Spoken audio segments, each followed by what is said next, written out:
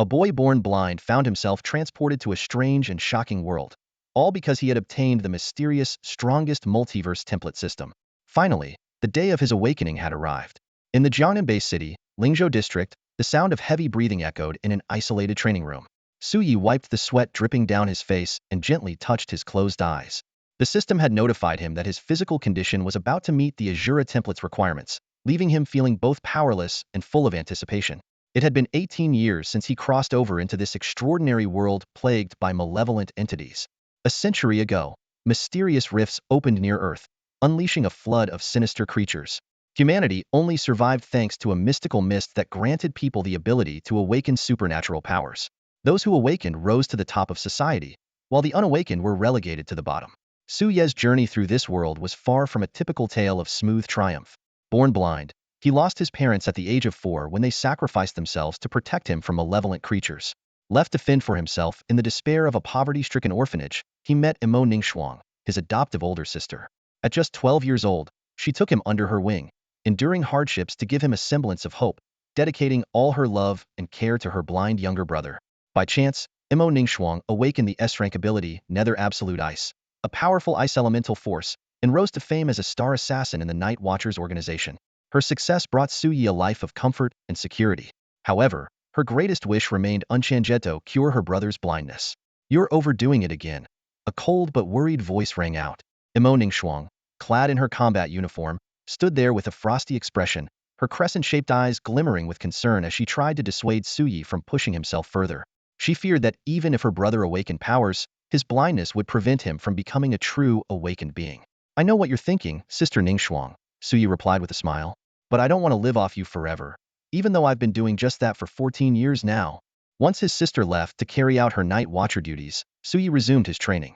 On the day he was born, he had received the strongest multiverse template system, which had granted him the Azura template.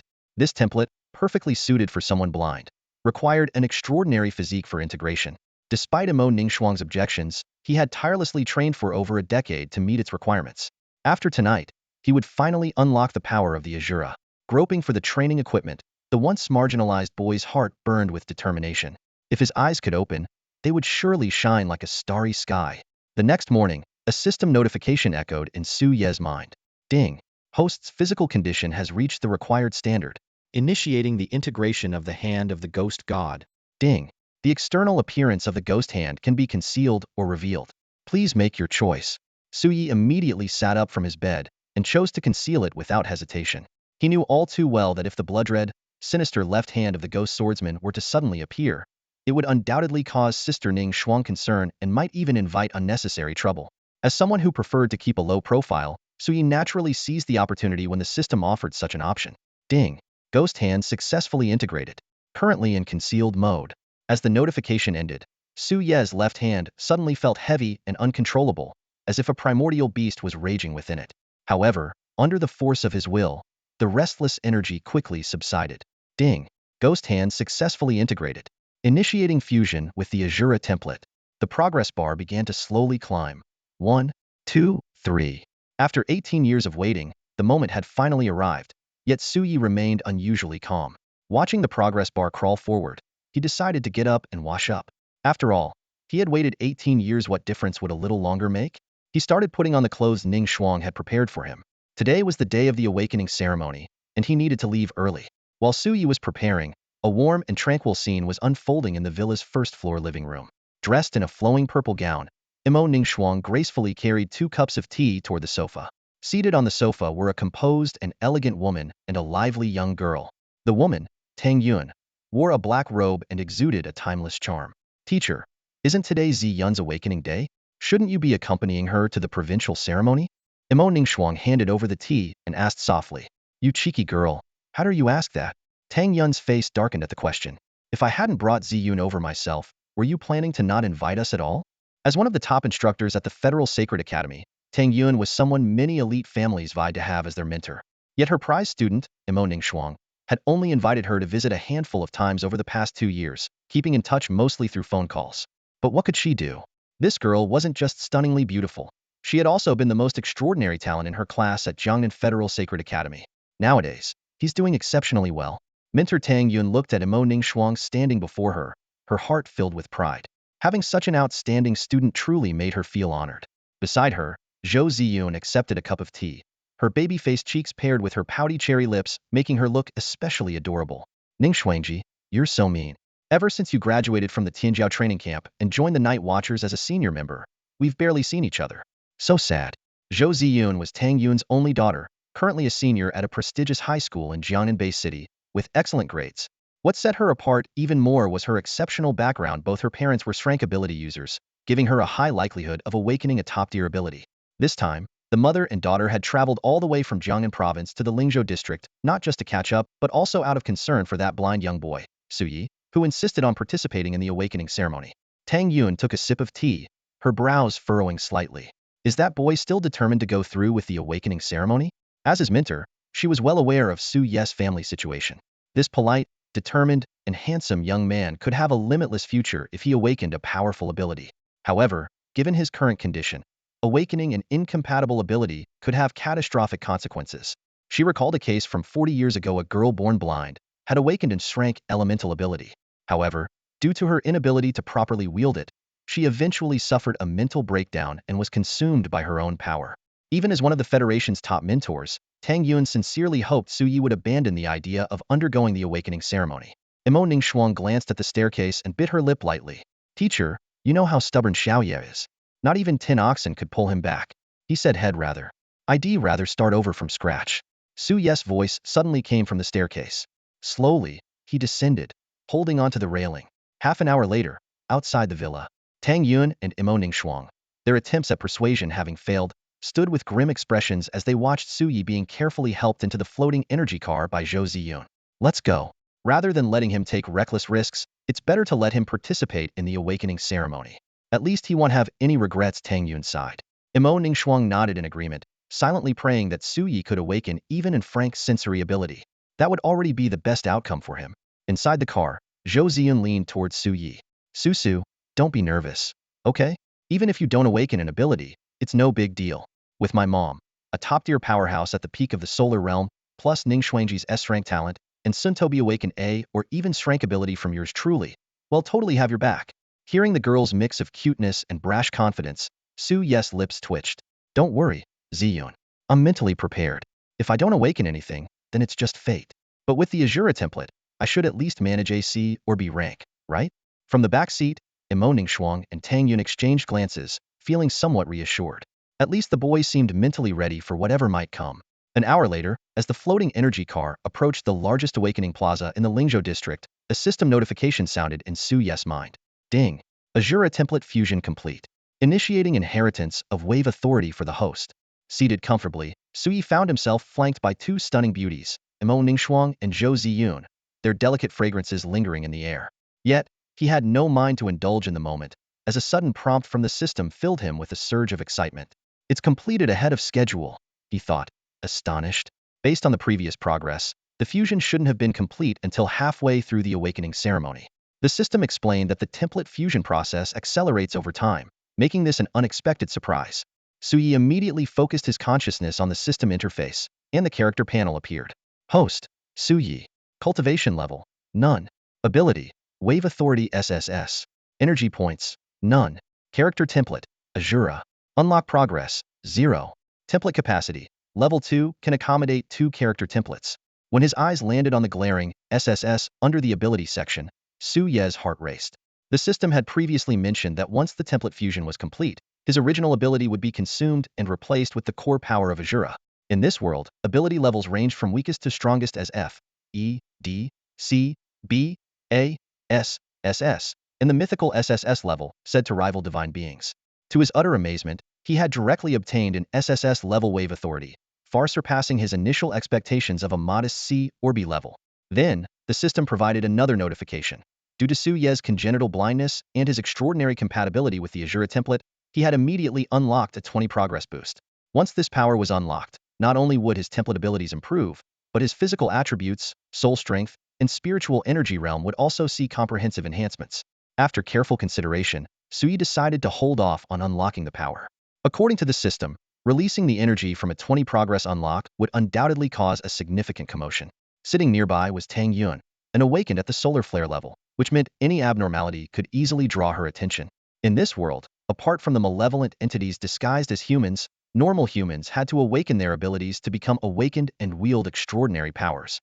He had no intention of inviting unnecessary trouble. As these thoughts raced through his mind, the luxury edition spiritual energy hovercar piloted by Tang Yun began its descent. Around them, other spiritual energy vehicles roared past. Though this was a world governed by extraordinary powers, technological advancements had never ceased. Nowadays, levitating psionic vehicles powered by psionic crystals have become one of the available modes of transportation. However, these high-end vehicles remain a symbol of exclusivity for awakened individuals and the privileged class. For ordinary citizens, owning a basic four-wheeled electric car is already considered a mark of a comfortable life. Above the streets, sleek psionic cars zipped by, their surfaces reflecting dazzling rays of sunlight. Pedestrians on the ground gazed upward, their expressions filled with envy. Today marked the annual Awakening Day, and the sudden concentration of luxurious psionic vehicles rarely seen on ordinary days was a clear display of their owner's status as awakened. My boy ranks in the top 50 of his senior year in high school. He's got great physical fitness. I hope he awakens a special ability during the ceremony and can one day help protect people from evil forces, a middle-aged man said with hopeful enthusiasm. All these years of sending him to an awakening-focused high school will have been worthwhile. Another father standing nearby sighed deeply. My second daughter is also participating in the awakening this year. But when I think of how devastated her older sister was after failing last year, well, no matter what happens, they'll always be there to support them. Speaking of which, do you think our Lingzhou district will see another miracle like the one from a couple of years ago? Someone suddenly asked. You know, that stunning girl who awakened S-level ice elemental powers. Dream on. An elderly man shook his head and replied. Not just this year, Lingzhou district probably won't see another S-level prodigy for decades. If we can produce even one S-level talent, we should count ourselves lucky. Exactly. Last year, we didn't even manage to produce a single A-level awakened. It was such an embarrassment for our district among the top 10 survival zones of Jiangnan Base City. Inside a luxurious psionic vehicle, the slightly opened window allowed Su Yi to overhear the discussion. He couldn't help but glance at Imo Ningxuang in the seat to his right. Known as the pride of Jiangnan Base City and even the entire Long Kingdom, she possessed an S-level ability and extraordinary talent that made her one of fewer than 100 individuals worldwide to achieve such a level since the Great Cataclysm a century ago. And yet, she was also his adoptive sister, someone he had grown up with for over a decade. If not for the fact that he had unlocked godlike wave manipulation powers, he might have spent his entire life living under her protection. As these thoughts crossed his mind, the psionic car smoothly came to a stop in the VI-designated parking space. Stepping gracefully out of the car first, Tang Yun turned to Su Yi, her expression serious. Listen, kid. Even though you've been warned about this earlier, I still need to emphasize it one more time. She paused for a moment, her tone growing heavier. The Awakening Ceremony is a globally recognized event held for the benefit of humanity. Every year, it garners significant media attention, with national television broadcasting it live across all platforms. Because of this high level of exposure, the results of awakenings often spark public commentary. In the past, children who had less than ideal awakenings were often crushed by negative opinions, sometimes leading to extreme actions. Her gaze rested on Su Yi, a mix of concern and complexity in her eyes. Your situation is unique, and being Ning Shuang's sworn brother makes it likely you'll face even harsher criticism. Before she could finish, Imo Ning Shuang, who was helping Su Yi out of the car, suddenly lifted her head. Her crescentman-like eyes instantly turned sharp as blades. Who dares? In an instant, the gentle and serene demeanor of hers transformed into the cold, lethal presence of someone who hunts down evil in the dead of night. Standing nearby, Zhou Ziyun clenched her small fists angrily. Anyone who dares badmouth Xiao Yi is going to get it from me. I'll make sure of that. Watching the two girls' fierce reactions, Su Yi could only shake his head helplessly. To him, it seemed as though they both assumed he was destined to fail his awakening. Little did they know, even without the fusion of the SS class wave ability, his original power had already reached its class level. If not for his blindness, his own efforts would have still brought him significant achievements. The awakening ceremony is about to begin. All students participating in the awakening, please proceed to the venue immediately. A loud announcement echoed suddenly. Aunt Tang, the ceremony is starting. Let's head in now, Su Yi said, smoothly changing the subject. At this point, words were meaningless. Everything would be clear the moment his wave ability awakened. Gently tugging at Imo Ning Shuang's arm, he prompted her to guide him toward the awakening plaza. With a resigned sigh, she took his arm and led him forward. Watching the two of them walk away, Tang Yun rubbed her temples before turning to her daughter with a word of caution. Ziyun, make sure to stay with Ning Shuang and help cheer that boy up. Don't let him overthink things. Relax, Mom. am the best at comforting people. I guarantee Su Su won't shed a single tear. Zhou Ziyun declared with confidence, her face brimming with enthusiasm. In her mind, stopping someone from crying was the ultimate form of comfort. Soon, the mother and daughter headed toward the entrance of the awakening plaza. By now, a large number of students, accompanied by their parents, were steadily making their way inside. On the youthful faces of the students, a mix of excitement, nervousness, and anticipation was clearly written. The long-awaited awakening ceremony was finally about to begin.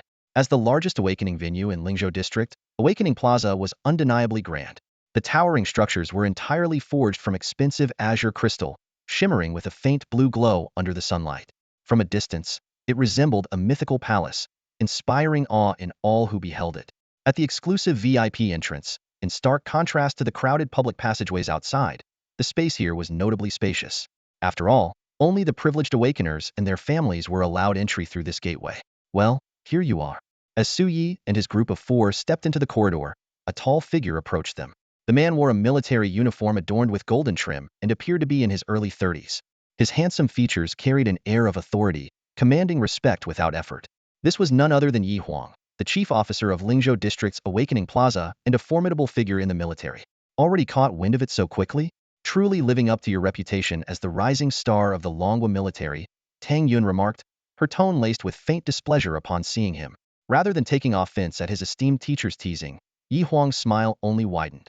Teacher, even if I become the top figure in the Longhua military, I'll always be your cherished student. Since it's a rare occasion for you to visit Lingzhou district, of course, I had to be informed immediately. As he spoke, Yi Huang naturally draped an arm around Su Ye's shoulder, completely ignoring the icy, murderous glare from Emo Ningxuang. It's all thanks to Yi being considerate in notifying me right away. That's why I came here without delay to oversee this awakening ceremony and lend my support to my adorable younger brother, Su Yi, and little sister Ziyun. I was just worried that sister Ningxuang might really stop me from attending the awakening. So I contacted brother Huang in advance. Su Yi said awkwardly, rubbing his nose. In the debate over whether Su Yi should participate in the awakening ceremony, Tang Yun and Emo Ningxuang were firmly opposed. Only Yi Huang, Tang Yun's prodigious student, Emo Ningxuang's senior, and the military's rising star, stood unwaveringly in support. He had once declared, I, Yi Huang, swear to unconditionally support Yi's awakening. If anyone tries to stop him, they'll have to deal with me. His stance had even led to arguments with his gentle and reserved wife, who held an opposing view. Faced with the sharp gazes of the two women, Yi Huang quickly shifted from his playful demeanor to a more serious expression, regaining the authoritative air of a young commanding officer. He spoke solemnly, junior sister. You know as well as I do that with Yi's determination, he wouldn't back down even without my support. We should trust him. And even if the awakening doesn't go as hoped, isn't that why we're here for him? Before anyone could respond, Yi Huang had already wrapped an arm around Su Ye's shoulder and strode purposefully toward the VIP seating area of Awakening Plaza. Tang Yun watched the two figures depart and sighed helplessly, pulling Emo Ningxuang's hand. Let's go, Ningxuang. Your senior brother is only looking out for that boy. Emo Ningxuang nodded slightly, her voice tinged with a trace of bitterness. Senior brother and his wife have always treated Xiao Yi and me so well. How could I blame him? I only blame myself for being useless. Even as a high-ranking member of the Night Watchers, I still can't heal Xiao Ye's eyes. Thunk. Tang Yun flicked her on the head with a stern expression. How many times do I have to tell you? Stop thinking like that. The teacher has been asking around for rare elixirs, and your senior brother's position in the military can help too. If we keep at it, we'll find a way. Rubbing her sore head, Emo Ningxuang's crescent-shaped eyes lit up with renewed hope. I understand, teacher. Only in front of Tang Yun did she reveal such vulnerability. Meanwhile, Yi Huang had already brought Su Yi to the highest seat in the Awakening Plaza's esteemed seating area. From this vantage point, the entire plaza was visible, including the surrounding parents section and the young men and women waiting in the center. This exclusive area was reserved for prominent figures of the Lingzhou district. As Yi Huang arrived, the other occupants of the prestigious seating area turned to look. It's General Yi. A murmur rippled through the crowd. I heard he's overseeing this year's awakening ceremony. Their gazes soon shifted to the boy seated beside him, eyes closed. Who is that young man? To receive such preferential treatment from General Yi? While the crowd speculated, a graceful figure in purple descended elegantly beside Su Yimo Ningxuang, and her two companions had finally arrived. All eyes instantly locked onto her breathtaking face. It's her! Someone exclaimed, and the entire Awakening Plaza erupted into commotion. Isn't she the genius who awakened an S-level ability 2 years ago? I remember that stunning facet's even more beautiful now. Her status now surpasses even the most prominent families. Truly a legend of Lingzhou district. If only I could marry someone like her. The ordinary spectators buzzed with excitement, and the young men blushed as they stole glances at Imo Ningxuang. To them, she was not just a dream girl but a goddess far beyond reach. In stark contrast to the murmuring crowd of common folk, the powerful figures from the awakened families present remained utterly silent, as if treading on thin ice. The mere presence of Yi Huang, the overseer of this event, was enough to make them feel honored and anxious. But to add to this, the Ice Queen, a prodigy of unparalleled talent, and the legendary Senior Tang from the Federal Saint Academy had also graced the occasion. Any one of these three individuals alone could send shockwaves through the circles of the Night Watchers, the military, and the educational elite of awakened society. Faced with such formidable figures, who would dare utter a single reckless word, fearing that even the slightest misstep might bring disaster upon themselves? On the elevated platform, Yi Huang glanced at the time, and then turned to Zhou Ziyun and Su Yi with a gentle smile. Do you two want to awaken now? If my adorable younger siblings awaken first, I can always announce the formal start afterward. Nearby, Tang Yun sighed and rubbed her temples in exasperation. Be serious for once. You're the one in charge here. Stick to the rules. You're right, teacher. Yi Huang nodded in agreement, though the mischievous curve of his lips betrayed his playful intentions. Letting the kids before them serve as warm-ups might not be a bad idea. Who knows? It might even help Yi and Ziyun awaken some extraordinary abilities. This remark immediately caused the faces of the family heads nearby to darken, each turning red with suppressed anger. Using their family juniors as stepping stones? This Yi general was evidently just as the rumors describe solemn and authoritative when serious, yet completely unapologetic in his favoritism when it came to his own people. Despite their internal resentment, they dared not voice their dissatisfaction. For Yi Huang was not only the official in charge but also a rising pillar of the military's future. Soon, Yi Huang signaled to a soldier in the field. The soldier straightened his posture and commanded in a stern voice, "Silence." Once the crowd had fallen completely quiet, he continued, "According to the order, the top-performing high school in Lingzhou district will take the stage first for the awakening ceremony." As soon as the announcement was made, a young man from a noble family seated just below Su Yi and the others stood up. As the first student from the top aristocratic high school in Lingzhou district to step onto the stage, his expression was anything but pleased. Being referred to as a warm-up was already infuriating enough, and to make matters worse, he harbored a deep jealousy toward the boy who sat nonchalantly with his eyes closed, yet had the privilege of sitting so close to the goddess. Oomph! The young man clenched his fists, silently vowing to awaken a high-tier ability and become the most dazzling figure of this ceremony, thereby thoroughly humiliating Yi Huang. With this determination burning in his heart, he marched onto the awakening platform with an air of arrogance. Under the watchful eyes of the crowd, he placed his hand firmly on the awakening monument. The awakening steel, a mysterious artifact capable of granting humans extraordinary powers, contains an enigmatic energy known as spirit energy by those who awaken. This divine gift has the ability to unlock human potential, but the chance of successfully awakening such abilities is extremely rare, with a success rate of only 10%. The steel reacts differently based on the potential of the individual. Those with weak abilities may cause only a faint glow, while those unable to awaken cannot even make the steel flicker. However, when encountering a powerful individual, the steel erupts with a dazzling brilliance that leaves onlookers in awe. 2 years ago, the scene of Imo Ningxuang awakening her S-level nether frost ability remains unforgettable. That day, a purple-blue radiance enveloped the entire awakening plaza, and a beam of light shot straight into the sky, reaching tens of thousands of meters above. Everyone present held their breath, their eyes fixed on her graceful figure. This moment not only stunned the entire Dragon Nation but also left an indelible mark on the memories of all who witnessed it, becoming the ultimate aspiration for young people in the Lingzhou district. Now, a noble-born boy stepped forward with the same fervent hope. He trembled all over, sweat beading on his forehead, as he silently repeated to himself, "Slevel, Slevel, Slevel." But as his palm touched the steel, it emitted only a fleeting white glow. "Zhangsan, regular strength type, Flevel." The soldier's cold voice announced the result. The declaration struck like a bolt from the blue. It was important to note that abilities are categorized into 6 major branches: elemental, special, weapon soul, phantom beast, support, and regular.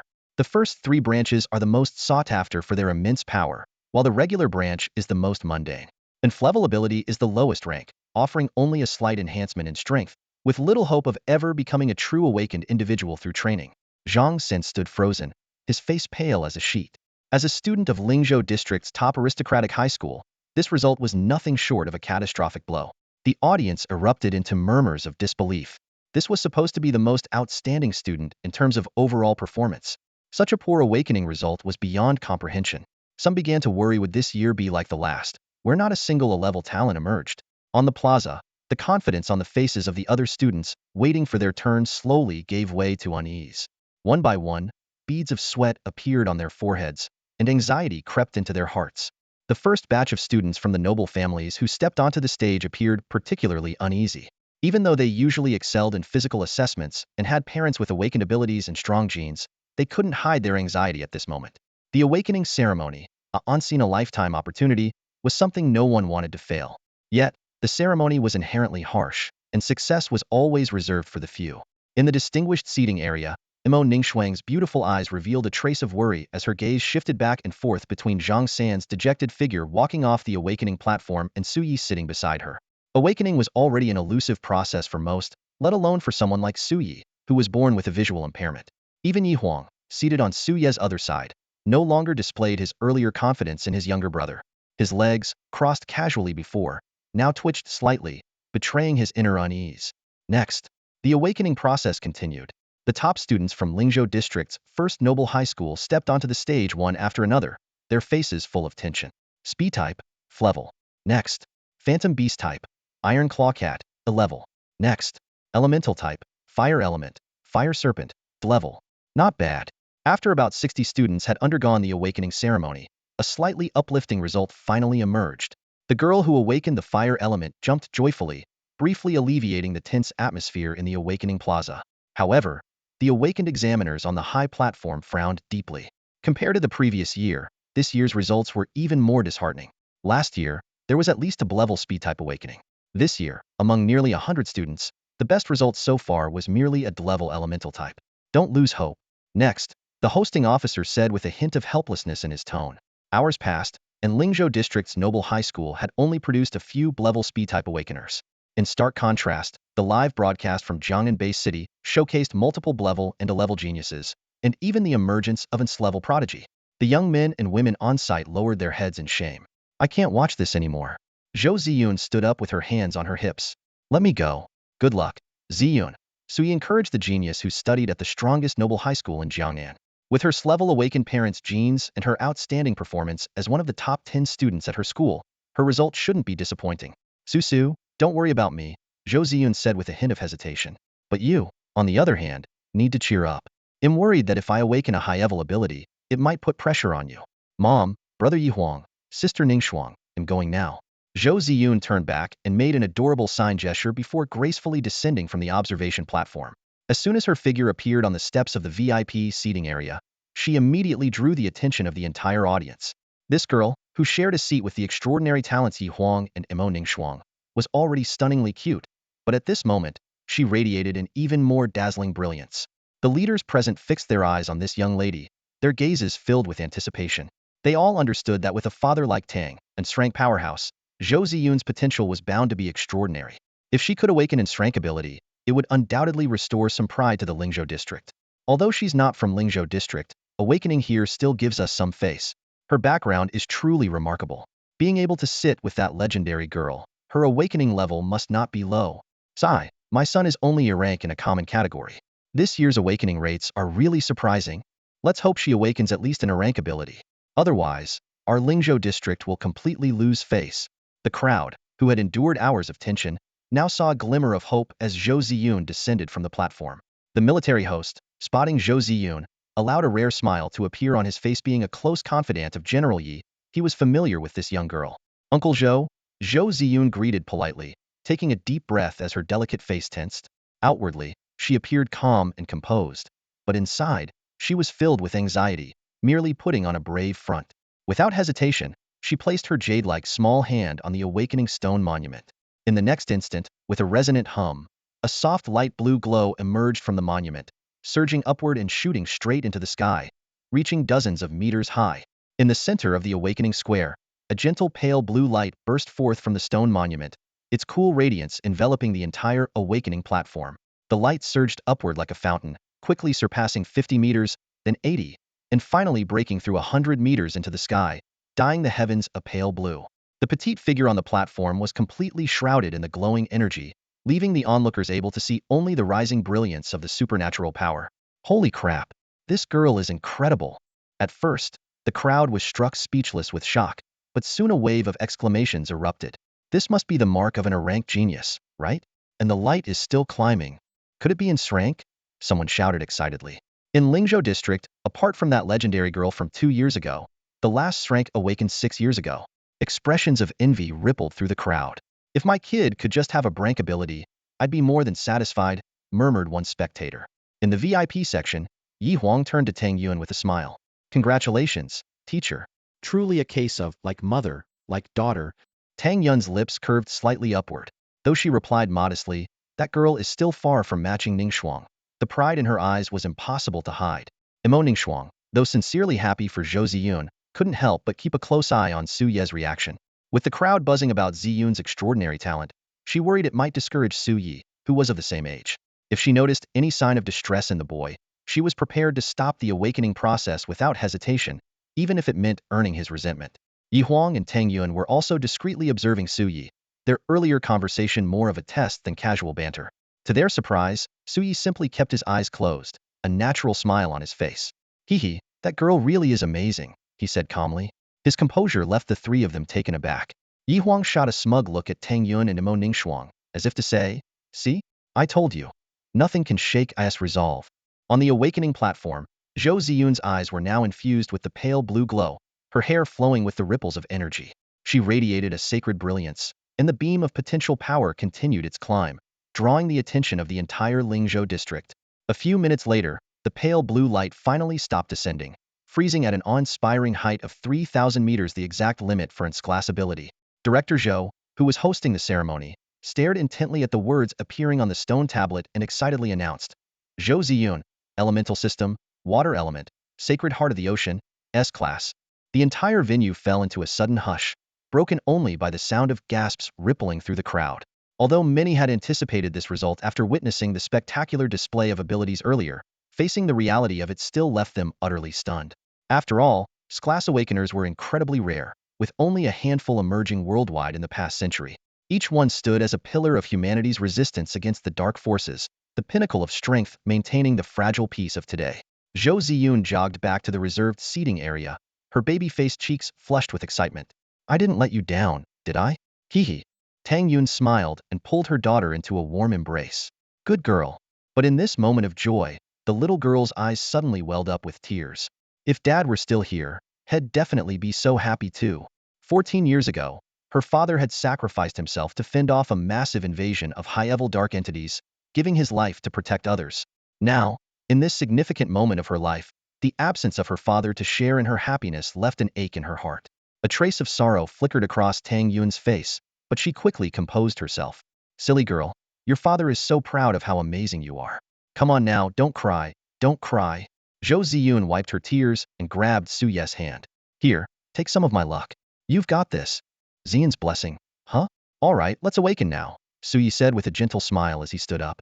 All eyes instantly turned to the handsome boy who had kept his eyes closed the entire time. Whispers spread through the crowd. Some speculated whether he too might be S-Class talent, while others doubted it. A few, however, couldn't help but notice his tall, well-built figure, which clearly bore the marks of rigorous training. But as Imo Ning Shuang and Yi Huang stepped forward to support Su Yi on either side as he descended the stage, the expressions of the audience froze in shock.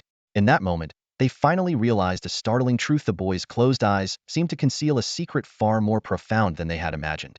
At this moment, all eyes were fixed on Su Ye's tightly shut eyelids. A murmur of discussions rippled through the crowd below. Initially, everyone assumed that this handsome young man kept his eyes closed due to some peculiar habit, or perhaps out of arrogance, showing disdain even for the ongoing awakening ceremony. However, when they saw the legendary Tianji Jiaonu and Yi Huang, two distinguished figures, carefully helping him down the steps, the truth finally dawned on them: this young man was not arrogant. He was truly unable to see.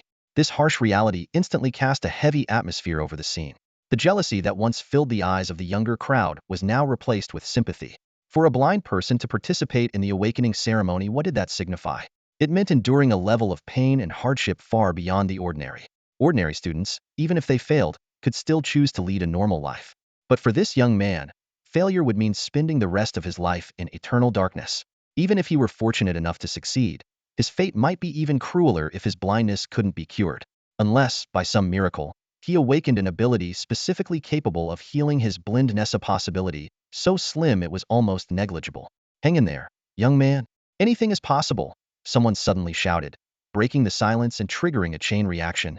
Many upright and kind-hearted parents in the audience began to chime in. Just showing up for the awakening is already brave enough. Keep it up, young man. Who knows? Maybe he'll awaken a perception-type ability. It's worth a shot, go for it. You're courageous, little brother. Big sister supports you. Yet, amidst these encouraging voices, there were also murmurs of cynicism. Why bother coming to awaken when you're blind? Isn't this just asking for unnecessary suffering? He's got people taking care of him anyway, so whether he awakens or not doesn't matter. Not like us, will have to face the harsh realities of society if we fail. Good-looking and doted on by Goddess Cessno, wonder he's blind. And now he thinks he can awaken a perception ability? What a ridiculous dream. Though these spiteful remarks were uttered under hushed tones, they did not escape the sharp ears of Imo Ningxuang and Yi Huang. Especially Imo Ningxuanger, usually gentle crescent-shaped eyes instantly turned icy, filled with a chilling intent. The watchmen and the military risked their lives day and night to fend off malevolent forces, protecting the safety of these civilians and minimizing casualties, only to be met with such cruel and cutting words. Unexpectedly, these were the words she was met with. Imo Ningxuang's anger surged within her. Although she understood that these scum represented only a small fraction, she would never allow anyone to speak ill of Xiao Yi. Just as she was about to lose her temper, Yi Huang's cold, steely gaze flickered with a hint of frost, and he used his presence to suppress his junior sister. Junior sister, calm down. Let's wait until Yi finishes awakening, Yi Huang said in a low voice. Imo Ningxuang took a deep breath to suppress her killing intent, then turned to Su Yi with a gentle smile. Xiao Yi, don't be nervous. Listen, so many people are cheering you on. Don't put too much pressure on yourself. Su Yi responded with a light smile and a nod, inwardly hoping to awaken a strong ability. In truth, with the wave power he had already inherited, even without unlocking the remaining 20 progress, his hearing had been remarkably enhanced. He could clearly hear murmurs from dozens of meters away, though he chose to ignore them. Accompanied by the two rising stars of the Dragon Nation, Su Yi approached the awakening platform. This unique scene was broadcast across the Dragon Nation through live screens, sparking discussions among viewers from the 9 other major Bay cities. At that moment, the central and largest screen suddenly changed its display, taking over all the others. The image showed a stunningly beautiful young woman standing proudly in front of the awakening stone monument, surrounded by countless ethereal sword shadows. The sound of swords reverberated across the awakening plaza, spanning thousands of meters. Even more astonishing, a massive jade sword's illusory figure floated above her head, radiating an endless emerald glow that surged straight into the sky. This phenomenon was even more spectacular than the one caused by Zhou Ziyun earlier, instantly capturing the attention of all viewers across the Dragon Nation's 10 major Bay cities. As everyone watched in awe, an excited broadcast voice echoed from the screen. Modu Bay City, Dantai Shinner, Artifact Soul System, Jade Spirit Sword Soul, SS-rank. The announcement struck like a thunderclap, leaving the audience at the scene and across the nation wide-eyed in astonishment. The first-tier Artifact Soul System, SS-rank. And she was none other than the cherished daughter of the century-old, reclusive Dantai family. No wonder she awakened such a powerful ability. Gasps erupted from the crowd. This is the Sword Saint family, after all. In the awakening square of Lingzhou district, the phenomenon created by Dantai Shinner dissipated, leaving the scene in complete silence. As the young girl departed the awakening platform with a faint smile, many boys' gazes followed her, clearly captivated by her breathtaking beauty. Dantai Shinner. What a beautiful name. Incredible. Another dream goddess has appeared, adding her to the water element prodigy and Lingzhou's ice-cold goddess. That's already the 3rd one. Even though I failed my awakening, I'd love to have a chance encounter with a goddess like her. Bro, I'm envious. That's amazing. Meanwhile, in front of the largest awakening temple in the Magic City, local awakeners watched Dantai Shinner's graceful figure with pride written all over their faces. Miss Shinner truly lives up to being the Magic City's genius, effortlessly outshining the talents from other Bay cities. With the Dantai family's lineage, what else would you expect? Finally, we can hold our heads high. For the past 2 years, Jiangnan Bay City's Imo Ningxuang kept us in her shadow. If only Miss Shinner had been born 2 years earlier, Imo Ningxuang wouldn't have had the chance to shine. Don't get ahead of yourself, the awakening ceremony isn't over yet. Who knows if Jiangnan might produce another S-level genius? If someone who can rival Miss Shinner actually shows up, they'll livestream myself doing a handstand while having diarrhea. I'll keep it simple, livestream myself, walking around the shopping district in fishnet stockings. On the Dantai family's reserved platform, Dantai Shinner walked lightly to her father's side and took a seat. Facing this key figure of the Magic City's Night Watchers, the girl shed her cool demeanor and flashed a mischievous smile. Father, you promised. If I become the top talent of this generation, you'll let me go to Jiangnan Federal University to study with Ziyun. Dantai Jin maintained a stern expression. You little rascal. Isn't the Federal University here in the Magic City good enough? You can see that Zhou family girl anytime you like. Besides, your grandfather is one of the strongest in the world. And now that you've awakened a sword-based artifact soul ability, growing under his guidance will be much faster than in Jiangnan. He added, the Federal University is a joint effort of 7 nations, with each major power having one in its base city. Continue University, an internationally renowned institution for awakened individuals, is famous for its stringent admission requirements and its congregation of prodigies. Located in the Magic City base, this top-tier university demands its students possess at least clever abilities. Its educational resources and faculty surpass those of similar institutions in Jiangnan Base City. Dantai Jin looked at his daughter and regretted the impulsive bet he had made with her a few days ago. At this moment, discontent was written all over Dantai Shinner's delicate face as she glared at him with her wide, beautiful eyes. I've already promised Ziyun that we'll attend the same university. Besides, father, you gave me your word, and you must honor the bet. Faced with his daughter's determined and fiery demeanor, Dantai Jin remained silent for a long time before forcing out a weak argument. Girl, the bet isn't over yet. Who knows? Maybe another S-level genius as outstanding as you will emerge at any moment. Despite his words, he knew deep down that he had likely already lost. In the past century, even counting the S-level powerhouses who had fallen in battle, there were fewer than 100 globally. If such prodigious talents were common, the younger generation from the 9 great base cities wouldn't have been so thoroughly overshadowed by that remarkable Miss Mo 2 years ago. Dantai Shinner straightened her back, a rare hint of pride flashing across her face. Father, you've always taught me to be humble, but this time I have to speak the truth. There's no way anyone left can even come close to my talent, let alone surpass it. Not even a tenth of it. She flashed a dangerous smile. And if some lucky fool dares to get in the way of me going to Jiangnan to study with Ziyun, I won't let them off easily. Meanwhile, at the Awakening Plaza in the Lingzhou district, the crowd finally snapped out of their amazement at Dantai Shinner's incredible awakening phenomenon and turned their attention back to Su Yi. Seeing the young boy whose eyes were clearly blind, most people couldn't help but show sympathy in their gazes. Imo Shuang looked at Su Yi gently. Xiao Yi, are you ready? Yi Huang patted him on the shoulder. Brother, don't be afraid. At worst, you'll die like a hero. Brother Yi Huang, even if I fail, I won't die, Su Yi replied with a calm smile. Under countless watchful eyes, Su Yi pressed his hand onto the awakening monument without hesitation. In that instant, a golden light burst forth from the monument, flooding the entire plaza like a golden ocean. Mysterious golden runes swirled above his head, accompanied by faint, sacred whispers. A towering golden pillar erupted from Su Ye's body, shooting straight into the sky, piercing through layer upon layer of clouds, and reaching into the vast expanse of the cosmos. At this moment, the awakening square, spanning several kilometers, was completely engulfed in a sea of golden light. A massive golden sun seemed to have descended from the heavens, transforming the entire land into a dazzling golden world. Every inch of space, every corner, without exception, was bathed in this sacred, radiant glow. The golden tide did not stop at the boundaries of the awakening square, but surged outward with overwhelming force. In an instant, the surrounding skyscrapers, crisscrossing streets, and even the bustling pedestrians on the roads were enveloped in this shimmering brilliance. What's happening? Why has my whole body turned golden? Could it be some kind of evil force? Should we head to a shelter? Wait, the alarms haven't gone off. It's probably not a disaster. Oh my God, look at that golden pillar of light. Shouts of astonishment rippled through the crowd.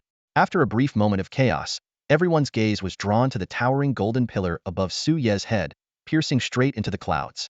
This pillar of light was far more magnificent than the pale blue glow that Zhou Ziyun had triggered earlier, with its apex vanishing into the sky. I was watching the live stream. This is caused by the awakening ceremony. And you won't believe this is the miracle of a blind teenager. No way, I have to see this with my own eyes. The entire Lingzhou district was thrown into a frenzy. Countless people, while glued to their phones streaming the event, rushed toward Awakening Square. If Zhou Ziyun's earlier phenomenon had merely sparked awe and admiration, the golden spectacle now encompassing the entire district shattered all understanding, evoking a profound sense of reverence and an insatiable curiosity about the unknown. Inside the Awakening Square, the air felt frozen.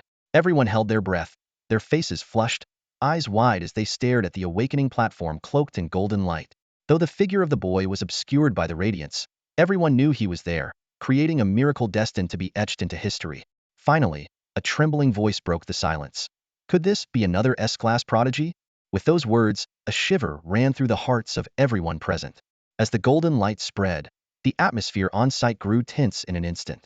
Everyone stared in shock at the scene unfolding before them, gradually realizing an astonishing possibility.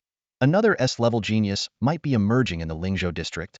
The golden brilliance of potential enveloped the entire awakening plaza, its scale no less impressive than when Dantai Shinner awakened earlier. Yet amidst the awe, many people's gazes drifted towards Su Yi, whose eyes remained closed, sparking a sense of unease in their hearts.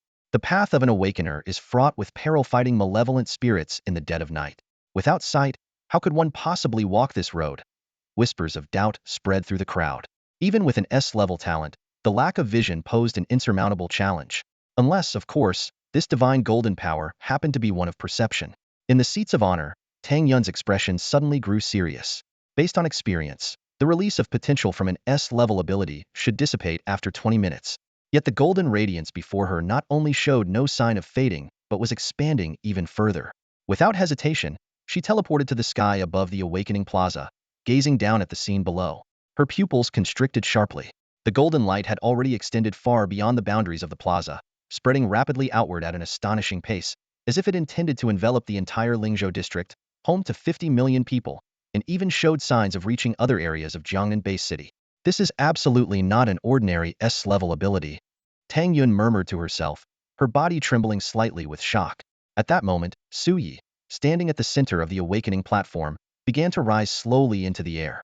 Yi Huang and Imo Ningxuang attempted to approach him but were blocked by the golden light. Through the translucent golden pillar, the crowd could vaguely make out the silhouette of the young man, but the bizarre sight left everyone utterly bewildered. Suddenly, the innocent voice of an 80-year-old child broke the silence. That big brother must be more than just S-level. I remember my teacher said there's an even stronger level above SS. Oh right, it's called the divine level talent. The moment those words were spoken, the entire scene fell into a deathly silence. A god-tier talent? This young, innocent voice caused an uproar among the crowd. Most ordinary people looked puzzled, clearly unfamiliar with the term. They were preoccupied with their daily struggles and knew little about the deeper knowledge related to awakeners. The most notable story they could recall was the legendary awakening of an S-tier talent by Imo Ningxuang 2 years ago. A curious woman pushed her way through the crowd and looked at the child. Little one, can you tell Andy what a god-tier talent is? Compared to that beautiful young lady earlier, which one is stronger? Her question immediately drew the attention of the nearby awakeners, who all turned to look at her, nearly choking on their own saliva. They wanted to explain to her what a dimensional disparity meant, but seeing that she was an ordinary person, they could only shake their heads and smile wryly. The 80-year-old boy widened his eyes. Auntie, there's no comparison at all. That lady is already amazing, but a god-tier talent is 100, 1,000, no, 10,000 times stronger. My teacher said that people who awaken this kind of power can become actual gods. The only reason humanity hasn't been wiped out by ghosts and monsters is because of these human gods who protect us. As he spoke, the boy suddenly paused. Ah, I forgot again. Anyway, my teacher said that god-tier talents are practically omnipotent. So incredible. The woman gasped, her gaze shifting to Su Yi, who stood within the golden pillar. Does that mean this young man could really become a god in the future? Of course. The boy nodded firmly, his eyes shining with admiration as they reflected the golden light. Big Brother will definitely become a god who protects humanity. This exchange left the ordinary people in the crowd utterly stunned. A god? The supreme beings only told of in myths and legends? What kind of power had this young man awakened? At that moment, Su Yi, standing within the golden pillar, had ascended to the very center of heaven and earth. The once clear skies of Lingzhou district were now transformed into a sea of gold, as the radiant light from the pillar blanketed the heavens like an inverted golden bowl. The brilliance is so overwhelming it veils the heavens, there's no mistake. This is an SS-tier ability. In midair, Tang Yun's face flushed with excitement. A power capable of rivaling the gods. Even if that boy is blind and didn't awaken a perception-based ability, it doesn't matter anymore. She laughed aloud, completely abandoning her usual composure. Just then, a gentle breeze brushed past Tang Yun. A gentle breeze swept through as an elderly man of short and stout build, sporting a wild afro, appeared before the crowd. He was dressed casually in a yellow t-shirt, blue beach shorts, and black flip-flops. This was none other than Chen Yud, the president of Jiangnan Federal Saint University, and one of the strongest individuals in Jiangnan-based city, a legendary hero who had saved humanity numerous times. It's been a while since I've seen such an unladylike side of you, Xiaoyun. It's a bit unsettling, Chen Yud remarked, stroking his chin as he observed Tang Yun with an amused expression. You old rascal, your mouth is as annoying as ever. Humph. Tang Yun retorted with an eye roll. Unbothered by her attitude, Chen Yud's gaze turned excitedly toward the towering figure at the center of the scene. So, it's this young man, huh? The third SS-level talent of the Dragon Kingdom, god-grandson. No less. God-grandson? Tang Yun scoffed. She recalled how, years ago, when Imo Ningxuang joined Federal Saint University, this old man had pulled the same trick. He had a shameless habit of trying to claim every talented youngster as a godchild. At that moment, a hearty laugh rang out. Yud, you're as shameless as ever. A middle-aged man with a hooked nose, dressed in the black uniform of the Night Watchers, had appeared behind them without anyone noticing. He was Bai Jing, the chief of the Night Watcher organization in Jiangnan Bay City. Soon after, the sharp cry of an eagle echoed through the air, and a spirited woman in military uniform emerged. Her short, neat hair and commanding presence revealed her identity. Wei Filan, the military commander of Jiangnan Bay City and one of the strongest women in the Dragon Kingdom. Due to her avian beast-type abilities, she was affectionately known as Sister Eagle. Sister Eagle, weren't you out observing the secret realms beyond the borders? Tang Yun exclaimed in surprise, clasping Yu Phalan's hand in delight. Yu Phalan smiled warmly. Something urgent brought me back to Jiangnan. I heard you brought Ziyun here to awaken her powers, so of course, I had to come by. Her eyes then lit up as she glanced towards Su Yi, standing within the golden pillar of light. Tell me, dear sister, what's the story with this young man? Both Bai Jing and Chen Yu turned to Tang Yun with equal anticipation. As three of the most influential figures in Jiangnan Bay City, they were rarely present at awakening ceremonies, typically preoccupied with humanity's survival. But today was different. Su Yi's extraordinary display carried profound implications. SS-level talents were exceedingly rare in human history, with the last one being the Sword Saint of the Dragon Kingdom 70 years ago. Now, at a time when evil gods were on the rise and humanity's situation was perilous, the emergence of another divine-level talent was nothing short of a beacon of hope in the darkness. Upon learning that Su Yi was born blind, the three leaders furrowed their brows briefly but soon relaxed. Chun Yu chuckled. Don't worry. With an SS-level talent, the Dragon Kingdom will spare no effort in curing his blindness. Bai Jing and Yu Phalan nodded in agreement, clearly believing that Su Yi's visual impairment might limit him. Little did they realize that this young man might have already awakened a god-ear ability perfectly suited to himself. The three of them remained calm and composed. After all, awakening an SS-level ability was already a monumental surprise. To demand a specific type of ability would simply be greedy. Su Yi's performance had far exceeded everyone's expectations, leaving them utterly astonished. Tang Yun stared intently at Su Yi, her brows suddenly furrowing. Old man, the most troublesome thing now is that the other 9 academies will likely come flocking. Chun Yud's eyes widened immediately at her words. Those brats dare? He fully understood the implications of Tang Yun's statement. Su Yi's awakened ability had not only shaken the entire Dragon Kingdom but might also attract the attention of the other 6 great nations. As the 11th SS-level ability user among humanity, Su Yi would undoubtedly face unprecedented temptations and entanglements. 2 years ago, if not for Tang Yun's determined intervention, the prodigy Imo Ningxuang might have been taken by another academy. And now, with Su Yi being a divine talent bearer, the competition for him would surely be even more ferocious. Chun Yud rubbed his aching temples. Grooming a future god on Earth would not only secure a place in history but also bring endless resources and prestige to their academy. Those academies would undoubtedly resort to every trick in the book from lofty promises to honey traps to win over Su Yi.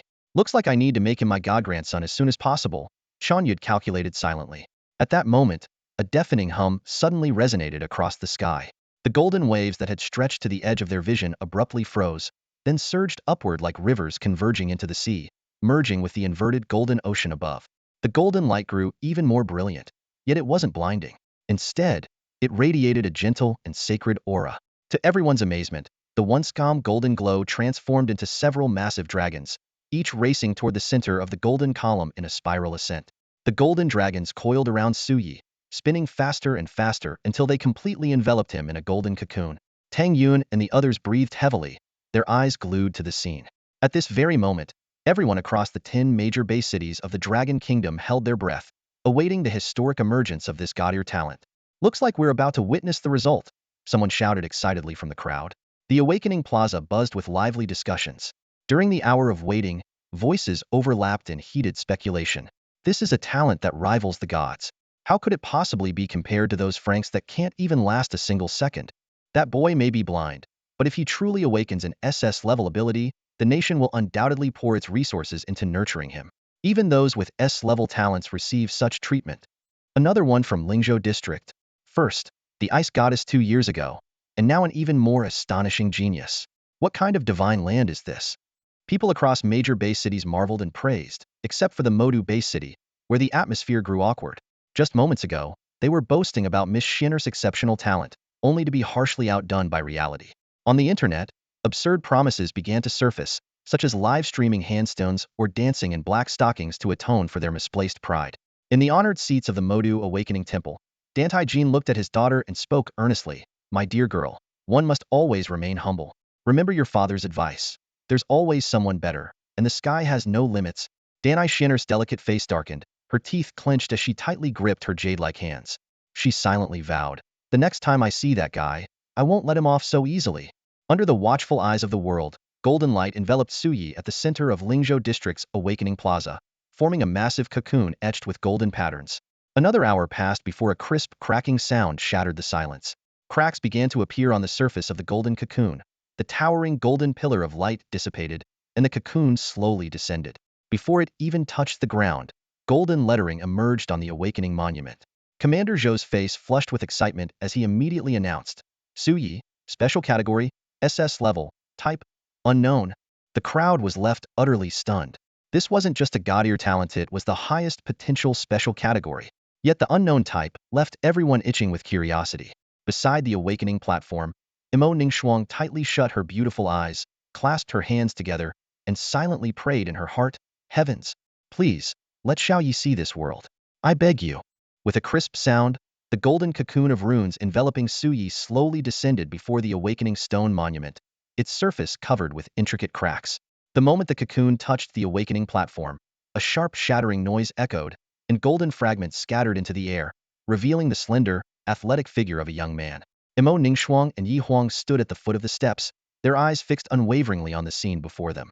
The audience on site and those watching the live broadcast held their breath as they gazed at the striking young man dressed in a black trench coat, with short, jet-black hair.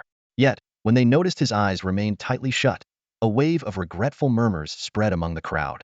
"It seems it's not an ocular ability," someone whispered among the crowd. "What a pity, but still, this is a divine-level talent." With training from the Federal Sacred Academy and the nation, Hell undoubtedly become a powerful awakener. The reactions from various countries were starkly different. The Bear Nation, due to its century-long alliance with the Dragon Nation, displayed a relatively amicable attitude. In contrast, the reactions from the Beautiful Nation and the Sakura Nation were notably harsh. Their forums were flooded with bitter remarks. "Why isn't the 11th SS-level awakener from our beautiful nation? Ridiculous. The Dragon Nation already has 3 SS-level divine talents. It's so unfair. At least this kid's incomplete." These comments reflected the deep-seated hostility of these two nations, a rivalry that seemed to persist even in this era of extraordinary abilities, despite a century having passed. Of course, there were still a few open-minded awakeners who expressed their sympathy for Suyi. At that moment, Tang Yun and her group of 4 appeared suddenly before the awakening platform. The arrival of Chen Yud and the other 2 prominent figures instantly prompted the heads of the awakener families present to rise and pay their respects. The 3 prominent figures stared intently at Suyi, their focus solely on one thing: the nature of this SS-level ability. It was reminiscent of the moment 70 years ago when the Sword Saint awakened, a moment that gripped the hearts of everyone in Longhua. Tang Yun, standing beside Imo Ningxuang, gently nudged her most cherished student.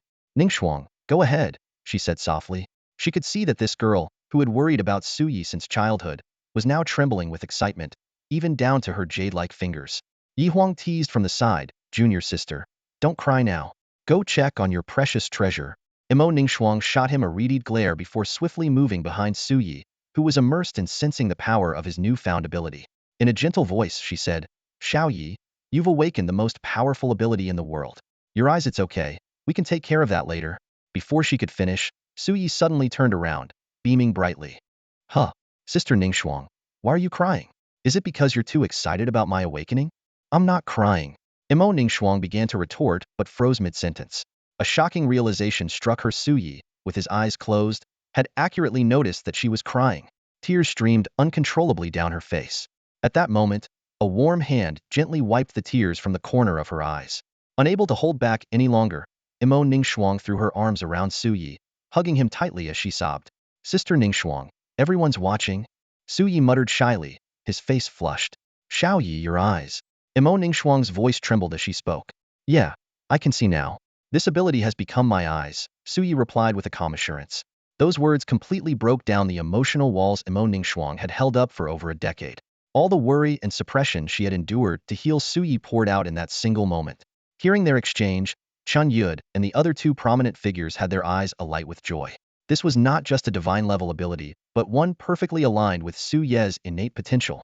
Without hesitation, Chun Yud waved his hand, whisking the two away from the awakening platform. Old Zhou, the rest is up to you. I'm off to pop some champagne. Yi Huang burst into laughter, dragging the thrilled Zhou Ziyun along as they left, leaving behind a crowd of bewildered onlookers in the awakening plaza. Did you see that?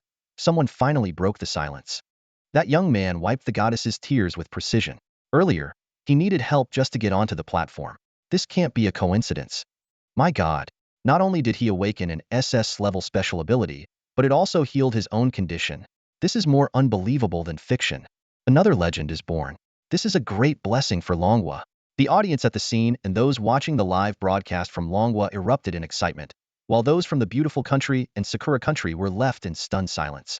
In the brightly lit living room on the first floor of the Night Watcher's villa in Lingzhou district, Su Yi sat quietly beside Imo Ningxuang. Chun Yud stared at him excitedly, his tone eager. Young man, how about becoming my god-grandson? After a brief introduction, Su Yi had already learned the identities of the three influential figures present. Among them, Chun Yud left the deepest impression on him. This principal of Jiangnan Federation University had a rather unique personality. Throughout the conversation, he acted extremely affectionate, as if Su Yi was his long-lost grandson. Senior Chun, how about I become your god-grandson instead? Bai Jing, unable to hold back, interjected teasingly. Chun Yud shot him a glance. I don't take old grandsons. Bah. Bai Jing immediately retorted. Old man, not only are you shameless, but you're also clueless. An old man like me still values his dignity, Chun Yud countered, refusing to back down. If I were to acknowledge you, it would be as my son, not a god-grandson. Old geezer, so you're still holding a grudge about me rejecting you back then? How petty. Ridiculous. Yi Huang, you be the judge. Back then, when I had that disagreement with this kid Bai Jing, Senior Yud, I really don't know much about your matter with Senior Bai. Yi Huang quickly declined, not wanting to get involved. Such bickering had long become routine for these two prominent figures, one a university principal, the other a district head of the Night Watchers. It was only in the presence of familiar faces that they would let loose like this. In front of outsiders, they still maintained their expected authority and composure. Turning to Su Yi, Yu Phalan's eyes sparkled with anticipation. Xiao Su, can you tell Aunt Yu the name and specific effects of your ability? As soon as she spoke, even the two who were arguing fell silent instantly, their gazes locking onto Su Yi. A natural-born blind person who had regained his sight through a special ability, and one that ranked among the top-tier divine-level abilities. This was certainly intriguing. Logically, an ability that could restore vision to a blind person would either involve specialized eye mutation or sensory enhancement of the auxiliary type. However, Su Ye's eyes showed no signs of mutation, yet his ability was categorized as special, making the situation all the more puzzling. With 7 pairs of eyes fixed on him, Su Yi couldn't help but swallow nervously. Judging by their expressions, if he didn't explain clearly, they might stare him down for 3 days straight. Gathering his thoughts, he slowly began. My ability is called Wave Authority. Wave Force Authority. The 7 exchanged stunned glances, their eyes betraying an undeniable sense of shock. Yi Huang nodded repeatedly, excitement shining in his eyes. As expected of an SS-level ability, just the name alone is awe-inspiring. Yu Phalan couldn't hold back his curiosity and asked eagerly, what exactly does it do? Since the name is so impressive, the power must be even more extraordinary, right? After all, none of the world's top 10 strongest humans are ordinary. Su Yi began explaining slowly. Wave Force Authority, as the name suggests, is the power to control the vibrations of all things in existence. Everything in this world has its own vibrations. I can control them all. Whether it's the flicker of flames, the flow of ice elements, the surge of killing intent, or the roar of thunder, every wave of energy is under my command. He paused before continuing. As for how I can see, even with my eyes closed, it's because this ability allows me to perceive the vibrations of everything around me. As long as my heart is still beating, the flow of all things becomes my eyes.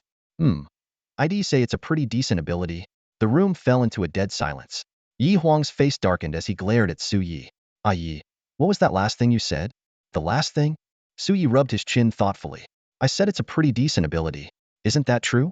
It's indeed not bad. What's the problem, Brother Yi?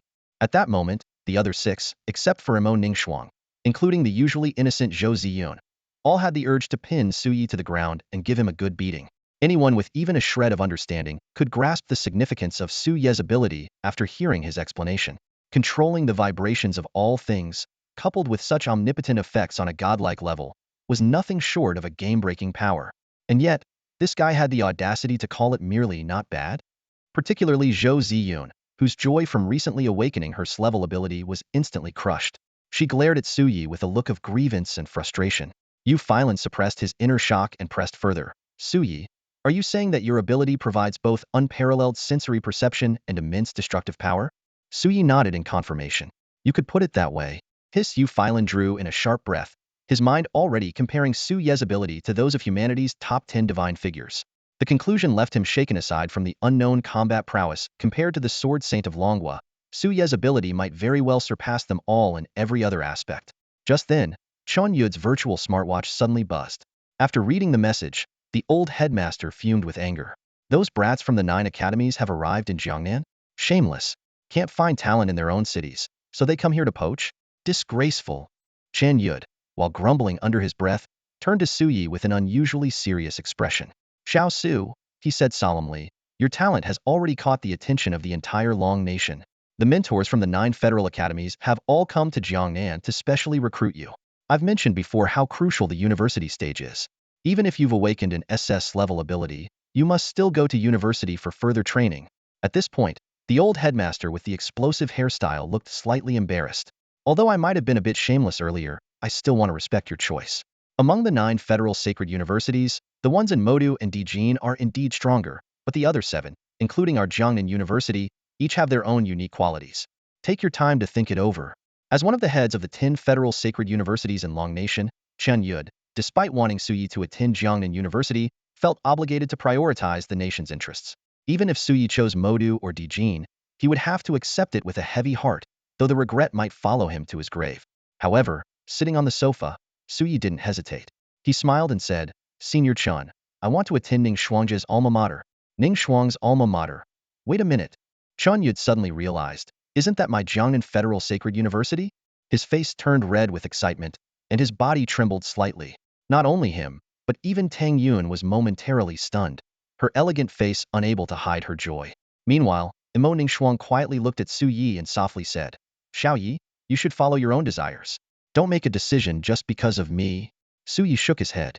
Ningxuangjia, do you remember the promise we made at the orphanage? We said that when we could both go to school, would hold hands and attend together. You were the one who said that.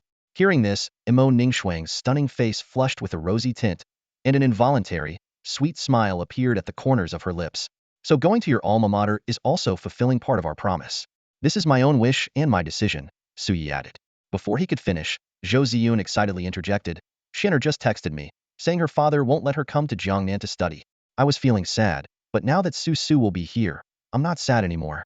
Then she curiously asked, Su Su, do you know Shinner? Shinner? I don't know her, Su Yi responded with a puzzled expression. Apart from the people present, he truly didn't know anyone named Shinner. Zhou Ziyun looked confused. That's strange. Shinner said that once the new student competition starts, she won't let you off the hook. She sounded so fierce. I thought you two had some sort of grudge. Su Yi was baffled but didn't dwell on it, assuming she might have mistaken him for someone else. Only Tang Yun, standing off to the side, had a peculiar expression on her face, as if lost in thought. Ha ha ha. Chun Yud laughed heartily. So, Xiao Su, you've decided to enroll in Jiangnan. Well then, this old man will go and handle some business. He turned to Tang Yun with a light-hearted tone. Xiao Yun, tomorrow is the orientation day for new students. I'll leave the rest to you. Oh, and as for the freshman representative, let Xiao Su take that role. There's no need for those tedious elections. Jiangnan's most talented genius deserves the best treatment, after all. Before his words had fully settled, Chun Yud's figure vanished like a breeze. Bai Jing watched the direction where Chun Yud disappeared, a playful smile tugging at the corner of his lips. With Senior Chin's personality, he's definitely going to show off in front of those mentors from the 9 academies, especially the one from the Federal University of Shanghai. Turning to Su Yi, Bai Jing spoke gently, Xiao Su, work hard. When you graduate, Uncle Bai will directly appoint you to oversee a major district, starting as an inspector. The position of an inspector in the Watchman's first district carried immense weight second only to the district chief. Even seasoned and highly talented individuals often found it challenging to reach such heights. On top of that, with Chun Yu directly naming Su Yi as the freshman representative and granting him access to the highest level of resources, it was as if the path ahead was paved with endless opportunities. All of this stemmed from Su Ye's astonishing talent. In a world where abilities dictated one's destiny, such fortune was both extraordinary and surreal. That evening, despite the chaos brought by the rampant anomalies, figures like Imo Ningxuang, Yi Huang, and even the renowned Yu Filan took a rare moment to relax and hosted a warm celebration for Su Yi. The next morning, outside the villa, Xiao Yi, take good care of yourself at the academy. Imo Ningxuang had been nagging for half an hour, prompting Tang Yun to tease with a grin. You sound just like a young wife, sending her husband off on a long journey. Her words made both Su Yi and Imo Ningxuang blush. Before parting, Imo Ningxuang gently hugged Su Yi. Su Yi smiled and reassured her. Don't worry, Sister Ningxuang. I've grown up now. Who knows, in the near future, I might even catch up to you and become a respected awaken like you. Always boasting. Imo Ningxuang chided with a hint of affection. Just remember to take care of yourself. I will. Sitting inside the energy-powered vehicle, Su Yi used his perception through energy waves to sense the towering skyscrapers they passed. After living blind for over a decade, everything filled him with curiosity. Now, with the Azura template granting him vision, he eagerly absorbed every detail of the world around him. Su, we're here. Zhou Ziyun's voice called out. Looking ahead, Su Yi saw an imposing structure standing like a giant before him. The ancient gates towered higher than most buildings, with 4 bold and majestic characters carved above. Federal University. So this is the legendary Federal Saint Academy? Standing before the towering gates that reached hundreds of meters high, Su Yi looked up, his eyes filled with awe. Noticing his reaction, Zhou Ziyun immediately stepped closer, her face brimming with pride as she explained, this gate's height is nothing. Some of the special buildings inside the academy are several times taller than this. You'll see for yourself soon enough. Having lived here with her mother, she was thoroughly familiar with the academy's layout. Sitting in the front row, Tang Yun turned around and looked warmly at Su Yi, seated in the back. Welcome to the Federal Saint Academy, kiddo. This will be your home for the next 2 years, so make sure to enjoy campus life to the fullest. Thank you, Aunt Tang. Su Yi replied politely. Call me teacher. Tang Yun's expression suddenly turned stern. On campus, you should use the proper titles. Seeing her abrupt change in demeanor, Su Yi couldn't help but recall memories of being scolded by his class teacher in his previous life. This familiar feeling surprisingly made him feel a sense of comfort. Having never experienced college life before, in this life or the last, he was determined to make the most of this opportunity. As the 3 of them chatted and laughed, the energy-powered vehicle passed through the gates. Due to it being the first day of school, the area outside was already bustling with people. Freshmen, parents, and even media reporters were present, interviewing the spirited young students. Excuse me, handsome. How does it feel to be admitted to the Federal Saint Academy? A reporter extended a microphone toward a chubby freshman. Isn't it obvious?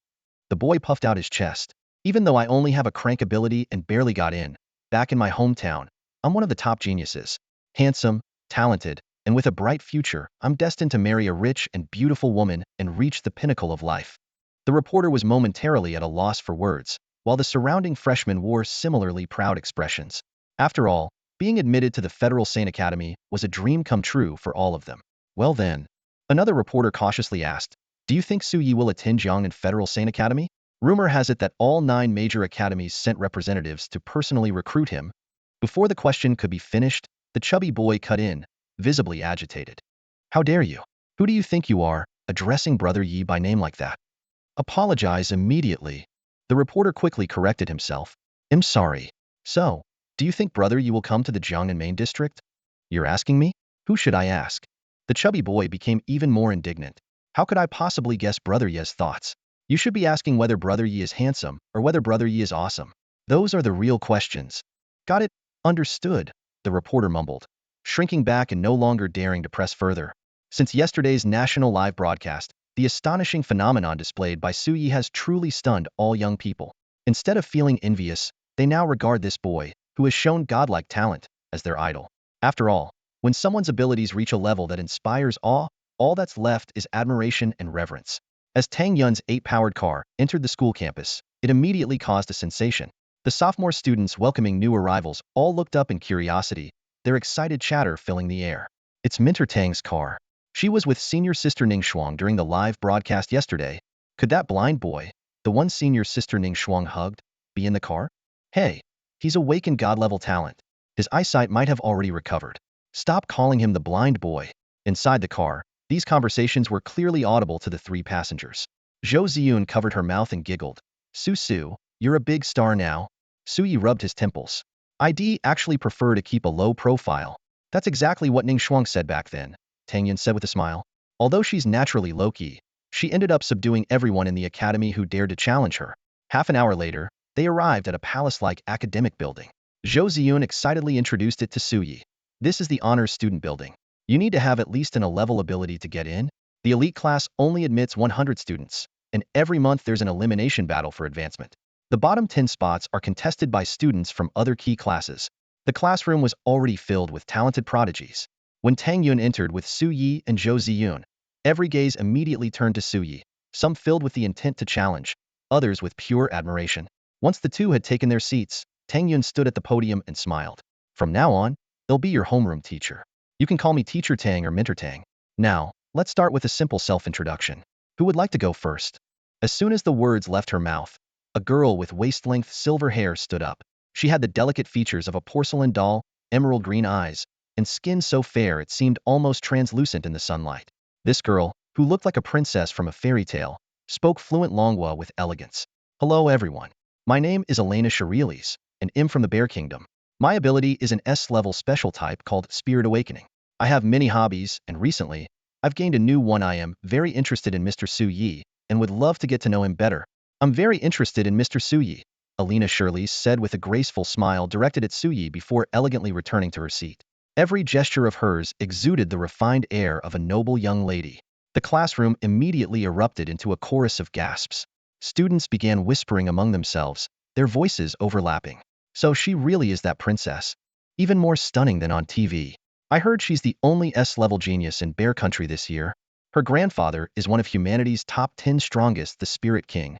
Amid the chatter were countless praises for this dragon bear mixed blood beauty. Some speculated on her reasons for choosing Jiangnan Academy, while others believed she had come specifically for Su Yi. The boys couldn't seem to tear their eyes away from her, though they adamantly denied it was out of superficial attraction. Next, Tang Yun's voice cut through the noise, bringing order back to the room.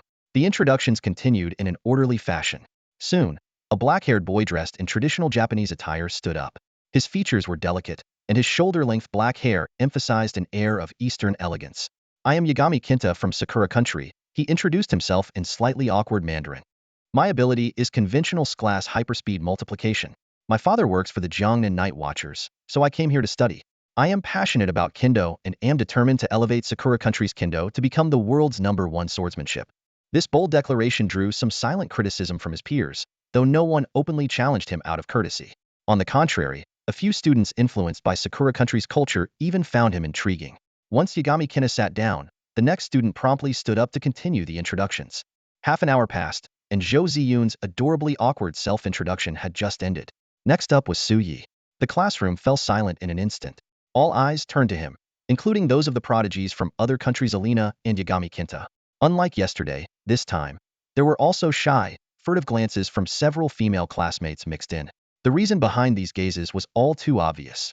During yesterday's awakening ceremony, Su Yi, as the 11th human to possess an SS-level divine ability, had displayed a breathtaking phenomenon that utterly outshone all the other geniuses present. Meeting the crowd stares, Su Yi remained composed. This scene brought back memories of his high school days in his previous life, where he had nervously introduced himself. A wave of youthful nostalgia washed over him. With a faint smile, he stood up and said, "Hello, everyone. My name is Su Yi. I'm from the Jiangnan Lingzhou district, and my ability is an SS-level special type known as Wave Authority. As for hobbies, I didn't pay much attention to them before due to issues with my eyesight, but now that I've regained my vision, I plan to explore things that interest me." Wave Authority. The imposing name immediately sparked the imaginations of his classmates. What kind of power could such a divine-level ability entail? Would it be something like the widespread destructive power of elemental abilities? The precise lethality of weapon-bound abilities? Or perhaps some other mysterious, unique capability? Standing at the podium, Tang Yun began patiently explaining the basics of spiritual energy guidance technique. This technique allows awakened individuals to sense and absorb the spiritual mist of heaven and earth, converting it into the energy needed to drive their abilities. The higher the ability level, the faster and more efficient the absorption and conversion process. She glanced at Su Yi and added, take Su Yi, for instance. With his SS level divine ability, both the speed and quality of his absorption and conversion will far surpass ordinary individuals. Hearing this, the classmates looked at Su Yi with envy. Perhaps only the 10 or so level talents in the class and the S-level Alina could barely hope to keep up with him. Tang Yun continued, the first time you train, your progress will be the fastest. In fact, one of our Dragon Nation's sword saints once set a record by breaking through from zero directly to the early silver realm, nearly reaching the mid-stage. A week from now, you'll face the freshman trial. Make the most of this opportunity, or you might find yourselves unable to even put up a fight. Now, come forward to collect the spiritual energy guidance technique. The mention of the upcoming trial instantly sobered everyone, and their expressions turned serious. Yet, inwardly, Su Yi was thrilled his Azura progress, currently stuck at 20 of the initial stage, was about to be unlocked. This was the perfect chance to make a breakthrough. Not only would his template abilities improve, but his physical fitness, soul strength, and spiritual energy level would all receive a comprehensive boost. He couldn't help but wonder, could he match or even surpass the record set by the Sword Saint? In this world, the ranks of Awakeners are divided into bronze, silver, gold, diamond, starlight, radiance, transcendence, king-sealed, and the legendary invincible war god, said to rival deities with a mortal body. Each rank is further subdivided into 4 stages: early, mid, late, and peak. Inside the classroom, students were methodically receiving their spirit energy guidance crystals. These crystals, hexagonal and resembling white jade, served as carriers for the guidance technique. Su Yi took one of the crystals, feeling its cool texture. This unique material could store the guidance method and the experiences of powerful individuals sensing the spiritual mist of the world, which could be accessed simply through mental communication. A century ago, the Great Cataclysm not only reshaped the global order, but also introduced many phenomena beyond scientific explanation. Humanity has long sought to reclaim the lands beyond their borders, but those areas are riddled with malevolent forbidden zones, effectively no-go areas for humans. Worse still, the strange spatial tremors that allow evil entities and specters to infiltrate human communities have already stretched humanity to its limits. In the history of Awakeners, the Sword Saint set an astonishing precedent during his first attempt at cultivating the spirit energy guidance technique. He directly leaped past the bronze rank and reached the early stages of the silver rank, with one foot nearly stepping into the mid-stage. While the other 9 supreme human powerhouses didn't match the Sword Saint's brilliance, they all achieved early silver rank thanks to their SS level, godlike talents and achievement that ordinary Awakeners could scarcely hope to reach in their lifetimes. You've all received your guidance crystals, Tang Yun said, seated as she observed the students. Next, try to sense the spiritual mist of the world. Only by using your abilities to open this bridge can you truly become an Awakener. Though nervous, the students, each possessing at least a rank abilities, quickly closed their eyes and began focusing their powers to sense the intangible spiritual mist. Generally, the stronger the talent, the faster one could open the bridge to the spiritual world. This was why those with F or even A rank abilities rarely became true Awakeners. They often struggled to sense the spiritual mist, and even if they managed to, the subsequent absorption and conversion processes were nearly impossible. Su Yi also began concentrating on sensing, while Tang Yun's gaze rested on him. She wondered to herself how long this boy would take. From what she knew, Senior Dantai Sword Saint of the Dragon Nation had taken less than 5 minutes to open the bridge to the spiritual world back in his day. The shock was frozen on the faces of all the mentors. In the history of the Dragon Nation, another supreme deity, the founder of the Night Watchers organization, Dark Yenluo, had only achieved godhood 3 minutes later than the Sword Saint. According to global records, the mortal gods of other nations also managed to open the bridge between heaven and earth within half an hour. Tang Yun, curious about how long it would take Su Yi, another deity-level talent, to succeed, suddenly sensed something unusual. A faint wisp of spiritual mist from heaven and earth floated in the air before disappearing into Su Yi's chest. She immediately glanced at her information ring, and the number left her in utter shock. 20 seconds. As if to confirm this unbelievable fact, Su Yi slowly stood up and walked lightly to her.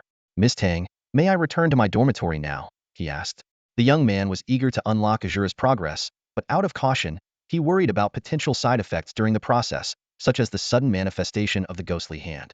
Besides, as a top student, he had a private villa in the academy, which was perfect for such an experiment. Tang Yun nodded absent-mindedly.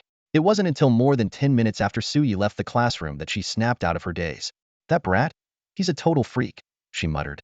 2 hours later, Alina, the second student to wake up, opened her emerald-like eyes.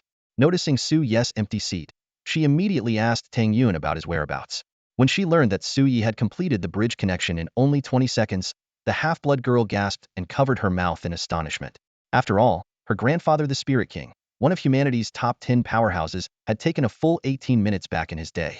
By this time, Sui had already arrived at Villa number 666 in the elite student district. As the most gifted freshman, his residence was twice the size of the others. Without hesitation, he chose the largest bedroom and opened the system interface, focusing his mind on the Azura character template. A system notification sounded. Ding! Due to the host's congenital blindness, there is an extreme compatibility with the Azura template. As a result, 20 of the character's initial progress has been unlocked. Would you like to activate this 20 of power now? Unlock it. As soon as Su Ye's command fell, he immediately drew out the skill transmission crystal and began his cultivation. At that moment, the cold, mechanical voice of the system echoed in his mind. Ding! Azura progress unlocking. Current character progress. 1. In an instant, multiple streams of power surged through Su Ye's body like a gushing spring. This energy permeated every inch of his flesh, every cell, and even reached deep into his internal organs. He could clearly feel his body being continuously strengthened under the impact of this force. Even more astonishing was the enhancement of his soul. A mysterious energy flowed through his soul like a cool spring, bringing an invigorating sensation, so intense that it almost made him moan. This stimulation on the soul level far surpassed the physical enhancements. The improvement in his comprehension was immediate. Techniques that would have taken him 3 minutes to master, such as the spirit energy guidance technique, were now grasped within a single minute. Soon after, a surge of pure spirit energy enveloped Su Yi entirely. He instinctively adjusted his posture, sitting cross-legged with his hands raised toward the sky, fully focused on sensing the changes within his body. Under the influence of the power fluctuation, the surrounding spirit energy rapidly seeped into his skin. This marked his entry into the early stage of the Bronze Realm. For an ordinary awakened individual, they would still be struggling to understand the basics of the guidance technique at this point. Current character progress. 2. A new wave of power surged in, and various Azura sword techniques flooded into his mind like a torrent of memories. Backstep, recovery crouch, leap, ancient memory, ghost slash, uppercut. Even the fundamental swordsmanship of the ghost swordsman became second nature to him, as if he had known them all along. System. Speed up the unlocking process. Su Yi urged excitedly while channeling the spirit energy. As if responding to his command, the unlocking process accelerated dramatically. Current character progress. 3. 5. 9. An even more ferocious wave of power surged forth, relentlessly enhancing every part of him. His flesh boiled, his soul evolved, and his spirit energy realm advanced at a breakneck pace. Within mere minutes, a quarter of Su Ye's skin and flesh was filled with pure spirit energy, reaching the midstage of the Bronze Realm. After 10 minutes, 3/4 of his skin and flesh were brimming with highly concentrated spirit energy, propelling him directly to the late stage of the Bronze Realm. Such a cultivation speed was unparalleled, even for an A-level ability genius during their first attempt at the spirit energy guidance technique. The peak of the Bronze Realm is far from the limit, and it pales in comparison to the achievements of the S-rank prodigy, Mo Ningxuang. Mo Ningxuang, with her S-rank Ice Element ability Netherworld Absolute, Ice reached the peak of the Bronze Realm during her very first cultivation session. Her body was completely infused with spiritual energy, and she nearly touched the threshold of the Silver Realm. If she could truly cross that gap, she would become the first in history to match the talents of a deity solely with an S-rank ability. Unfortunately, the chasm between the Bronze and Silver Realms was too vast, and she could only step halfway through until she finally broke through during her routine cultivation. Even so, this achievement set an unprecedented record for Jiangnan Federation's Sacred Academy. In the bedroom at this moment, half an hour had passed. Su Ye's skin was now fully saturated with spiritual energy. The energy coursing beneath his flesh a sign that he had reached the peak of the Bronze Realm, matching the limits of the S-rank prodigy. But this was far from the end. In the next moment, the pure spiritual energy effortlessly broke through the barriers of his flesh and surged inward. Early Silver Realm. This level had already matched the initial cultivation achievements of humanity's top 10 strongest individuals. The system's progress notification continued. Current character progress. 12. 13. It wasn't until he stepped into the mid-Silver Realm that Su Yi suddenly realized had surpassed the Sword Saint predecessor. At this moment, the record for humanity's highest achievement in first-time spiritual energy cultivation had been rewritten. Though excited, Su Yi was more focused on the remaining unlocking progress. Hours later, the system notification finally ceased. The Azura progress was fully unlocked. He immediately pulled up the character interface. Host, Su Yi. Cultivation level, Peak Silver Realm. Ability, Wave Authority SSS. Energy points, none. Character template, Azura Unlock Progress 20. Template capacity, Level 2, capable of holding 2 character templates. Just 5 more, and I can step into the gold realm. Suyi sighed inwardly, but he was quite satisfied with his current achievements. Not only had his physical body and soul undergone tremendous enhancement, but he had also gained mastery over several core Azura abilities. Killing Intent Perception, Wave Mark, Earth-Shattering Wave Sword, Ghost Seal Pearl, and Evil Light Slash. As for the more powerful abilities like Killing Intent Waves, Twin Blades of Ice and Fire, and the Immovable King Formation, they were still beyond his reach with the current 20 progress. However, as long as he continued to eliminate demonic entities to gain energy points or completed system missions, he would eventually master these wave abilities. Eager to test his newfound powers, Suyi headed toward the villa's training room. As a top student's exclusive luxury villa, it was equipped with state-of-the-art training facilities. Inside this spacious training room, he set his eyes on a mechanical force testing machine 10 meters away, brimming with anticipation. Wave Mark. At his mental command, a golden wave rune materialized above his head. He assumed a handblade stance, ready to test the power of this core Azura ability.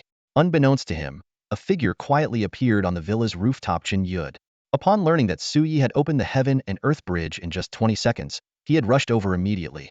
To his astonishment, this deity-gifted individual had already completed the cultivation of the spiritual energy guiding technique and was now preparing to test his strength. Curious, Chen Yud unleashed his king-level spiritual sense, letting it extend towards Suyi. Chen Yud's mind raced with excitement. If this young man had truly completed his cultivation, he should have stepped into the silver rank. But would it be the early stage or the mid-stage? The mere thought of the mid-staged possibility caused his old face beneath his wild, frizzy hair to flush red. After all, if something even Sword Saint Dantai had failed to achieve was accomplished by Suyi on his very first attempt at cultivation. As a peer and rival of the Sword Saint in his youth, Chen Yud had once stubbornly refused to accept being overshadowed. Even now, though they were close friends, a trace of competitiveness lingered in his heart. Losing even in a drinking contest to the man was a constant source of frustration. If a student from his academy could break the Sword Saint's record, he would finally have something to boast about at the table. Yet reason reminded him that surpassing the Sword Saint was nearly impossible. After all, the Sword Saint possessed the pinnacle of soul weapon abilities, the SS-grade Heavenly Sword Soul. Among humanity's 10 strongest individuals, his personal combat power ranked unequivocally at the top. Recalling the time when the Magic City base was besieged by a dragon-level abyssal secret realm, it was this very Sword Saint who, with a single sword and an endless river of sword energy, shielded countless lives. In that dire moment, he stood alone before the city, holding back waves of abyssal horrors. Even the secret realm's avatar and the 9th-tier demonic entity, the Reaper avatar, were slain by him on the spot, earning him the title of humanity's first God Slayer. For such a legendary figure, merely stepping halfway into the mid-stage of the silver rank during his first cultivation attempt was already a monumental feat for Suyi to surpass that seemed almost inconceivable. To even come close would already be a tremendous fortune. With these thoughts in mind, Chen Yud quietly unleashed his king-level spiritual sense to probe Suyi's condition. When he confirmed that Suyi had indeed entered the silver rank, a smile appeared on his face, and he continued to delve deeper. But in the next moment, the old headmaster froze, instinctively rubbing his eyes and repeatedly verifying what he was sensing. The spiritual energy was unimaginably pure, coursing through every organ, limb, and bone. How could this be possible? While king-level spiritual perception was infallible, he couldn't help but confirm it a third time. By now, Chen Yud's eyes were wide open, and he was panting heavily like an old ox after plowing a field. When he ultimately confirmed that Suyi had reached the peak of the silver rank and was just one step away from breaking through the abdominal barrier to condense a spiritual energy spring, the old headmaster nearly plummeted from midair in shock. In the very next moment, he teleported straight into the training room, appearing behind Suyi. Suyi sensed the sudden appearance of the old principal through the fluctuations and instinctively jumped back a step. "Principal, your way of entering is way too startling. I almost hit you with a fluctuation blade," Suyi said with a hint of complaint. Chen Yud ignored the look of annoyance on Suyi's face and excitedly grabbed his shoulders. His breathing quickened as he asked, "Kid, have you really reached the peak of the silver realm?" "Just a lucky breakthrough," Suyi replied simply, dodging the spray of saliva. "Lucky? Nonsense." Chen Yud could no longer contain his excitement. "You're a freak, an absolute prodigy. You bridged the gap between heaven and earth in 20 seconds, mastered energy guidance in 3 hours, and reached the peak of the silver realm on your first cultivation attempt. If that's not freakish, what is? You're an unparalleled genius." "Principal, your saliva," Suyi backed away helplessly. Oh, my bad." Chen Yud finally realized his lapse and gave an awkward laugh. "It's all your fault, kid," giving this old man heart palpitations from the excitement. He quickly changed the subject, pointing to a force testing machine about 10 meters away. That machine can withstand attacks from an early-stage Gold Realm warrior or a third-tier evil entity. It's normal for young people to want to test their strength after awakening. Go ahead and unleash your power monitor from the side. Suyi nodded and once again assumed the handblade stance. Above his head, 3 fluctuation marks appeared: golden yellow, pale red, and sky blue, causing Qian Yud to marvel silently. Taking a deep breath, Suyi locked onto the force testing machine's impact area and swung his right hand 3 times in succession. Whoosh, whoosh, whoosh. 3 golden blade auras shot out, each larger than the last, slicing through the air toward the target. The first blade struck, producing a deafening metallic clash, causing the entire machine to shake violently. The second, with a diameter nearing 10 meters, followed closely behind and slammed into the impact area. A cracking sound echoed as fine cracks appeared on the surface of the machine. Then came the third, even more terrifying blade aura, roaring as it slashed toward the target. The third blade aura streaked across the air, a golden crescent moon with a diameter of 20 meters tracing a dazzling arc before slashing fiercely at the strength testing machine. This time, there was no deafening clash of metal nor the unsettling sound of cracking that had made Qian Yud's heart race. Instead, with a sharp rip, the 8-meter-tall machine was cleaved cleanly in two. The cut was so smooth it resembled a mirror's surface, and the ferocious crescent's momentum remained unchecked, heading straight for the metal wall behind it. Fortunately, Qian Yud acted quickly. A gust of wind neutralized the blade aura in an instant, sparing the training room's back wall from the same fate.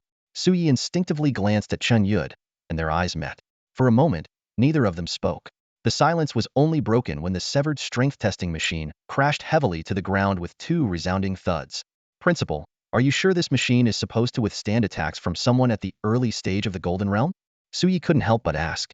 Qian Yud cast a dazed glance at the broken machine, now split in 2. It should be, without a doubt. Suyi was speechless, thinking to himself, this thing is way too fragile. Good thing I didn't go all out earlier. If I had, forget the third blade or even the first one would have destroyed it. And that was when I only had 3 oscillation marks active. If I had all 5 marks engaged and spinning at high speed like now. At this moment, the 5 oscillation marks above Su Ye's head were slowly rotating, and he could feel the immense difference compared to when there were only 3. As the marks spun faster, the roaring oscillation energy within him grew increasingly violent, seeming to amplify the power of any oscillation ability exponentially. Quickly withdrawing the oscillation marks, Suyi looked at Qian Yud with slight embarrassment. Principal, does this mean my attack power has already reached the early stage of the Golden Realm? Still staring blankly at the broken machine, Qian Yud snapped out of his trance, his expression darkening. Reached the early stage of the Golden Realm? Do you even realize the power of that last blade aura? Any average early-stage Golden Realm practitioner, without an rank ability would have been reduced to a cripple. This kid is unbelievable. Qian Yud shook his head in disbelief. Earlier, he had been worried Suyi might lose control of his ability and hurt himself. Now, it seemed the real concern was whether the training room could survive his attacks. With his king-level spiritual perception, Qian Yud had observed the 3 blade auras Suyi unleashed just now. In terms of power concentration, precision, and speed control, they had already reached the level of mastery and perhaps even beyond. Ability mastery is divided into 5 levels: initiate, mastery, shaping, harmony, and the nearly unattainable absolute control. For a student who had awakened his ability less than 2 days ago to have already reached mastery, no, based on the crescent blade aura he had just seen, Suyi had clearly achieved the shaping level. Less than 2 days to reach this point. Who the hell would believe this? Qian Yud couldn't help but mutter under his breath. He thought back to the genius Jian Shang from the Dantai family, who had taken over a month to reach the forming state, using the heavenly sword soul to form sword energy and subsequently standing unrivaled among his peers. And this kid in front of him? In less than 2 days, without any formal guidance, he had already managed to form blade energy using the power of fluctuation. Qian Yud pulled out a cigarette, took a deep drag, and exhaled a perfect smoke ring. Watching the unbelievable scene before him, he began to question his own life. How could there be such a vast gap between people? Snuffing out the cigarette, Qian Yud's expression suddenly turned serious as he looked at Suyi. Xiaosu, there's something I need to remind you of. Only a king-level spirit sense expert can discern your true cultivation level. So, to the outside world, just claim you're at the silver rank. Let others guess the rest. Why? Suyi was taken aback. The stronger my talent, the more attention and resources he'll get from the state, right? While his SS level status already guaranteed him access to such resources, wouldn't displaying even more extraordinary abilities attract greater attention? Qian Yud paused for a moment, his tone laced with deep disdain. Because in this world, aside from those of us who truly despise the corrupt, There are people who are worse than the corrupt themselves. Suyi immediately grasped the underlying message. You mean there are people who can't stand seeing humanity thrive? You get the idea. Qianyud gave him a meaningful look before his expression softened into a more relaxed smile. Enough of this gloomy talk. The freshman trial is in a week. Prepare well and gain as much experience as you can. With that, he handed Suyi an exquisite wristband. This is the mark of a top student. Within the academy, you can freely access training resources, weapons, and cultivation platforms. Before he finished speaking, Qianyud vanished like a gust of wind. People worse than the corrupt? Suyi murmured thoughtfully. It seems this world is far more complicated than it appears. Back in his dorm room, he immediately examined the wristband. A virtual interface popped up, revealing that this prestigious wristband not only had a special storage space but also connected to the Academy's federal Skynet. Through Skynet, he could look up information on awakened individuals and the corrupt, as well as use student points to shop. For ordinary students, points were earned through monthly allowances and outstanding performance. However, as someone with divine-level talents, Suyi had unrestricted access to all Academy resources, making points the least of his concerns. Entering the weapons store, Suyi, proficient in both short swords and long blades, found himself pondering his next move. A sword or a blade? Which one should I choose? Suyi shook his head, a slight smile tugging at the corners of his lips. Choice? What was there to choose? With his mastery of various weapons and the privilege he now possessed, why not simply take it all? He quickly scanned the weapon list on the virtual screen. Blades, swords, blunt weapons, anything he was proficient in, he'd pick one of each. Wouldn't that be perfect? Since it didn't cost him anything, he might as well go for the best. In this world, the weapons, battle gear, and cultivation resources for awakened individuals were categorized into 9-star qualities, corresponding to the 9 realms of strength. Each star was further divided into 4 levels: basic, intermediate, advanced, and peak. Although Suyi was only at the silver realm, his exceptional physical strength and overall power allowed him to wield peak 3-star equipment typically suited for the pinnacle of the gold realm. This level of equipment was something even most pinnacle gold realm awakened individuals could only dream of. He carefully examined the various sets. The Swiftwind set was too light, the Golden Rhino set lacked refinement, and the Water Spirit set was obviously the wrong size. Each of these top-tier 3-star sets had its unique features, but none were without flaws. Even so, a single weapon from these sets cost 5,000 points, with a market price soaring to tens of millions in federal credits.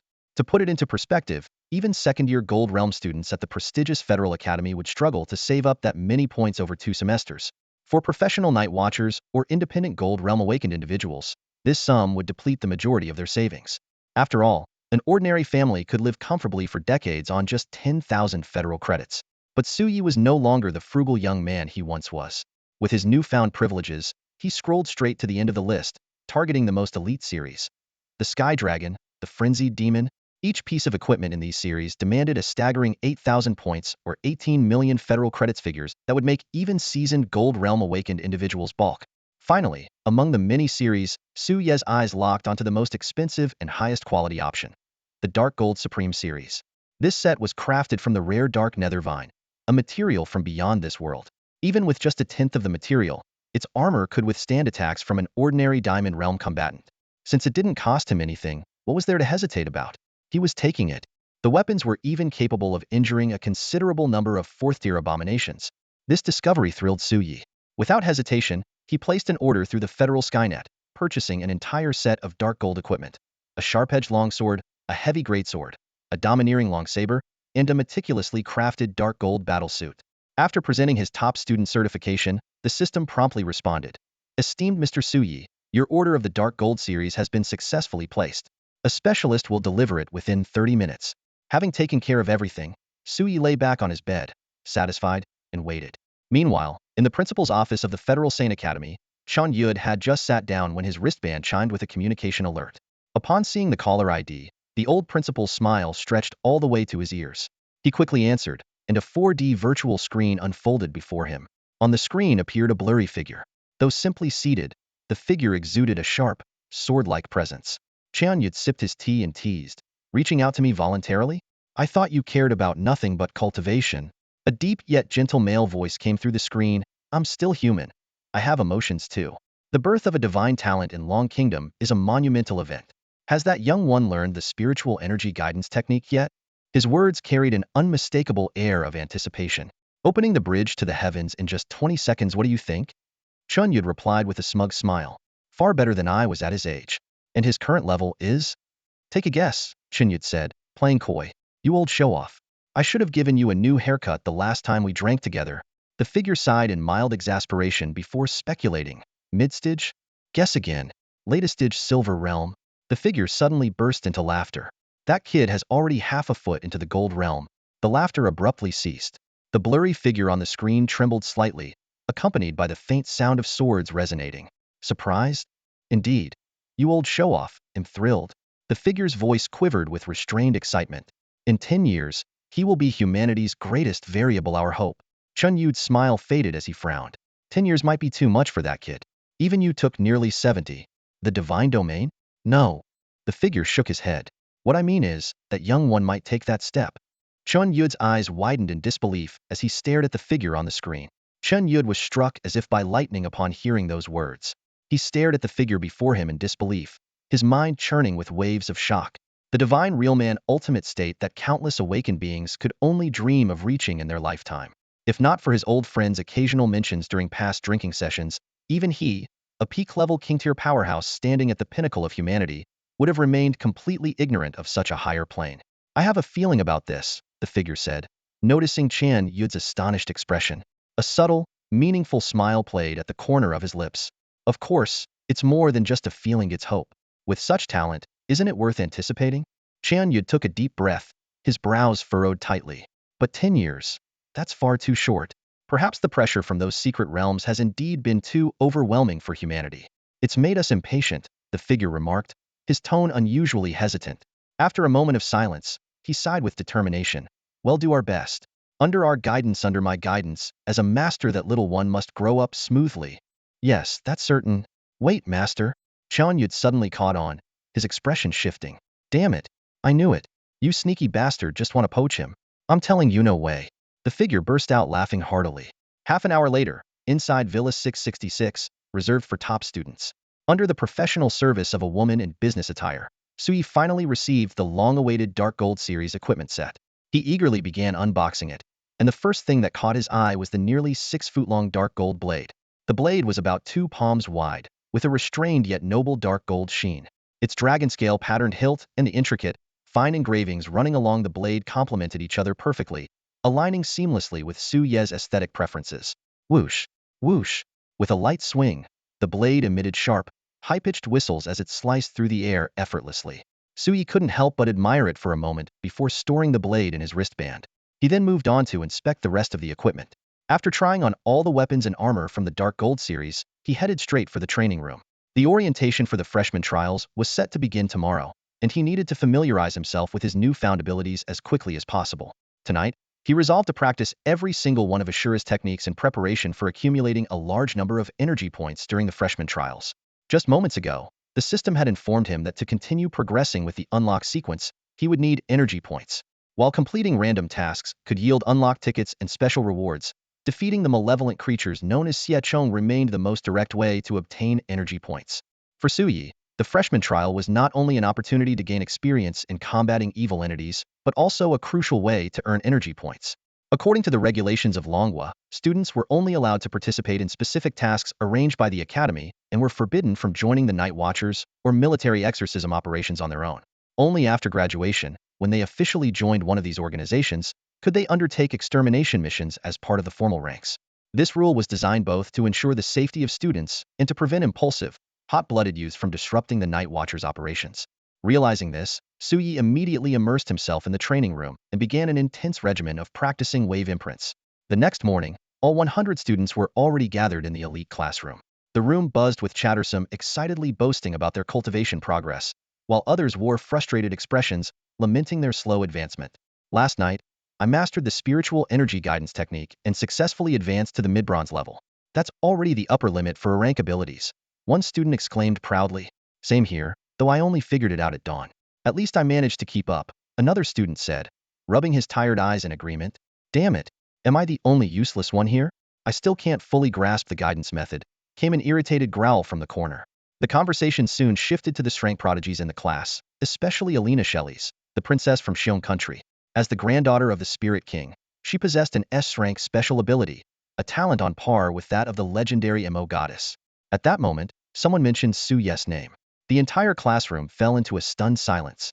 Everyone was reminded of the shocking news from the previous day. Zhou had opened the celestial bridge in just 20 seconds.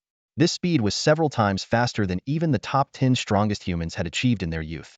Despite knowing that Zhou was an SS-rank divine talent bearer, the staggering gap still left everyone feeling utterly defeated. Right then, Zhou's voice came from the doorway. Why so quiet? Am I the first one here? Before his words fully settled, three figures Zhou Ziyun, Alina, and Yagami Kina were already standing at the entrance. When Zhou pushed the door open, he was met with three intense gazes. Zhou Ziyun's eyes sparkled with joy and excitement, Alina's were filled with keen curiosity, and Yagami Kinta's gaze burned with a mix of fervor and hostility. Before the two girls could speak, Yagami Kinta had already drawn a Japanese katana, pointing its hilt towards Zhou. I said it yesterday, me passion is swordsmanship and challenging the strong. You make me feel pressured, so I'm here to challenge you. What? Zhou looked utterly baffled upon hearing the awkward Dragon Nation language. The tension in the classroom was palpable. It turned out that before Zhou arrived, a dramatic confrontation had already unfolded. Yagami Kintai, a transfer student from Sakura Nation, had first used his proud flying star swordsmanship to challenge and defeat Kursen, who wielded an ranked sword-type soul artifact ability. Unable to stand by and watch him bully a girl, Zhou Ziyun stepped up, only to also be defeated by his combination of strength rapid multiplication ability and swordsmanship. Challenge me? Zhou glanced at Yagami Kintai, who was staring back at him with a provocative gaze. Brother Yi, accept his challenge and take him down, the classmates shouted indignantly. This guy is way too arrogant, even claiming that our class's swordsmanship can't compare to their Sakura Nation's. Don't egg him on, someone warned. It'll be trouble when Mentor Tang arrives. Zhou Ziyun explained her loss with a hint of grievance. He was too fast. I'm still not very familiar with using the sacred sea heart water. Even if you were proficient, you still wouldn't dodge my blade. Yagami Kintai interrupted her coldly before turning his attention back to Zhou. There's still some time before class starts. How about it? Will you accept my challenge? The classmates could all see through Yagami Kintai's ploy. By issuing a public challenge before class, he was putting Zhou, the prodigy with a god-level talent, in a difficult position. If Zhou won, it would be expected. If he lost, it would be humiliating. And at this stage, where none of them were fully in control of their abilities, the outcome was uncertain. Yagami Kintai clearly had this calculated, which was why he was so confident in issuing the challenge. Even a victory over an SS-level talent, while being S-level himself, would be a significant boost to his reputation.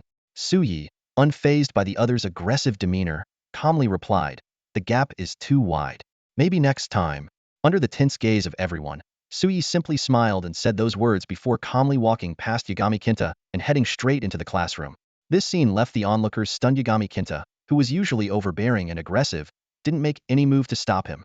Many students recalled the arrogant way Yagami Kinta had challenged another female classmate just moments ago, with the hilt of his blade nearly brushing against her face. Yet now, he remained uncharacteristically silent. Some students showed disappointment, having anticipated a dramatic showdown where Zhou would teach Yagami Kinta a lesson, only to see their hopes dashed. Maybe Zhou isn't entirely confident either, someone whispered. Even though he's gifted with divine powers, he only recently awakened his abilities.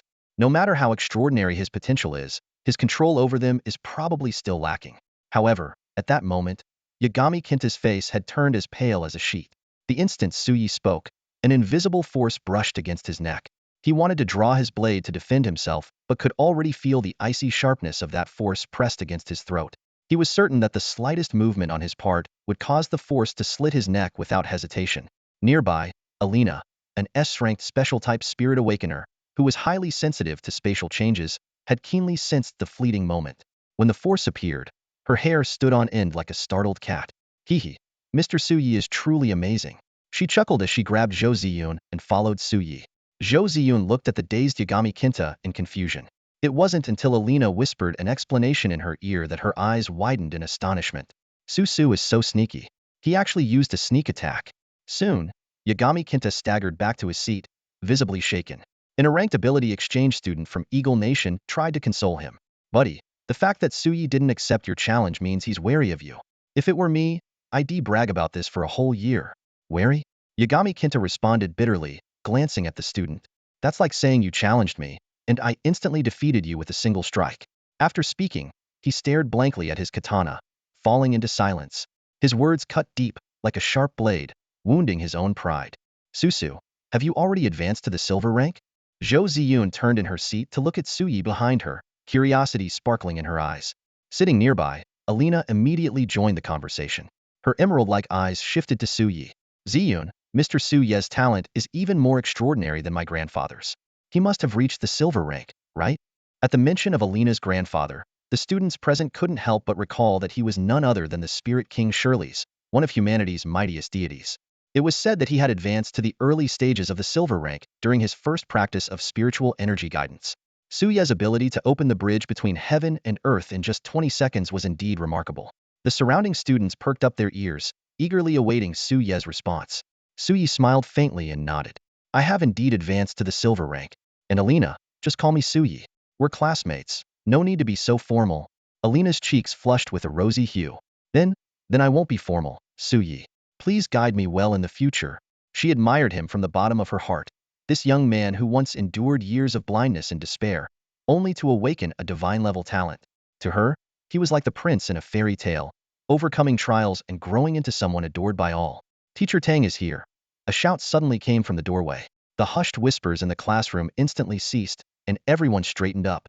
The freshman trial was about to begin a critical test that involved confronting the sinister forces.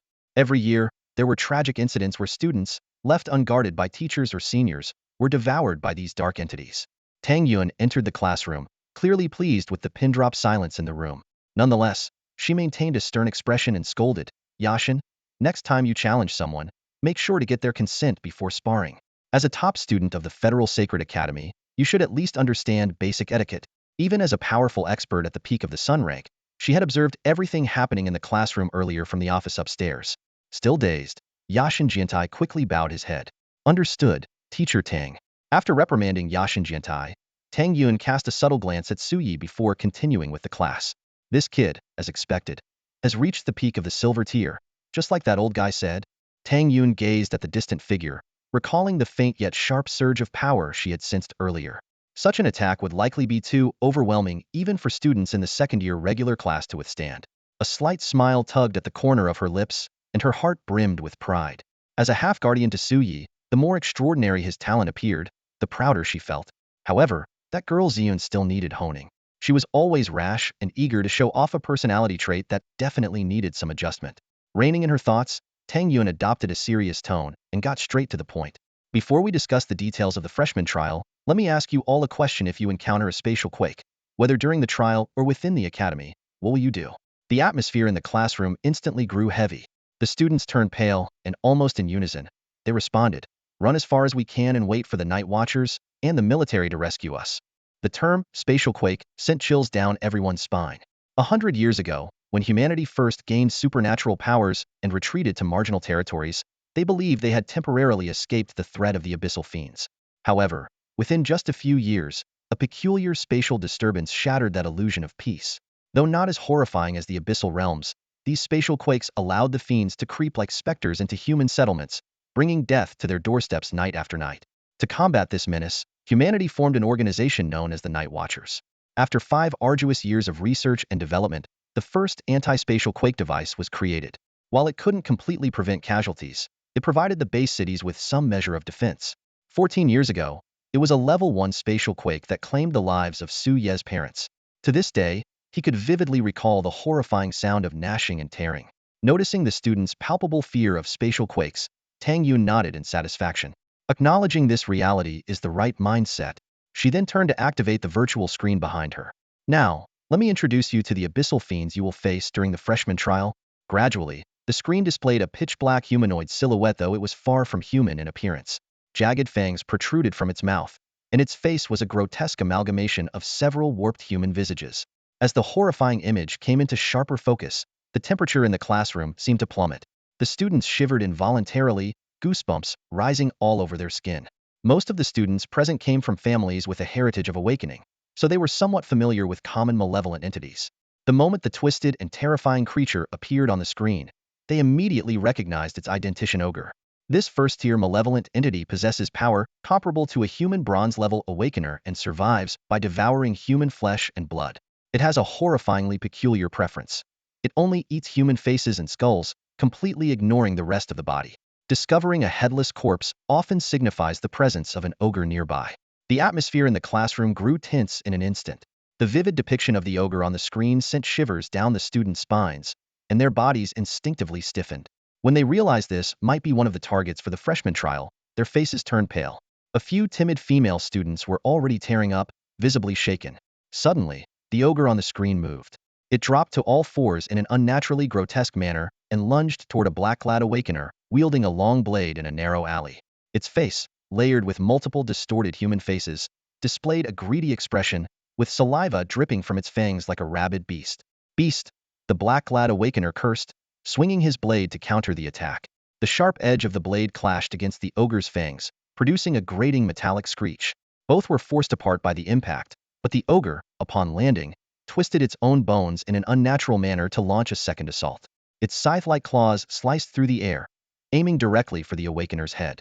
The students watching held their breath. The black-clad awakener managed to roll away just in time to dodge the claws, but the ogre had anticipated this. Its tongue, as black and whip-like as an iron lash, shot out like lightning toward the awakener's chest. The sudden attack caught the awakener off guard, and in a split second, his chest was pierced through. The claws followed immediately, tearing apart his lower body in a spray of blood. Amidst his agonized screams, the ogre pinned him down and began feasting on its delicacy. The sounds of ripping and chewing were disturbingly clear, leaving the students in the classroom even paler. The girls covered their eyes, trembling in fear. From his seat, Suyi listened to the horrifying sounds, his fists clenched tightly. A fierce, killing intent radiated from him, enveloping his entire being. Beast! Over here! Over here! Yi, you must survive. The desperate cries from 14 years ago echoed in Su Ye's trembling ears. That peculiar chewing sound, laced with a hint of excitement, was unmistakable. It was identical to the noise made when his parents were torn apart. It had to be an ogre. Su Ye's eyes locked onto the screen, his hands clenching involuntarily as if he could summon the dark golden blade into reality and charge into the scene to dismember the ogre into pieces. A surge of murderous intent erupted from within him, sending a chilling wave through the surrounding students.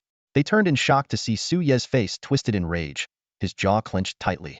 Zhou Ziyun cast a worried glance his way. She recalled the hushed conversation between her mother and sister Ningxuang. Su's parents had died 14 years ago in a spatial quake, sacrificing themselves to protect him from an ogre. Over the years, Sister Ningxuang had deliberately shielded Su from any information related to the evil entities and had never revealed the truth to him. Alina gently placed a comforting hand on Su Ye's shoulder and spoke softly, "It's okay, Su Yi. It's all in the past now." The atmosphere in the classroom grew heavy. Many students wore expressions of anger, sharing their own painful losses caused by the evil entities. Some had lost their mothers, others their brothers. Each of them carried a deep-seated hatred for these malevolent beings. Although this might not be the best time to say it, a calm voice broke the silence. "Let me remind everyone that the freshman trial is approaching. We should focus on understanding the nature of these entities and improving ourselves. That's what truly matters." On the platform, Tang Yun observed the scene quietly. Only after the students' emotions had gradually settled did she speak with stern authority. "As you all just witnessed, an ogre may only be a first-tier evil entity, but it is incredibly cunning and vicious. Its quick and unpredictable movements, especially its knife-like tongue, often strike fatally when we let our guard down. When facing an ogre, you must remain calm and always have a backup plan. If it's cunning, we must be even more cunning and ruthless." For the next few hours, Tang Yun meticulously explained the characteristics of various evil entities that might appear during the trial and the strategies to counter them. When the class finally ended, Su Yi was the first to leave, heading straight for the evil entity trial tower under the worried gazes of Zhou Ziyun and Alina. Entering the simulation chamber, dark as the cosmos itself, a mechanical voice sounded, "Student Su Yi, please select the simulation target. Please select the number of targets." "Ogres. Number? Unlimited." Su Yi interrupted coldly. The dark golden blade appeared in his hand as an overwhelming killing intent radiated from him. He stood there, like an avenging god of war descending into the abyss. Within the cosmic space of the demonic trial tower, as Su Yi announced the mode, the simulation system immediately responded in a mechanized voice. "Student Su Yi, the infinite ogre mode is classified as hell-level difficulty. Confirm selection? Hell-level mode?" A cold smirk tugged at the corner of Su Ye's lips. So what if it was a near-death scenario? At this moment, all he desired was to unleash his pent-up fury through endless slaughter. Gripping his dark gold supreme blade tightly, he spoke coldly, "Simulate." The system began its operation immediately. Demonic type, ogre. Quantity, infinite. Strength, first tier. Simulation generating. In 10 seconds, the first wave of ogres will arrive in the virtual space. Please prepare. As the countdown progressed, several circular magic arrays materialized around the space. Blue energy continuously converged, and one grotesque ogre after another emerged from the arrays. Within a mere 5 seconds, the entire simulated space was flooded with an overwhelming swarm of ogres. These ogres were almost identical to the one encountered in the classroom. Twisted, sharp bodies, claws like sickles, faces stacked unnaturally, and mouths filled with jagged teeth. The only difference was their somewhat lifeless demeanor, a limitation of the Trial Tower's simulation system, which could replicate appearances and stats but failed to capture the true essence of living creatures. But for Zhou Ziyun, this was more than enough. Clutching his dark gold blade, he charged into the ogre horde like a predator unleashed from its cage. His speed was so swift that afterimages trailed behind him. With the blade held horizontally before him, he struck fiercely at the 6 ogres rushing toward him. The dark gold blade gleamed like a lightning bolt tearing through the air. 6 grotesque heads fell to the ground simultaneously, disintegrating into blue stardust. Without pausing, Zhou Ziyun pressed further into the swarm of ogres. Die! His low growl echoed as the dark gold blade flashed repeatedly. Ogre heads fell like raindrops, vanishing into nothingness. He moved like a flawless killing machine, leaving no ogre alive in his wake. Meanwhile, in the Trial Tower's main hall, the Hell-level mode room had drawn significant attention. The hall was predominantly filled with second-year students, with only a handful of freshmen present. Most first-years had yet to unlock the bridge between heaven and earth or master spirit energy techniques, making them unqualified to attempt the challenge.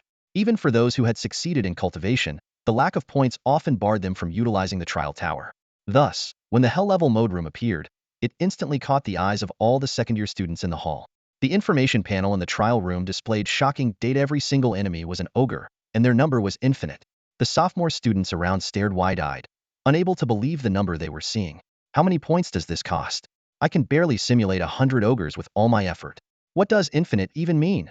One student exclaimed in disbelief. What shocked them even more was the challenger's status marked as a freshman. The students exchanged incredulous looks. Such a challenge, requiring an immense amount of energy, was far beyond the means of an ordinary student.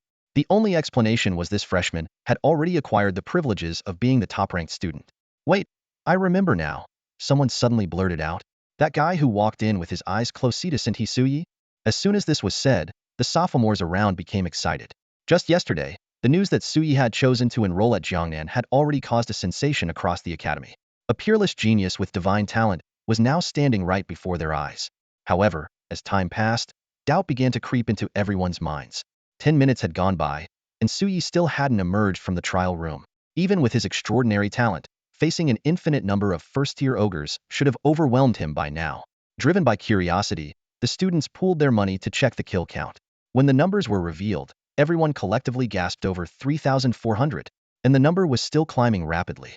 In a corner of the room, Zhou Ziyun and Alina were equally stunned by Zhou Ziyun's strength, but their emotions leaned more toward worry. They knew Zhou Ziyun too well. They understood that this frenzied battle was his way of venting deep inner pain. Zhou Ziyun, the two girls murmured softly, their eyes filled with concern. Time passed slowly, and another 10 minutes slipped away unnoticed. Everyone in the hall stared intently at the rapidly climbing kill count on the display panel, the number inching ever closer to the 7,000 mark. This sight sparked the same question in the minds of all the second-year students present. Was Zhou Ziyun truly just at the early stage of the silver rank? Even if he could match a silver rank peak warrior with his early-stage silver rank power, his extraordinary stamina and immense reserves of spiritual energy were still hard to believe. Someone whispered, "At this rate, how much longer can he keep going? It's already been nearly half an hour." Last for an hour? That seems unlikely. But this kill count nearing 10,000 is already insane. I could never manage that. Even for someone who has advanced to the gold rank and formed an energy spring, killing nearly 10,000 ogres in half an hour is still pure fantasy. Is this the power of a divine talent? It's terrifying. Meanwhile, inside the simulated space, Zhou Ziyun had already descended into a state of frenzied slaughter. Wielding his long blade, he carved a bloody path through the tide of malevolent creatures, entirely unaware of the commotion he was causing outside. His sensory perception was filled with nothing but endless waves of ogres. With a fierce sweep of his blade, a spinning arc of energy cut through dozens of ogres, bringing them down instantly. At that moment, a thought stirred in Zhou Ziyun's mind as he silently activated ancient memory. In an instant, a unique eye-shaped mark, formed from waves of energy, appeared above his head. This was a fundamental ability of the Azura, designed to enhance his strength significantly for 20 seconds, with a cooldown period of 40 seconds. But that alone was not enough. With a wave of his left hand, Sui unleashed a blood-red magic circle with a diameter of 100 meters, spreading outward from his position. The intricate patterns of the formation glowed with an eerie crimson light, pulsating like a heartbeat.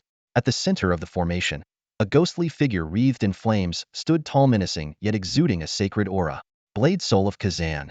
This was another group enhancement ability of the Azura. The formation could last for 120 seconds, boosting the strength of allies within it and summoning reinforcements every 6 seconds. Under the effects of these dual enhancements, Su Ye's power surged continuously. His outward strength now rivaled the gold rank, while his true combat capability far exceeded what it had been before. In this heightened state, he threw himself even more fervently into the brutal spectacle of carnage. With a sudden leap, Sui activated his third state, his entire being shooting forward like an arrow loosed from its bow. The combination of his immense physical strength and the leaping state caused his jumping power to skyrocket to an astonishing level. His figure transformed into a shadow, soaring hundreds of meters into the air in the blink of an eye.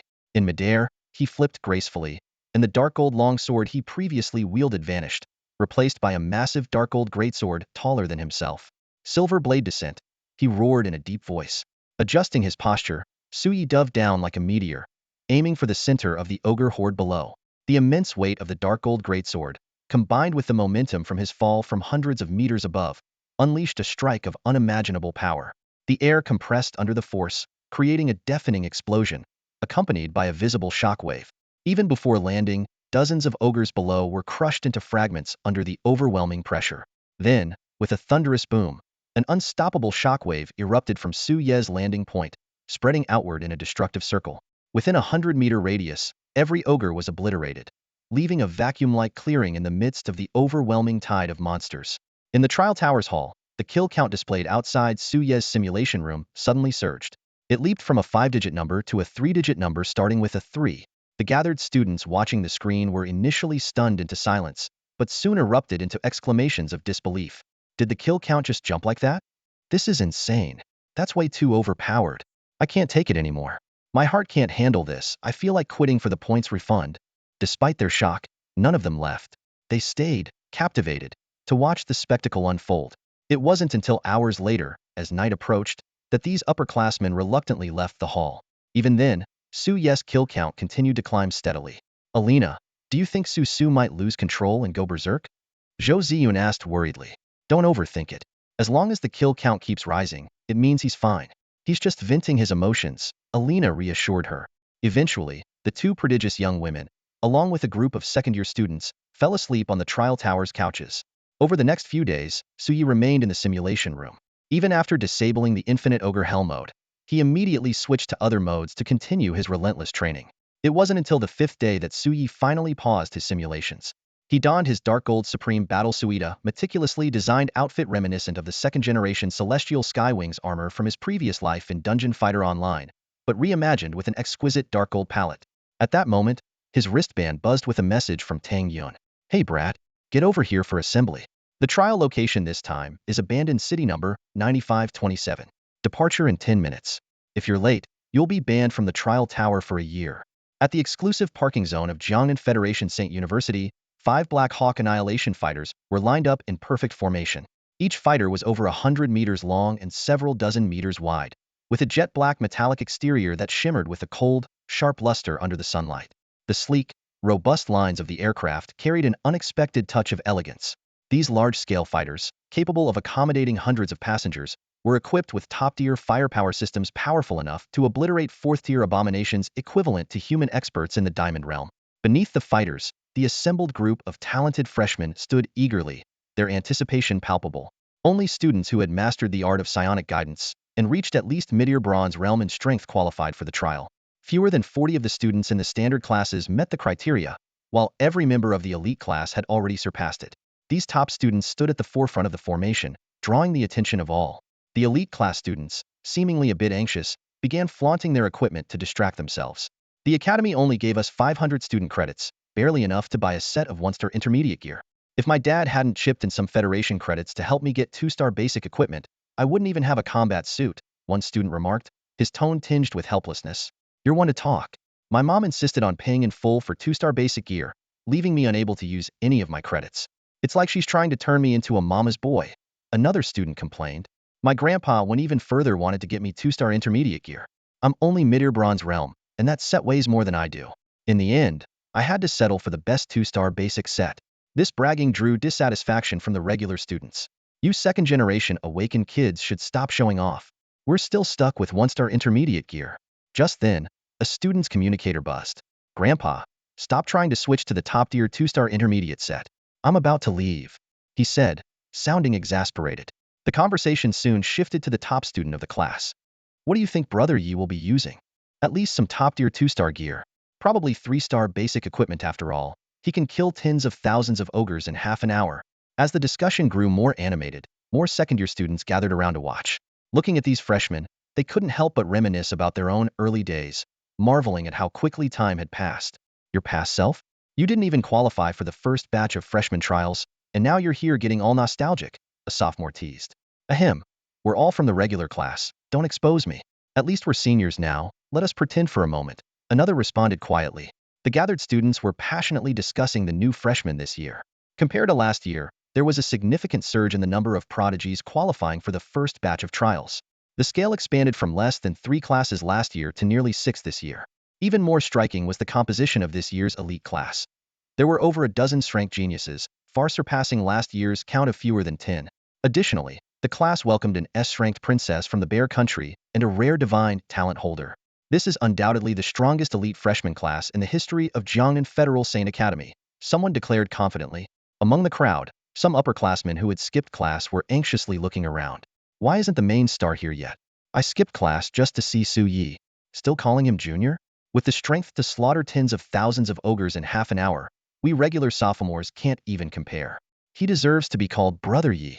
Su Yi's recent jaw-dropping performance in the trial tower had spread like wildfire throughout the academy, drawing numerous upperclassmen and freshmen without trial qualifications to catch a glimpse of him.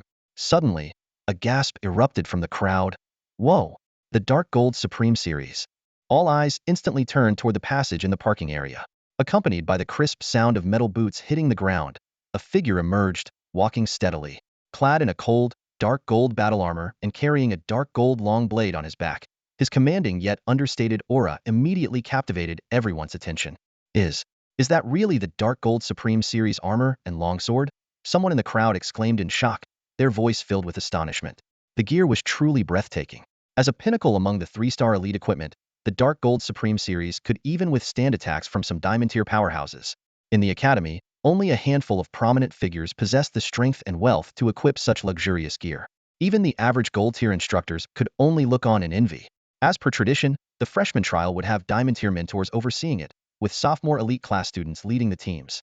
When the dark gold figure appeared, the crowd's discussions grew even louder. A longsword and that equipment. Could it be Senior Zhao Ju?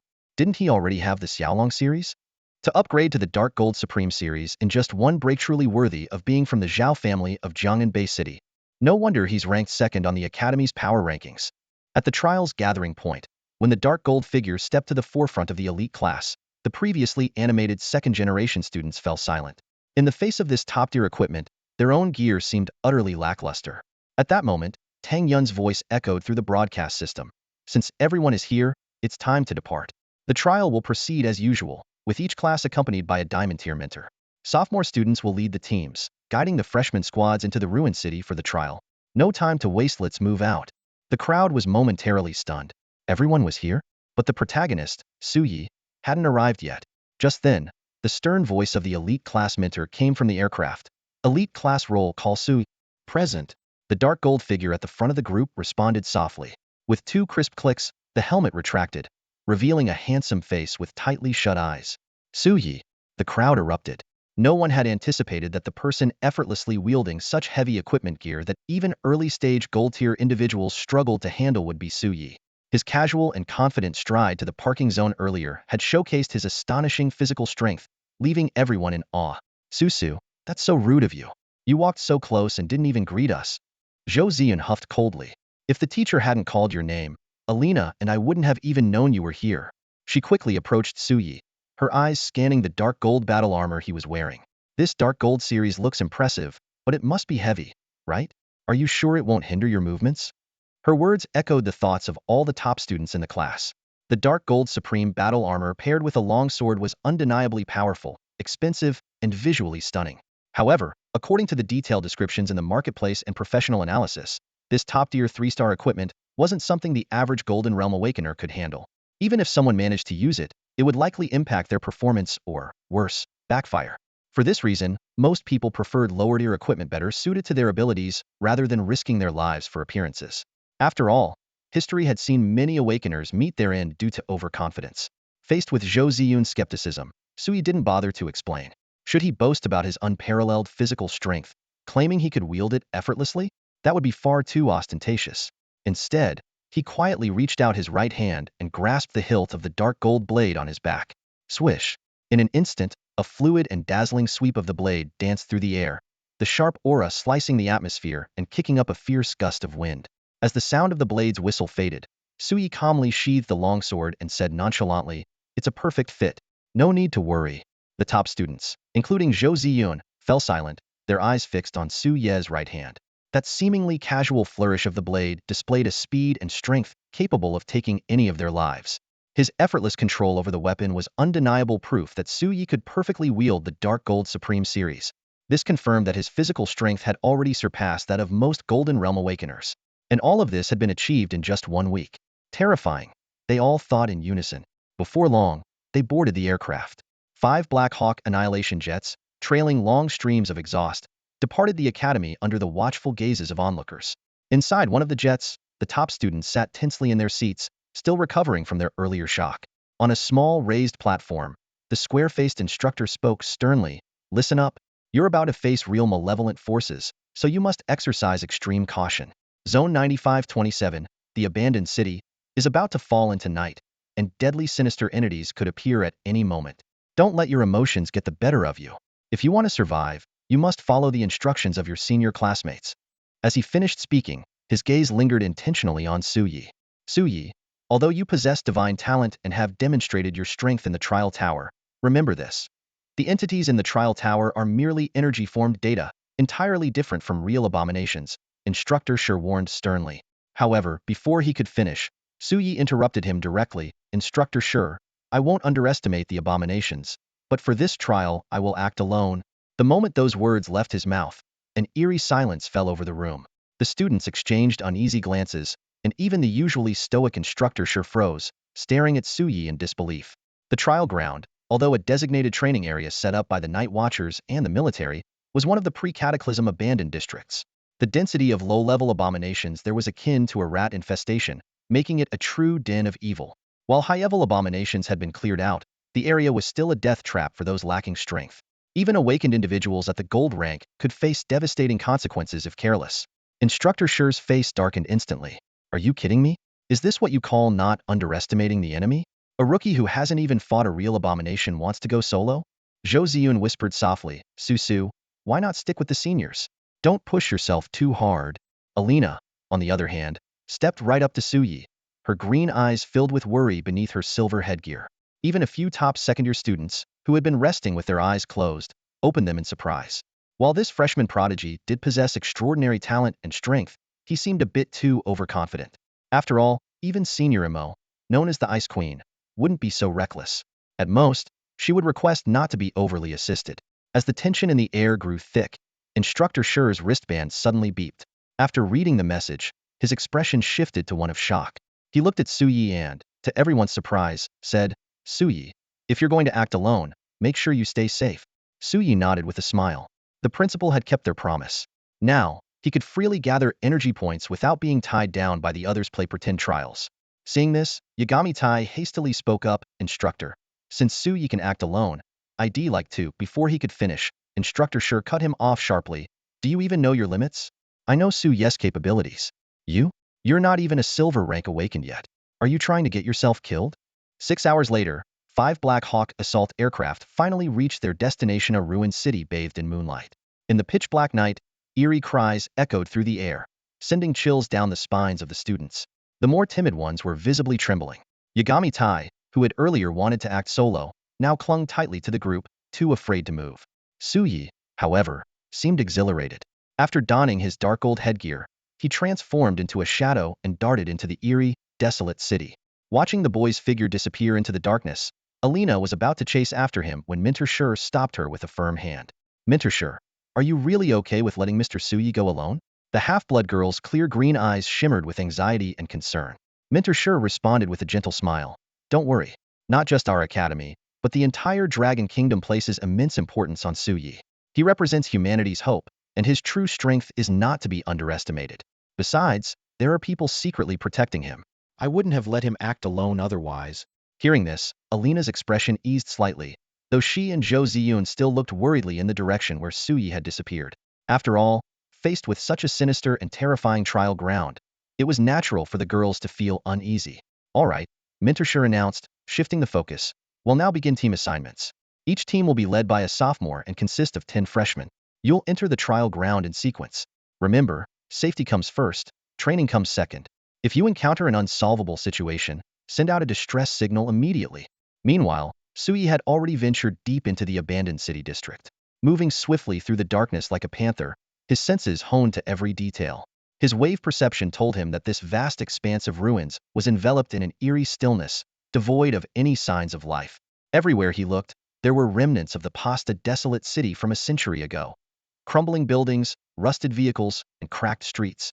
Time had eroded everything, leaving only decay and desolation. The ground was littered with dried, blackened bloodstains, scattered fragments of shattered bones punctuating the scene.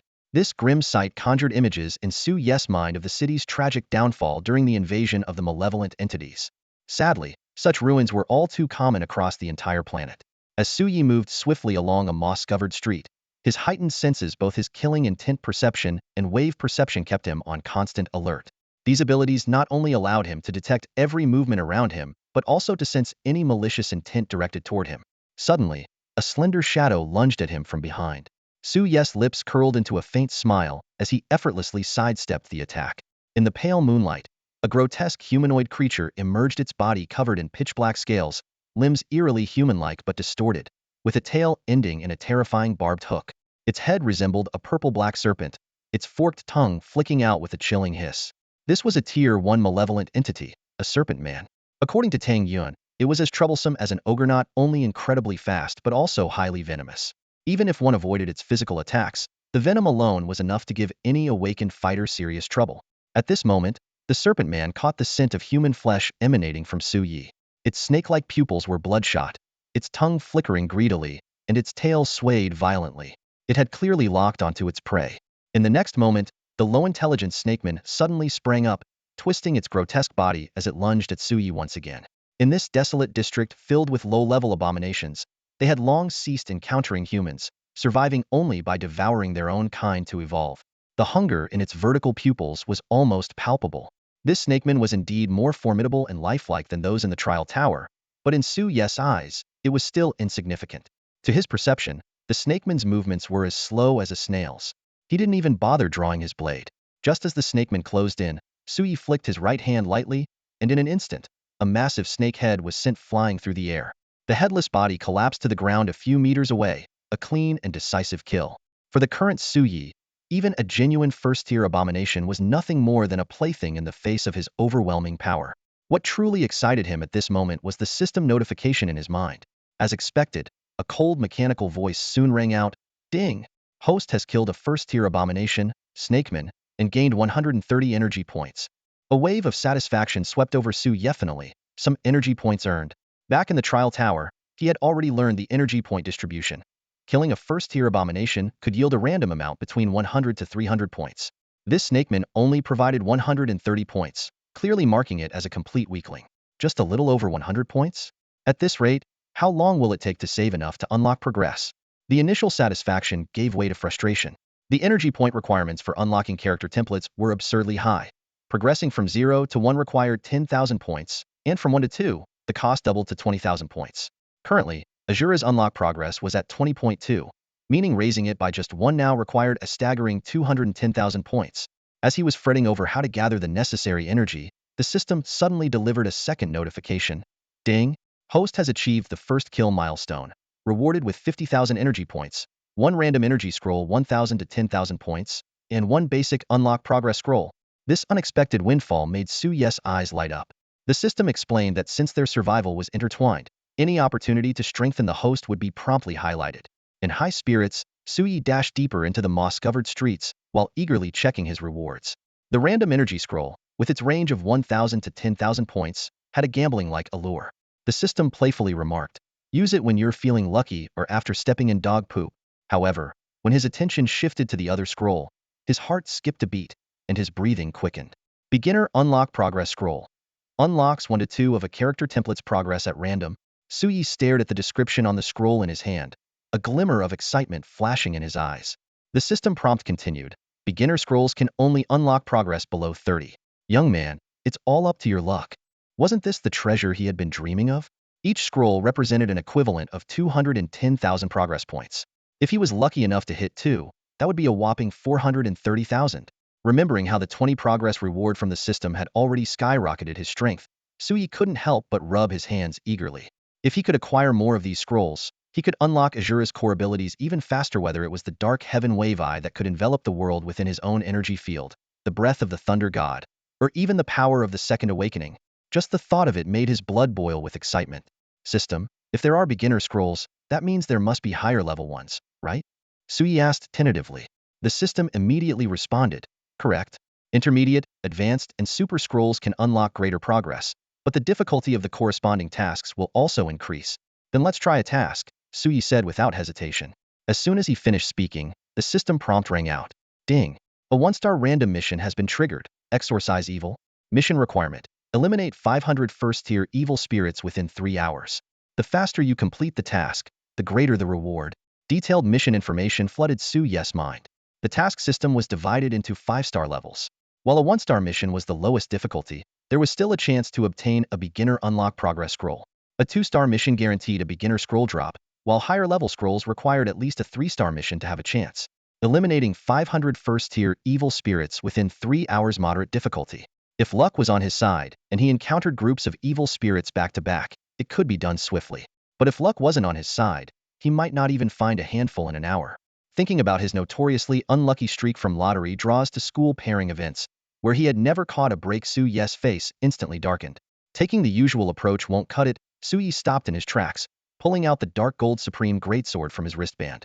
The massive dark gold greatsword, over 2 meters long, was so heavy that it would leave most warriors in the gold rank struggling to even lift it. Yet in Sui's hand, it felt as light as air. He knew well that while the abandoned district was crawling with malevolent creatures, they were scattered across a vast area, making it difficult to gather a large number in a short time. In that case, why not take the initiative? Here I am. Let's see who dares to take the bait. Sui slammed his right foot into the ground with immense force, shattering the street beneath him.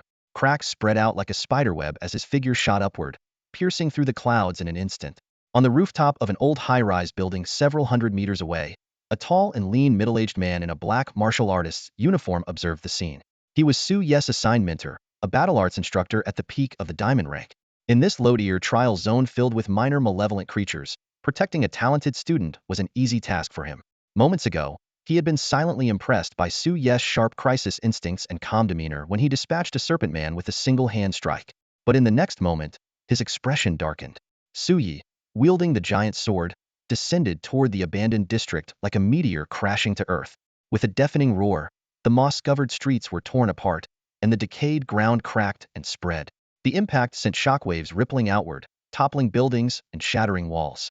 In an instant, the area within several hundred meters was reduced to rubble. What the hell? The mentor's face turned grim as he stared at the chaos unfolding amidst the rising dust. He quickly took back his earlier praise for Sui's steadiness. This kid was clearly insane. Such a commotion would undoubtedly attract a horde of malevolent creatures, and Sui was bound to find himself surrounded. Although the principal had explicitly instructed him not to intervene unless absolutely necessary, claiming that Sui's strength needed to be tested, the mentor couldn't help but feel uneasy seeing the boy standing there so composed, as if waiting for something. After all, these were real malevolent creatures. If their numbers grew too overwhelming, Sui's inexperience could lead to him becoming overwhelmed. Sure enough, his senses quickly picked up the approaching presence of various low-tier malevolent creatures converging from all directions: ogres, serpent men, ghouls, tiger-headed beasts, imps, and earthbound spirits. Nearly every type that had been covered in class was now appearing. Clang! Sui drew his dark gold long sword, a glint of excitement in his eyes as he licked the corner of his mouth. All of them. Energy points. On the flat expanse of yellow earth, a cloud of dust hung thick in the air. Under the moonlight, shadows crept closer, forming a massive encirclement. As the group of first-tier fiends caught the human scent emanating from Suyi, they froze momentarily before erupting into a cacophony of excited cries. Kook kook kook. Hiss hiss hiss hiss. Oh oh oh. Roar. These fiends, who usually devoured one another, were now united in an unprecedented frenzy. Driven by the allure of human flesh before them, they surged forward with reckless speed. To them, the flesh of their kind was worthless filth compared to the delicacy of a human. Standing at the center of the yellow earth, Suyi watched the pack of fiends, rabid as wild dogs, and grinned. Their mindless aggression was exactly what he wanted. An unthinking enemy was far easier to slaughter. If they had scattered and fled, all his efforts to lure them here would have been wasted. Wave inscription.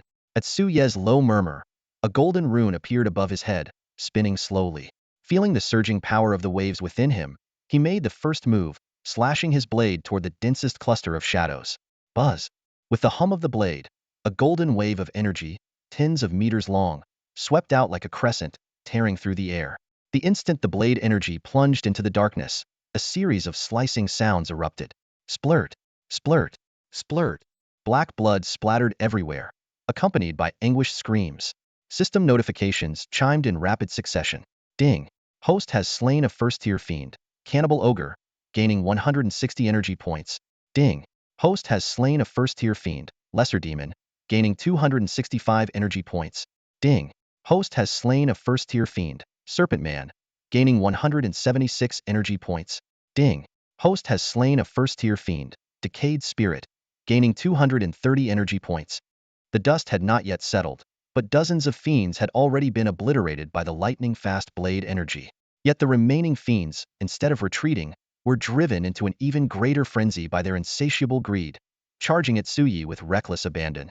Suyi remained composed, unleashing wave after wave of even more terrifying golden blade energy. After decimating yet another group of fiends, he gripped his dark gold longsword with both hands, gathering power for a few seconds before unleashing a devastating earth-shattering wave sword. A tide of golden blade energy surged forward, skimming the ground and stretching for 100 meters. The earth was instantly torn into deep ravines, and the fiends at the forefront were shredded to pieces by the relentless wave. In the distance, a tall, slender mentor stared in stunned silence at the ravaged land left in the wake of the wave sword. This was nothing short of a dimensional strike. Whether it was the golden blade energy capable of cutting down early-stage Golden Realm warriors or the final, awe-inspiring wave of destruction, it was clear to him this young man had no need for concern. This textbook-level display of overwhelming dominance completely reassured the mentor. As the principal had mentioned, Suye's actual combat prowess had already reached the mid-gold rank, perhaps even higher. With such talent, it wouldn't be long before he, like Imo Ningxuang 2 years ago, gained special admission into the National Prodigy Training Camp. On the battlefield, the area within dozens of meters around Suyi had turned into a death zone. His wave-like blade energy, as precise as the scythe of the Grim Reaper, ruthlessly reaped every heretic who dared to approach. Severed heads, bisected torsos, and the stench of blood covered the ground, creating a scene reminiscent of a slaughterhouse. In just half an hour, Suyi had taken down 164 first-tier heretics, amassing 28,156 energy points. Among them, the lesser demons and earth-corrupt spirits had the highest individual energy yield, each providing over 200 points, but their numbers were far fewer compared to the more common ogres and serpent folk.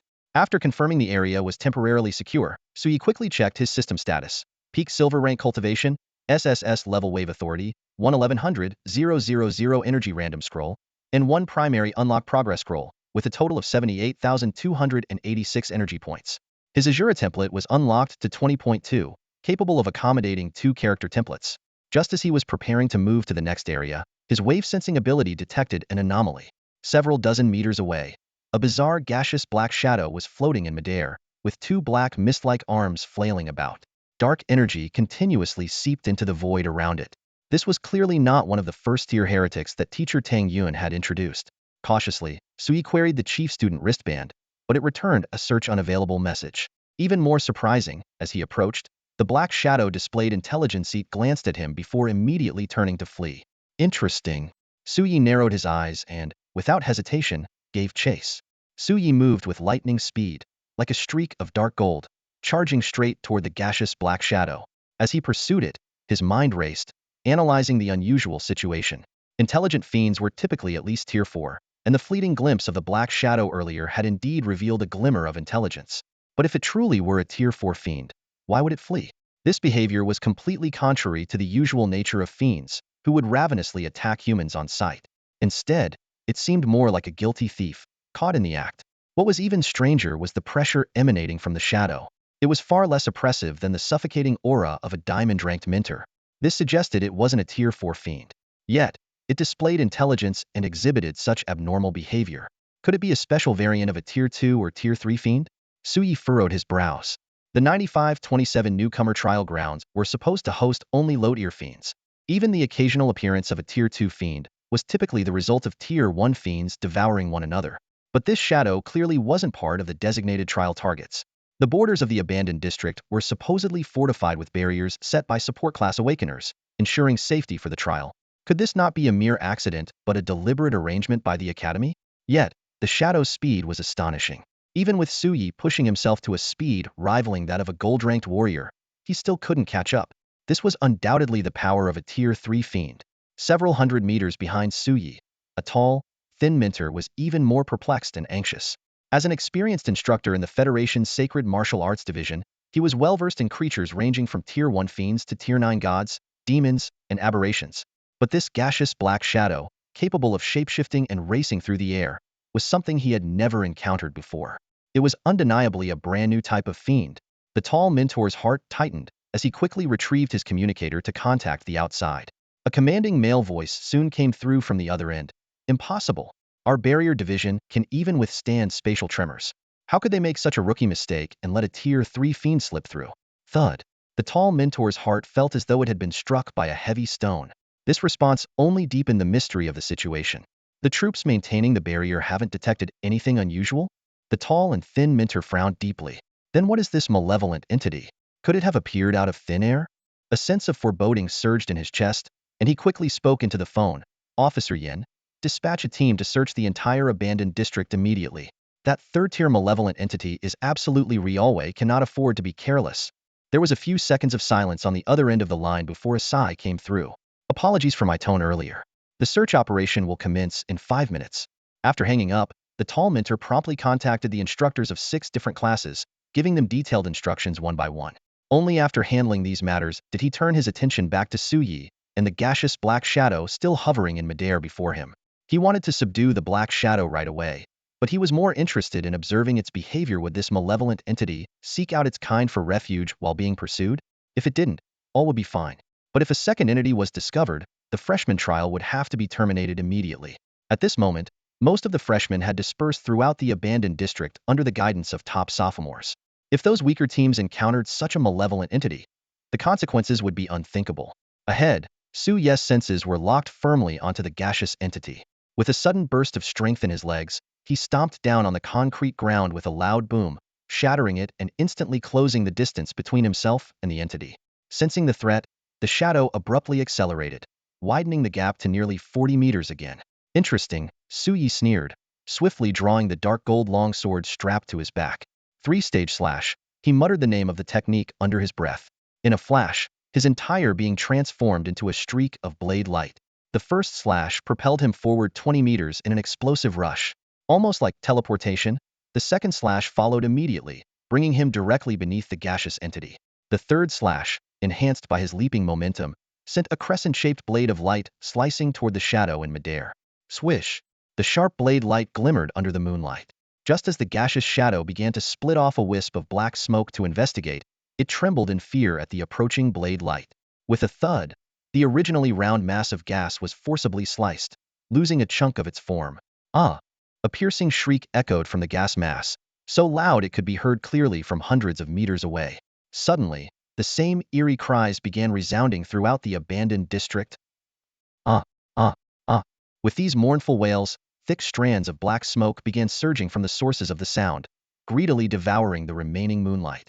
In the blink of an eye, the night sky over the abandoned district was plunged into pitch-black darkness, so thick it was impossible to see one's own hand. What's going on? Su Ye's heart raced as he listened to the unsettling cries echoing from all directions, the sense of dread growing stronger. At this moment, the tall and thin mentor, who had been observing from the shadows, could no longer afford to stay hidden. He appeared beside Suyi without hesitation. Suyi, are you okay? I'm fine, Mentor. I just slashed that thing once and then… Before Suyi could finish, a series of urgent notification tones rang out. The tall Mentor answered the call anxiously, and Officer Yan's grave voice came through. Mentor Huang, you were right. An unforeseen situation has arisen in the abandoned district.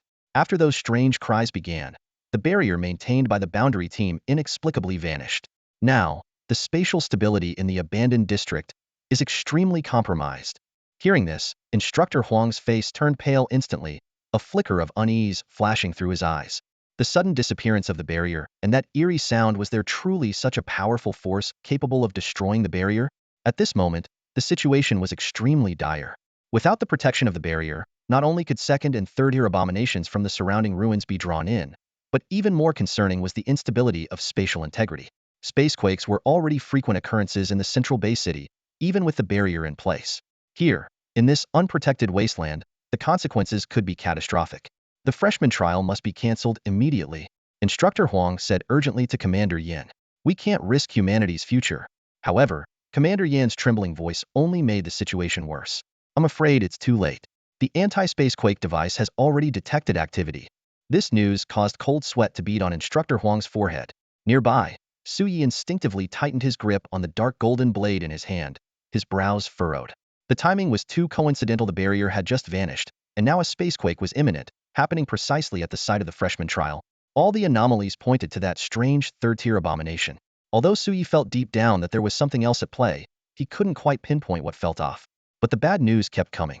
It's a level 2 spacequake. Commander Yan's voice was laced with barely concealed anxiety. Commander Yu is already on the way, but it will take at least an hour. We must hold the line, even if it costs us our lives, to protect these students. Instructor Huang took a deep breath and responded solemnly, even if it means death, we must protect them. These gifted freshmen are humanity's hope. Nothing can happen to them. Turning to Suyi, he said, stay close to me. We'll escort the freshmen to safety together. Suyi nodded silently. At this moment, there was no time to think about anything else. A level 2 spacequake could summon a 4th-tier abomination, a foe far beyond his ability to handle. For now, all he could do was focus on the evacuation and, if the opportunity arose, eliminate any 1st-tier abominations they encountered along the way.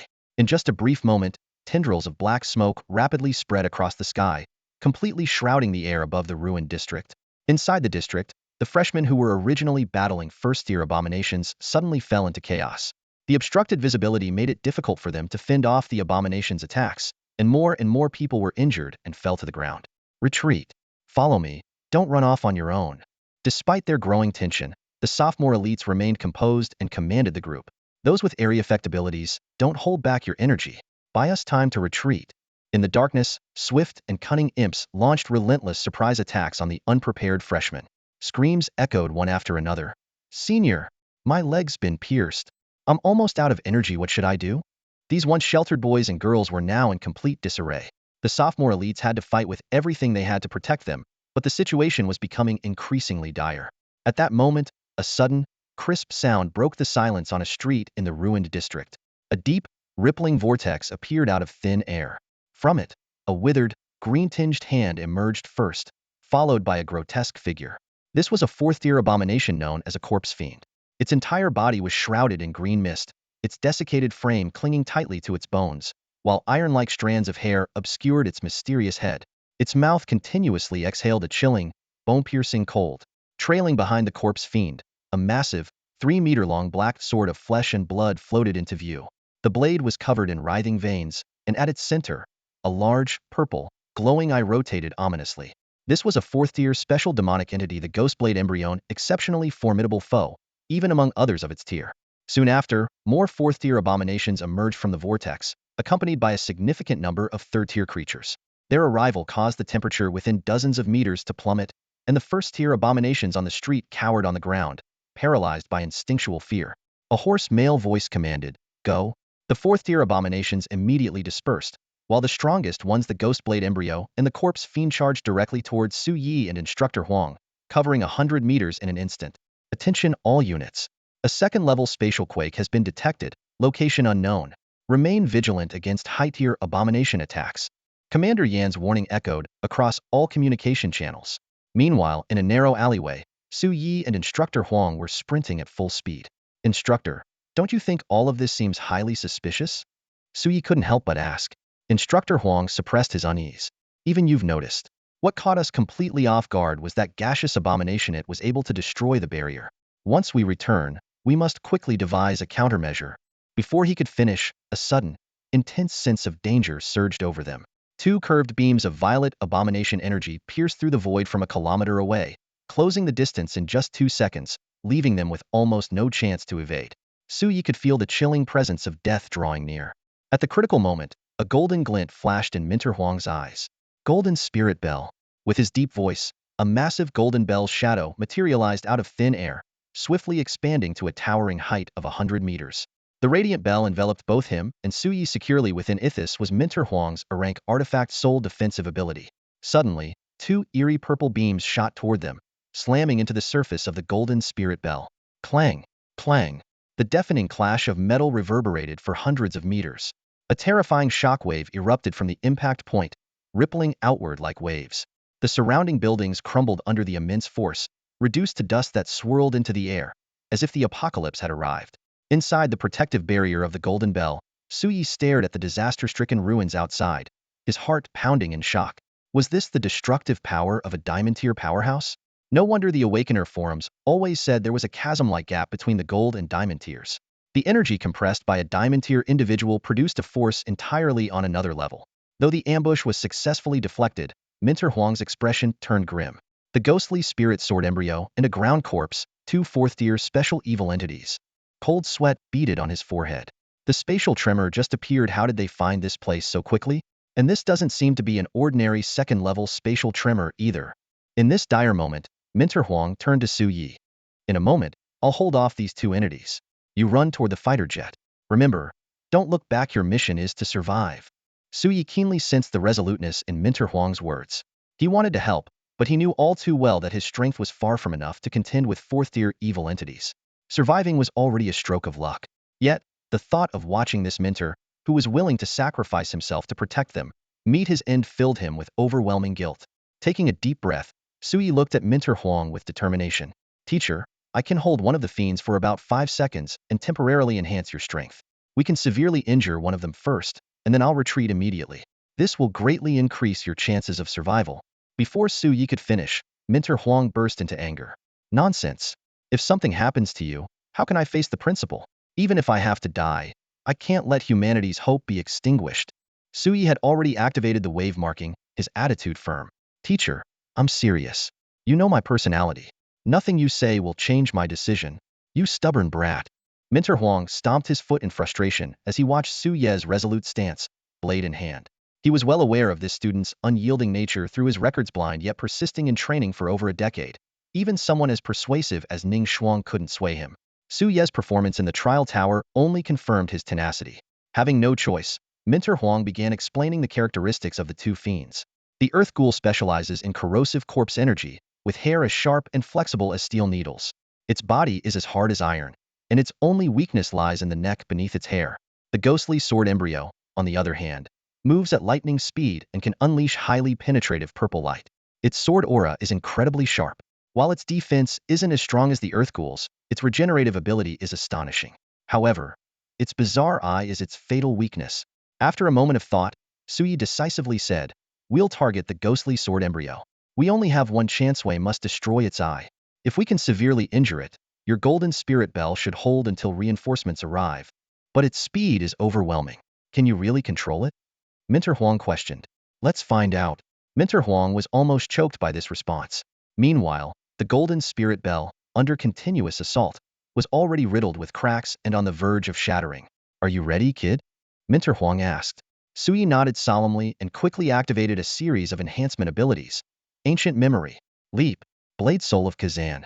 As a crimson magic array emerged, a blazing ghostly figure appeared.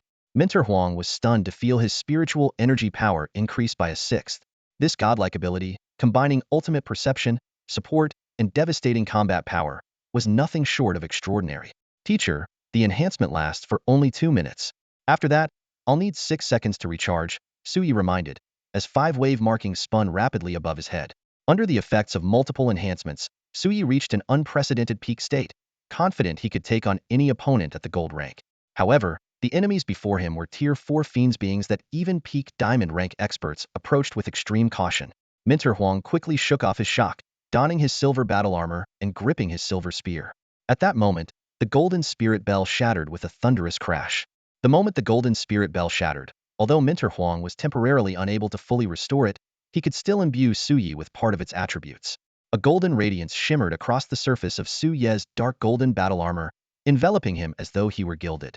However, the massive gap in strength couldn't be bridged in such a short time. The earth ghoul moved like lightning, appearing directly in front of Su Yi. A bone-chilling coldness surged toward him. Relying on his keen sense of killing intent and predictive instincts, Su Yi instinctively raised his blade to block. The earth ghoul's withered, pale claws struck the dark golden blade with immense force. A heavy clang of metal rang out as Su Yi was sent flying like a cannonball. In less than a second, he had been hurled nearly 100 meters, crashing through several ruins before slamming into a building, raising a cloud of dust and debris. Su Yi. Minter Huang's anxious voice came through the wrist communicator. I'm fine, teacher. Even with the protection of the dark golden armor and the golden spirit bell's attributes, and despite deflecting most of the impact, Su Ye's arm felt nearly dislocated, his grip on the dark golden blade barely steady. Stick to the plan. Lure the ghost sword spirit into my attack range, and hold it there for just 1 second. I can execute a control technique. Minter Huang knew there was no room for delay. That previous strike would have critically injured or even killed any other awakened being at the golden rank, even those with strong defensive capabilities at the S or SS level. Yet Su Yi not only endured it but was ready to fight again, a truly extraordinary feat. Huang resolved that no matter the outcome, in 120 seconds, he would ensure Su Ye's safety. Channeling the power of the Blade Soul Kazan, Minter Huang activated his ultimate form. Energy roared within him as the golden spirit bell's power infused his silver spear and battle armor, making him appear like a war god descending to the battlefield. Die! Huang shot forward as a streak of golden light, his spear striking like a dragon, breaking the sound barrier in an instant. Yet, the ghost sword spirit merely spun lightly, and an eerie violet glow from its sinister eye disrupted his attack. A second violet beam quickly followed, its piercing force overwhelming. In a flash, Huang was forced to switch from offense to defense, his spear spinning rapidly to deflect the incoming energy. The ghost sword spirit's combat instincts were no less sharp than those of human awakened fighters. Amid the distant ruins, Su Yi was preparing to move in closer when the earth ghoul once again teleported right in front of him. A swift, vicious leg axe came hurtling toward his face. Block! Su Yi hastily raised his blade to meet the strike. Clang!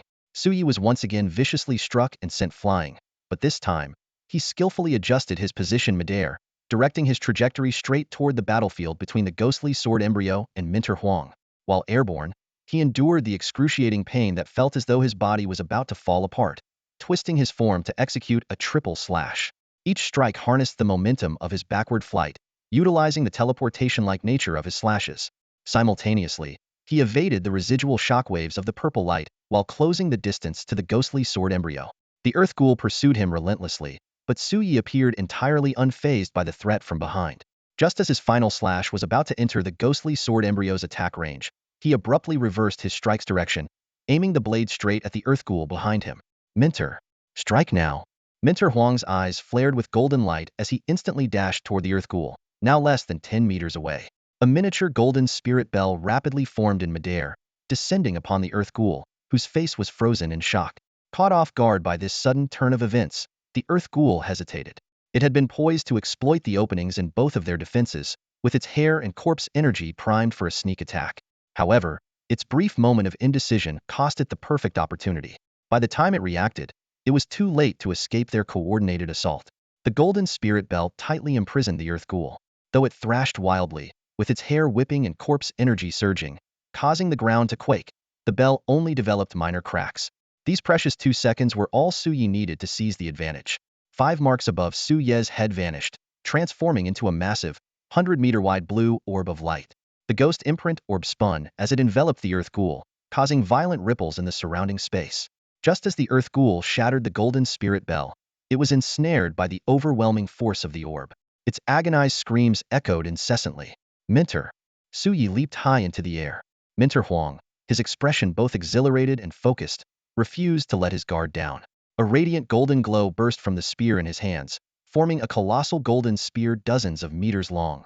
Infused with 80% of his spiritual energy, He thrust it directly at the Earth Ghoul's vulnerable neck. Almost simultaneously, Zhou Ziyun, wielding his dark gold greatsword, dove down like a meteor. Their two lethal strikes converged on the Earth Ghoul's fragile throat. At that exact moment, the ghostly sword embryo reacted. Two eerie purple beams of light pierced through the void, heading straight for them. Time seemed to freeze just as the dark gold greatsword and golden spear pierced the Earth Ghoul's neck. The two purple beams struck their targets. One hit Zhou Ziyun, who had just released his greatsword, while the other struck Minter Huang, who had instinctively shielded his student with his own body. Boom. Rumble. The ghost seal pearl unleashed its final burst of energy, shattering completely. A wave of blue energy expanded outward like a mushroom cloud, colliding violently with the eerie purple light in the sky. Amid the deafening explosions, fierce winds surged in reverse. The air vaporized in an instant, and the ground was plowed into deep craters. Zhou Ziyun, Minter Huang braced himself against the clash of the two forces, his bloodshot eyes fixed on the silhouette of the young man swallowed by the energy. As someone at the peak of the Diamond Realm, even he needed the protection of his battle armor to barely withstand the impact.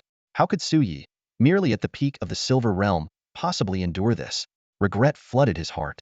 The strategy to kill the Earth Ghoul had been proposed by Zhou Ziyun in the midst of being struck, taking advantage of its carelessness to deliver a thunderous, fatal blow.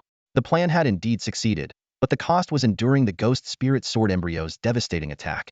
A victory of 1,000 at the expense of 800. This was never what he had intended. To eliminate a mere fourth-tier demonic entity, they might lose humanity's brightest hope. As Minter Huang desperately searched for any sign of Zhou Ziyun, a weak voice came through his wrist communicator. "Tay, teacher, am not dead, but I can't move for now. I'm sorry. The rest, cough, cough, will have to depend on you. Don't move. Stay put and don't do anything reckless. You've done an excellent job. Leave the rest to your teacher." Tears of relief welled up in Minter Huang's eyes. Dispelling the purple light, he swiftly pulled out his backup spear and launched a relentless assault, forcing the Ghost Spirit Sword embryo to retreat. He had to shift the battlefield. There was no way he could let the enemy discover Zhou Ziyun buried beneath the rubble. Meanwhile, in a distant trench carved by blade strikes, Zhou Ziyun lay silently. His breath was weak, and the once imposing dark gold battle armor was now in tatters, stained a deep crimson with blood. Cracks revealed patches of his skin, where fresh blood continued to seep out. Ugh! Another mouthful of blood spurted out, and Zhou Ziyun's body convulsed violently. If not for his instinctive use of a blocking technique midair and leveraging the explosion of the Ghost Seal Pearl to negate the purple light, he would have perished on the spot. Glancing at his nearly destroyed dark gold armor, the sheer intensity of the attack was evident. Ding! A system notification sounded. The host has slain the fourth-tier demonic entity, Earth Ghoul, and earned 4,681 energy points. Ding! A system notification sound rang out, bringing Zhou Ziyun a series of rewards: 100,000 energy points, a random energy scroll worth 100,000 to 200,000 points, 2 beginner-level unlocking progress scrolls, and 5 consumable random scrolls. Does surviving disaster really bring blessings? Zhou Ziyun lay on the ground, forcing a bitter smile. His injuries left him almost immobile, but this haul was undeniably impressive. Especially those 2 beginner unlocking progress scrolls, definitely a profit. The newly acquired consumable random scrolls caught his particular attention. These items could randomly produce any consumable from the continent of Arad, from potent elixirs to plain water, entirely dependent on luck. Though temporarily safe, Zhou Ziyun was well aware that lying hidden in this ravine wasn't a long-term solution. If a first-tier ogre happened to show up, in his current state, he wouldn't even have the chance to fight back. "Let's test my luck," Zhou Ziyun muttered, immediately starting to use the scrolls. The first draw yielded a fate coin. This item had a 50 chance of triggering either divine punishment or a restorative effect, essentially gambling with one's life.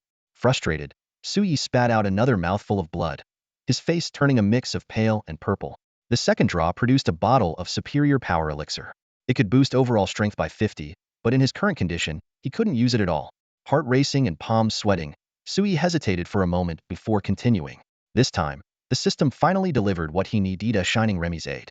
It could restore 30 of both health and mana, while also removing all abnormal statuses. Without hesitation, Zhou Ziyun used the Remy's Aid.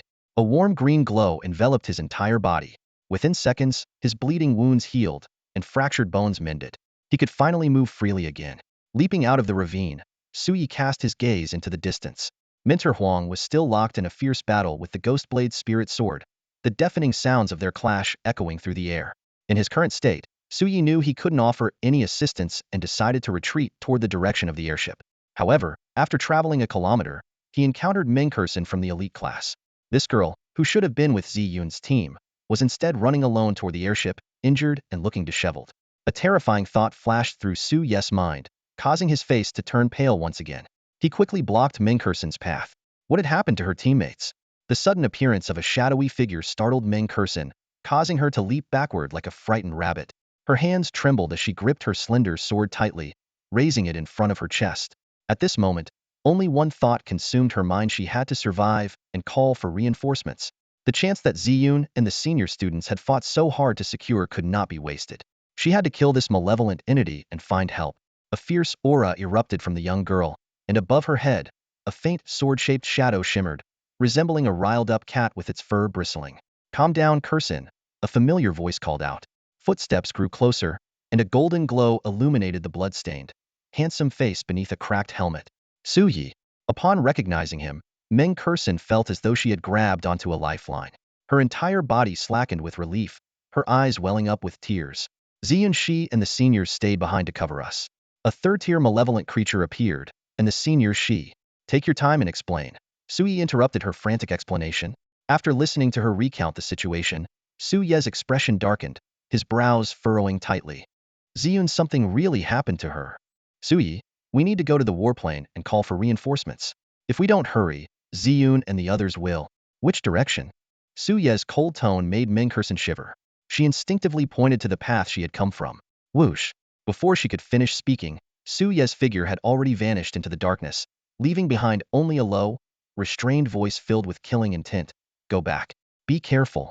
Meanwhile, outside an abandoned factory, roaring flames consumed the surrounding structures and flammable debris, reaching sky high. At the center of the inferno, 5 or 6 figures stood back to back, staring despairingly into the shadows beyond the reach of the firelight. From the darkness came grotesque, greedy sounds. "Chen, we're surrounded. Why has the trial ground turned into this? How did so many high-tier malevolent creatures appear? Are we going to die? Stop talking like that. Hold on. The teachers will come to save us. Chen, Ziyun and the others are losing so much blood. My ability can't heal them in time." Chen, clad in a tight combat suit, looked pale as she glanced at the 3 fallen figures they were protecting in the center. "Focus on stopping Ziyun's bleeding first. The others aren't in immediate danger. You'll have to prioritize. The rest of you, if you don't want to die, pull yourselves together." Among the 3, Zhou Ziyun was the most severely injured. As an class combatant, she had exhausted all her energy to share the burden of the fight. She had even taken a direct hit from a second-tier malevolent creature to save another female student, leaving a massive gash across her abdomen that nearly cost her life. Now, she was unconscious from severe blood loss, her face as pale as paper. The other 2 freshmen had also suffered grave injuries during the retreat and were completely incapacitated for further combat. Among the group of freshmen, only 5 or 6 could barely stand, and it was Senior Chun, the team leader, who still managed to hold her ground against the menacing evil beings surrounding them. Even with her early-stage golden rank abilities, she was already utterly exhausted from protecting the group. Lurking in the shadows beyond the firelight were 2 Tier 3 shadow demons, and nearly 100 Tier 1 and Tier 2 evil entities. Senior Chin's gaze swept the surroundings, fully aware that the situation was one of near-certain death. Her rank fire ability could last no more than 5 minutes, and once the flames died out and darkness returned, the evil beings would waste no time in attacking. Their distress signal was blocked by the black smoke filling the sky, and a breakout seemed impossible with their current strength. Despair gripped her heart. If she were alone, she might have had a chance to escape, but with these freshmen, should she abandon them and save herself? As she hesitated, a nearly imperceptible shadow darted swiftly along the ground, just beyond the firelight's reach. Senior Chin's expression changed drastically, regretting her momentary lapse in focus. She quickly raised her hand, unleashing a terrifyingly hot burst of orange flames. The shadow demon, known among Tier 3 evil entities for its stealth and assassination skills, could meld into the shadows and strike opportunistically. With Senior Chin already drained and distracted by despair, her hasty attack missed its mark as the shadow demon easily evaded. It revealed its true form, its body shrouded in black mist, a scythe formed of the same dark energy slicing straight for her neck. Instinctively, Senior Chan dodged to the side, but her left arm was severed in the process. Blood sprayed as her severed limb flew through the air. She let out a scream of agony and, abandoning concern for the freshman, fled toward the weakest point in the encirclement. "Senior, don't leave us."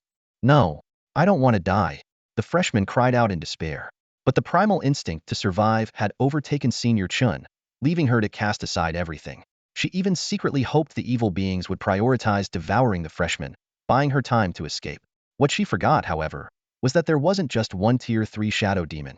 A second black energy scythe was already closing in on her. With a sickening sound, her stunned head was sent flying into the air.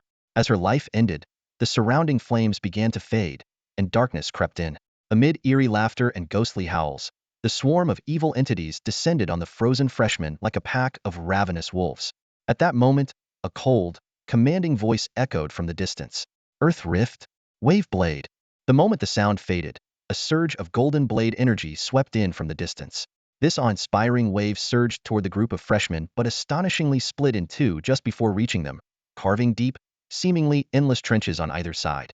The malevolent creatures that had been closing in were instantly swept into the fissures, disintegrating into nothingness with a series of sharp, hissing sounds.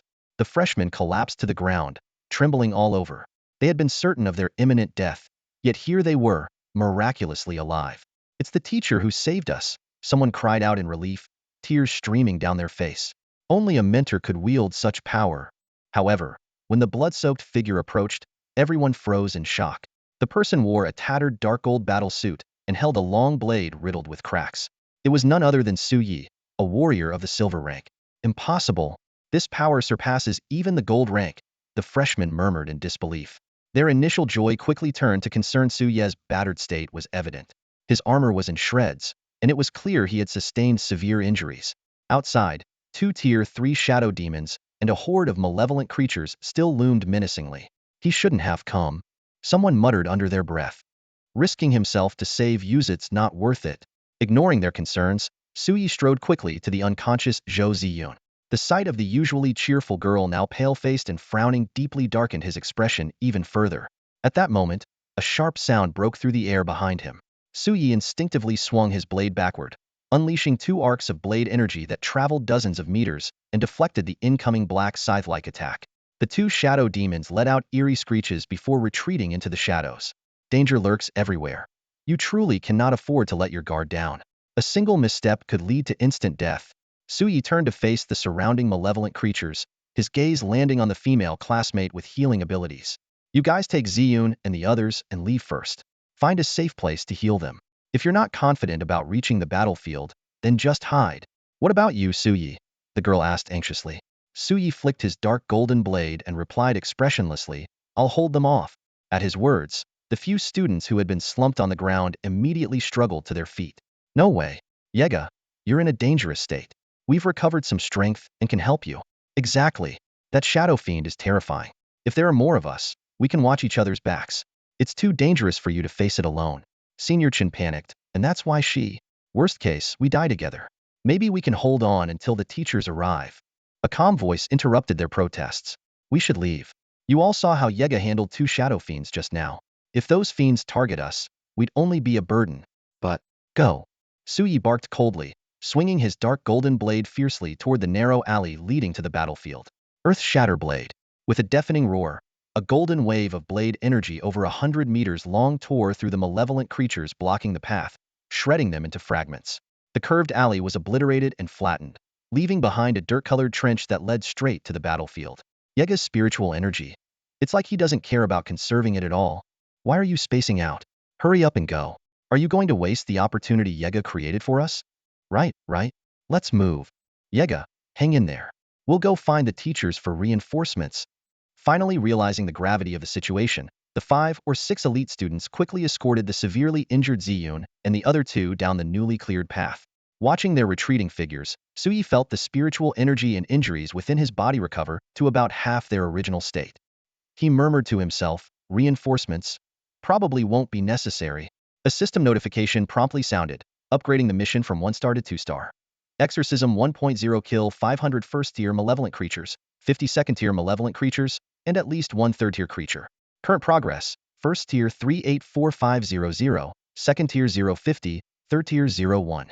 System, why didn't you upgrade earlier? I killed a 4th-tier creature before. That should have been at least a 3-star 2.0 or even 3.0 mission, right? Those 2 Earth Shatter Blades just now were a waste of at least 10 second-tier creatures, Zhou Ziyun grumbled. The system responded calmly. Random missions primarily operate on randomness. Only a small portion is triggered based on the host's circumstances. It's a straightforward concept. Just as Suyi felt subtly insulted but couldn't argue back, a shadow fiend suddenly broke away and chased after Ziyun and the others. Courting death, Suyi gripped the hilt of his blade with both hands, the edge slicing through the air in a swift cross pattern. Cross slash. With a tearing sound, an invisible scar in the void formed a blood-red cross, surging with unstoppable power as it slashed toward the shadow fiend's shadowy form. Unlike ordinary attacks, this strike bypassed flesh and directly stirred the target's lifeblood into chaos, a deadly and sinister skill. The shadow fiend clearly hadn't anticipated such a rapid assault. It hastily summoned a scythe of black mist to defend itself, but the moment the metallic clash rang out, the cross slash fragmented into an invisible force of lifeblood energy that enveloped the area within dozens of meters. Ah! The shadow fiend let out a piercing scream as its dark blood was gradually incinerated from within. High above in the sky, a figure cloaked in black observed the scene, letting out a hoarse exclamation. Not only does he possess unparalleled killing power, but he also has augmentation, control, recovery, and lifeblood-based abilities. This is undoubtedly the most versatile god-ear talent. Ha ha ha. It was worth it for my temple to finally unleash the Devourer Fiend. Our hidden trump card all this time. Outside the abandoned factory, the shadow demon, struck by the cross slash, let out a piercing, agonized scream. It thrashed violently on the ground, each impact shattering large sections of the concrete surface, leaving the once smooth floor riddled with craters in an instant. Though this strike severely wounded the shadow demon, Sui paid a price as well. The cross blood slash consumed some of his vitality, but such a loss was negligible for him. Years of rigorous training had made his body exceptionally resilient and his life force abundant, allowing him to recover quickly. Most importantly, this attack crippled the shadow demon's combat abilities, preventing it from retreating into the shadows to launch sneaky assaults. At that moment, another shadow demon, witnessing its companion's plight, let out a sharp, shrill screech. Immediately, the first and second-tier fiends that had been pursuing Ziyun and the others changed direction, swarming towards Su Yi. This played right into Su Ye's hands. Once he ensured Ziyun and her group's safe retreat, he could unleash his full might without restraint. Above him, the fluctuating sigils had already condensed into 5 marks, and both his ancient memories and the blade spirit of Kazan were fully activated. Without hesitation, Su Yi charged straight toward the weakened shadow demon, aiming to end the fight swiftly. As the horde of fiends blocked his path, Su Yi gripped his blade in his right hand, while a dark gold longsword suddenly appeared in his left. The sword's sleek, menacing form was adorned with dark gold dragon scaleset, was a masterpiece from the Dark Gold Supreme series. Die! Like a streak of lightning, Su Yi burst into the crowd of fiends. With the power of dual-wielded weapons, he unleashed an overwhelming storm of blade and sword attacks. Basic swordsmanship techniques flowed effortlessly in his hands, each strike carrying devastating force. The long sword, precise and deadly, pierced through the vital points of a fiend with every thrust. Amidst the blood-soaked chaos, the system notifications echoed continuously. Ding! The host has slain a first-tier fiend, Cannibal Ogre, gaining 151 energy points. Ding! The host has slain a second-tier fiend, Wraith Spirit, gaining 756 energy points. Ding! The host has slain a first-tier fiend, Lesser Demon, gaining 276 energy points. But Su Yi paid no attention to these notifications. His entire focus remained locked onto the heavily injured shadow demon. Unless faced with a 4th-tier fiend or a large group of 3rd-tier ones, nothing could stop Su Ye's unwavering resolve to kill at this moment. The shadow demon, clearly shaken by Su Ye's overwhelming killing intent, trembled uncontrollably despite its black-scaled body. It endured the searing pain of its burning blood and suddenly flipped over, scrambling to flee down a narrow alley in a pitiful state. Injure someone and think you can run? Su Yi sneered coldly as his figure vanished in a flash of blade light. 3-stage slash. A crescent-shaped slash appeared midair as he crossed dozens of meters in the blink of an eye, reappearing behind the shadow demon. The second slash followed immediately, aiming directly at the black-scaled neck. Squelch! A graceful arc sliced through the air, and the shadow demon's head flew off, black blood spraying everywhere. A system notification promptly sounded. Host has slain a 3rd-tier fiend, shadow demon, and gained 1,890 energy points. After dispatching the shadow demon, Su Yi turned to another fiend, only to find that it had already grasped the dire situation and slipped into the shadows, fleeing in the opposite direction. Despite the 3rd-tier fiend's intelligence being akin to that of a 3-year-old child, its survival instincts told it clearly if it didn't escape immediately, death would be inevitable. In mere moments, the shadow demon had fled nearly 100 meters, nearing the edge of Su Ye's sensory range. Once outside this range, finding it again in the dark, desolate city ruins would be nearly impossible. but pursuing it now seemed too late. Think you can get away? Su Yi took a deep breath, resting his dark gold blade on his shoulder, and assumed a unique, slashing stance. Energy surged wildly within him as the imprint above his head spun furiously. Evil light slash. With a resounding shout, the dark gold blade swung fiercely in the direction of the fleeing shadow demon. Amid the deafening roar, two massive, crescent-shaped beams of five-colored light, each spanning hundreds of meters in height and dozens of meters in width, materialized out of thin air. They slashed forth and across, illuminating the night sky with hues of red, blue, gold, white, and pale blue. The beams exuded an aura that was both sacred and ominous, like descending celestial moons. Boom, boom, boom, boom. Wherever the beams passed, the ground was instantly gouged into shocking trenches. Anything in their path, be it fiends or buildings, was obliterated without a trace. The shadow demon, which had fled 100 meters away, didn't even have time to let out a scream before being reduced to nothingness, like an ant crushed underfoot. The residual power of the evil light slash continued to surge forward, annihilating everything in its wake. Towering buildings, streets, alleys, abandoned metal vehicles, and scattered fiendsaul turned to ash. It wasn't until a chasm stretching several hundred meters was carved into the earth that the terrifying force finally dissipated. Having unleashed the evil light slash, Su Yi had nearly exhausted his remaining energy. Even maintaining the energy imprint became difficult, and he was left panting heavily.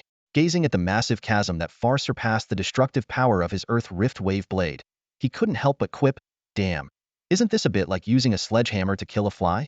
After catching his breath for a moment, he decided to forego using energy altogether and instead relied on his raw physical strength to take down the remaining low-tier fiends. Sometime later, the system notification chimed. Extermination Task 1.0 complete. Kill count: First-tier fiends 581,500, second-tier fiends 5450, third-tier fiends 21. Task evaluation: Excellent. Would you like to claim your reward now? Although a few fiends had managed to escape, the task had been completed with an overachievement, earning an excellent rating far better than the standard evaluation. Exhausted to the point of collapse, Su Yi couldn't be bothered to hunt down the remaining stragglers. With the secondary spatial quake still active, he figured it was better to retreat to the battle aircraft point and claim his reward in peace.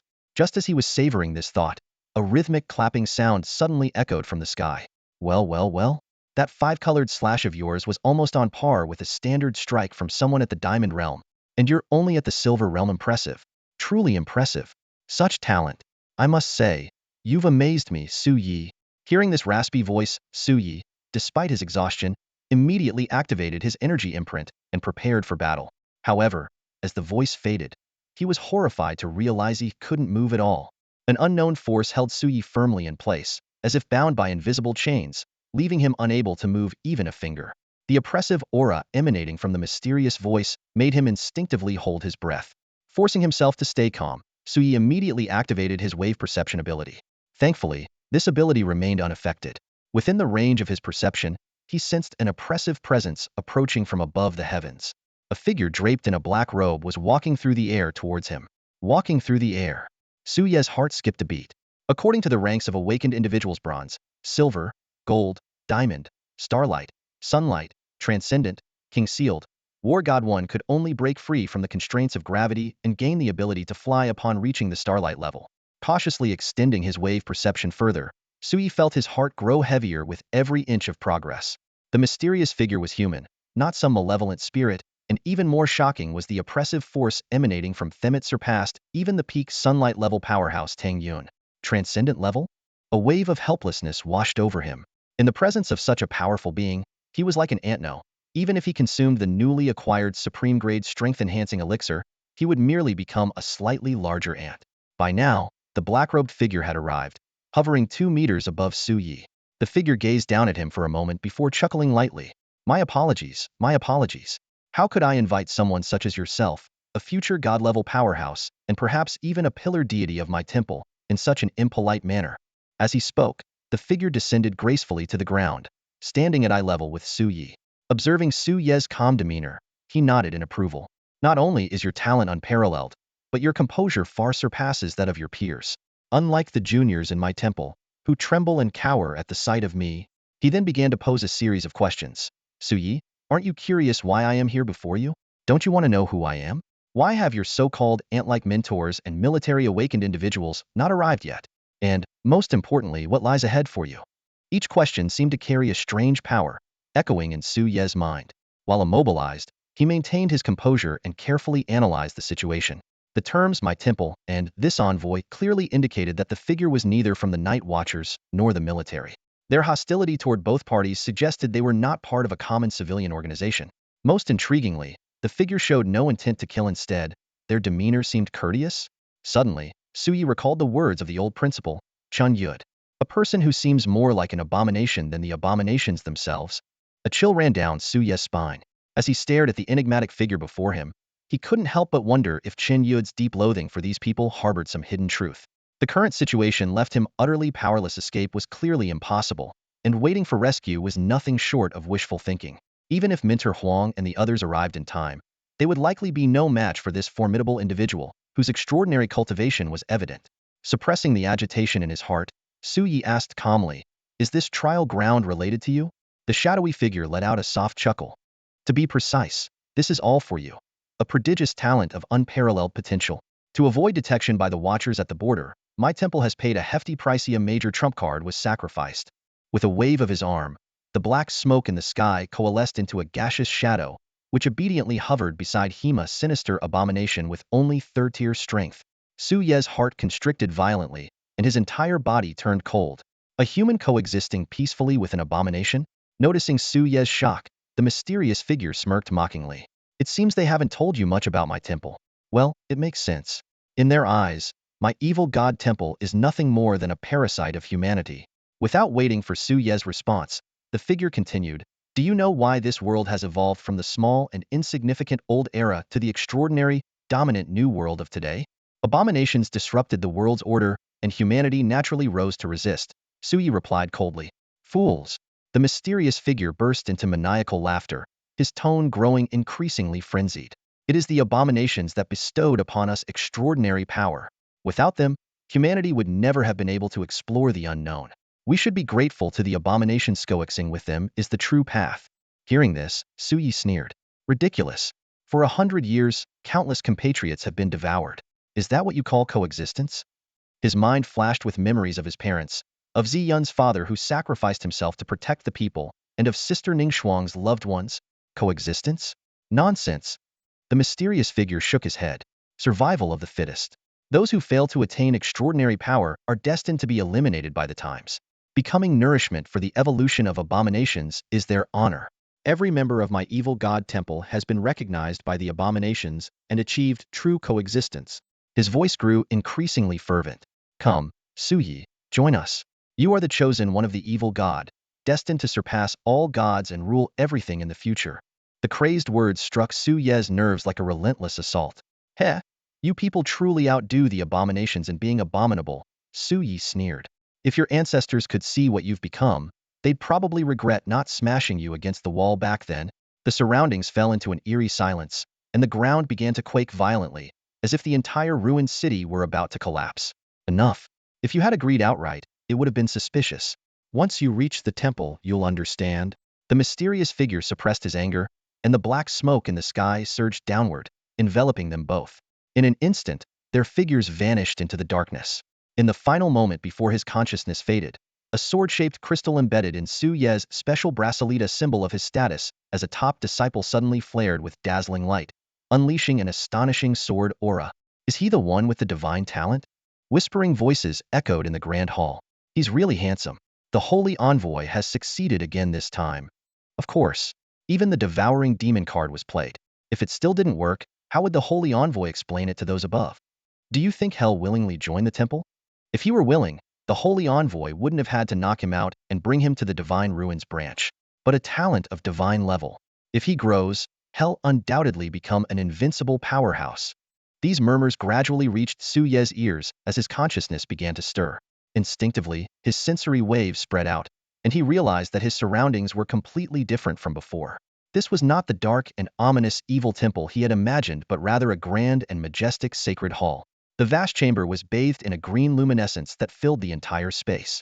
Around the hall stood various eerie statues, winged angels, headless deities, and three-headed, seven-armed grotesque female figures. They exuded an unsettling aura, yet carried an inexplicable sense of divinity. Beneath these statues, ancient chairs floated in midair, occupied by figures cloaked in black robes. Even more unsettling, some humanoid entities ranging from grotesque and terrifying to eerily human-like were among them.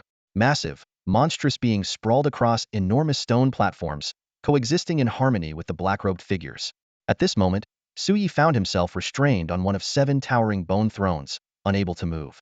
To one side sat a mysterious figure, while on the other was an especially striking presence, a tall and alluring humanoid entity. Her pale face was framed by crimson hair and blood-red eyes. Her beauty was both eerie and captivating, and a chilling aura emanated from her entire being. Her tattered robe, adorned with countless human faces, could not conceal her striking figure. Suyi immediately recognized Hershey was a 7th-tier entity known as the Blood Empress, a terrifying being that fed on human blood and flesh. History recorded an 8th-tier Blood Empress who had drained an entire city of tens of thousands, leaving only dried corpses behind. The Blood Empress noticed Suyi awakening and casually pinched his chin with her pale fingers. Gazing at his bloodied yet handsome face, her violet lips curled into a seductive smile as she spoke in a bewitching voice. "Awake already, little one? You know, your surging vitality is driving me crazy.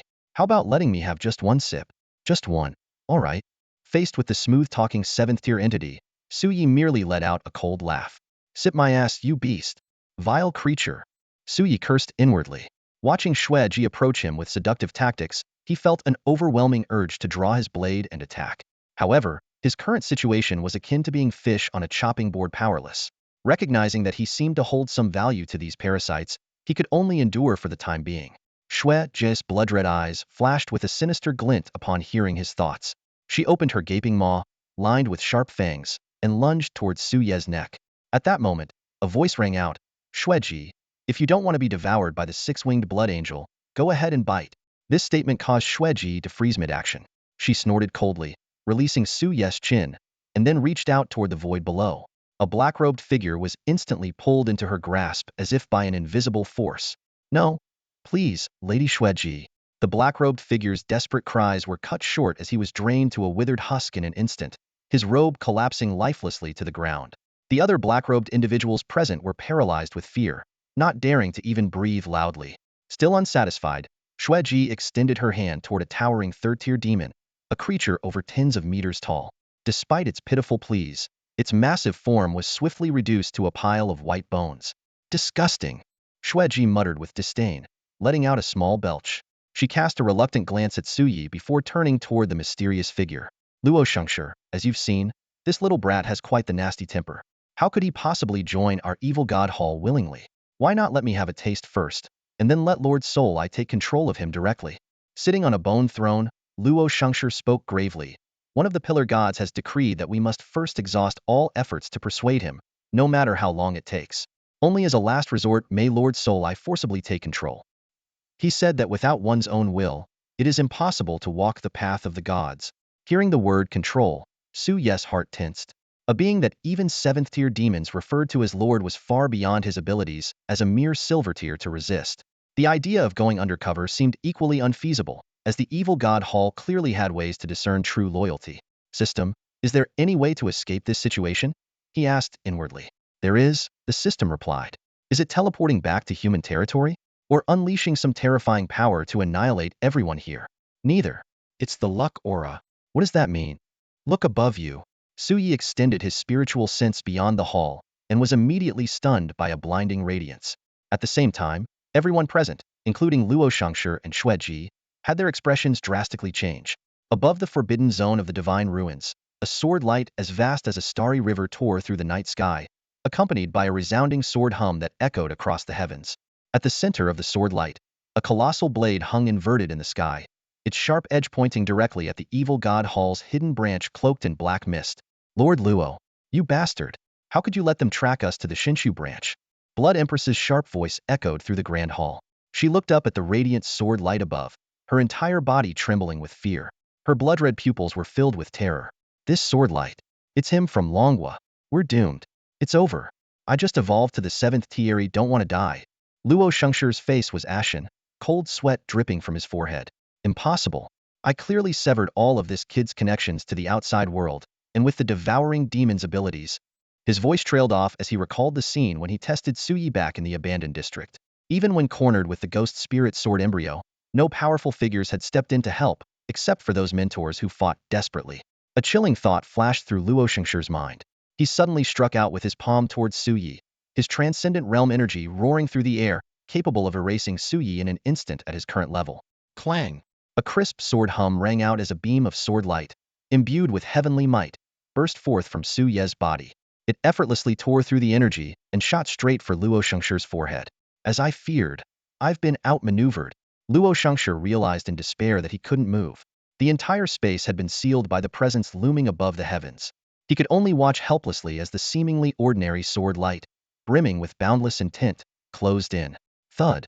The sword light pierced through his forehead, and the transcendent Luo Shengshi fell lifeless to the ground, his eyes still filled with unwillingness and shock. Every malevolent spirit and black-robed member in the Grand Hall was similarly frozen in place, forced to witness their revered Lord Luo's downfall.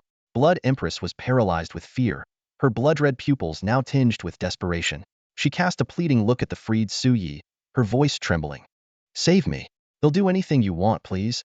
At that moment, Su Yi was gradually piecing everything together. The phenomenon above clearly signaled the intervention of a human powerhouse, and the terrifying sword light had come from the sword-shaped crystal embedded in his special bracelet. Only now did he realize that the crystal, which he had always thought of as a mere decoration, was far more extraordinary than it appeared. Su Yi stared in astonishment at the sword-shaped crystal in front of him. It was such a powerful trump card, seemingly only triggered in the face of life-threatening danger. What shocked him even more was that the aura emanating from the crystal was identical to the radiant sword light above, which resembled a divine decree from the heavens. Beside the sword-shaped crystal lay another one, a deep obsidian-like round crystal. Although it showed no reaction at the moment, its power was undoubtedly formidable. Clearly, if Su Yi had been unable to withstand the ghostly sword embryo's deadly attack in the ruined district, either of these two trump cards would have automatically activated to protect him. This close brush with danger made Su Yi feel a surge of relief. At the same time, he realized the profound care that Longwa extended to the younger generation. Beside him, the Blood Empress wore a look of despair, her crimson eyes filled with grievance as she let out a low, sorrowful whimper. Su Yi sneered and approached her, suddenly grabbing her pale but stunning chin. His hand slid down, gripping her slender neck tightly. However, much to his embarrassment, even with all his strength, he couldn't move this seventh-tier malevolent entity an inch. Despite most of her abilities being sealed, her physical strength alone was enough to render Su Yi, at the silver rank, helpless. This failed attempt at a killing blow was especially humiliating under the watchful eyes of numerous malevolent entities, humans, and victims. At that moment, a gentle laugh echoed from above the Grand Hall. A sword light descended, revealing a middle-aged man wearing glasses. Dressed in a bargain store collared t-shirt, gray slacks, and casual sneakers, he looked every bit like the friendly uncle next door. Yet, his presence exuded a comforting warmth, akin to a spring breeze. "Senior." Su Yi quickly bowed in respect, fully aware that this man, who could effortlessly suppress two extraordinary powerhouses, must be on par with the old principal. The middle-aged man smiled approvingly as he assessed Su Yi. "Indeed, a silver rank at its peak. And your foundation is even more solid and formidable than mine was back in the day." "Not bad." Just as Su Yi was about to inquire about the situation in the ruined district, an unexpected change occurred. All the eerie statues of gods within the Grand Hall simultaneously lit up with blinding crimson light, emitting a chilling, ominous hum. "Danai Wuxuan, how dare you? You barged into the forbidden zone, thinking I wouldn't sense it?" A magnetic, resonant voice echoed throughout the Grand Hall as crimson light bloomed. Strangely, the previously immobilized Blood Consort and other sinister entities, along with the black-robed members, suddenly regained their freedom of movement. However, the neighborly middle-aged man standing beside Su Yi simply chuckled lightly. "So what if I entered?" As his calm yet commanding voice trailed off, the Blood Consort and the others were once again frozen in place. Even as the statues around them pulsed with blood-red light, they remained powerless to break free from their confines. "Well, well, well?" The three words were laced with seething fury, revealing just how enraged the entity calling itself this god had become. At that moment, the neighborly man suddenly placed a hand on Su Ye's shoulder. Before Su Yi could react, the two of them appeared above the branch headquarters of the divine ruins. In the sky, a colossal sword shadow loomed, radiating dazzling sword light that dispelled the oppressive darkness shrouding the forbidden zone. What was revealed below was a desolate mountain range and forced a relic of a bygone era. "Little Su," said the man, patting Su Ye's shoulder with a self-satisfied smile. "Would you like a master who's not just a few times more impressive than Principal Chun, but also fiercely protective of his own? Stronger than the King Realm?" Su Yi instinctively swallowed, a glimmer of awe flashing in his eyes. Seeing Su Ye's reaction, the man nodded in satisfaction. Yes, stronger than the King Realma master capable of slaying gods. Before the words fully settled, the magnetic voice rang out again. Slaying gods? Ha ha ha. Dantai Wuxuan. Oh Dantai Wuxuan. Do you take me for that fool Mingi? The voice dripped with scorn. He was so reckless, barely born and already seeking death, unable to even control his divine power. He was never fit to be called a god. Over the years, you humans have truly tarnished the dignity of us divine beings. But you, Dantai Wuxuan, I must admit, are worthy of being called a human god. It was then that Su Yi finally understood, staring in shock at the seemingly ordinary middle-aged man beside him. This was the Dragon Kingdom's sword saint, the one who had slain Mingi, the man in the casual street market t-shirt, gray slacks, and glasses, the neighborly uncle? This was a far cry from the image of a sword saint Su Yi had imagined. A cold, aloof figure with flowing hair and pristine white robes. Yet strangely, this down-to-earth appearance made Su Yi feel an unexpected sense of closeness. The sword saint, who had chosen to immerse himself in the mortal world and its mundane existence, was indeed extraordinary. Su Yi, as the sword saint's hidden ace, would appear at critical moments to turn the tide, his presence unmatched in might. Beside him, a sword-shaped crystal lay quietly next to a piece of obsidian crystal, symbolizing his exceptional status. In the land of dragons, the titles of the Sword Saint and Yin Luo, the two supreme deities of the mortal realm, had long been renowned far and wide. At this moment, Su Yi perceived the horizon ahead transforming into a blood-red world. Withered trees, decaying earth, and a sky shrouded in ominous clouds were all tainted by the crimson hue, presenting an eerie and unsettling scene. The blood-red world continued to encroach, standing in stark contrast to the radiant sword light. Two opposing realms confronted each other in the void. As the blood moon descended, a figure exuding divine majesty slowly emerged from the blood-red clouds.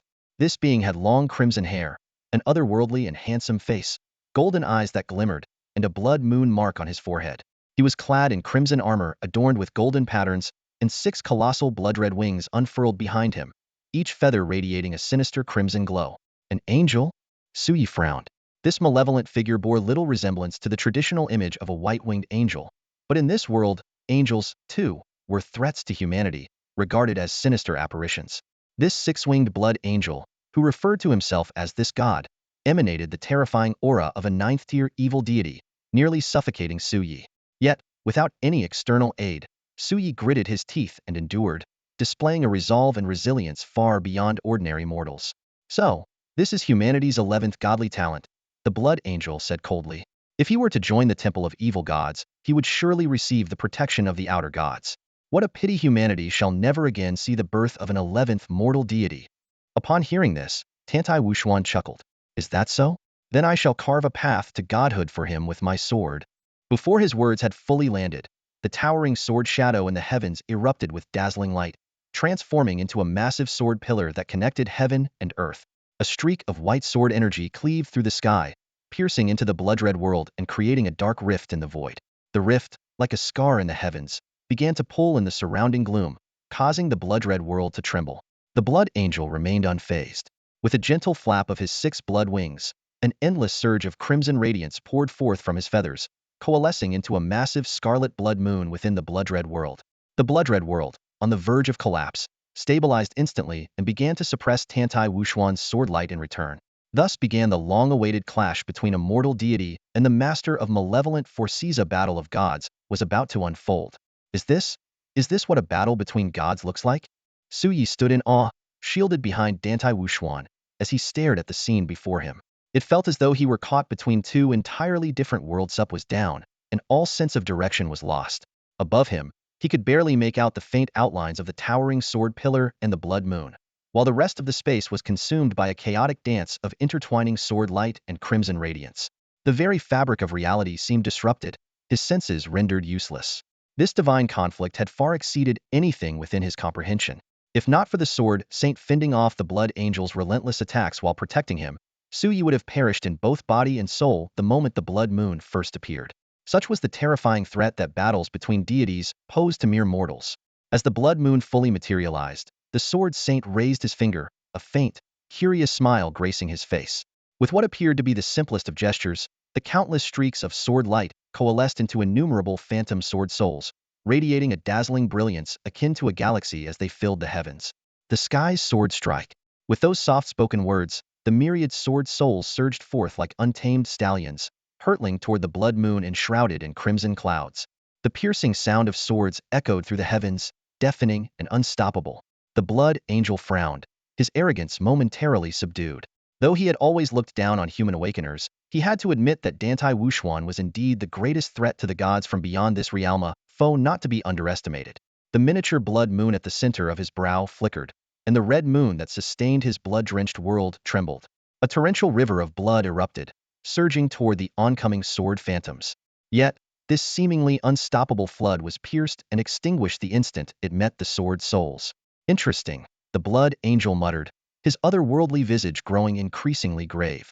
Though his blood river continually regenerated after being destroyed, it was annihilated again and again in mere moments, unable to match the relentless destructive power of the sword souls.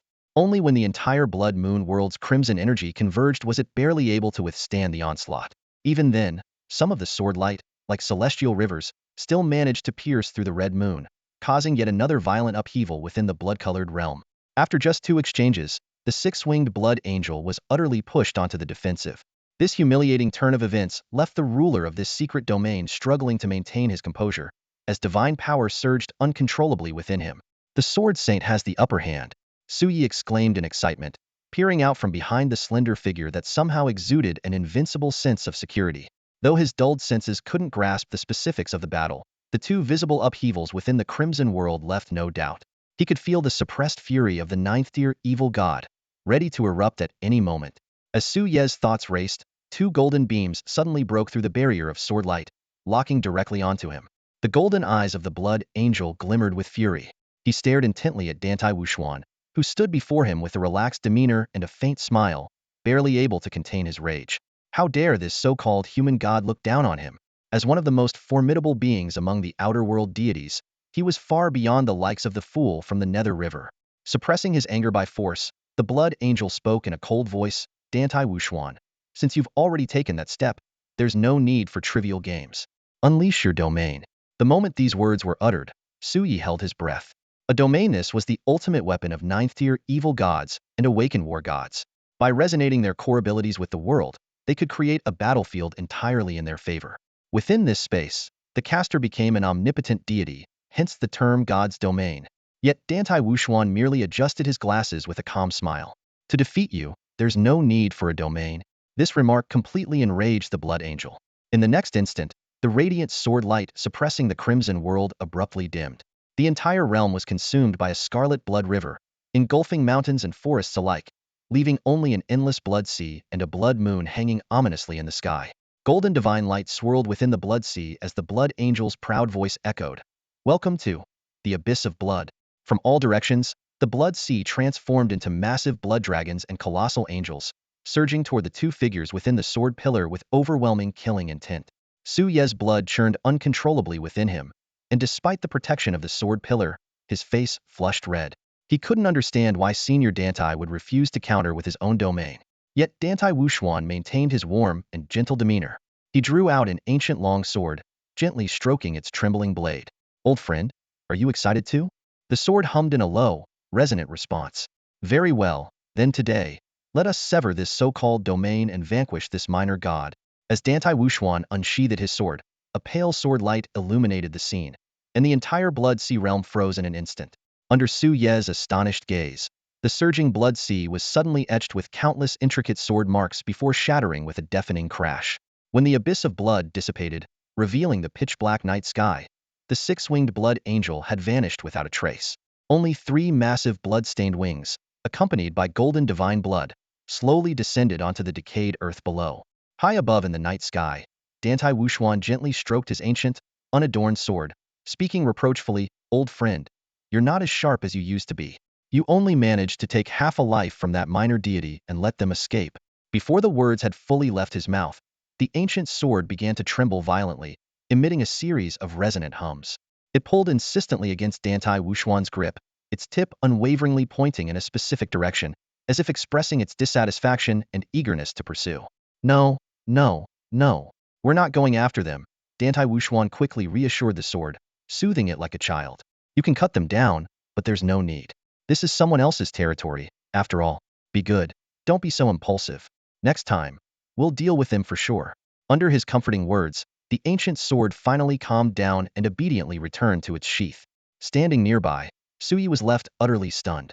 Just moments ago, he had been worried about the Sword Saint, wondering why he hadn't activated his domain. Yet, in the blink of an eye, the battle was over.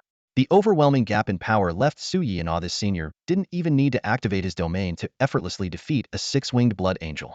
So this is what it means to be one of humanity's 10 most powerful warriors.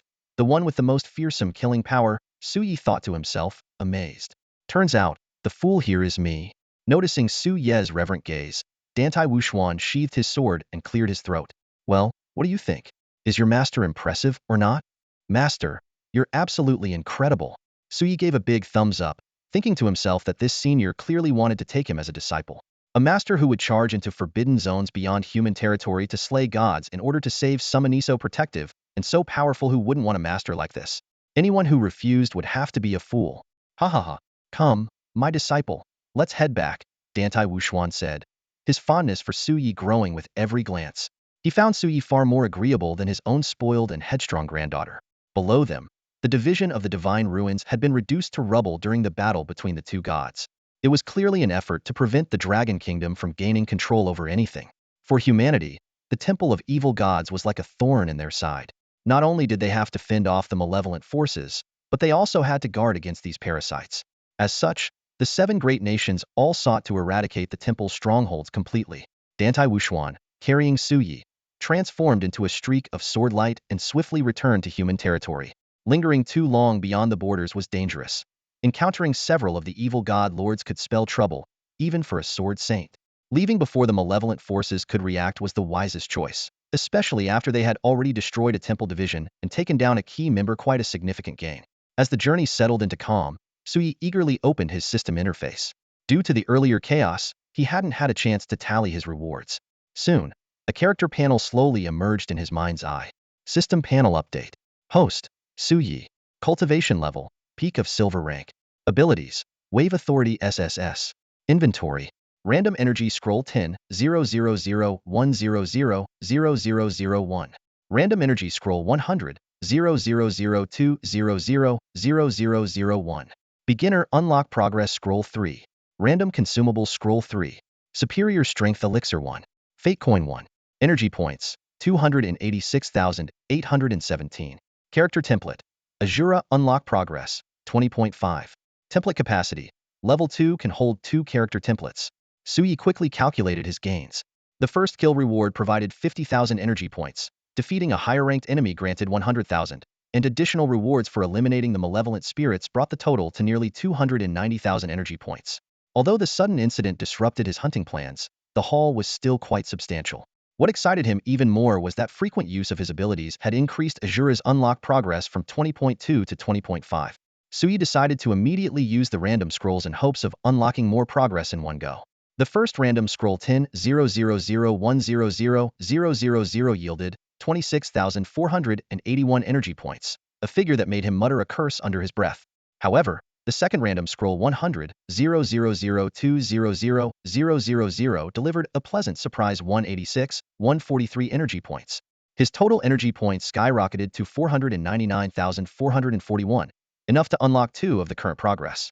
This put Sui in an excellent mood.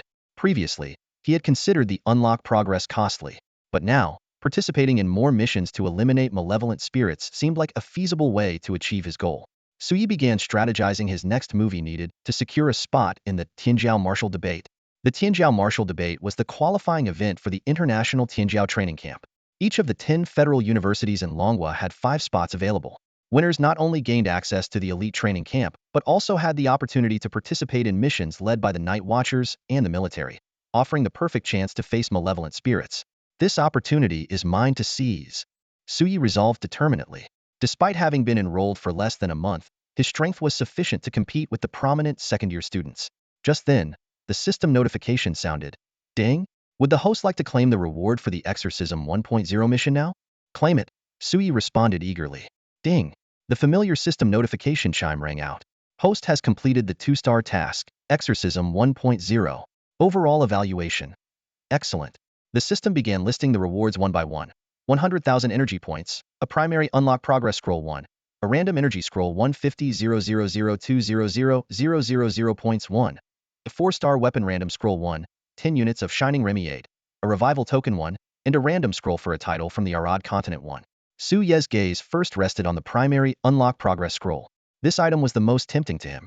Combined with the 100,000 energy points and the random scroll with 150,000,200,000 points, his energy reserves were about to hit a new peak. He continued examining the other rewards. The 4-star weapon random scroll could draw weapons of equivalent quality from countless worlds and even allowed the use of energy points to specify the weapon type. It was the perfect replacement for his broken dark gold blade. If luck favored him and he obtained a special weapon, the scroll's value would skyrocket. When his eyes landed on the revival token, Su Ye's expression grew complicated. While this item was undeniably extraordinary, allowing him to revive upon death, it required him to actually experience death to activate it, something he wasn't eager to endure. Even so, having an extra life as a backup was always reassuring. The last reward was the random title scroll from the Arad Continent. Without hesitation, Su Yi activated it. A series of titles flashed across the surface of the scroll: Holy Guardian, Kanina's Hope, Guardian of the King, and even the Beast Hunter who summoned Minotaurs. Ding! The system chimed again. Host has obtained the title, Legendary Supernova. This title immediately caught Su Ye's attention. It not only enhanced spiritual energy, physical strength, and soul power, but also increased damage dealt to enemies by 10. Although it only lasted for an hour, when combined with a top-tier strength potion, it would undoubtedly become a powerful trump card. As Su Yi was immersed in the system rewards, Dantai Wushuan had already taken him through the void. In less than an hour, they arrived within the boundaries of the Jiangnan base city. In sight stood an imposing, towering black city wall that seemed to stretch endlessly into the heavens. This ancient barrier, encrusted with solidified blackened blood, served as the final line of defense for Jiangnan Bay City against the malevolent entities from beyond, having withstood countless apocalyptic calamities. At this moment, silhouettes moved along the 1,000 shy wall. Chun Yud, Tang Yun, and others such as Imo Ningxuang and Yi Huang, who were carrying out critical missions, had all rushed here upon learning of the unexpected incident during the freshman trial, disregarding the potential consequences. Imo Ningxuang bit her lip, her face filled with unease. Tang Yun stepped forward to comfort her, saying, "Ningxuang, don't worry. That kid has the trump card left by the Sword Saint. He won't be in danger." If Tang Yun hadn't forcibly stopped her earlier, this girl might have already charged into the outer realms with Yi Huang to search for Su Yi. Xiao Yi was gravely injured by the ghost spirit sword embryo and still stayed behind to cover Ziyun and the others. Facing the onslaught of malevolent forces, while wounded, how could he possibly be fine? Imo Ningxuang's crescent-shaped eyes reddened. If I had known, I would never have let him awaken. I'd rather he live as an ordinary person, and I'd protect him for a lifetime. Yi Huang was about to speak when Imo Ningxuang's sharp glare silenced him. Though his concern for his younger brother was no less than anyone else's, with the protection of 2 divine-level figures, he believed nothing catastrophic would happen. Moreover, Su Ye's extraordinary talent was undeniable, daring to confront a Tier 4 evil spirit at the silver rank and even assisting his mentor in slaying one. Such audacity and skill far surpassed anything Yi Huang had achieved in his youth. At that moment, a dazzling sword light descended from the sky, revealing the figures of Dantai Wushuan and Su Yi. Before Su Yi could say a word, Imo Ningxuang rushed forward and embraced him tightly. As the familiar scent reached him, Su Yi suddenly recalled Imo Ningxuang's warning before his departure. "Don't show off during the trial, or you'll regret it when you're back." Glancing at his tattered battle attire and bloodied appearance, he realized he had no way to argue that he hadn't overdone it. However, Imo Ningxuang didn't scold him. Instead, she gently wiped the blood off his face with a damp cloth, just as she used to. "Are you going to come up with 1,000 excuses again? Humph. Just looking at your stubbornness makes me angry. Who knows me better than you, Sister Ningxuang?" Su Yi grinned widely. "Oh, so now you're proud of yourself? Want a beating?" The next day, within the secret chamber of Villa 666 at Jiangnan Federal Academy, Su Yi sat cross-legged, deep in meditation. After a night of checking in on him and ensuring he was truly unharmed, Imo Ningxuang and Yi Huang left to carry out their crucial mission. Although the two were reluctant to part, the urgency of the task left them no choice. Su Yi watched their figures disappear into the distance. Recalling the devastation from the recent freshman trial, a sense of guilt unconsciously surfaced on his face. Ziyun remained unconscious. Many students had suffered severe injuries or worse, and of the 7 instructors dispatched to oversee the trial, 3 had fallen. Even Instructor Huang, who had lost his left arm to the ghost blade sword embryo while saving him, was gravely injured. All these casualties stemmed from the evil god temple's assault aimed at capturing him. "I'm still not strong enough," Su Yi muttered with a sigh. However, His gaze quickly turned resolute. Rather than wallowing in guilt, he resolved to seize every moment to grow stronger. He swiftly opened his system panel to check. Energy points, 709,453. Character template, Azura. Unlock progress, 20.5. After using the 100,000,200,000 energy scroll earlier, and receiving an additional 100,000 energy points as a bonus, his total had reached 700,000. Unlocking up to 21.5 required 210,000 points, 22.5 needed 220,000 points, and 23.5 required 230,000 points. These points were sufficient to boost his progress by 3. Adding the 2.3 progress provided by 2 basic unlock scrolls, he could achieve a total increase of 5.3. This would be enough to ascend to the Gold Realm. Recalling Tang Yun's explanation, advancing to the Gold Realm required condensing a spirit energy spring in the abdomen. The stronger one's talent, the more springs they could form, and the more stable and higher quality their spirit energy would be. In human history, the 10 greatest powerhouses had each achieved the feat of condensing 6 spirit energy springs due to their godlike talents.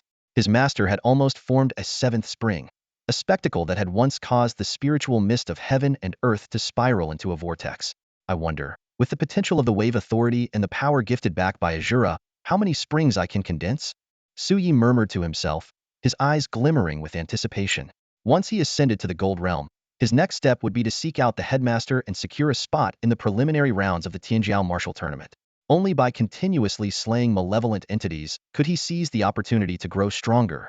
System, just unlock it directly, Su Yi said, assuming the standard posture for the spirit energy guidance technique, with his hands crossed over his chest.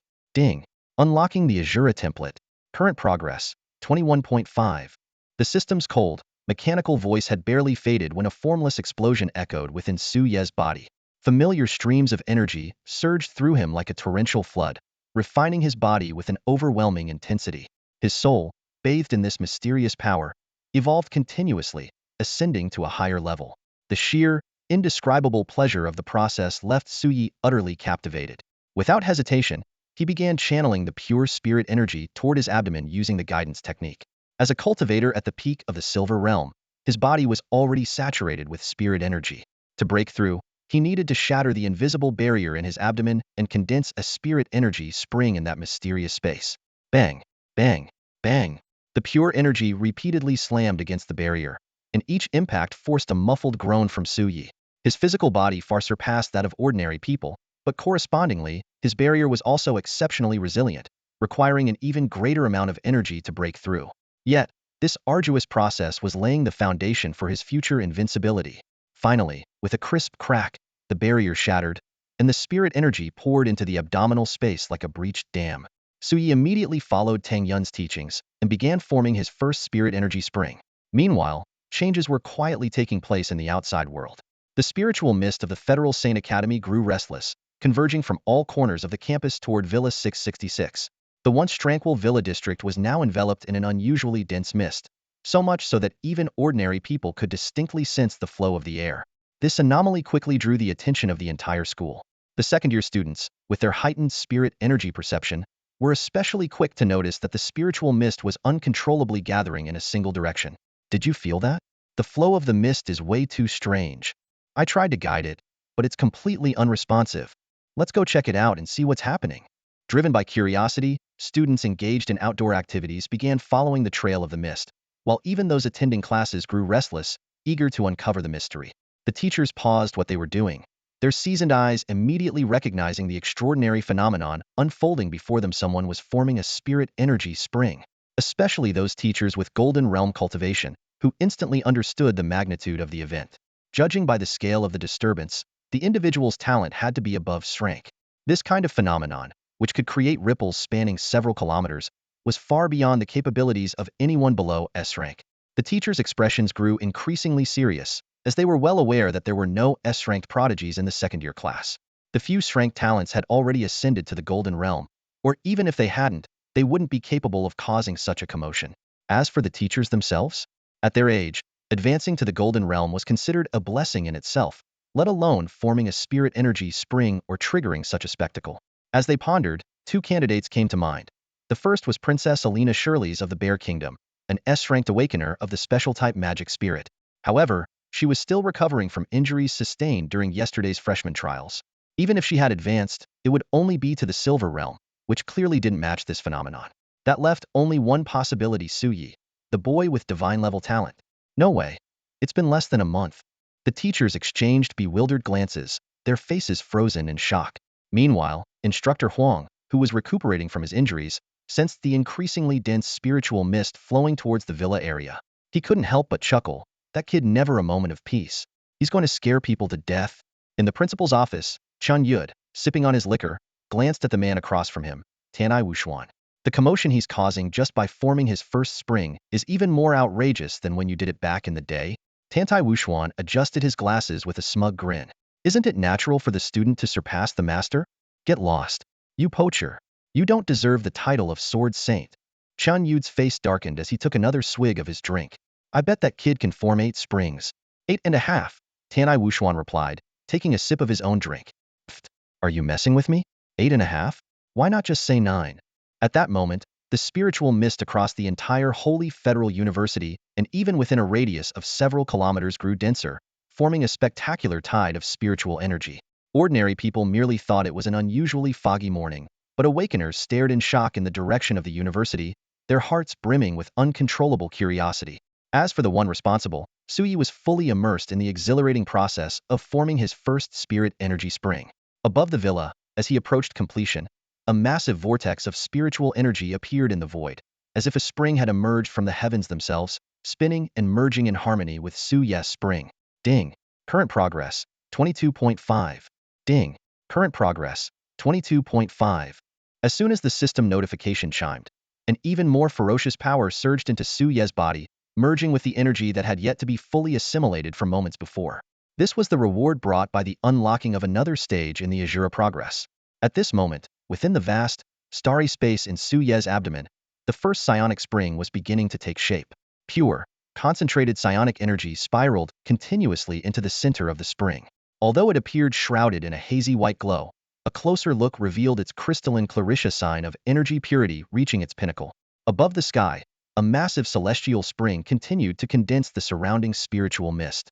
Guided by Su Yi's techniques, an invisible channel formed, allowing the spiritual mist to flow endlessly into his body. With this dual supply of internal and external psionic energy, the formation of the spring progressed with remarkable ease. After approximately 10 minutes, the first psionic spring was fully formed, standing like a dazzling star in the vast space. With the combined power of the Azura energy and the celestial spiritual mist, the process was unexpectedly smooth. Su Yi encountered no resistance and immediately began working on forming a second spring, ensuring it aligned with the first. Meanwhile, outside the elite students' villa district, a crowd of students had gathered, drawn by the unusual phenomenon. Although they couldn't enter the villa area, the sight of the nearly tangible spiritual mist and the celestial spring resembling a radiant white sun left them speechless. Could this phenomenon be caused by the formation of a psionic spring? Someone finally murmured, breaking the silence. This speculation instantly sparked further discussion. Some questioned why previous elite students' breakthroughs hadn't caused such a grand spectacle, only minor disturbances of spiritual mist. Were you all not paying attention in class? Someone interjected. The teacher explained that such phenomena only occur when an S-rank or higher individual ascends to the golden realm. As the crowd marveled and debated, a second celestial spring began to take shape in the sky. It spun rapidly, drawing in the surrounding spiritual mist with an overwhelming force. Could this be the start of forming a second spring? A gasp erupted from the crowd. The students were abuzz with speculation, their eyes locked onto the strange phenomenon in the sky. Someone quickly pinpointed a possible candidate. It has to be the top-tier freshman from the elite villa district. With such talent, who else could it be but Su Yi? It can't be the goddess Alina. She's only at the peak of the bronze realm. But Su Yi? Isn't he just at the early stages of the silver realm? How is he already ascending to gold? I heard that Su Yi broke through the heaven and earth bridge in just 20 seconds, several times faster than the top 10 strongest humans, someone shared a rumor. With potential like that, his true strength is certainly worth pondering. Amid the murmurs, one figure stood out. Perched on a distant banyan tree, a young man with a buzz cut, clad in dragon-patterned battle armor and carrying a menacing dragon blade, was staring intently at the sky. This student, named Zhao Ju, furrowed his brow. Crushed beneath him? Just a bunch of cowards. Divine talent may be powerful, but I refuse to believe talent dictates everything. Despite his words, the clenched fists at his sides betrayed his inner shock. And he wasn't the only one. Across the academy, Many rarely seen prodigies were now fixated on the sky, feeling the weight of pressure from a rising star. In under 10 minutes, the second spring had already formed, leaving the crowd utterly stunned. After all, even for an A-level gifted individual, forming one spring stronger than their peers was already an incredible feat. Being able to stabilize two springs required S-level talent. 3 would mark the pinnacle of S-level. Throughout human history, there were fewer than 100 S-level individuals, all capable of forming 4 springs. Imo Ningxuang formed 5, earning her the title of the legendary maiden. To form 6 springs was to stand shoulder to shoulder with the gods, entering the domain of the top 10 strongest beings. Now, a third heaven and earth spring began to take shape, and everyone held their breath. How many springs could Zhou Ziyun form? Would he match the record of 6, or break through the limits and create the unprecedented 7th? Inside the villa's secret chamber, Zhou Ziyun, having completed his third spring, showed no signs of exhaustion. System, no need to take it slow. I can handle it, let's do this in one go. At his command, the system unleashed the remaining 3 of its feedback power. With a deafening roar, Zhou Ziyun advanced instead of retreating, simultaneously beginning to form 2 new springs. In the sky, 2 more spring prototypes emerged. Combined with the 3 already completed, 5 springs were now devouring the surrounding spiritual mist, whipping up terrifying storms of energy. In the principal's office, Dantai Shinner and Chen Yud were enjoying wine when they witnessed this scene. Both spat out their drinks in shock and leapt to their feet, simultaneously forming 2 energy springs. Chen Yud suddenly stood up, spilling tea onto his robe without even noticing. His eyes widened in anger as he cursed, "That reckless kid! This is utter madness." Even Dantai Shinner, known for his unshakable composure and steadfast sword heart, couldn't help but grow tense. He turned to Chen Yud and asked, "Should we stop him?" Chen Yud's expression darkened further. "You know exactly what this means, and you're still asking me?" Throughout history, there have been rare attempts to simultaneously form 2 energy springs. Those ambitious prodigies, eager to gain power quickly, all tried to achieve this feat, yet every attempt ended in disaster. Unable to precisely control the intricate changes of both springs, they inevitably caused them to shatter, resulting in instant death. Even 2 class prodigies had lost their lives trying to walk this perilous path. Although there were instances where others intervened to prevent such endeavors, the cost was equally devastating. The practitioner's cultivation path would be completely severed, their internal energy space rendered fragile beyond repair, making it impossible to form another spring. The only way forward was to succeed in forming the springs, but to this day, no one had ever managed it. "Damn it! I should have warned him more clearly," Chen Yud muttered, beads of sweat forming on his forehead. "All right, let's observe for now. If anything goes wrong, we'll stop him immediately and figure out the rest later." Everyone present, whether teachers, students, or even those who had rushed over from outside the academy upon hearing the news, held their breath in suspense over Zhou Ziyun's audacious move. He could have succeeded by following the standard method, so why take such a reckless gamble? Yet Zhou Ziyun himself appeared exceptionally calm, as if this were the most ordinary thing in the world. "This way is faster, isn't it?" he said with a faint smile, steadily progressing and forming the 2 energy springs. With his extraordinary perception, every subtle change was firmly within his control. 15 minutes later, amidst the storm of spiritual mist, 5 identical energy springs stood tall and complete. Chen Yud's wild hair seemed to bristle even more as his eyes bulged in disbelief. He actually did it? That kid really managed to form 2 springs at once and shattered the precedent. Dantai Shinner adjusted his glasses and forced a faint smile. "It seems only my disciple could achieve such a feat." Compared to Chen Yud's tense expression, Dantai Shinner appeared much calmer. However, the way he continuously mimed drinking from his empty wine cup betrayed his inner turmoil.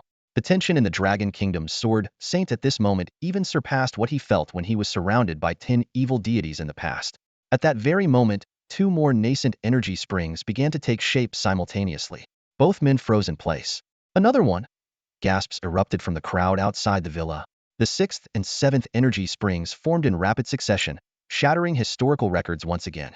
As time gradually passed, these 2 new springs did indeed add some pressure on Zhou Ziyun, but nothing beyond his capacity to handle. An hour later, within the cosmic expanse of his abdominal world, 7 radiant energy springs, glowing like stars, had fully formed. They revolved slowly in a circle, resembling a self-contained galaxy in the vastness of his internal universe. Gazing at this breathtaking scene, Zhou Ziyun did not pause. He immediately began simultaneously forming the 8th and 9th energy springs. This time, he was truly pushing himself to the limit, no longer as composed as before.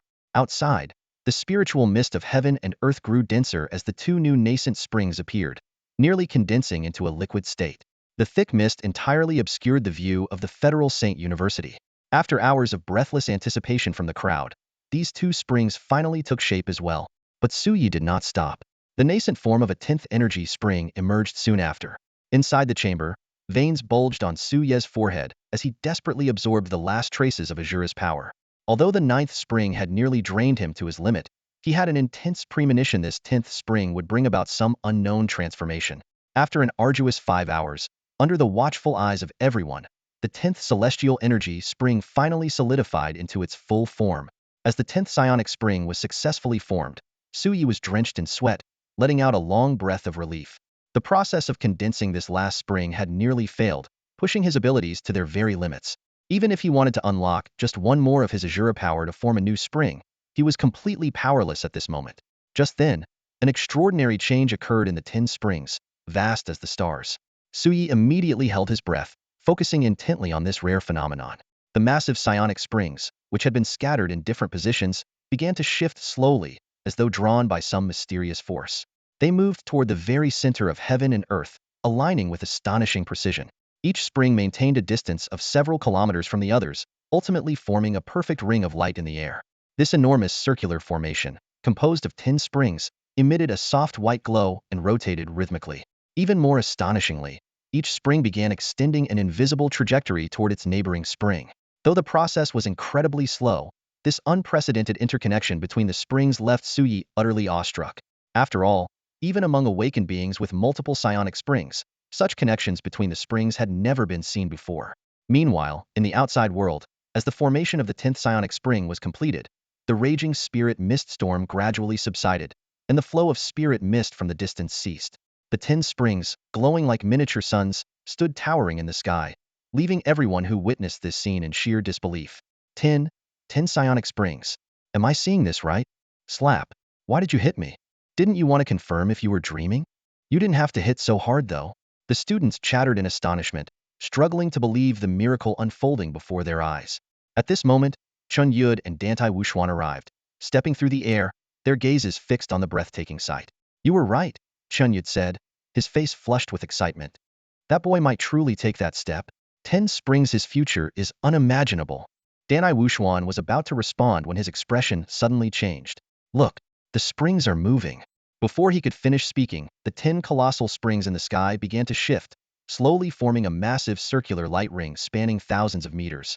The awe-inspiring scene left everyone present holding their breath in silence.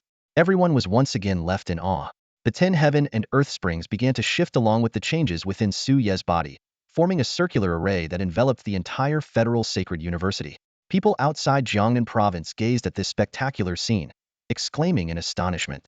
Between the springs, hazy and mysterious pathways gradually emerged, thin and thread-like, connecting to each other. Their rhythm of operation was perfectly synchronized with the changes within Su Yi. This spontaneous connection required no control from Su Yi, but how long it would take to fully connect remained unknown. As he pondered the ultimate outcome of this phenomenon, he directly summoned the system to view his personal information. The system interface immediately appeared. Host, Su Yi. Cultivation level, early stage of the Golden Realm. Items, 2 beginner unlock progress scrolls, 2 consumable random scrolls, 1 superior strength elixir, 1 destiny coin, 1 4-star weapon random scroll, 10 shining remiades, 1 revival coin, legendary supernova title. Energy points, 49,453. Character template, Azura unlock progress 25.5. Template capacity, level 2, capable of holding 2 character templates. Nearly 700,000 energy points had dwindled to less than 50,000 after exchanging for a 3 progress increase, leaving Su Yi with only a few scrolls. This made him a bit anxious, further fueling his anticipation to join the International Genius Training Camp. However, considering that he had broken through to the Golden Realm in just 2 weeks, he felt somewhat reassured. Taking advantage of this waiting period, Su Yi decided to open the weapon scroll. As for the beginner progress scrolls, he planned to save them for when energy points became truly scarce. After all, they could only unlock progress up to 30, so wouldn't it be more efficient to use them when he reached 27 or 28 with energy points? System, how many energy points are needed to limit the weapon type? Su Yi asked. The system responded.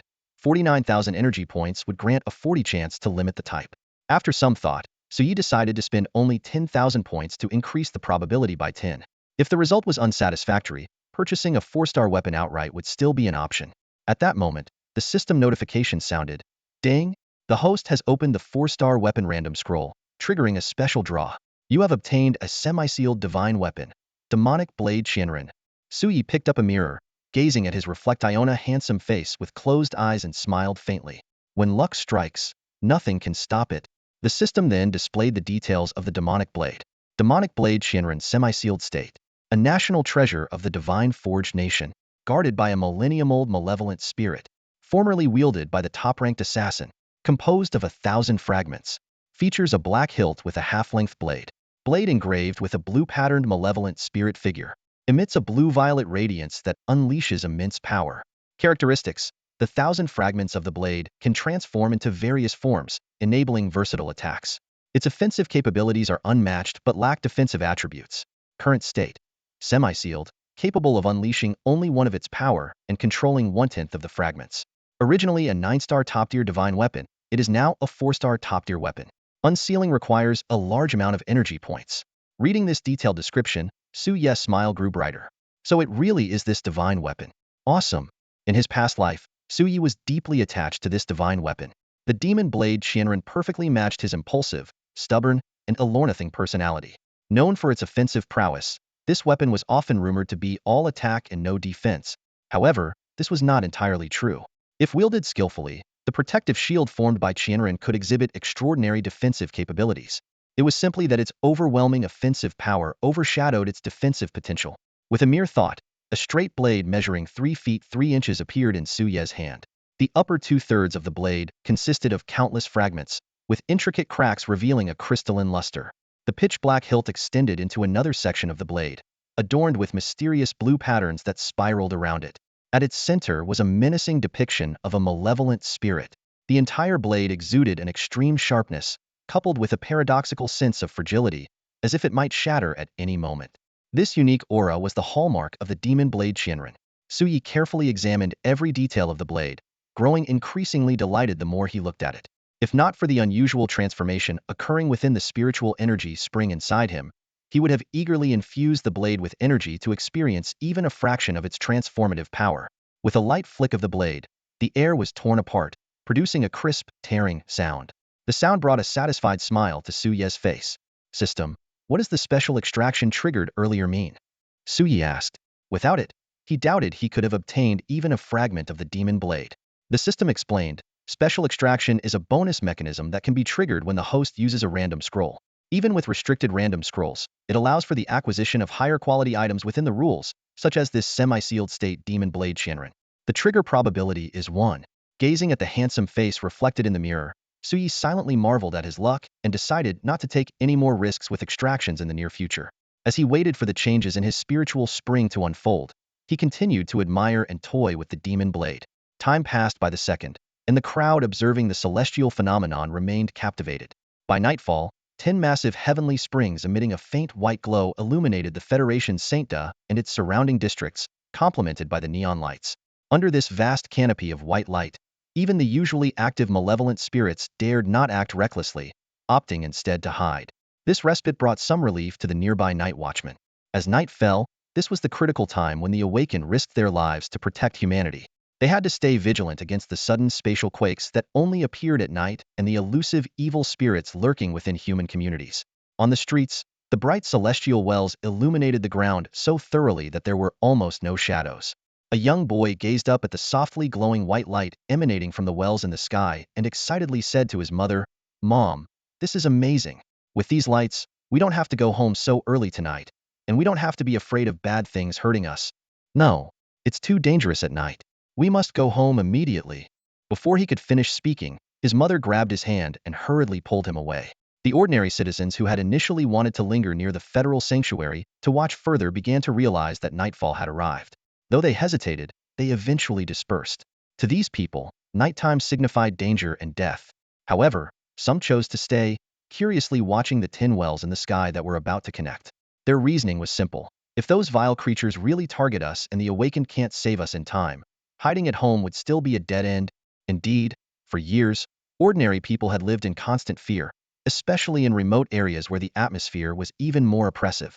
Look, those 10 strange lights are joining together. With a startled shout, everyone looked up.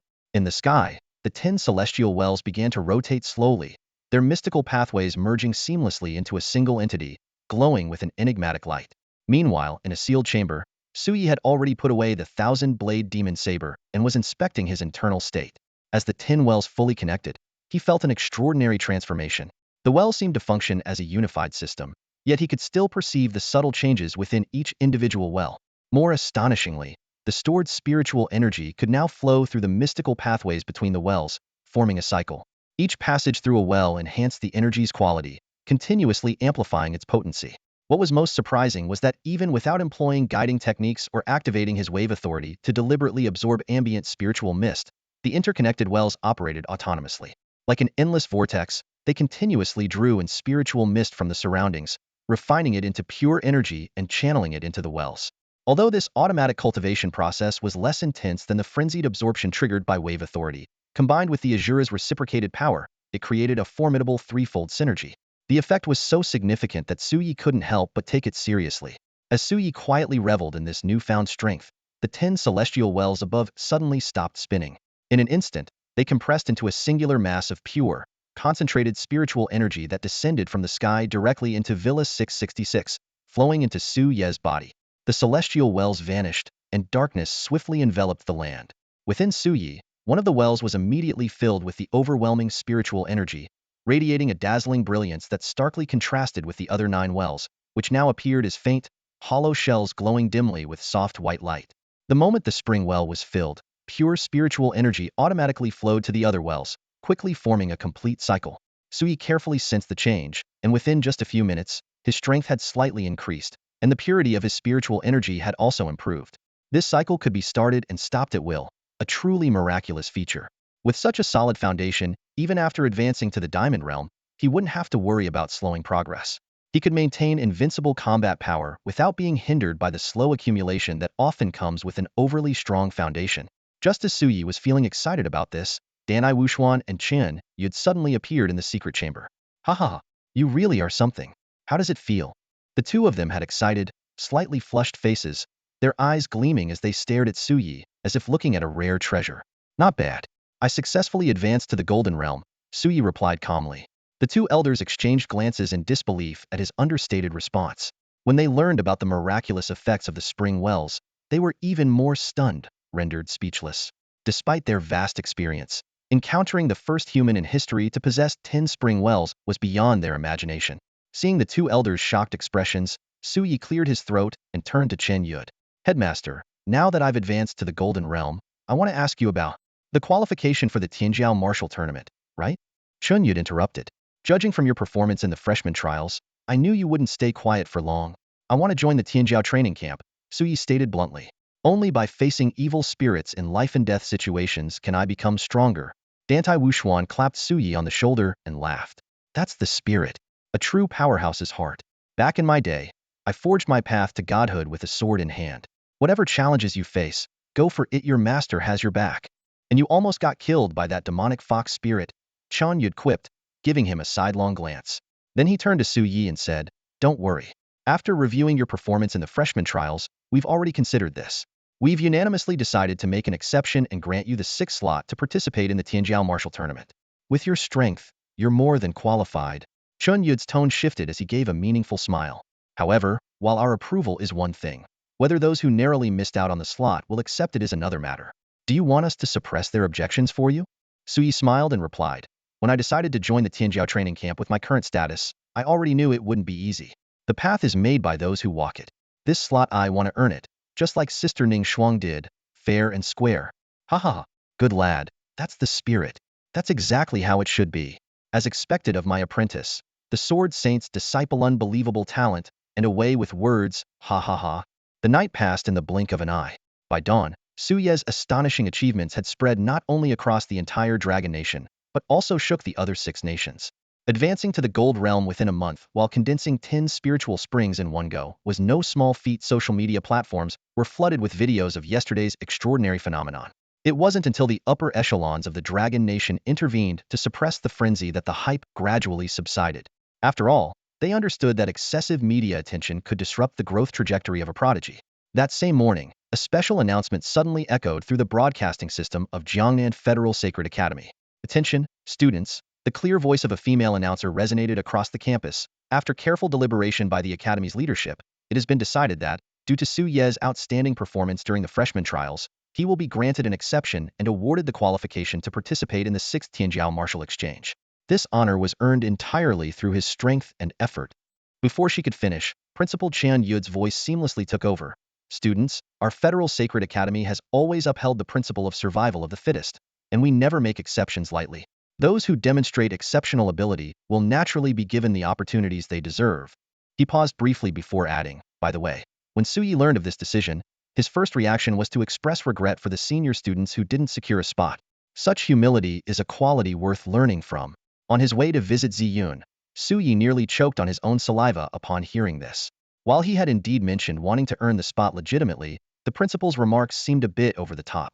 What was supposed to be an acknowledgement of his merit might now provoke dissatisfaction among others. Sure enough, this announcement immediately caused an uproar across the campus. The students of the top freshman class erupted in cheers. Night Bro is incredible. Truly a man who can condense 10 spiritual springs. This was earned through sheer ability. Reaching the Gold Realm in just 2 weeks and being a divine Talenthi's way ahead of those senior students who just barely entered the Gold Realm. However, some expressed sympathy for Senior Wei, ranked 6th, and Senior Chu Gang, ranked 7th. Both were formidable class prodigies who had already achieved remarkable feats at the mid-Gold Realm stage. At that moment, someone exclaimed, "Quick! Check out the Academy forum. Someone's already protesting." Everyone immediately pulled out their phones to check the Academy's discussion forum. Sure enough, a new post had skyrocketed to the top of the homepage, with dozens of replies pouring in every second. The post's title was provocative and brimming with hostility. Why do some people get a free pass to a spot without doing anything? Those people are clearly just jealous of Susu. Inside the Federal Saint Medical Center, Sui had just reached the door of Zhou Ziyun's hospital room when he heard an indignant exclamation. As he pushed the door open, he was greeted by a scene that was equal parts amusing and exasperating. The room had 2 hospital beds placed side by side. On the left bed, Zhou Ziyun sat cross-legged in loose hospital attire, her eyes glued to her wristband with a furious expression etched across her face. On the right bed, Alina, though also dressed in patient clothing, had a figure that made the loose outfit appear tightly stretched. At the moment, her usual elegance was nowhere to be seen. She too was glaring at her wristband with anger. Standing between the two was Tang Yun, holding a fruit knife and a half-peeled apple, looking helpless. Beside her stood a female mentor from the Bear Nation, who watched her young lady with concern, murmuring softly, "Miss has never lost her composure like this at home. What's got you two so worked up instead of resting and recovering?" Sui asked as he walked in with a bag of fruit. Zhou Ziyun immediately leapt off her bed and thrust her wristband in front of Su Yi. "Susu, you're just in time. Look at this. The Academy just announced you've qualified for the Tianjiao Martial Exchange, and the forum is already filled with people badmouthing you." Alina angrily ripped open a banana and took a fierce bite. "Calling you a beneficiary of connections? That's outrageous. It completely disregards Mr. Su Ye's years of hard work and dedication. What a bunch of hateful people." Su Yi activated his top student wristband and opened the forum. The trending posts had already garnered tens of thousands of replies, their titles dripping with sarcasm. Clicking into one, the content began. Why? Just because he advanced to the Golden Realm and condensed 10 springs, he gets to bypass the rules and skip the upper rank challenges to secure a spot? Guess in my next life, he'll have to choose a better family to be born into. The post even included an audio clip of the broadcast announcement. Clearly, it was written by a student from Jiangnan Academy, and its targeting was unmistakable. As Su Yi scanned the venomous comments, he simply smiled. If someone was dissatisfied, why not let them challenge him directly? A single decisive victory would silence all these idle remarks. Under the watchful and indignant eyes of the two girls, Su Yi leisurely continued scrolling through the thousands of comments. The comment section of the forum exploded in an instant. As soon as the first supportive comment for Su Yi was posted, it was met with a barrage of counterattacks. "Shut up with your nonsense. What rules are being broken? This is clearly a new rule set by the Academy," someone angrily retorted. Su Yi earned his qualification through sheer ability. During the second-level spatial quake, he assisted the instructors in taking down a high-level malevolent spirit, and now he's advanced to the Golden Realm. How could such a prodigy not be qualified? However, the supportive voices were quickly drowned out by a flood of questioning comments. "Looking at your cute profile picture, you must be a girl, right? Are you just simping over Su Yi because he's handsome? Everything you said is hearsay. Without going through a proper challenge, who would accept it? I'm just being fair here. Su Yi is undeniably talented, but giving him this qualification now does feel unjustified." Amid the clamor of opinions, A new comment suddenly appeared and garnered thousands of likes within minutes, shooting to the top of the thread. Su Yi, this is Chu Gang. The comment was straightforward. This post was orchestrated by Wei Ming.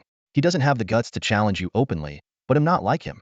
They'll be direct. Not just me and Wei Ming, but the top talents from the other 9 academies don't accept you either. So today, I'm challenging you. Beat me, and I'll acknowledge your strength. If you lose, ITLL prove you're unworthy of the qualification. With your status as a godly talent, you wouldn't want to be seen as someone who got ahead through connections, would you? This comment quickly resonated with the crowd, amassing thousands of likes and clearly striking a chord with the audience. Su Yi read the challenge, a faint smile tugging at the corner of his lips. Beside him, Zhou Ziyun was anxiously pacing back and forth.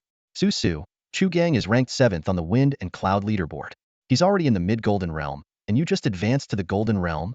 Who saved you when we were surrounded by malevolent spirits? Su Yi asked. It was you.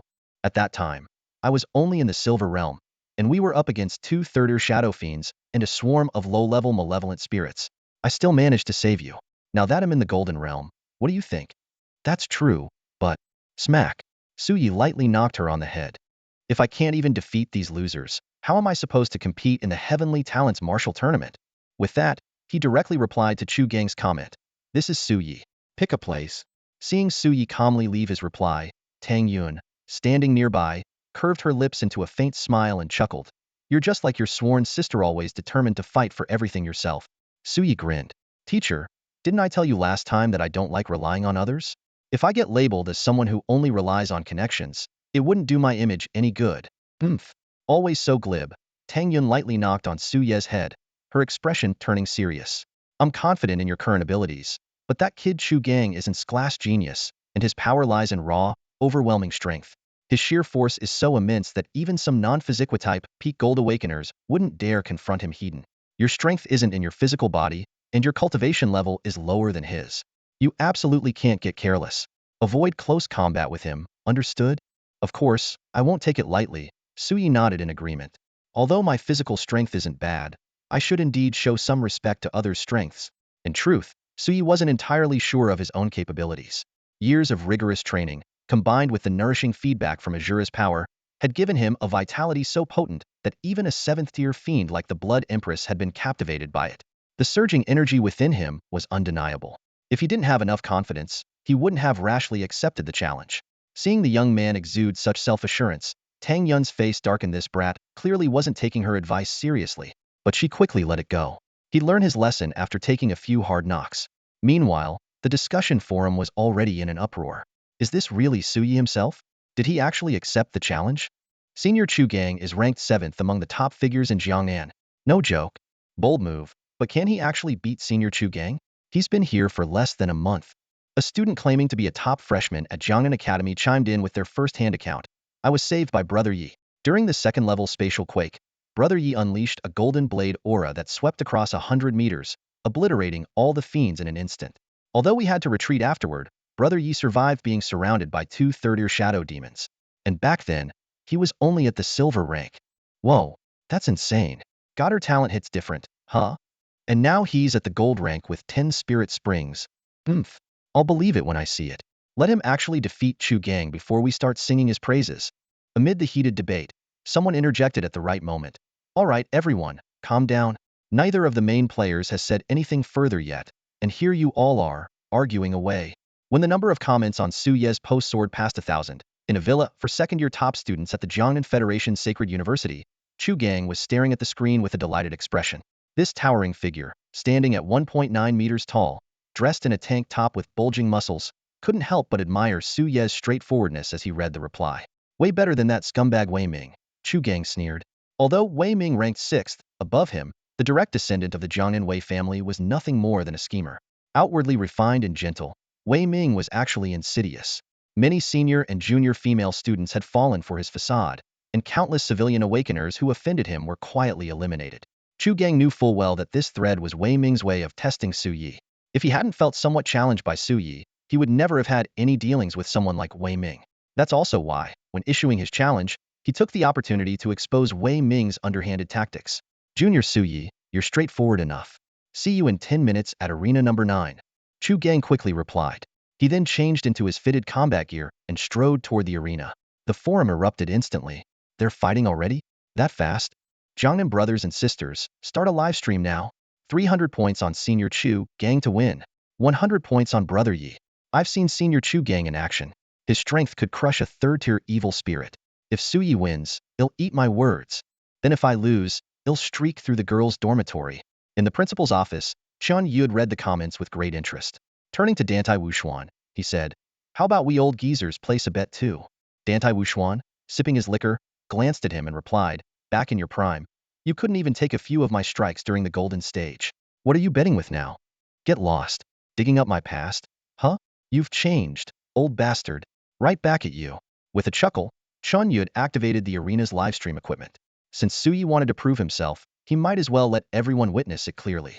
10 minutes later, arena number 9 was packed with spectators. Even the top 5 prodigies on the wind and cloud ranking, including Zhao Ju, had paused their training to watch.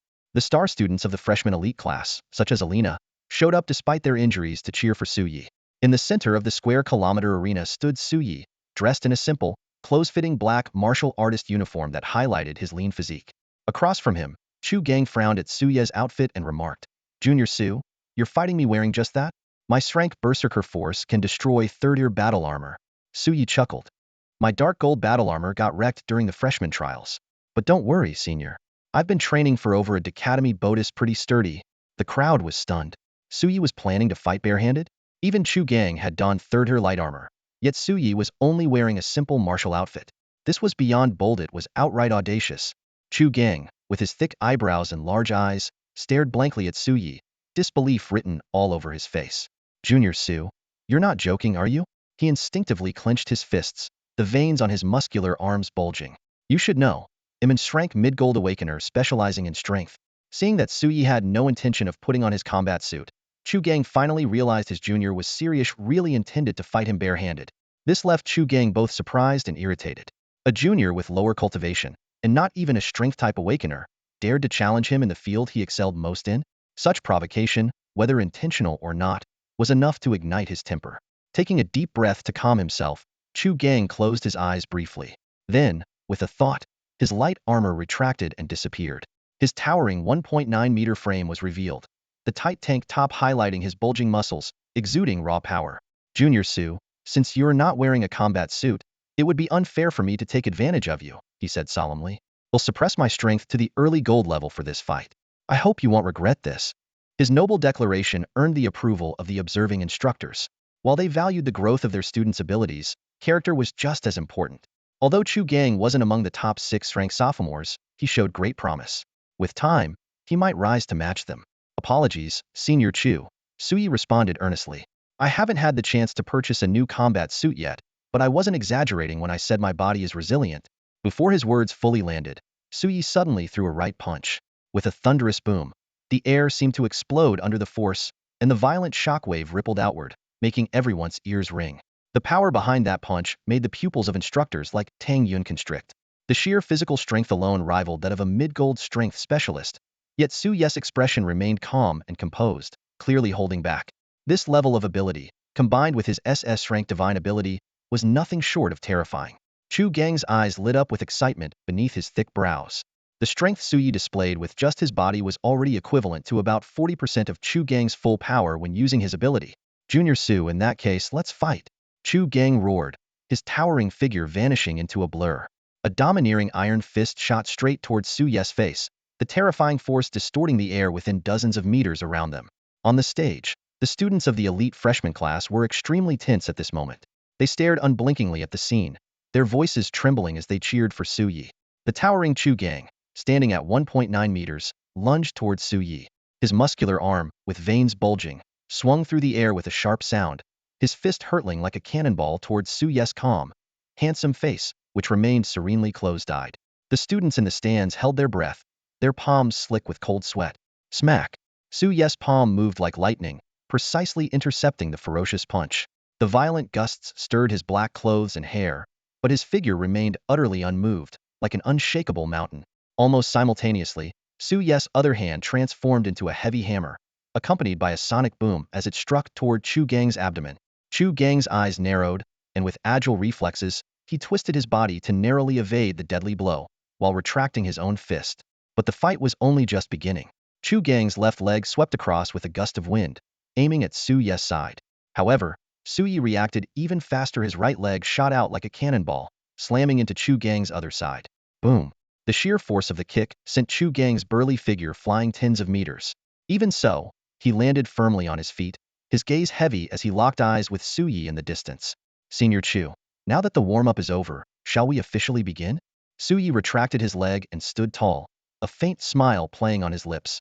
Haha, no need to hold back. Bring it on. Chu Gang readjusted his stance, responding with hearty confidence. In the next instant, both figures vanished from their original positions. The entire stage erupted with a flurry of collision sounds, waves of energy surging and rippling outward. The two figures darted rapidly across the vast arena, their fierce, bone-crushing exchanges leaving the audience on edge. The lower-ranked freshmen could no longer follow their movements, staring blankly at the space filled with constant explosive sounds. Only experts who had reached the Golden Realm could barely track the two fighters' shadows. The sophomore elites, who had initially been skeptical, were now rendered speechless. What shocked them even more was that as the battle continued, beads of sweat began to form on Chu Gang's forehead. He was even forced to push his strength to the mid-Golden Realm. Yet despite this, the relentless ferocity of Su Ye's attacks only increased, placing mounting pressure on Chu Gang, whose forehead was now drenched in sweat. Chu Gang was actually being overpowered. This was even more unbelievable than when Su Yi had suppressed him using god-ear abilities. In the center of the battlefield, Chu Gang's figure kept retreating. Each collision with Su Ye's fists sent waves of tremors through his arms. The spectators watched in shock. Chu Gang's physical strength was clearly amplified by his abilities, yet Su Yi only possessed a special type ability. How could his physical body be so absurdly powerful? With such a physique alone, he had few rivals among those of the same level. If he were to use his abilities as well, Chu Gang is going to lose, someone murmured. No wonder Longwa's top 10 academies made an exception to grant him the 6th slot. In the audience, the previously boisterous elite students from the advanced classes had fallen completely silent. Even the students of the other 9 academies, who could only watch the battle via livestream, were left stunned by the scene before them. The live chat was instantly flooded with comments. Those who had earlier questioned or provoked Su Yi were now rendered speechless. Interestingly, some of the more thick-skinned viewers quickly changed their attitudes, joining the freshmen in fervently praising Su Yi. Such is human nature: disdain for the weak, reverence for the strong. At Jiangnan Academy, the outcome of the battle was already clear. With another resounding crash, Chu Gang's figure was sent flying again, tumbling to the ground in disarray. When he stood up, his face was flushed red, and his calloused hands trembled uncontrollably, shaken from clashing against Su Ye's iron fists. In the heat of the exchange, Chu Gang even hesitated to meet Su Ye's punches heeding. For the first time, he understood what it felt like for elemental users when he relentlessly pursued them. Su Ye's fists were simply too hard. In the audience, Ziyun, Alina, and others erupted in cheers. Mr. Su Yi is amazing. Go Su Su. Brother Yi, you're unstoppable. And he hasn't even used his abilities yet. If the heavens hadn't given us Brother Yi, the path of martial arts would be eternal darkness.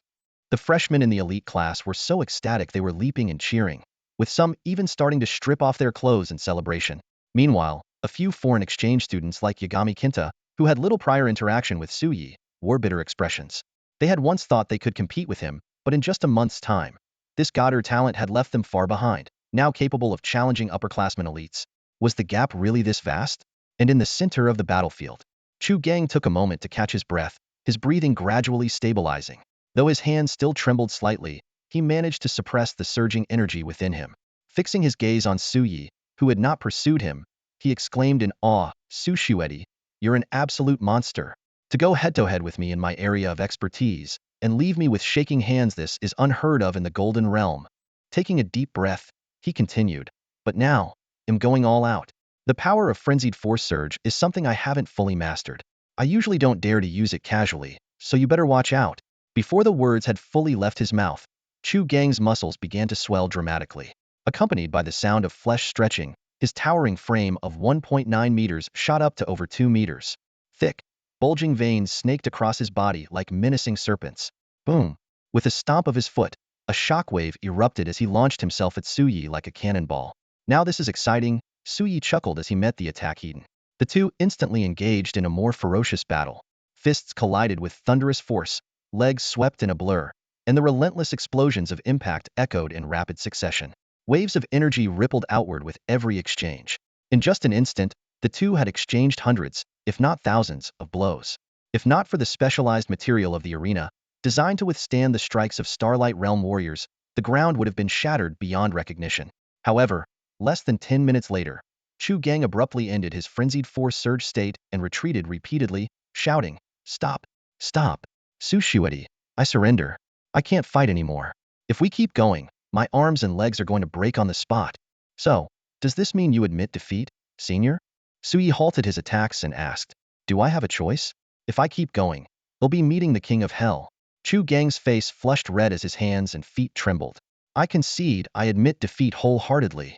The crowd fell into stunned silence, astonished that Suyi had defeated Chu Gang using sheer physical strength alone. After catching his breath, Chu Gang suddenly turned toward Wei Ming, who was surrounded by a group of girls. "Wei, didn't you also look down on Sushueti?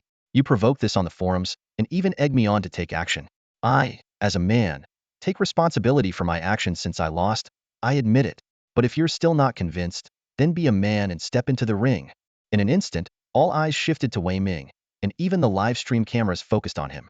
Whispers filled the air. Some remarked that while Wei Ming appeared gentle on the surface, he was calculating and cunning beneath it. Others envied the attention he received from the girls. Wei Ming, who had been reeling from the shock of Su Ye's strength, now found himself the center of attention. His handsome face turned sour as he inwardly cursed Chu Gang for being so tactless. Outwardly, however, he maintained his calm and polite demeanor, offering a warm smile. "Sushueti, my apologies. The forum posts were indeed a misunderstanding. It was a younger student who spoke up on my behalf. I'll make sure he apologizes to you." Suyi looked at the hypocrite in front of him and grinned. "Is that so? No problem. I'm not as petty as some people, so let's just let it go. But senior, are you sure you don't have a problem with me either? Senior, could it be that you're not convinced either?" The words landed like a bomb among the crowd, immediately prompting a wave of muffled chuckles. Wei Ming's handsome face, which always wore the refined smile of a gentleman, froze in an instant. "Unlike certain people, I'm not the narrow-minded type." The remark was an obvious jab at Wei Ming. Hearing this, Wei Ming sneered inwardly. This kid has quite the sharp tongue. But what stung the most was the final question. "Are you really not convinced?" Wei Ming took a deep breath, his smile gradually fading as a surge of anger roiled in his chest. Internally, he raged. "If I were convinced, would I have had someone post about you on the forum? Would I have pushed Chu Gang to challenge you? Just because this kid has some connection, so what if he's talented like a god?" At this moment, he was caught in a dilemma. Admitting he was convinced would be tantamount to confessing he was inferior to Suyi, which, for someone as prideful as Wei Ming, was no different from being humiliated in public. But to say he wasn't convinced Suyi had indeed shown remarkable strength. Wei Ming still remembered his own battle against Chu Gang, where he could only win through a drawn-out strategy, never daring to let Chu Gang close in on him. Under the watchful eyes of the crowd, Wei Ming fell into silence. Just then, Chu Gang walked over from the field to the seating area and sneered. "What's wrong? Scared? Or are you trying to figure out how to save face?" Suppressing his fury, Wei Ming feigned calmness and replied, "Just a defeated opponent. Call me whatever you like. I admit I'm not as strong as you," Chu Gang spat, "but at least I own up to it. Unlike some people, what a disgrace of a man." Wei Ming's eyes narrowed slightly, but suddenly, he broke into a smile. With a graceful leap, he landed lightly in the arena. Confidence surged back within him. He had been overly cautious. If someone could defeat Chu Gang, then he could naturally handle them as well. Besides, he was an elemental ability user, not a brute like Chu Gang who only knew how to charge Hedon. Suyi might have an impressive physique, but there was no way his mastery of his abilities could have reached perfection in just a single month. As the 6th-ranked figure on the Fengyun list, Wei Ming had absolute confidence in his strength. In fact, he was on par with the 5th-ranked individual, having only narrowly lost in their last ranking match. "Junior Su," Wei Ming said, his warm smile returning, "I won't deny that I'm a little unconvinced. You mentioned earlier if you lose this 6th spot." Before he could finish, Suyi cut him off. "This spot will be yours." A glint of excitement flashed in Wei Ming's eyes. If he could secure this ranking, the chance to enter the elite trial camp would be within his grasp. Jiangnan Academy ranks 4th among the 9 academies in terms of overall strength, leaving the others somewhat inferior. This ranking made Wei Ming calculate in his mind. With his abilities, securing one of the last spots in the Tianjiao training camp wasn't out of reach. The thought of entering the camp, where he could receive the resources and training from the 7 nations far more promising than what the Federation University could offer, sparked a determined gleam in his eyes. This premature confidence did not escape Su Ye's sharp observation, causing him to reveal a faintly peculiar expression. Wasn't this the so-called celebrating victory too early? As the two faced off briefly, the audience's discussions grew louder, and the live stream chats of the 9 academies were flooded with comments. Any takers for another bet? Senior Wei is ranked 6th on the Wind and Cloud leaderboard, has defeated Senior Chu Gang multiple times, and is Inscrade Poison Element wielder. Don't even mention it. I've already lost everything. Su Yi is way too strong. I wouldn't dare to bet again. How about starting a bet on whether Senior Wei will beat Su Yi? Don't drag others down. Senior Wei is Inscrade Elemental wielder, with one of the deadliest powers among the 6 elements. He's also more advanced than Chu Gang in cultivation. I'd say this match is 50-50. The crowd on site was equally divided in their opinions, unable to predict the outcome. After all, Su Yi had already shown exceptional strength without even activating his abilities, while Wei Ming, as a skilled elemental wielder, was undeniably superior to Chu Gang. In the center of the arena, Wei Ming looked at Su Yi with a half-smile. Junior Su, I won't go easy on you like Chu Gang did. You're a divine talent with such terrifying physical power. If I let my guard down and let you get close, it would be quite disrespectful, wouldn't it? As soon as his words fell, a terrifying surge of purple liquid erupted from Wei Ming's body, spreading across dozens of meters in an instant, accompanied by a hissing sound of corrosion. The poisonous elements quickly formed a 4 to 5-meter-high wall of venom around him, clearly intended to prevent Su Yi from closing in. On the opposite side, a golden rune had already appeared above Su Yi's head. Time to kill the chicken, Su Yi said calmly. I fought Senior Chu for so long because I respected him and wanted to show that. But this one here using him as the chicken feels just right. A few seconds later, a second pink rune mark appeared above Su Yi's head, following the first one. The unexpectedly calm scene left most of the audience visibly stunned. That's it. A voice of doubt came from the crowd. This is supposed to be the power of a god-level ability? Indeed, the stark contrast to the earth-shattering spectacle everyone had imagined was undeniable. At this moment, Wei Ming had already unleashed a massive surge of poisonous elements. A deep purple toxic mist spread to nearly 50 meters and continued to expand, its oppressive aura making it difficult for anyone to breathe. Elemental abilities are always this steady, someone remarked. They can attack on a large scale, and once mastered to the level of shaping control, they can be compressed into devastating single-target attacks. Truly versatile. Of course, others defended the special abilities. Don't just judge by appearances. It's well known that the potential ceiling for special abilities is much higher. All bark and no bite, that's the hallmark of special abilities. Another chimed in. Among the crowd, only the injured instructor Huang and a few top-class students Su Yi had saved remained calm. They knew all too well that the appearance of those runes signified the onset of a devastating attack. On the other side, Wei Ming stood confidently with his arms crossed, letting the poisonous elements swirl around him like an arrogant king. He glanced at the seemingly ordinary runes above Su Yi's head, and his confidence surged even more. Could it really be, as the rumors say, that his ability leans more toward perception? Wei Ming pondered to himself. At this moment, Su Yi assumed a handblade stance. As for why he didn't use the magic blade Shenren, to him, there was no need to use a sledgehammer to kill a chicken. He scanned the surging toxic elements around him, then shifted his gaze to Wei Ming, who wore a faint smirk. Su Yi responded with a smile of his own. Senior, are you ready? Wei Ming's expression froze. What do you mean by ready? Wei Ming stood behind the 10-meter-thick wall of poison, a smirk of disdain tugging at the corners of his mouth. Haven't you noticed this young master's poison wall is already 10 meters thick and keeping you 100 meters away? This is already me showing you enough respect. He flashed an exaggeratedly charming smile, spreading his hands with mock gentility. Junior Su Yi, feel free to come at me anytime. Your senior's poison wall is ready to welcome you. Please. Without a word, Su Yi unleashed 3 consecutive strikes with his hand. The first slash of energy, crescent-shaped, stretched 60 meters forward, instantly tearing through the encroaching poison elements and leaving a sharp, straight mark on the ground. The second, even sharper wave followed immediately, piercing directly into the 10-meter-thick poison wall, obliterating the tangled poison elements in an instant. As the third strike, glowing with golden light, roared through the air, Wei Ming maintained his gentlemanly posture. In the next moment, Su Yi had already flashed in front of him, delivering a devastating punch straight to his abdomen. Bang! Wei Ming's eyes bulged as pain exploded in his stomach, and he spat out bile. His body curled like a shrimp, flying in a straight arc before slamming into the energy barrier. You. Wei Ming struggled to say something, but coughed up blood instead and passed out on the spot. As he lost consciousness, the pervasive poison elements hissed in protest, slowly dissipating into nothingness. Su Yi retracted his fist, looking exasperated. That's what you get for showing off. Why not just thicken the wall a bit more? If my hand hadn't slipped on the third strike, I would have sliced you in half right there. The scene fell into dead silence, everyone utterly dumbfounded. Even Instructor Huang, and Tang Yun hadn't expected the fight to end so quickly. The crowd repeatedly confirmed the sight before them. Wei Ming, ranked 6th on the wind and cloud leaderboard, now lay sprawled on the ground like a beaten dog. That's it? What happened to the supposed even match? Young Master Wei, were you just here for comedic relief? Not even a minute, and it's over. Even Chu Gang the Brute lasted longer than you. After waiting a few minutes and seeing no one step forward, Sui turned toward the group of top sophomores. Any other senior brothers or sisters dissatisfied?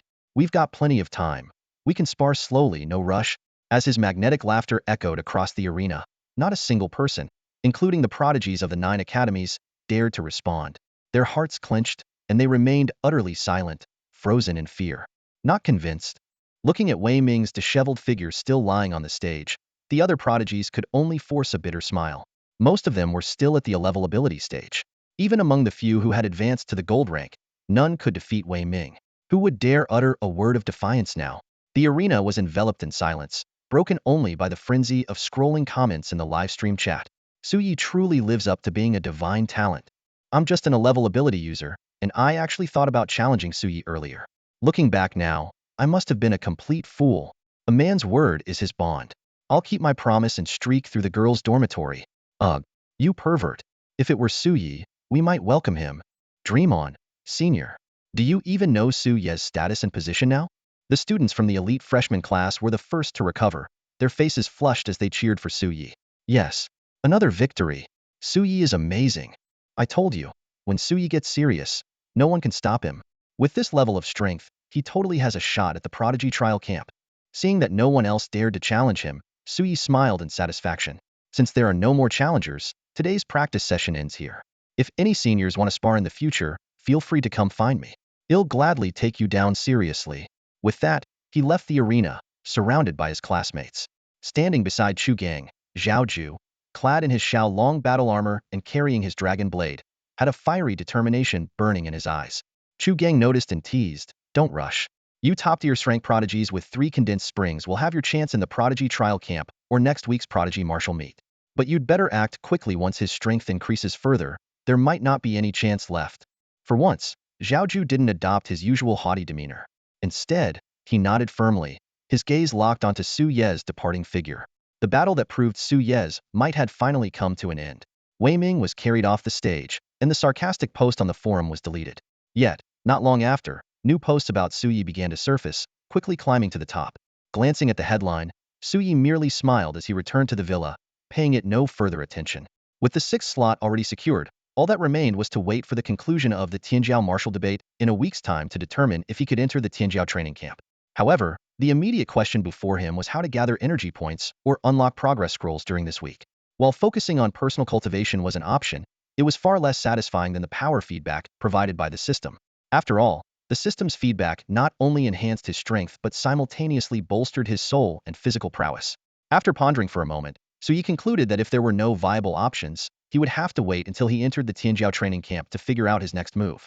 As for interfering with the actions of the Night Watchman or the military in tracking down evil entities, that was clearly not a wise choice. He knew nothing about the rules involved, and if he inadvertently disrupted the Night Watchman's plans, it would undoubtedly cause trouble. Feeling bored, Suyi opened the system interface. Host, Suyi. Level, Early Golden Realm. Items, 2 basic progress unlock scrolls, 2 consumable random scrolls, 1 special strength potion, 1 fate coin, 10 shiny remiades, 1 revival coin, legendary supernova title. Energy points, 39,453. Character template, Azura unlock progress, 25.5. Template capacity, level 2 can accommodate 2 character templates. Looking at his energy points, which were just shy of 40,000, Suyi couldn't help but shake his head and sigh. Suddenly, his attention was drawn to the description of the template capacity. System, does this mean I can now draw second template? Correct. When the system was activated, the template capacity was upgraded to level 2, saving the host a significant expense. However, to accommodate a third template, the capacity must be upgraded to level 3. Hearing this good news, Suyi was initially delighted, but then cautiously asked, how much energy does it take to upgrade from level 1 to level 2? Over 1 million. Staring at his meager 39,000 energy points, Suyi felt a chill run down his spine. Thankfully, the system had taken care of this in advance. Otherwise, the cost alone would have left him bankrupt. Excited, he immediately commanded, start drawing the second template now. His mind was already racing with possibilities. The Azura template had made him so powerful. What if he could unlock templates for figures like the desolate Heavenly Emperor, Pangu, or Langshan, Sun Wukong, or even Whitebeard, Gojo Satoru, or the Sage of Six Paths? However, the system's response was like a bucket of cold water poured over him. Although the capacity is sufficient, the host does not yet meet the other conditions required to draw a second template. It is currently unavailable. It felt like being presented with a delicious feast that he couldn't eat. Suya's expression immediately fell. At the end of the day, it all came down to a lack of resources. If he had an endless supply of energy points, unlocking his desired templates wouldn't even be an issue. Resigned, Suyi asked helplessly, then what exactly are the other conditions? At least let me know so I can have some peace of mind. Ding! The system notification sound chimed. Suyi stared at the virtual interface in front of him, frowning as he read the requirements for unlocking the second character template. Aside from reaching level 2 capacity, the first character template also needed to achieve at least 40 unlock progress, along with a payment of energy points in the millions. Stop, stop, stop. Suyi rubbed his temples as a wave of frustration hit him. The exorbitant energy cost and the 40 progress requirement were overwhelming. It seemed that unlocking the second character template would remain a distant dream for now unless he joined the Tianjiao training camp and participated in major operations. After all, the spatial quake triggered during the freshman trial had brought him considerable rewards. The Tianjiao training camp offered opportunities for activities such as exploring outer domains, guarding mysterious regions plagued by malevolent forces, and suppressing spatial quakes. Returning to reality, Suyi opened the Federation Skynet, intending to purchase a battle suit. He was well aware of its importance. If it hadn't been for the Dark Gold Supreme battle suit, the damage he suffered from the Ghost Spirit Sword Embryo's strike last time would have been far worse. Just as he was about to enter the marketplace, a message notification popped up from the chief student ID. It was an unfamiliar-eyed Zhou Ziyun's. When the virtual screen connected, a young man with a clean buzz cut and an air of dominance in his expression appeared on the display. Zhou Ziyun, the second-rank prodigy on the Wind and Cloud leaderboard. Suyi was a bit surprised. He had no prior interactions with Zhou Ziyun, and this unexpected contact left him puzzled. Was it a challenge? But Zhou Ziyun had already secured a spot in the Tianjiao martial debate. Before Suyi could think further, Zhou Ziyun got straight to the point. Junior Su, I heard you've been eager to train against real malevolent forces. I have an opportunity for you. All you need to do is meet one condition, and we can head out immediately. The sudden proposal caught Suyi off guard, but he quickly asked, what opportunity? Please explain, senior. Zhou Ziyun went on to explain that he had come across a newly refreshed task on the assignment board. Traveling to a small county to assist local night watchers and the military in investigating an incident, potentially involving patrol duties. While he could handle it alone, as the assignee, he had the privilege to invite one additional person to join him. Suyi's heart stirred. Missions related to malevolent forces on the assignment board were incredibly rare, appearing only once a month at most, and they were restricted to second-year students. Not only had Zhou Ziyun snagged this mission, but he was also willing to bring Suyi along. Suyi immediately asked, what's your condition? Though his tone remained calm, a faint pang of envy arose within him. Such a rare opportunity, and it just so happened to fall into Zhou Ziyun's hands. Zhou Ziyun's eyes burned with intense battle intent as he locked his gaze on Suyi in front of him, a faint, expectant smile tugging at the corner of his lips. It's simple. Once the mission is complete, I want an unknown duel with you, Zhou Ziyun said straightforwardly. I don't like having an audience. After watching your strength in the arena earlier and understanding your goals, I immediately thought of you. He paused for a moment before continuing. The mission itself is easy, but sparring with you is my real objective. There's still a week before the Tianjiao martial contest, and with your strength, Mentor Tang Yun would likely approve. So, what's your choice? Suyi quickly weighed the pros and cons in his mind. Agreeing meant committing to a private duel with Zhou Ziyun, a fight without restraints that could lead to severe injuries and potentially affect his performance in the upcoming Tianjiao contest. But seeing the nearly overflowing battle fervor in Zhou Ziyun's eyes, he understood that this battle-obsessed senior could barely contain his desire. When do we leave? Suyi asked in return. To him, this was a rare opportunity. Although it was just assisting an investigation, there were no rules against confronting malevolent entities. This meant that, as a first-year student not yet in the Tianjiao trial camp, he could legitimately participate in slaying these creatures. Seeing Suyi agree, Zhou Ziyun immediately responded, good. Meet me outside the school gates in half an hour. I'll handle Mentor Tang Yun. Suyi quickly acquired a top-tier 4-star black battle suit made from Shadowvine and headed toward the school gates. Along the way, freshmen greeted him respectfully, and even several senior students eagerly approached to exchange pleasantries. He responded briefly before walking straight out of the gates. Half an hour later, a pitch-black, spirit-powered vehicle belonging to the Night Watchers organization pulled up in front of him. As the door opened, Zhou Ziyun's voice came from inside. Get in. Inside the car, Zhou Ziyun sat across from Suyi in his black dragon battle armor, his dragon blade stored in a spatial bracelet. Sitting beside Su Yi was a middle-aged man with graying hair and stubble, wearing a custom black robe of the Night Watchers. He appeared to be in his 40s or 50s, exuding a seasoned and experienced demeanor. Uncle Da, this is Junior Su. Although he's a freshman, his strength rivals mine, Zhao Ju began to introduce, but Uncle Da interrupted with a smile. Junior Su's reputation has already spread through our team. Bai Jing, the chief of the Central District, has even reserved an inspector position for him, making our team leader and the other district leaders all green with envy. Uncle Da, is this mission related to malevolent entities? Su Yi asked. Uncle Da lit a cigarette, his expression turning serious. We're heading to a small county with a population of less than 100,000. Besides assisting the local night watchers with night patrols, we need to investigate a bizarre situation. Seeing the puzzled looks on their faces, he continued, over the past month, the residents there have been experiencing abnormal early onsets of illness, with natural deaths outnumbering those caused by malevolent entities. What's even stranger is that at night, many families exhibit signs of mental instability, and some even end up killing their closest loved ones. Mentally unstable? Killing their closest family members? This single statement sent a chill through the train compartment. Despite the warmth of the heating, Su Yi and Zhao Ju couldn't help but shiver involuntarily, feeling a cold dread creep up to their foreheads. For them, malevolent entities preying on humans was an familiar occurrence, but the idea of ordinary people suddenly turning on their loved ones with lethal intent was deeply unsettling. Uncle Da continued in a grave tone. According to the investigations by law enforcement, these families generally had no major conflicts. While a few had occasional arguments, they were nowhere near the level that would lead to such bloodshed. What's more bizarre is that even families that were once harmonious have experienced similar incidents. His voice grew heavier.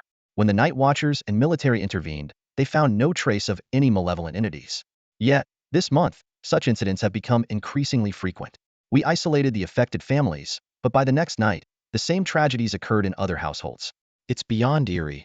Coupled with the issues of frail health among the populace and the lurking threats of nocturnal malevolence, the local branch had no choice but to seek aid from neighboring regions and cities, Uncle decided. Still, our primary mission is to deal with the malevolent entities. As for the other anomalies, we'll leave those to the regular law enforcement. We can investigate them incidentally during our patrols. After all, ordinary people should handle ordinary matters, while those with extraordinary abilities focus on extraordinary problems. Understood. Su Yi and Zhao Ju nodded resolutely. Though the strange incidents were unnerving, their main goal on this trip was to relieve the pressure caused by the malevolent entities so the local forces could focus on investigating these bizarre occurrences. Their destination was Cheong County, a small mountain-encircled town located between the Jiangnan Central District and its neighboring regions. While the county was under the protection of the Central District and spared from direct threats of malevolent entity realms, first-tier spatial tremors still occurred from time to time. Despite its population of less than 100,000, both the urban and mountainous areas harbored a significant number of lurking malevolent entities. After over 10 hours of flight, traversing vast stretches of undulating mountain ranges, they finally arrived at their destination as the sun dipped below the horizon. At the discreet Night Watcher branch on the outskirts of the town, a young female logistics officer had been waiting for them. Welcome, esteemed members from the Central District, she greeted them warmly. However, when her gaze landed on Su Yi, who was standing behind Zhao Ju, her eyes lit up with surprise and excitement. Uncle Da, catching on to the thoughts of the 20-something woman, teased, "Yes, that's Su Yi. If you're hoping for an autograph, now's the perfect time. Once he starts his patrol or heads back to the Jiangnan Central District, you might miss your one and only chance." Hearing this, the logistics officer's cheeks flushed slightly as she stole another glance at Su Yi. Before long, additional personnel dispatched from other regions and cities also began to arrive to lend their support. Wearing the special black cloak of the Night Watch, Uncle Da looked at Zhao Ju seriously, his tone solemn. "Zhao Ju, since this isn't your first time taking part in a Night Watch patrol mission, here's how the 3-day task will be arranged. On the first day, you will guide Su Xiaoyu, and for the following 2 days, he will carry out the mission independently. While this is meant to be a training experience, you must not let your guard down." Although Su Yi and Zhao Ju held higher statuses than Uncle Da, in this mission, Uncle Da was the leader, and both of them had to follow his instructions. Understood, the two replied in unison. Zhao Ju's figure vanished in an instant, with Su Yi following closely behind. Moments later, they appeared atop a tall building, their black cloaks billowing in the night wind as they overlooked the dazzling cityscape below. Zhao Ju turned to Su Yi and said, "Junior Su, don't forget the promise you made to me for 3 days from now. Of course, if we encounter any malevolent entities, I'll honor my word and let you handle them." Facing his senior's intense fighting spirit, Su Yi nodded calmly. "I will keep my promise." At that moment, an urgent female voice came through the communicator, requesting backup. Requesting backup. Deep inside the third alley of Shangxiu Street, D-Class Unit 421 has encountered a second-tier malevolent and Titya long-tongued ghost, and it's overwhelming. There's also a second-tier blood-headed woman. Is anyone nearby? Requesting immediate support. Let's go, Zhao Ziyun said before leaping from the 50-meter-tall building with fluid grace. A leap of faith? Count me in. Sui followed suit, his cloak fluttering as he descended with even more elegance than Zhao Ziyun. In the depths of an alley on Shangxiu Street, a bloodied corpse lay sprawled beside a garbage bin. In the 5-meter-wide alley, a malevolent long-tongued ghost lashed out wildly with its whip-like tongue at a short-haired female night watcher. The sound of clashing metal echoed continuously. Damn it, I can't hold on much longer. The D-Class Unit 421 night watcher struggled to fend off the attacks, her arms and legs already bearing numerous injuries. As a recent graduate and mid-level Silverdeer Awakener, she was clearly no match for the long-tongued ghost. Papa, wake up. Big sister, let me see Papa. The cries of a young girl behind her fueled her resolve, forcing her to grit her teeth and stand her ground, refusing to retreat. But in that brief moment of distraction, the long-tongued ghost's deadly strike came straight at her. Am I going to die? She thought in despair, only to see a flash of violet light. 10 seconds later, she found herself unharmed, staring in shock as the long-tongued ghost's severed head lay on the ground, its cut clean and precise. Not far away, two black-cloaked figures stood as if suspended in midair. One of them wielded a sinister straight blade surrounded by eerie, fragmented shards. That person spoke into the communicator in a calm voice. Third alley of Shangxiu Street. Second-tier long-tongued ghost neutralized. After finishing the report, Sui glanced at the tragic scene and let out a soft sigh before vanishing into the night alongside Zhao Ziyun. Ding. Based on the host's current situation, a 2-star random mission has been triggered. First night watch. A mission has arrived. And it's a 2-star random mission. Sui, moving swiftly through the darkness, heard the cold, mechanical voice echo in his mind. He quickly focused his thoughts to check the mission details. It was a relatively open-ended 2-star random mission, first night watch. The mission objective could be as simple as fulfilling the basic duty of standing watch, or he could choose to go above and beyond by safeguarding the entire Qiong County or resolving any supernatural occurrences. The final evaluation would be determined based on the overall completion level. This means that just completing the basic night watch will meet the minimum requirements. But if I can uncover clues about any strange phenomena, the rating and rewards will be significantly better. Sui nodded with a faint smile, quite pleased with this type of mission that had a guaranteed baseline with opportunities to strive for more. Sushueti, Zhao Ziyun called out, his gaze fixed on his companion. I heard you've always used a giant longsword, but that eerie straight blade you wielded earlier really caught me off guard. He recalled the astonishing scene from moments ago. The blade's tip suddenly shattered, and the violet, ominous fragments shot across 100 meters like lightning, instantly killing the long-tongued ghost before mysteriously returning to the blade. The weapon, exuding the aura of a 4-star, or perhaps even 5-star artifact, only heightened his anticipation for their duel 3 days later. Sui casually swung the demonic blade in his hand. This is the Demon Blade Shinner. It's definitely more effective than the Dark Gold series. That said, I'm quite skilled with swords as well.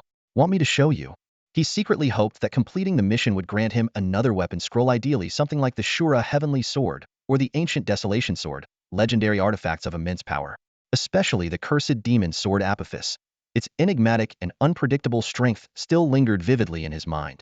Hearing this, Zhao Ziyun's expression darkened, and he instantly appeared beside Su Yi. You must use a blade.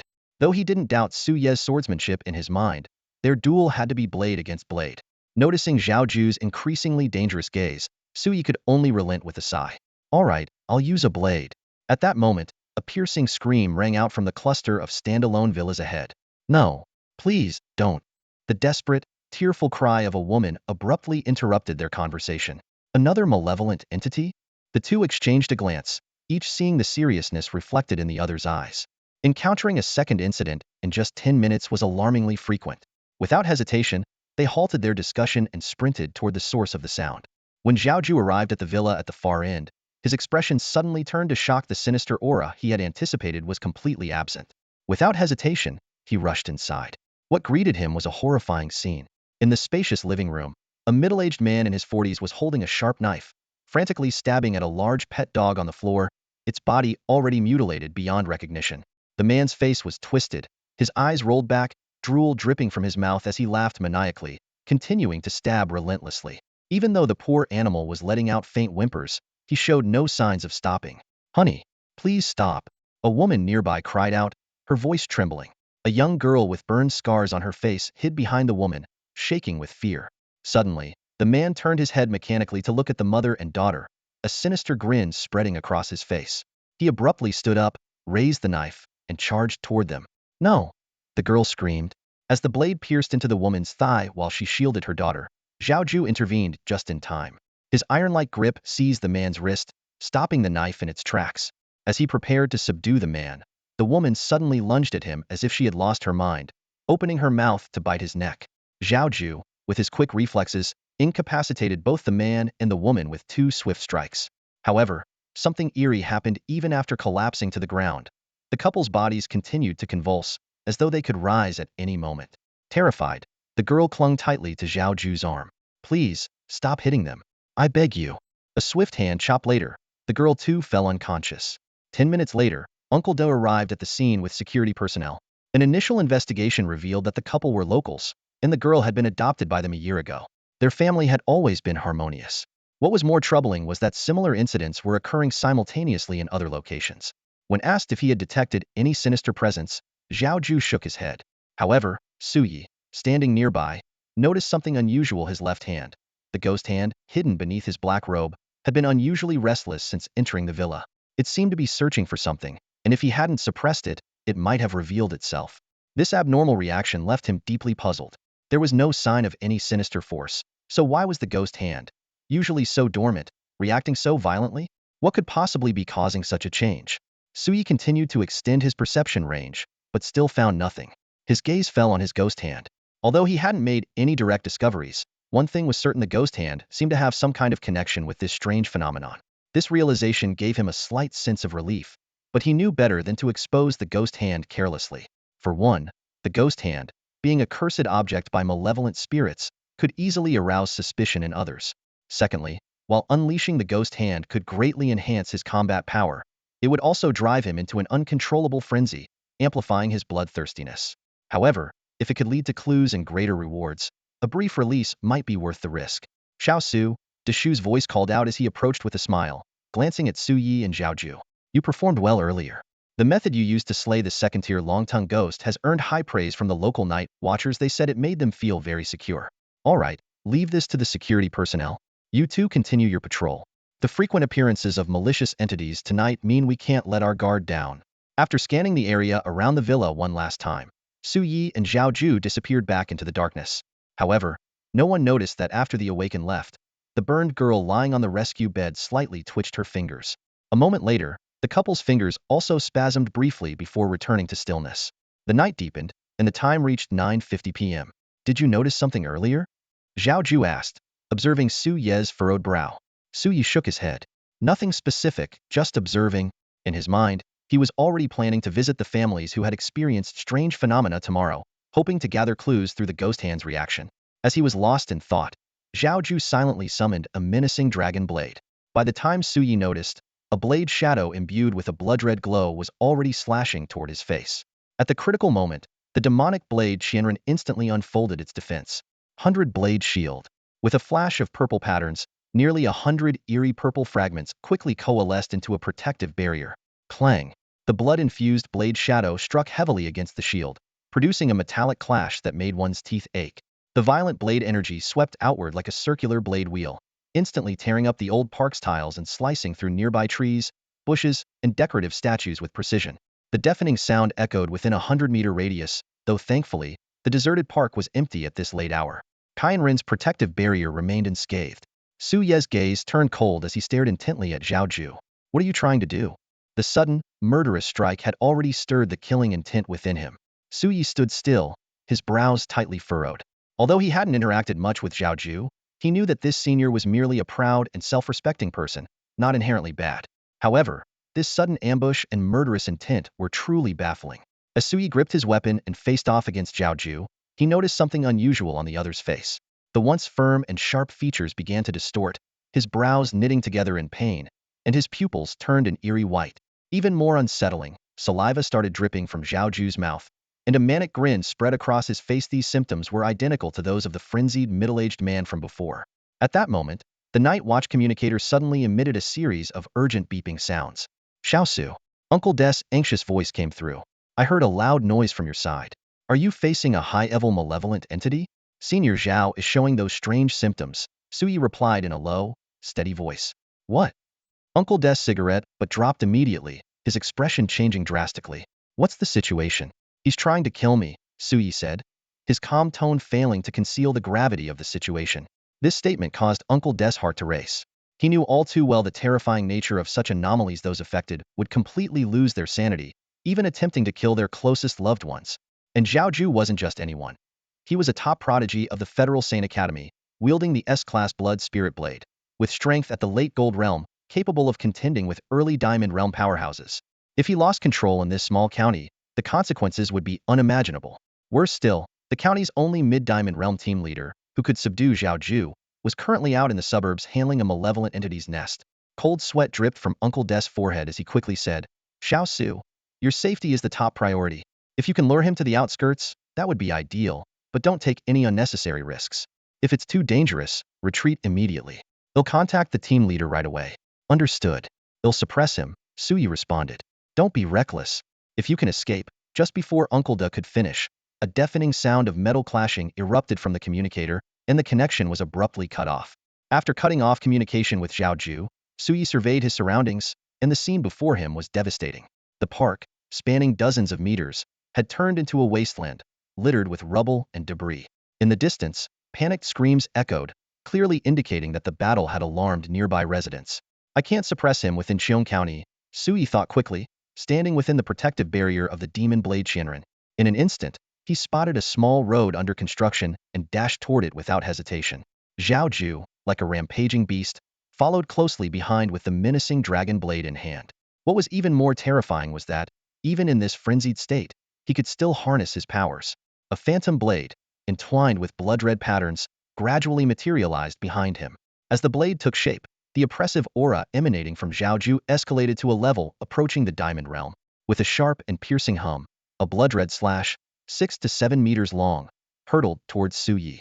The slash tore through the under-construction road, shattering stones and leaving a jagged scar in its wake.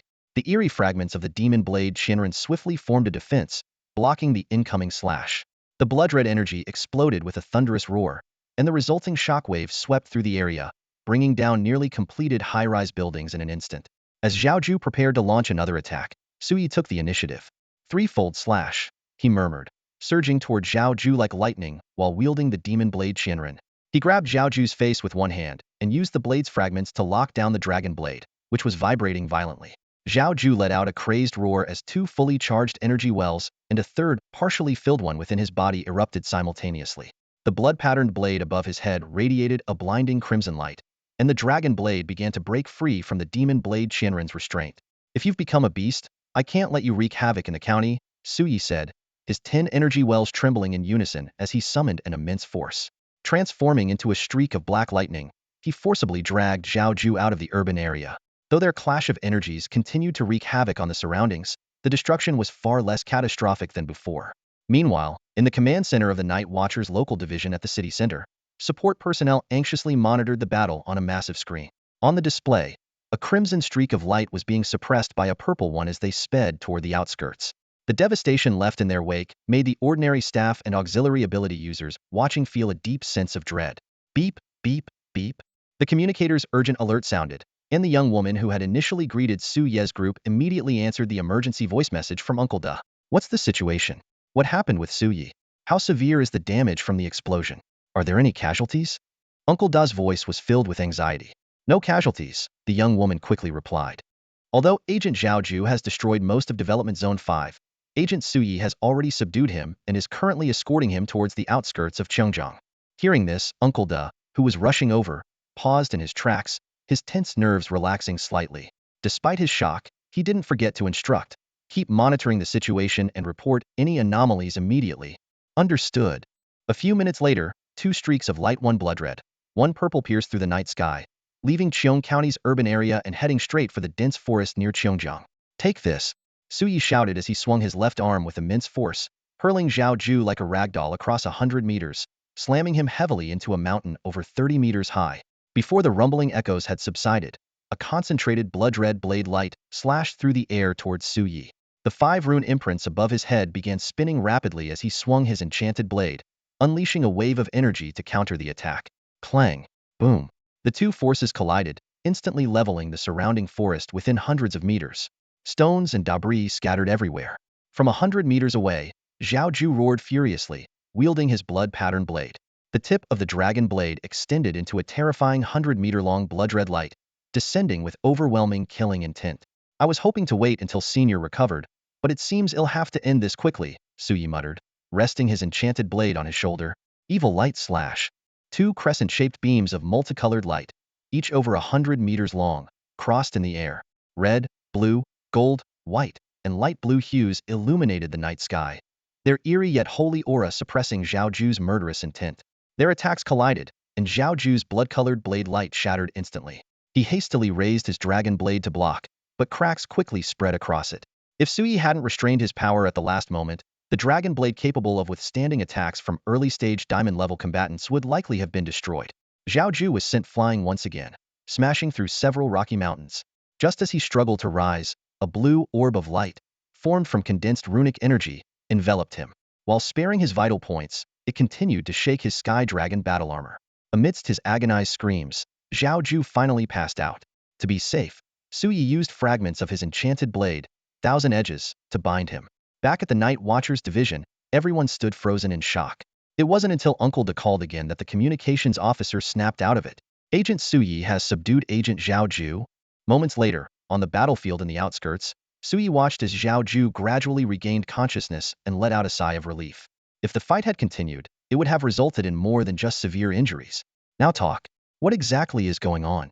Zhao Ju quickly realized the gravity of the situation from Su Ye's grave expression and the waves of pain coursing through his body. As the last person who had been with him, it was evident that Su Yi had been the one to subdue him. Among the fragmented memories, the vivid image of a blue light enveloping him stood out, an overwhelming display of Su Ye's power that had knocked him unconscious. This realization stirred a deep sense of defeat within Zhao Ju. Talent, undoubtedly, was an insurmountable chasm, especially when faced with someone like Su Yi, who not only possessed extraordinary gifts but also worked tirelessly to hone them. Zhao Ju silently vowed to himself that he would strive harder, refusing to let this younger peer leave him too far behind. Senior, I'm asking you a serious question. What are you thinking about? Su Ye's voice broke through his thoughts, tinged with exasperation as he noticed Zhao Ju staring at him in awe. Zhao Ju collected himself and frowned. I can't remember the details very well. I just recall leaving that eerie scene, then thinking about the duel 3 days from now. My emotions spiraled out of control, and I even had the sudden urge to kill you, Junior. He hesitated briefly before continuing. I only have fragmented memories of you dragging me out of the city, and that final blue light. Everything else is a blur. You couldn't resist that impulse at all? Suyi asked, his brows furrowed deeply. Zhao Ju shook his head. There was no way to fight it. At that moment, Deshu and 3 other Golden Tier watchmen arrived at the scene. Seeing Zhao Ju in such a disheveled state and contrasting it with Su Ye's pristine black robes, the trio froze in shock. The expected outcome of mutual devastation had not occurred. Instead, it was evident that the battle, which had shaken the entire city, had been a one-sided suppression. Deshu, before we arrived, had any of the awakened in the county exhibited similar symptoms? Suyi asked. An older man with a goatee standing nearby replied, only bronze-tier awakened have been affected so far. Those of higher ranks were fine until now. Zhao Ju is the first silver tier to be impacted. This revelation darkened the expressions of everyone present. Did this mean they, too, could potentially fall victim to the same influence? Let's head back, Suyi said decisively. Inform all watchmen and military personnel to stay alert for any abnormalities among those at the silver tier and above. After returning to the watchman's division, Zhao Ju went to heal his injuries, while Suyi departed alone, intending to probe the response of the Ghost Hand. Since he could act alone, Suyi decided to test Ghost Hand's reaction. He obtained a list of addresses where strange phenomena had occurred from Uncle Da and immediately set off to the nearest household. It was a heartbreaking case. A father had killed his son under mysterious circumstances. Outside the house, security personnel were stationed and closely monitoring the situation from all angles, ready to respond to any abnormality. Although the father had shown no unusual symptoms in the past 2 days, his anguished sobbing had not ceased. Inside the house, the first thing Suyi saw was the old father kneeling before his son's spirit tablet, his broken sobs filling the room. Son, my son. The intermittent cries were gut-wrenching. Confronted with such raw grief, Suyi was momentarily at a loss for words. Instead, he silently extended his senses to inspect the house. However, he neither detected any malevolent presence nor noticed any reaction from Ghost Hand. As Sui frowned in thought, the old father suddenly lost control. Son, it's all because of me. It's all my fault. I'll come join you. Before he could finish, a pair of scissors had appeared in his hand, and he thrust them toward his own neck. Sui acted instantly, snatching the scissors away. But seeing the despair in the old man's eyes, he struggled to find words of comfort. The security personnel quickly rushed in to provide additional supervision. Sui, undeterred, resumed his investigation. Over the next several hours, he visited numerous affected households across the county, but Ghost Hand remained unresponsive. This left him deep in thought. Why was it only that particular villa that had agitated Ghost Hand?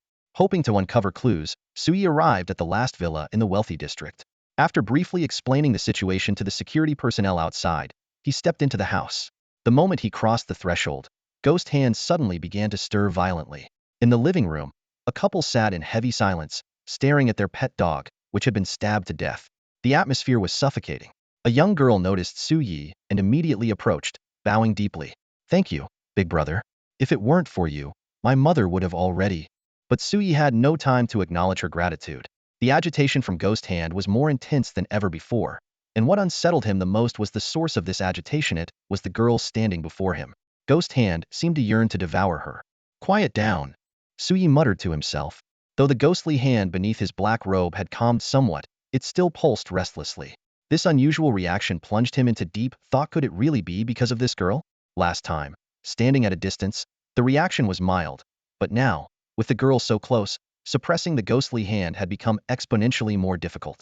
If not for his strong soul, he might have already lost control. Big brother, are you okay?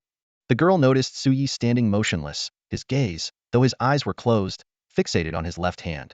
Concern flickered across her half-scarred yet delicate face as she reached out, intending to touch Su Ye's hand. I've already poured the tea. If there's something you need to investigate, perhaps you could start by a... The moment her hand grazed Su Ye's left hand, she recoiled as if startled, like a frightened cat.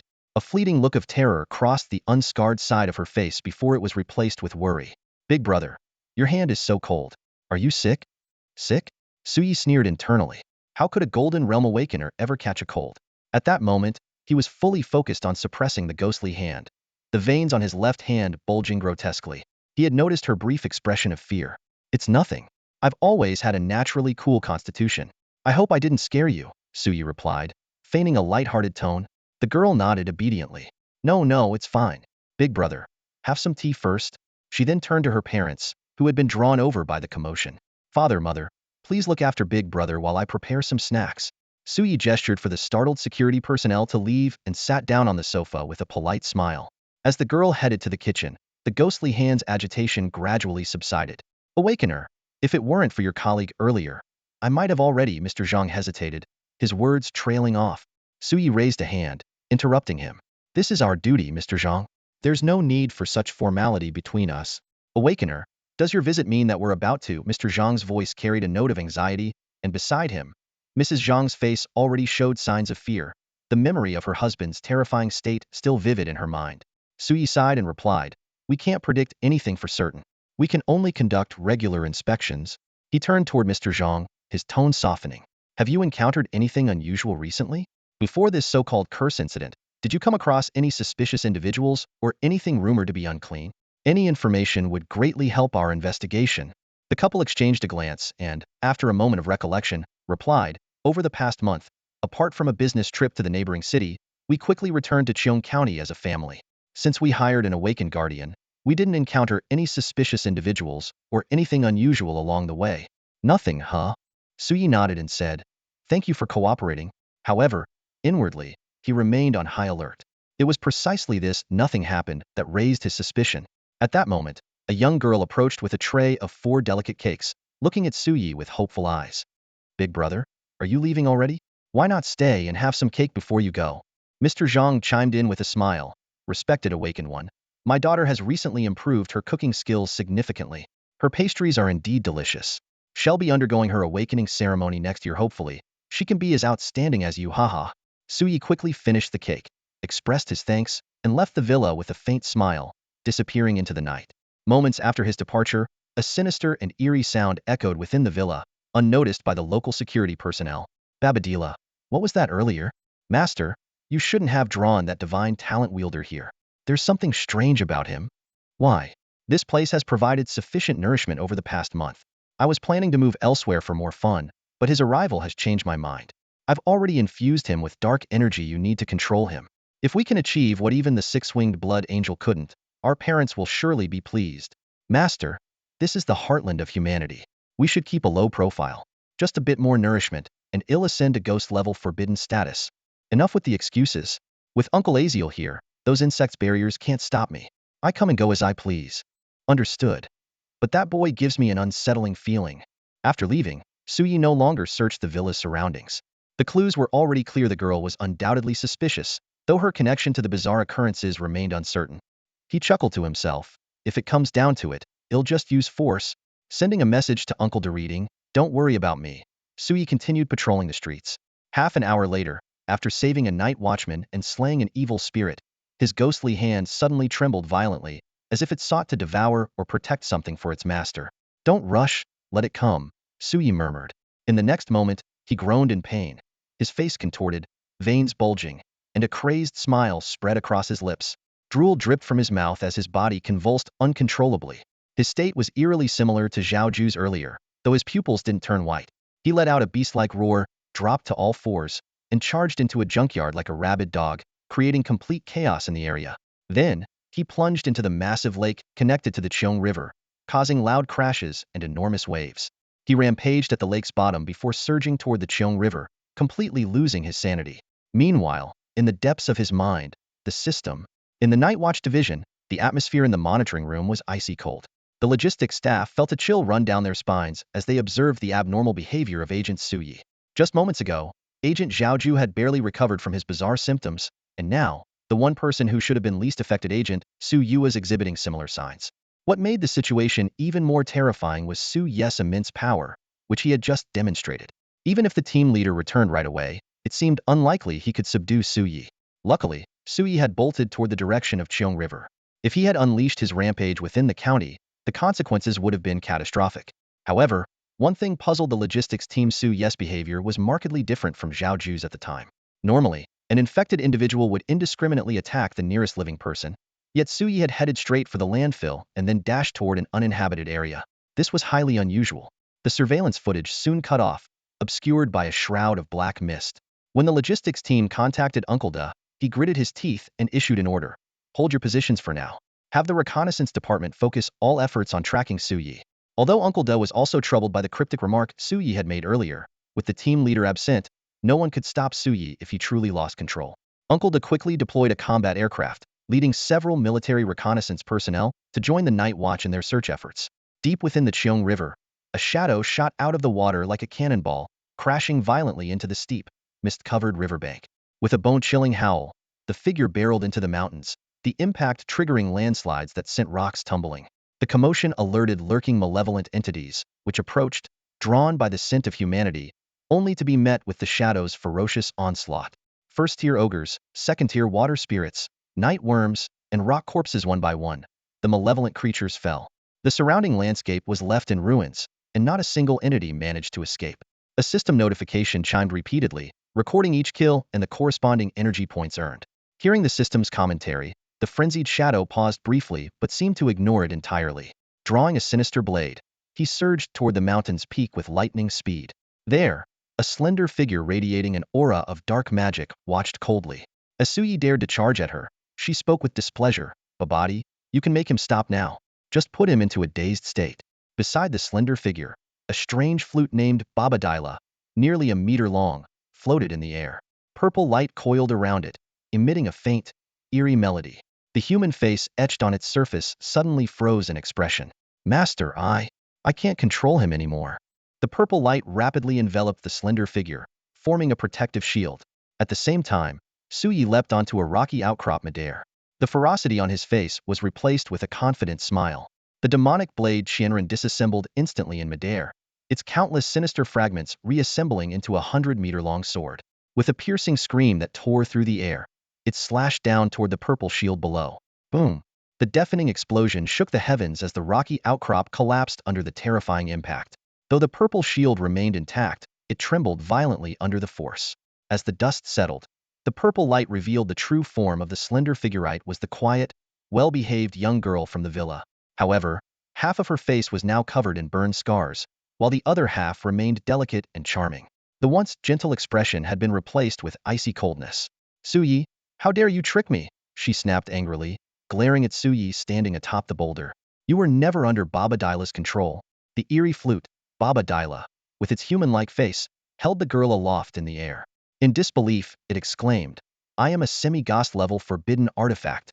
I can manipulate even diamond-level beings with negative emotions. How could this boy, no matter how strong his combat ability, resist mentally? Suyi stared coldly at the girl. Trick you? The illnesses, the deaths, the strange phenomena, were they all caused by you? Hee hee, the girl chuckled softly behind her hand. Ah, Babadila, we've been exposed. Oh well, I was getting bored anyway. Black mist engulfed her in an instant. In the blink of an eye, her form transformed completely. The delicate, scarred face was replaced by a sinister visage, golden eyes, purple lips, and black streaks running from her forehead to her chin. Her long purple hair cascaded to her waist, and she wore a tight-fitting gown made of some unknown creature's material. Her previously slender frame now appeared tall and voluptuous, with massive demon wings embroidered with purple patterns sprouting from her back. Ah, being in my own body feels so much better, she said, stretching her alluring figure. Pretending to be that little human brat was torture, though her flesh was quite tender and tasty. She looked at Suyi with a playful, innocent expression. To help Babadila ascend to ghost level, I had to use those humans as nourishment. Isn't that perfectly reasonable? The strange phenomena were just side effects of me toying with them using my powers and malevolent energy. Too bad you, a divine talent user, found me out. Guess I'll have to relocate. I even tried to control you, but who knew your soul was so strong? What a pity.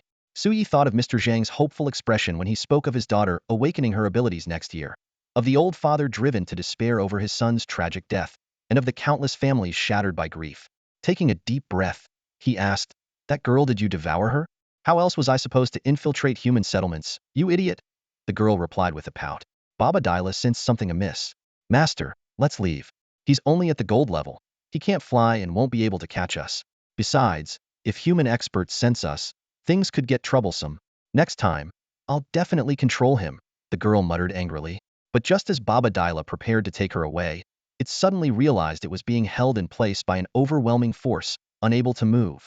On the rocky outcrop, Suye's expression was icy.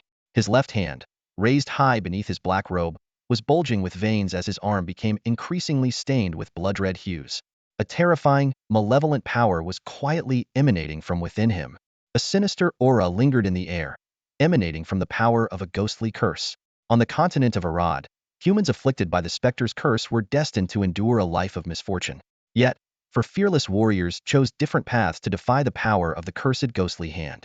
One embraced madness, using their blood energy to combat it, attempting to devour the ghostly hand's power. Another channeled the cursed power into their sword, pursuing the pinnacle of swordsmanship, earning the title of Sword Soul. A third transformed themselves into a vessel, unleashing their restraints to fully embody the ghostly entity.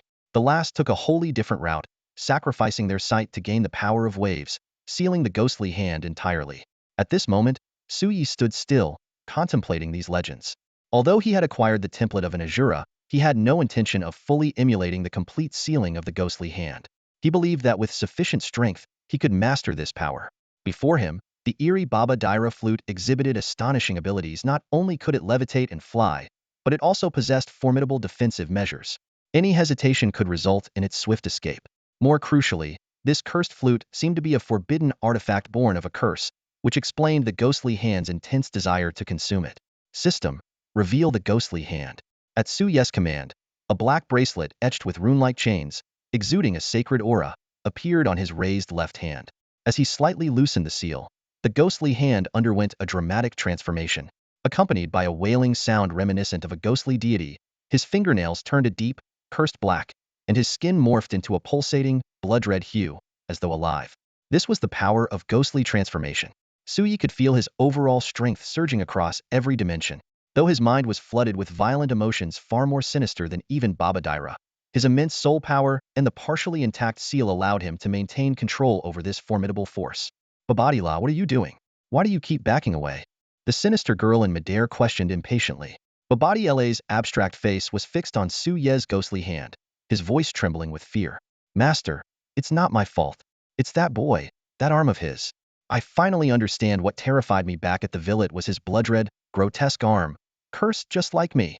But its curse is far more powerful than mine. I'm not retreating by choice. It's the devouring force of that hand pulling me back. Hearing this, the sinister girl's gaze immediately locked on Su Ye's demonic left hand. Her bewitching face displayed a look of disbelief. How is this possible? You were born from the curse of Lord Tianzui, the ruler of the cursed abyss and a deity equal to his father, the king of sinful desires. How could there possibly be a curse stronger than that of the cursed lord? And Su Yi is just a human, how could he possess such a forbidden artifact?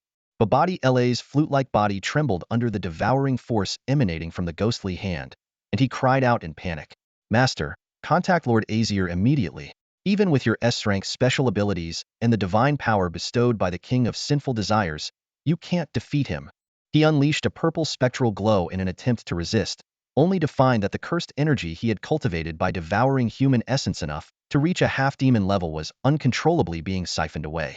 It transformed into eerie streams that were absorbed by Su Ye's ghostly hand, causing the devouring force to grow even stronger. Even my cursed energy is useless? Babadila was utterly panicked. Without his cursed energy, his power was reduced to that of a mere fourth-tier malevolent spirit.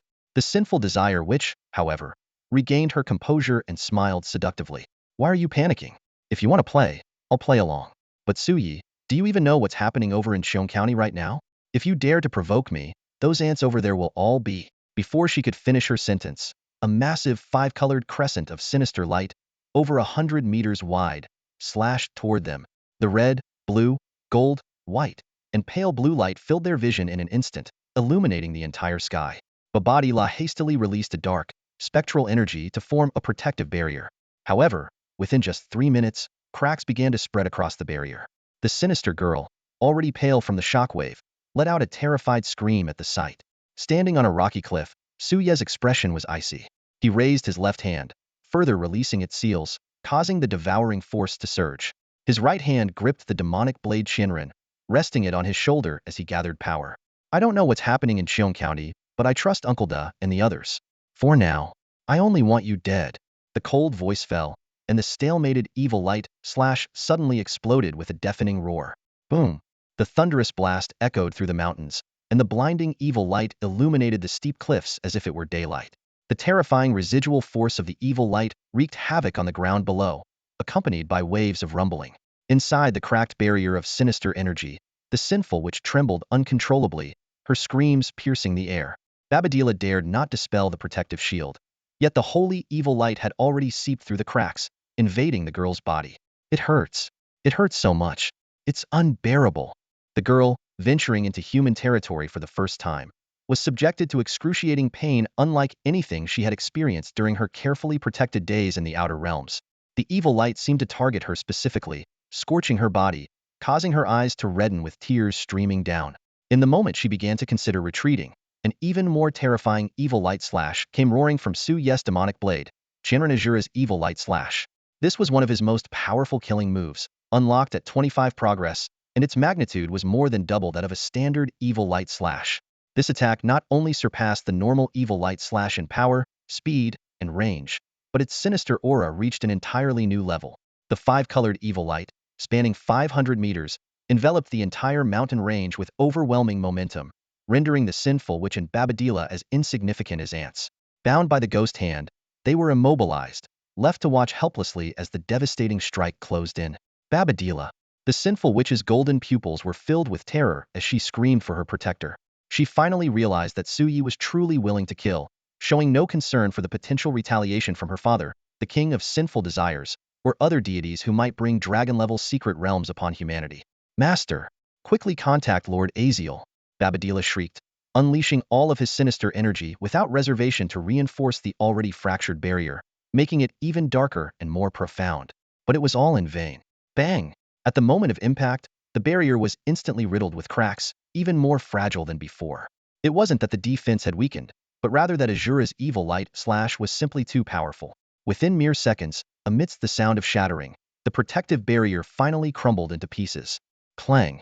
Babadila used her flute to block the ferocious strike of the Azura evil light slash, standing as a shield to protect her master at all costs. Just as the sinful desire which prepared to unfurl the demonic violet-patterned wings behind her, a shadow streaked through the air like lightning. Suyi gripped Baba Dila tightly with his left hand while his right hand, wielding a sinister blade, slashed forward in a gleaming arc, aiming directly for the slender neck of the girl. The sound of steel slicing into flesh was chillingly clear. Though the sinful desire which managed to avoid a fatal blow, one of her demonic wings was brutally severed. A piercing scream echoed through the surroundings. Deprived of the support from Baba Dila and now with a severed wing, the sinful desire which plummeted straight toward the ruins below. As she struggled to steady herself, Suyi, already descending from midair, unleashed another Azura evil light slash. Using Baba Dila to propel himself downward, he delivered a powerful axe kick aimed directly at the witch's crown. The kick tore through the air, closing the distance to less than a meter from her head in the blink of an eye. Faced with imminent death, the sinful desire which could no longer maintain her pride.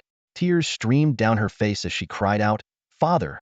In an instant, a towering, pitch-black phantom emerged around her, shrouding her figure.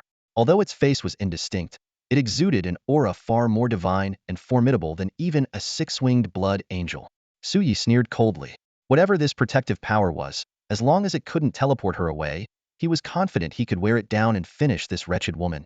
Bang! His axe kick struck the phantom's head with immense force, yet it failed to leave even the slightest mark on its form. Although the sinful desire which landed safely, the wound at her severed wing and her pallid complexion revealed that she was at the end of her strength. The venomous glare in her golden eyes was nothing more than impotent fury. Suddenly, her expression shifted into an eerie calmness, as if everything that had transpired moments ago had never occurred. Her gaze now carried an aloof detachment, identical to that of the six-winged blood Angela chilling, condescending look that seemed to overlook all life. Sensing the abnormal aura, the turbulent engraving above began to spin furiously. Suyi silently donned the legendary supernova title, ready at any moment to deploy high-grade elixirs to confront whatever might come next. Legendary supernova, this advanced mythic title, once equipped, instantly unleashes a powerful buff. It boosts spiritual energy, physical strength, and soul power across the board, while increasing damage dealt to enemies by 10. Although its effect lasts only an hour before automatically returning to the inventory and requires a 12-hour cooldown, this brief surge of power is enough to turn the tide of battle. Suyi felt the surging power coursing through his body, as if every cell within him was cheering in exhilaration. In this moment, his strength was sufficient to face off against a diamond-level expert Hedon. Even the so-called pinnacle fourth-tier ghostly sword embryo was no longer a threat. However, the eerie woman before him gave rise to a sense of caution.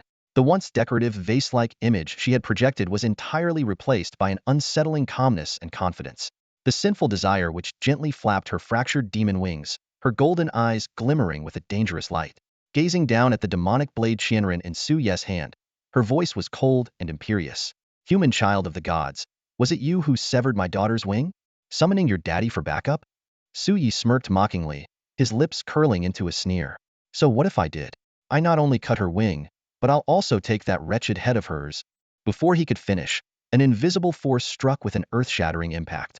Even with the 100-blade shield of the demonic blade Shinrin protecting him, Suyi was sent hurtling like a cannonball, crashing through several mountain peaks before finally coming to a halt.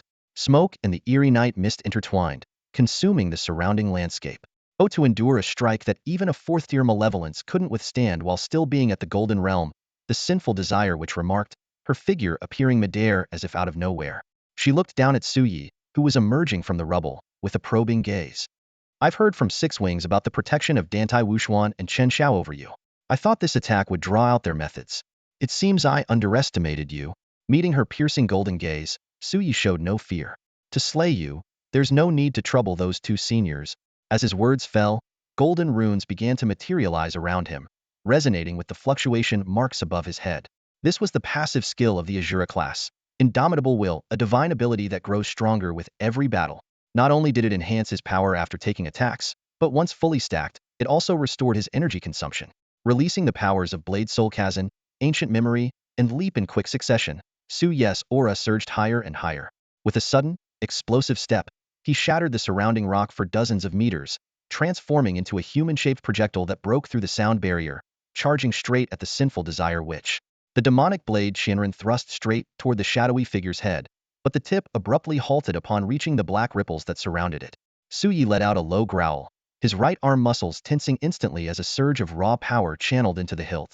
On the second strike, the blade tip finally pierced into the shadow's interior. Although it encountered resistance once more, it was enough. A cold smirk curved at Su Ye's lips as the tip of the demonic blade Shinran suddenly shattered, breaking into over a dozen violet shards. These shards spread out within the shadow, forming a surrounding formation and trapping the sinful witch in their midst.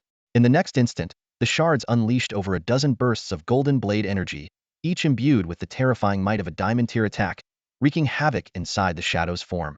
The sudden onslaught caused a ripple in the sinful witch's usually indifferent golden eyes. Clearly, she hadn't anticipated Su Yi breaking through her sinister shadow with such an uncanny method.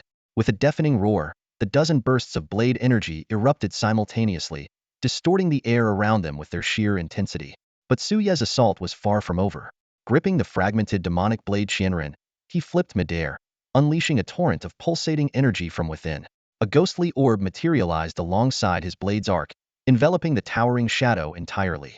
Though the ghostly orb had compressed in size, its destructive power had exponentially increased. The energy waves intertwined with devastating force, relentlessly tearing apart the shadow and driving it downward. Surveying the battle below, Su Ye's brows furrowed. His attack was still insufficient. The consciousness inhabiting the eerie girl had nearly ascended to the level of a fifth-tier malevolent entity. Without hesitation, he weakened the ghost hand seal by another 30%. In an instant, a thunderous roar reverberated as the ghost hand's nails sharpened into blade-like edges. Crimson veins burst across its surface, with fresh blood spiraling around the spectral hand. The cursed artifact, Babadila, clutched tightly in his grasp, let out a piercing scream as its cursed power and the malevolent spirit's consciousness were ravenously devoured by the ghost hand. Su Ye's aura surged dramatically. His features twisted into a grotesque snarl, sharp teeth bared, while his unhinged laughter echoed like a sinister owl in the night. As he swung the demonic blade Shinran, waves of pulsating blade energy mixed with an overwhelming evil light slashed toward the ghostly orb below. Driven by this frenzied killing intent, Su Yi leapt onto a massive black sword, shouting, "Silver light falling blade." With this cry, he plunged directly into the ghostly orb, unleashing an all-out, maddening assault. The relentless onslaught had indeed caused a fleeting moment of distraction in the king of sinful desire, who was possessing his daughter. He struggled to comprehend how this young human deity could suddenly erupt with such astonishing power that even surpassed the level of the top 10 strongest humans in their youth. The king of sinful desire recalled the past, when he and his kind sought to prevent humanity from treading the path to godhood. Back then, a young man named Dantai Shinner, known as the Little Sword Saint, had managed to resist the attacks of their fourth-tier secret realm creatures with merely golden realm strength. Despite their repeated attempts to eliminate him during his growth, he was successfully protected by Chan Shao. Ultimately, Dantai Shinner not only ascended to godhood, but also became humanity's sharpest blade. Now, this newly ascended human deity displayed power even more terrifying than Dantai Shinner's in those days. As one of the outer gods, the king of sinful desire could not allow such a formidable existence to rise among humans again. Although the protective barrier he had bestowed upon his daughter was primarily defensive, with her early golden realm strength combined with this shield, she should have been able to withstand attacks equivalent to those of a human at the Starlight Realm. Boom! The ghost imprint pearl smashed heavily into the ground, creating a tremendous gravitational force that even the king of sinful desire's shadowy form could not immediately escape. The entire mountain range shook violently as a blue mushroom cloud swept across the area. The undulating terrain was plowed into a circular plain over a kilometer in diameter. The following waves of blade energy and the evil light slash exploded in succession, pressing the king of sinful desire further into an ever-deepening pit. Amid a maniacal laugh, a massive black sword descended from the heavens, its tip aimed directly at the heart of the towering shadow where his daughter, the sinful desire witch, was being protected. Clang! Crack! The king of sinful desire's expression froze within the shadow as he immediately transmitted a message. Aziel, this girl's body can no longer withstand any more dark energy. I will extract all her remaining power to unleash one final strike. Whether or not it destroys this human deity, we must try. Be ready to act. A faint response echoed through the void. This place is too far from the outer realm. The passage needs 5 more seconds. I will time it carefully. As the words faded, the towering black shadow of the king of sinful desire abruptly dissolved into an inky, viscous liquid that spread like a black ocean, engulfing the land within several kilometers and surging towards Su Yi. This strike turned the entire mountain range into a pitch-black abyss, its overwhelming force beyond what even Starlight Realm Awakeners could withstand. Yet, in his madness, Su Yi showed no fear, laughing hysterically. The moment the towering shadow vanished, he stomped down hard with his right foot, accelerating the massive sword's momentum as it continued its unrelenting trajectory toward the delicate figure of the sinful desire witch. His sword did pierce the body of the witch of sin and desire, but it also meant that he would be consumed by the Black Sea, as if their mutual destruction was inevitable. At the very moment the witch of sin and desire began to fall, the space around them rippled unnaturally, and an invisible vortex emerged, opening its massive maw. The vortex not only devoured the witch's body, but also pulled in Su Ye's pitch-black greatsword. In the final instant, accompanied by a shrill cry of pain from the witch, the sword seemed to have hit its mark, likely the very heart he had aimed for. As the spatial vortex vanished, Su Yi, now without support, plummeted into the sinister Black Sea. Just as the shadow of death was about to engulf him, two items on his wristband began to react in a strange way.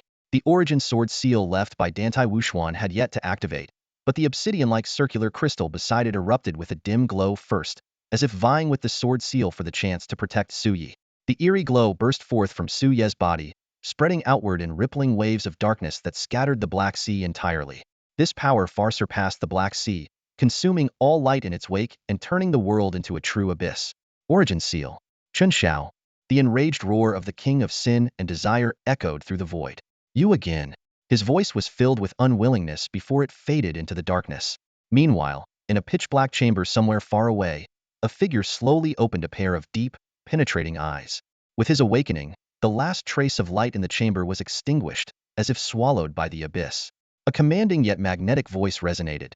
Dare to harm a genius of the Dragon Kingdom? Courting death. Back in the mountainous regions of Cheong County, the landscape had been utterly transformed. The abyss of darkness had left behind a massive crater, into which the rushing waters of the Cheong River surged, causing the entire river's flow to accelerate dramatically. A system notification echoed in Su Ye's mind, informing him that the 2-star random mission was complete, with a perfect rating. Immediately afterward, the system sealed his frenzied ghost hand. His blood-stained arm returned to its original state, and Su Yi, buoyed by the river's currents, floated to the surface. Seeing the notification of the mission's perfect completion, he grinned, eager to discover what rewards this perfect rating would bring. At this moment, a fighter jet was gliding slowly through the skies above Cheongjiang. Uncle Da and his team had tense and weary expressions on their faces. They had just experienced an emotional roller coaster from receiving news of a massive outbreak of strange phenomena in Cheong County to its sudden subsidence, from panic to relief. The cold sweat on their foreheads had yet to fully dry. Quick, keep searching for Su Yi. Uncle Da wiped the sweat from his brow with his sleeve. Head in the direction of the sound source. It's been half an hour already. This damn black fog is seriously hindering our search efficiency. He turned to a local awakened from Cheong County and asked, this abnormal flow rate of Kiangjianji, is it always like this? The local awakened shook his head gravely. Such a rapid flow rate is unprecedented. Uncle Da, could this have something to do with those continuous booming sounds? The fighter jet soon reached the target area, and the scene before them left everyone speechless with shock. A massive lake had appeared out of nowhere in what was originally a stretch of mountainous terrain. Water was still surging into the lake from cracks in the surrounding ground. This is impossible. The local awakened's eyes widened in disbelief. There used to be dozens of mountains here. The same question flashed through everyone's minds. What kind of entity could cause such catastrophic destruction? A Tier 4 malevolent being? Or an even stronger Tier 5 existence? Just as Uncle Da was about to issue new search orders, the surface of the lake erupted with a deafening boom. A towering wave, tens of meters high, shot into the sky. A dark figure leaped out of the water and landed steadily in the open cabin door of the fighter jet. It was Su Yi. Half an hour later, Su Yi gave a brief account of the events and returned to his temporary quarters. The whereabouts of the sinful witch were unknown, the body had been drained to ashes by the ghost hand, and the system had indicated the mission was complete, suggesting that the strange phenomena in Cheong County would no longer occur. As for the aftermath of the public unrest, it would be handled by other night watchers and the military. Sitting cross-legged on the bed, Su Yi carefully bandaged the wound on his left hand, then eagerly called out to the system, "Claim the reward." The system responded immediately, "Ding, host has completed the 2-star mission. First night watch. Overall evaluation, perfect. Rewards granted, 200,000 energy points, 2 beginner unlocking progress scrolls, 1 random scroll with energy ranging from 200,000 to 300,000, and 1 special extraction qualification." Wait, that's it. Su Yi froze in surprise, still immersed in the notification sound. The system responded calmly, "The rewards you received are already the best possible for a 2-star perfect rating."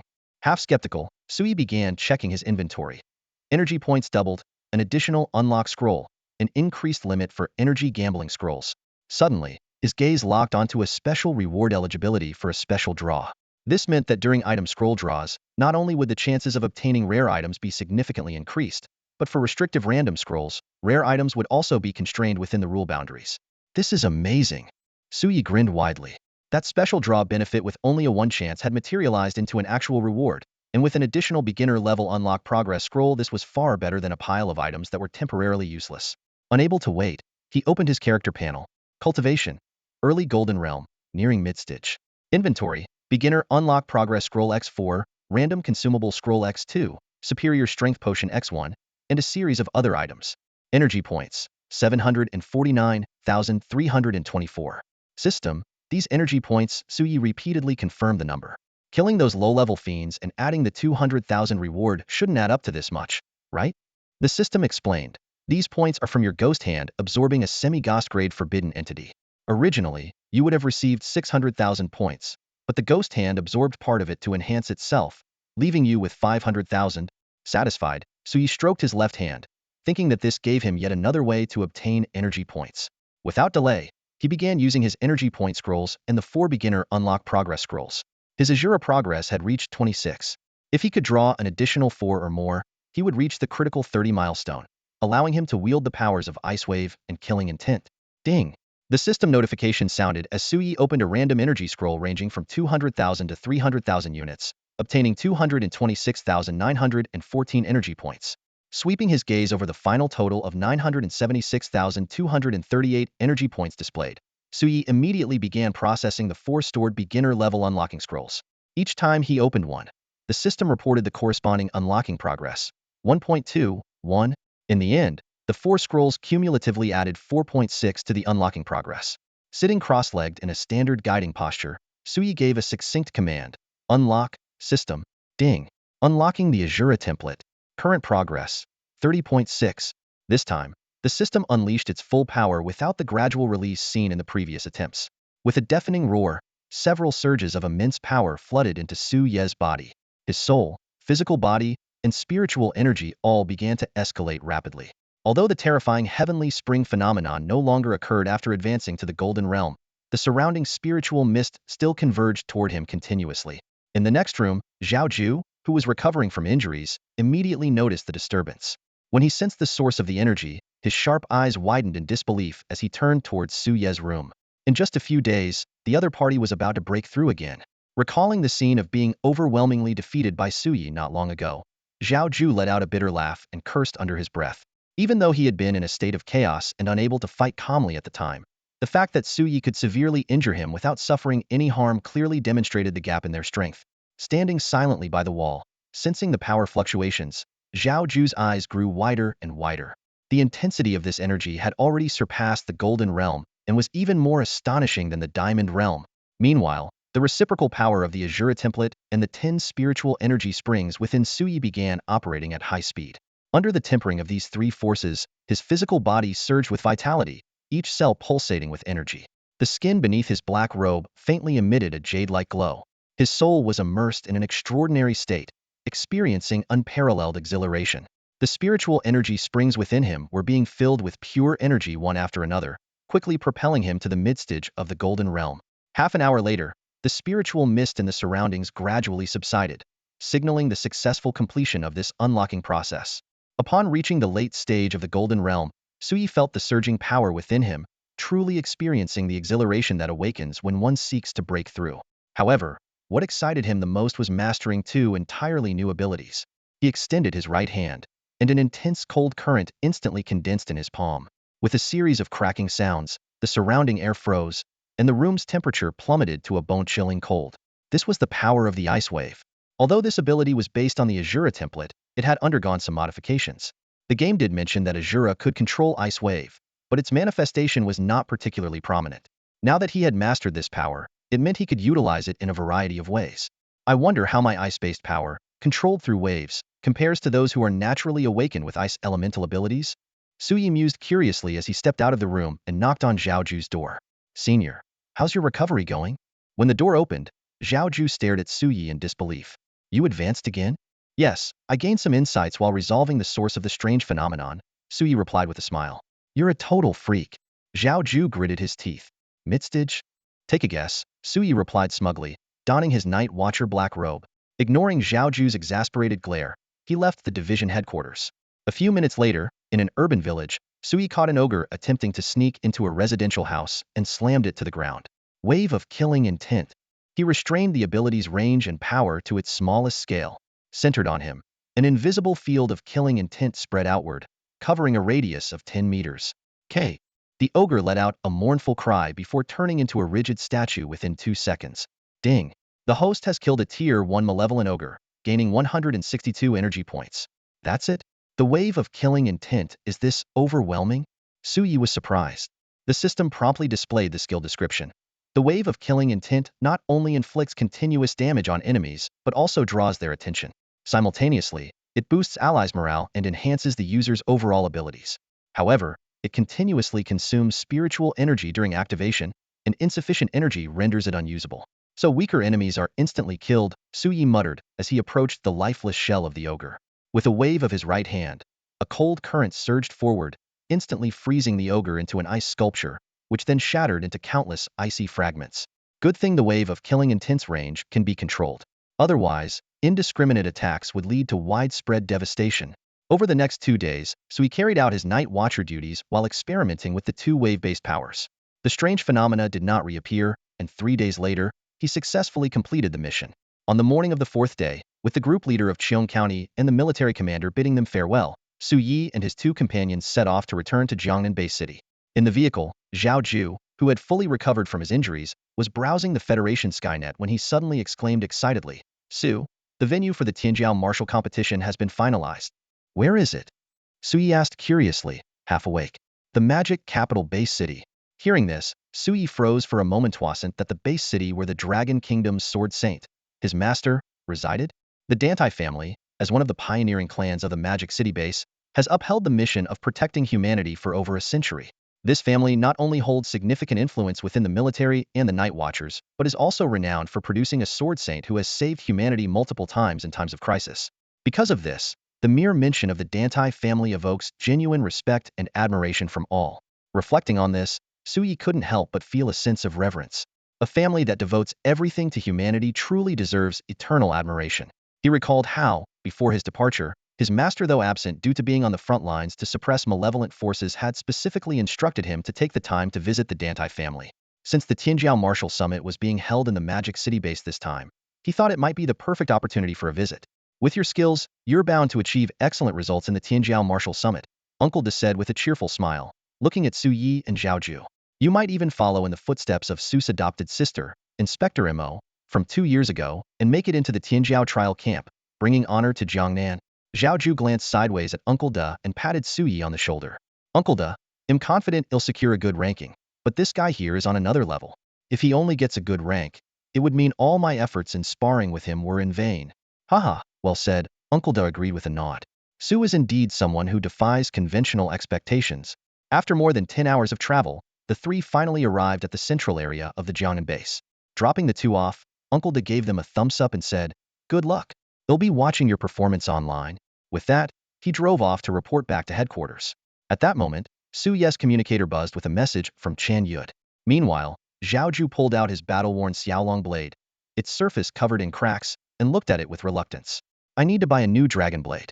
We'll be setting off for the Magic City early tomorrow morning," he said, shaking his head at the sight of the blade that had accompanied him for so long. Then, he turned and walked away. Suyi, on the other hand, headed straight to the principal's office. Inside, Principal Chen Yud, sporting a beach outfit and flip-flops, was sitting across from Bai Jing, the head of the Night Watchers Jiangnan base division, enjoying a drink. These two, often at odds, were surprisingly getting along and chatting happily. Bai Jing raised his glass with a smile. "I heard that Su single-handedly resolved the crisis in Cheong County and even advanced his cultivation level. Truly remarkable's the youngest inspector in Night Watcher history. He's destined to become a national pillar like Senior Dust Owl and Senior Dantai." Chun Yud immediately frowned. "What do you mean by your Night Watcher's youngest inspector?" "He's currently the pride of our Federal Saint Academy, so don't go claiming connections where none exist." Bai Jing cast a glance at Chun Yud, his eyes carrying a hint of disdain. "It's going to happen soon anyway. What's the harm in calling it out a bit earlier?" Chen Yud, for once, didn't retort. Instead, He silently downed his glass of liquor in one gulp. Shaking his head with a face full of emotion, he said, "That kid. He's growing up way too fast. Who would have thought that in less than a month since starting school, he'd already advanced to the mid-stage of the Golden Realm, and now, he's about to participate in the Tianjiao Martial Exchange, bound to join the trial camp." As he spoke, a trace of satisfaction flickered in his eyes. "Thankfully, I'm not just the principal of Jiangnan, but also one of the Dragon Nation's heads for the Tianjiao trial camp. I'll have plenty of opportunities to guide this god-grandson in the future." Just as Bai Jing was about to respond, the office door was pushed open. Sui walked in and, upon seeing Bai Jing, paused slightly. "Senior Bai, you're here too?" The moment Sui stepped inside, the two titans instinctively released their king-level spiritual senses to probe him. A second later, they both spat out their drinks in unison, eyes wide with shock. "Go. Golden Realm late stage?" Chun Yu turned to Bai Jing with a dark expression. "Didn't you say he was at the mid-stage of the Golden Realm? This is mid-stage? Are you trying to scare an old man to death?" Bai Jing wiped the corner of his mouth, staring at Sui in astonishment. "Young friend Su, have you really advanced to the late stage of the Golden Realm?" Yes. Sui nodded with a faint smile. "The strange incident I encountered in Cheong County was extremely dangerous. Facing life and death, I had some profound realizations and broke through consecutively." The two elders exchanged glances, speechless. Why hadn't they ever encountered such situations in their youth? Did their own brushes with death not count as life and death crises? Then again, considering Su Ye's divine talent of condensing 10 spiritual springs, this kind of rapid progress didn't seem all that surprising. After the initial shock, both of them burst into hearty laughter. Su Ye's rapid growth was undoubtedly a monumental blessing for humanity. If another mortal deity could emerge within a short period, humanity might finally escape its current passive predicament and even reclaim the territories of the old era. When Sui recounted the bizarre events in Cheong County in detail, the two elders remained remarkably calm, as if such extraordinary experiences were only natural for a genius like him. Bai Jing took a small sip, his face showing a hint of helplessness, before slowly revealing the truth to Sui. "Since you've already come into contact with these matters, there's no harm in telling you. That half-human, half-demonic girl is a hybrid born from the union of humans and the evil gods of the Temple of the Malignant. We, the Watchers, call them blood aberrants." He set down his cup, his expression growing solemn as he continued. "Blood aberrants not only inherit the bloodline power of the evil gods, but also awaken unique abilities, making them far more difficult to deal with than ordinary malevolence. They can seamlessly shift between their human and malignant forms, infiltrating our human territories by utilizing spatial disturbances created by the evil gods' manipulation of space. The most troubling part," Bai Jing's tone grew heavier, "is that unless one possesses exceptionally strong sensory abilities, or has reached the transcendent realm unlocking mental pressure through the development of their cerebral domain, it's nearly impossible to detect their presence." His eyes flickered with a trace of anger as he continued. "What's even harder to stomach is that female awakeners from the Temple of the Malignant not only willingly unite with the evil gods, but also resort to despicable methods to abduct our female awakeners, all to give birth to more powerful blood aberrants. Based on the observations of Senior Dantai and Senior Chan Shao, it's highly likely that the Temple of the Malignant has already cultivated a young blood aberrant with SS-level abilities, born from an ancient evil god. This has been a constant source of concern for the two seniors." Bai Jing turned to Su Yi, his expression grave. "Su Xiaoyu, after the newborn trial and this incident, you've now become a thorn in the side of these aberrants. Regardless of whether this young divine blood aberrant truly exists, these heretics who have abandoned their humanity in the pursuit of power are destined to become formidable enemies on your path to greatness. You must remain vigilant at all times." Su Yi nodded calmly, but a sharp, blade-like coldness flickered in his eyes. Recalling the actions of the sinful enchantress twisting ideals, seeking hollow immortality and power, and casually toying with others' emotions and lives for selfish desires. If this is what blood aberrants are, Sui thought to himself, then let them come. The more, the better they'll all become my energy points. Half an hour later, Sui walked out of the principal's office, with Bai Jing's parting words still echoing in his mind. The founder of the Dragon Kingdom's Night Watchers and the Supreme God, Dark Yama Luo Chen Xiao, had already paved the way for him. As long as he graduated from the Tianjiao training camp, he could become a special inspector, with the privilege to choose any major district within the 10 base cities for his post, or even patrol freely across the entire Dragon Kingdom. The authority of this position was second only to the chief district governor, and was not subject to the jurisdiction of any district administrators. Standing nearby, Chun Yud couldn't help but marvel at how highly Dark Yama valued Su Yi. Not only had he prepared an advanced career path for him in advance, but two supreme gods had also willingly bestowed fragments of their original power to protect him. However, with the constant threat of watchful heretics and malevolent deities, Whether Su Yi could grow safely remained uncertain. The next morning, the airfield at Federal Saint University was bustling with people. The entire faculty and student body had gathered to send off the 6 participants heading to the Tianjiao Martial Tournament. If 3 of them could make it into the training camp, Jiangnan Academy's reputation would soar. All eyes naturally shifted toward the young man in the green robe standing beneath the fighter jet, as well as Zhao Ju, who exuded an imposing aura while holding the new dragon blade. Everyone silently speculated which of the two would claim the top spot. Of course, some couldn't help but focus on Su Yi, who was surrounded by the elite freshman class. The scene of him effortlessly defeating Wei Ming in seconds just a few days ago was still fresh in everyone's memory. Many rational analysts believed that Su Ye's strength was at least enough to secure the 3rd spot, with even a chance to contend for the top 2.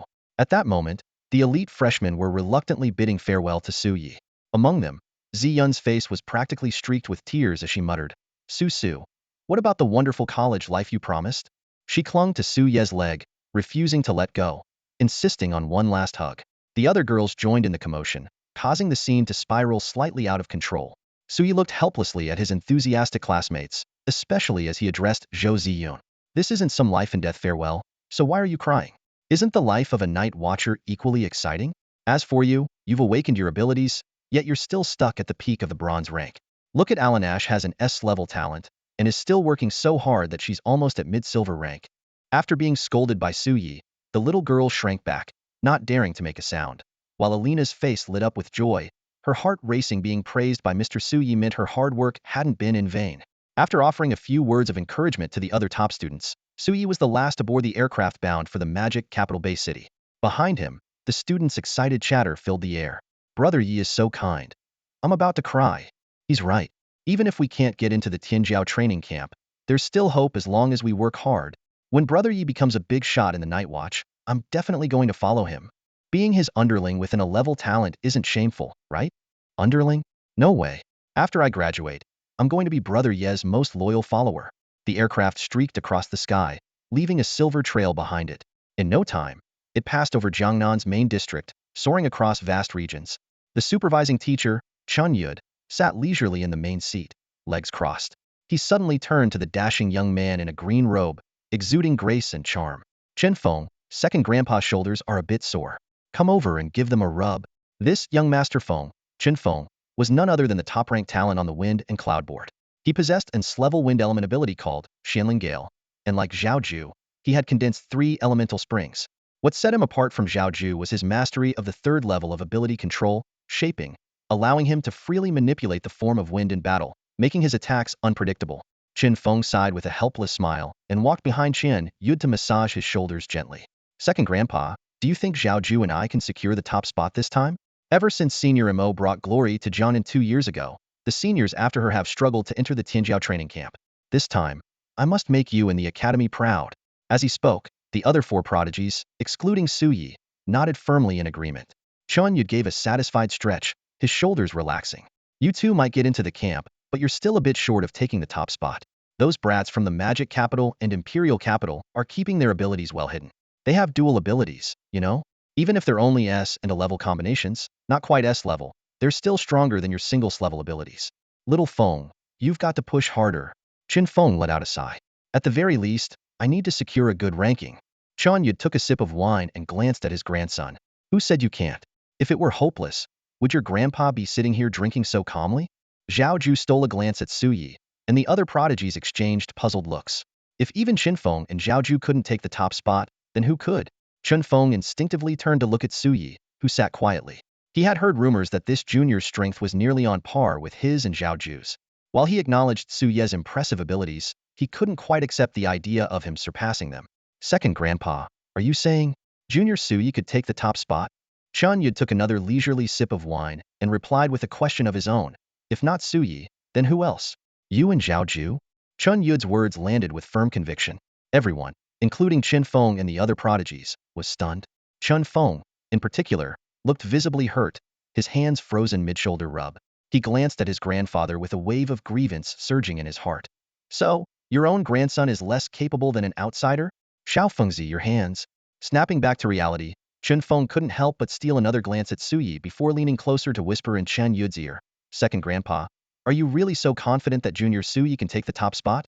Sure, his combat prowess is extraordinary, but he's only just reached the Golden Realm.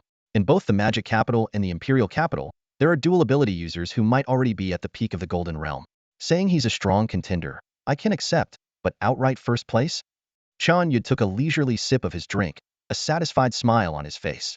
With a kind tone, he replied, Xiao Fengzi, ever since I started teaching you wind element mastery, have I ever undermined your confidence? Now tell me, do you think those two dual ability brats can take you down in an instant? Chun Feng's face instinctively lit up with confidence. Impossible. I might not be able to beat them, but for them to instantly defeat me? Ridiculous. Exactly. Chun Yud patted his grandson's shoulder with a warm smile. That Su kid can take you down in an instant. The top spot? It's ours Jiangnance without a doubt. Ha ha ha. Biffed as if struck by something, Chun Feng froze completely. Silently withdrawing his hand from his grandfather's shoulder, he walked over to sit beside Zhao Ju. In a low voice, he asked, What do you think? Zhao Ju coughed lightly, his expression slightly awkward. I think the principal wouldn't lie to us. Chun Feng stared at Zhao Ju in disbelief. Was this still the same proud and defiant Zhao Ju, who bowed to no one and nothing? Stop looking at me like that, Zhao Ju muttered, his tone uncharacteristically subdued. I've come to realize that keeping a low profile is better. With that, he closed his eyes, seemingly meditating and ignoring the suspicious gaze of the Academy's #1 prodigy. However, if one observed closely, they would notice that this second-rank prodigy on the wind and cloud leaderboard had a racing heartbeat, betraying his extreme nervousness. He was fully aware that the principal must have learned about the incident in Qiong County through the Night Watchers network. The fact that the principal hadn't publicly exposed his humiliating defeat was already a great mercy. And so, under the peculiar atmosphere of the prodigy's curious glances at Su Yi, the aircraft flew for an entire day and night, eventually entering the territory of the Magic Capital base city. By midday the following day, they arrived at the central district of the Magic Capital. The city was already brimming with an air of eager anticipation. The Prodigy Martial Tournament was about to begin, and even ordinary citizens were abuzz, fervently discussing the upcoming competition through various media outlets. This competition not only surpassed the previous one in excitement, but also presented two completely distinct storylines. One side showcased an astonishing underdog legend, while the other highlighted the extraordinary descendants of prestigious families, continuing the glory of their ancestors. To ordinary people, these prodigies from Longhua were not just contestants in the arena, but also the future heroes who would protect them. As a result, the streets of Modu in recent days were buzzing with an atmosphere even livelier than the New Year celebrations. At the special Terminal 9 in Modu, reserved for the contestants, the delegation from Jiangnan Bay City was the first to arrive. As Su Yi and his group stepped off the plane, three figures approached them. A middle-aged man in a black robe with a handsome and kind demeanor, a sunny young man with tousled wavy hair, and an exceptionally beautiful young woman dressed in a white lotus pattern dress, her ink-black hair tied high. Although the girl's bright eyes and pearly teeth gave her a celestial charm, her face was tense, and a faint trace of grievance flickered in her gaze. Senior Chun, thank you for bringing these young ones to Modu. The middle-aged man spoke first with a smile. Chun Yud immediately stepped forward, placing a hand on the man's shoulder with a look of mock annoyance. Xiao Jin, you're the only one with manners. Your old man never comes to greet me whenever I visit Modu. It's infuriating. So stingy. This middle-aged man was none other than Dantai Jin, the son of Dantai Wushuan, the current head of the Dantai family. Although Jin's talents did not quite match his father's, he had earned additional prestige for the family through his own strength, further enhancing their reputation as sword masters. Senior, my father specifically instructed me to come and welcome you this time, Dantai Jin replied with a smile. Huh. As if he's that kind-hearted. Clearly, he just wanted to pick up his precious disciple. Chun Yud pulled Su Yi forward and introduced him. Su Yi greeted Dantai Jin politely. Senior Dantai, my master told me that when I come to Modu, I must visit the Dantai family. I hope I won't be an inconvenience. Haha, no need to be so formal. You're my father's first disciple. That makes you family. Just call me Uncle Jin, Dantai Jin said, looking at Su Yi with satisfaction. After some pleasantries, Chun Yud led Zhao Ju and the others to Modu Academy, while Su Yi accompanied Dantai Jin to the Dantai family estate. In the car, Dantai Jin warmly struck up a conversation with Su Yi. Xiao Su, my father has been praising you non-stop these days. Even I didn't receive such treatment when I was your age. At that moment, the sunny young man suddenly grinned mischievously and glanced at the beautiful girl beside him. Cousin, your beloved Su Jr. is right here. Why don't you say hello? You've plastered his pictures all over your room and the training grounds, and now you're too shy. Dan Imo, don't talk nonsense. The girl bristled like a cat whose tail had been stepped on. Those pictures are for sword training practice as targets, not for me to look at all the time. Her words darkened Dantai Jin's expression while leaving Suyi both amused and exasperated, using his pictures as target practice. What kind of deep-seated grudge was this? You little brat, still sulking? You should know how to take your losses gracefully. How many times has your father told you this? Dantai Jin scolded the young girl before turning to Suyi with a kind smile on his face. Ah, Xiao Su. The reason this girl has such strong feelings toward you is because, after hearing the full story, Suyi couldn't help but feel both amused and exasperated. He suddenly remembered that Ziyun had indeed mentioned this matter before. Su, be careful when you go to the Magic City. Ziyun's words echoed in his mind. Shinner has been holding a grudge ever since you made her lose that bet and prevented her from studying in Jiangnan. Every day, she practices sword techniques using your portrait as a target, thrusting at your nose 10,000 times, slashing at your hair 10,000 times, and striking your handsome face with the flat of her sword another 10,000 times. She says this is her motivation for training, even more effective than her father's discipline. I think she's gone a bit crazy. You need to watch out. At first, Suyi thought Ziyun was joking. But now, seeing the girl's resentful gaze and recalling those 10,000 times of practice, her level of hatred seemed almost on par with a blood feud. Junior Su, you have no idea, a young man with wavy hair said with an indulgent grin. Before you arrived in the Magic City, my cousin would talk non-stop about challenging you. This kind of scenario is straight out of a novel. When a girl starts holding a grudge against a boy, the wheels of fate begin to turn. The seeds of love will take root in their hearts and, in time, bloom into the fruits of romance. Watching his nephew nod eagerly with a mischievous expression, Dantai Jin felt a surge of approval. Just a few days ago, he had discussed Su Yi and Shinner's potential marriage with his father, and both had been thrilled, even going so far as to pick out names for their future grandchildren. Now it seemed his nephew was on the same wavelength as him, truly a family that shared one mind. 10 minutes later, the spirit-powered vehicle pulled into the expansive courtyard of the Dantai family estate. Along the way, Suyi learned that the young man with wavy hair was Dantai Dantai Jin's nephew. He was also a powerful contender in the Magic City Federation's Sacred University, participating in the Tianjiao Martial Tournament. Dantai possessed an austere weapon soul ability called Blazing Slayer Sword, a lethal combat skill. Having condensed 3 spiritual springs, his strength was second only to dual ability users, with one foot already stepping into the peak of the Golden Realm. However, his personality was rather unique. After stepping out of the car, Suyi followed Dantai Jin into the guest reception hall, where a massive, unfinished stone sculpture immediately caught his eye. The scattered stone fragments on the ground indicated it was a recent work. Only the head and the closed eye sockets of the sculpture were partially complete, while the rest remained rough and indistinct. Yet, just from those closed eye sockets, Suyi found the figure oddly familiar. Junior, that statue over there was carved by my cousin based on the shape of your head, Dantai said, pointing to a stone sculpture not far away, his tone tinged with teasing. She said that once her swordsmanship improves, she'll carve an identical one and then deliver a sword of love straight down from the top. But he shook his head, unable to suppress a laugh. Her sword skills are still far from there. She only managed to carve out an eye before getting stuck. Before you arrived, she was even yelling about challenging your swordsmanship. Hearing this, Dantai Shinner blushed slightly, muttering under her breath, one day, he'll carve a complete head, and then, this silly girl, can't her emotional intelligence be a little higher? Dantai Jin interrupted with a light cough, then turned to Su Yi. Little Su, I heard from my father that not only is your blade technique incredible, but your swordsmanship is also outstanding, even on par with Mo. How about this, you two help Shinner with her carving? Dantai Mo's eyes lit up. Grandfather really said that, second uncle? You know your second uncle never lies. Then I have even more reason to spar with Junior. Dantai Mo said eagerly. I might not match you in talent, but when it comes to swordsmanship, I'm not convinced. Junior, this giant stone is big enough for 2 full-body sculptures. How about we make it exciting one each? Suyi glanced at the massive stone before him, a faint smile playing on his lips. Carve me? Sure. As long as they weren't actually planning to strike him, he didn't mind. He was curious to see just how skilled this so-called prodigy from the Devil City really was. The two of them drew their weapons simultaneously. Suyi unsheathed his newly upgraded Tier 4 Dark Gold Supreme Sword, while Dantai brandished a fiery red longsword adorned with flame totems. In the next instant, their figures blurred as they darted toward the giant stone. The metallic clang of swords colliding rang out incessantly, accompanied by sparks flying in all directions. Dantai sword strikes were as fierce and explosive as a blazing fire, exuding an overwhelming sense of pressure.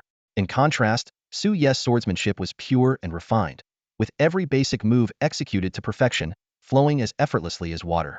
Dantai Jin's expression gradually grew serious as he watched Su Yi's seamless movements.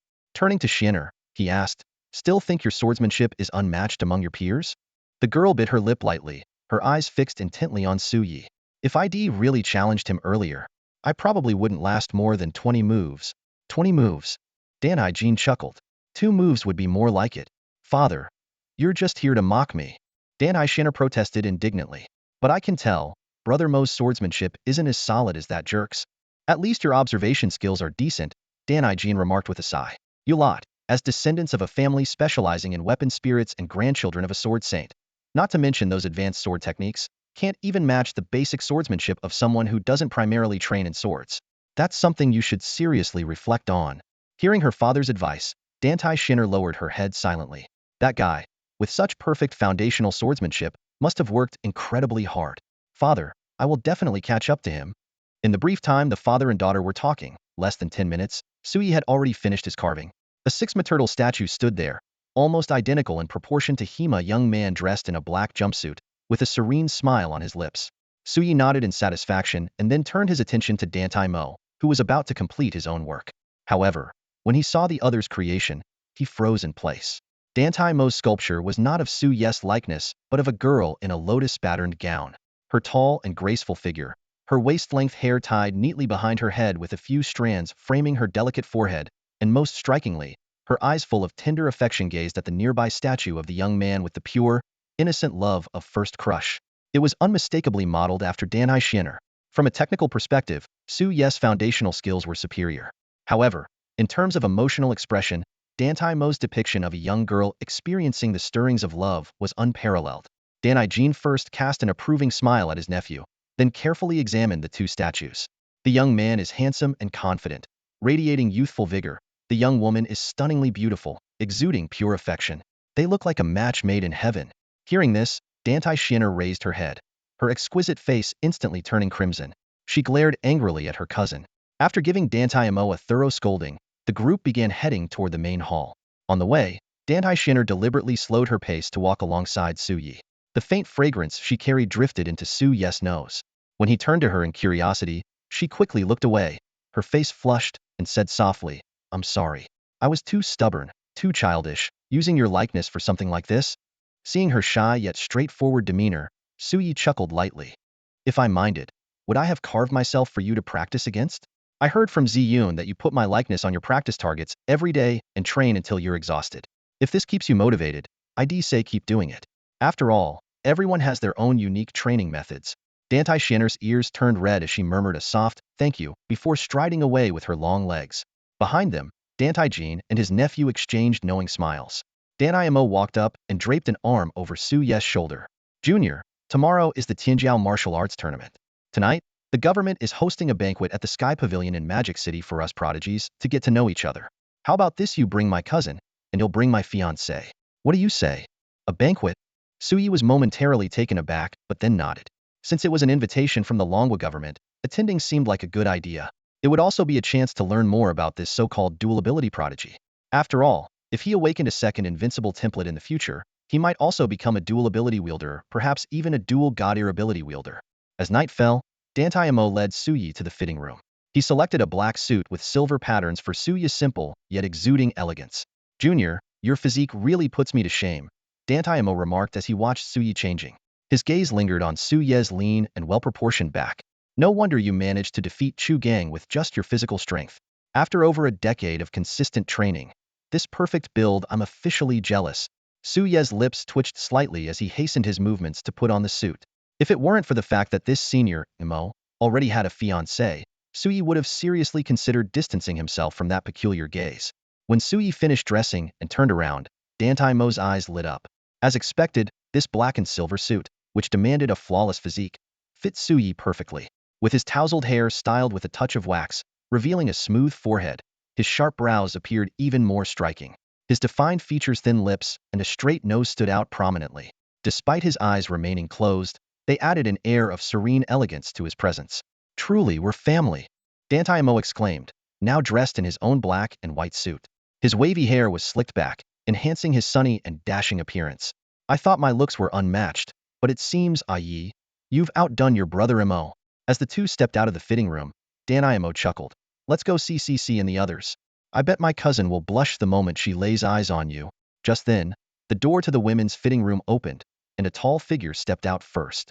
Wearing a pale yellow gown with her hair styled in an elegant updo, she radiated grace and poise. It was none other than Lu Xiaoxi, Dan Imo's fiancée.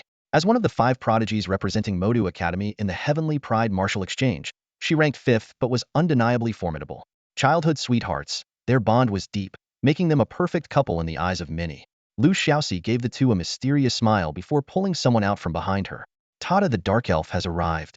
Dantai Shinner emerged shyly, dressed in an off-shoulder gown adorned with black and purple patterns. Her years of sword training had sculpted her figure to perfection, and the dress highlighted her curves beautifully. This outfit was a stark contrast to her usual ethereal white attire, lending her a more enchanting and alluring charm like an elf stepping out of a shadowy forest. Matching outfits, it's perfect. Dantai Imo glanced between Su Yi and his cousin, grinning. Su Yi nodded in agreement. Sister Xiaoxi and Junior Zunner's dresses suit them well. Both look stunning. Such a generic compliment immediately earned him eye rolls from both Dantai Imo and Lu Xiaoxi. Su Yi had already exhausted his amazement at the ethereal beauty of Imo Ningxuang. So much so that when faced with Shinner's striking looks, he seemed a bit dazed. It was hard not to wonder. How could this guy be so indifferent? Shinner not only had a perfectly sculpted figure and exquisite features, but also possessed a unique charm that made it impossible to look away. As they rode in a private car heading for the Heavenly Pavilion, Dantai Shinner's cheeks grew rosier, and she quietly followed behind Lu Xiaoxi. Meanwhile, Su Yi maintained his noble and composed demeanor. The Heavenly Pavilion, renowned as the most exclusive leisure venue in the top 10 Bay cities, was beyond the reach of ordinary people. Not only was it protected by enchantments, but it was also enveloped in spiritual mist, providing awakeners with a cultivation environment far superior to the outside world. The pavilion was divided into various sections, including areas for cultivation resources, weapon and armor trading, as well as auction and entertainment zones. At this moment, the top floor of the Heavenly Pavilion, in the Grand Tianzi Hall, was brightly lit. The exquisite decorations gave the entire space an air of opulence. In the center of the hall, prodigies from the top 10 federal academies gathered in groups, holding glasses of red wine, laughing and chatting, as they discussed the upcoming Tianjiao martial tournament. At a round table, Chen Feng and other students from Jiangnan Academy observed the powerful figures from other academies. Zhao Ju's gaze landed on a young man with fox-like eyes, surrounded by numerous dazzling women. Sima Tianming, the strongest from the Imperial Capital Academy. Known as a dual ability wielder, he was widely regarded as the top contender for the championship. When Zhao Ju raised his glass in a gesture of respect, Sima Tianming, dressed in a blue suit with shoulder-length hair, didn't even spare him a glance. A flicker of lightning passed through his eyes as he continued to converse and laugh with those around him. His arrogance starkly contrasted with Su Yi's humble grace. Just then, 4 figures entered through the main doors, and the entire hall fell silent. Every prodigy, including the haughty Sima Tianming, instinctively turned their gaze toward the man in the center. Dressed in a black and silver suit, Su Yi exuded an aura that commanded attention. As the favored one of the gods, his arrival instantly made him the focal point of the entire room. As soon as they stepped into the hall, countless gazes shot toward them like sharp arrows. "Ah Yi, you really know how to make an entrance." Dantai Imo clicked his tongue in amazement. "Thanks to you, I get to experience what it's like to be the center of attention."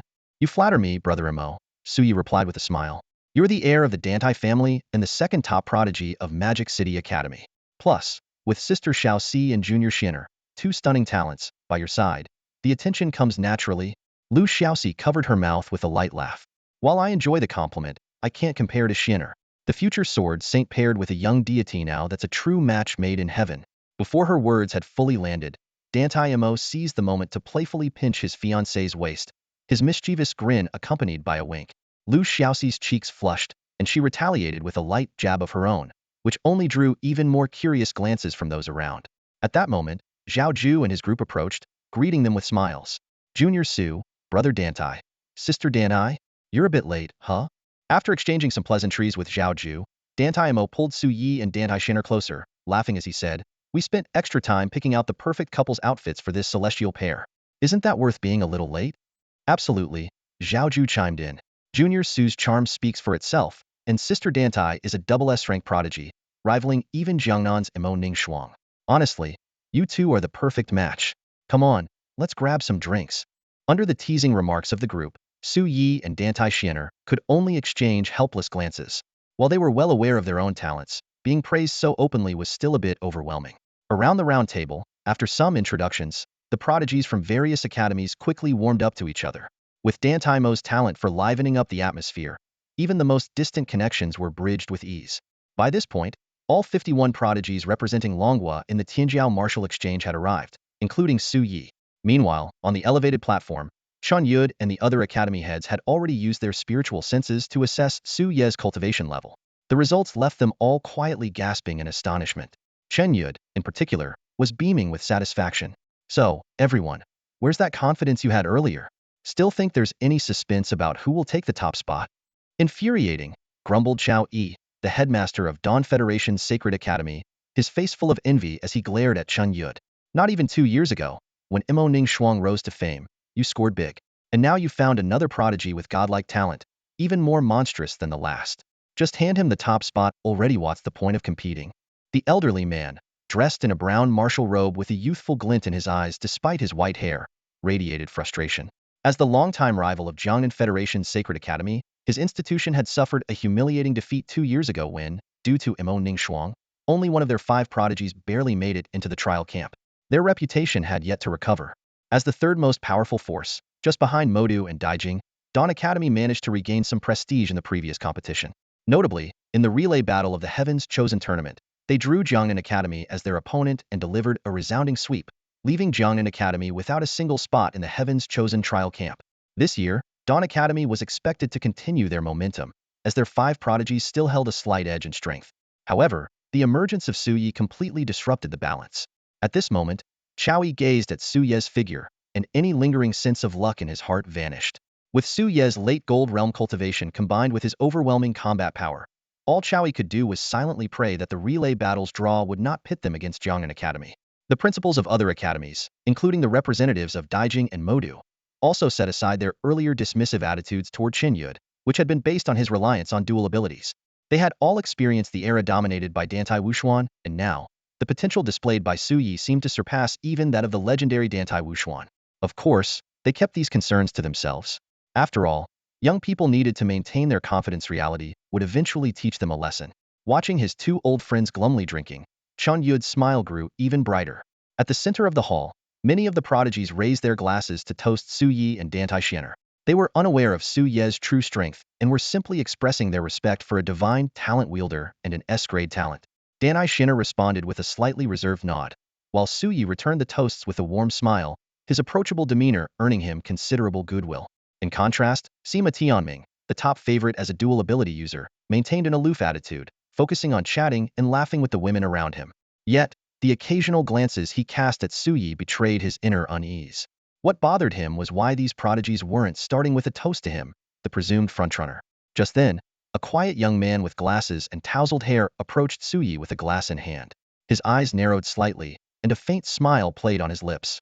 Dantai Maoyang introduced with a smile, "Yi, this guy here is Zhuang Lin, the dual ability user from our magic city. Don't be fooled by his calm and scholarly demeanor now. Once he's in combat mode, TSK, he's like a mad dog. Many people are even speculating if he has a split personality. Dantai Mo, we've known each other for so long. Can you stop calling me this guy all the time?" Zhuang Lin said with a friendly smile, extending his right hand to Su Yi. "Junior Su, I watched the moment you ascended to the golden rank the other day. I almost dropped to my knees in awe." "Haha," Su Yi quietly observed the man, sensing a mix of composure and humor in Zhuang Lin's demeanor that was quite pleasant. He reached out to shake Zhuang Lin's hand. "Senior, you're exaggerating. To be honest, I'm really looking forward to witnessing your Earth's core gravity ability in this competition. It's such a rare power. I hope you won't hold back."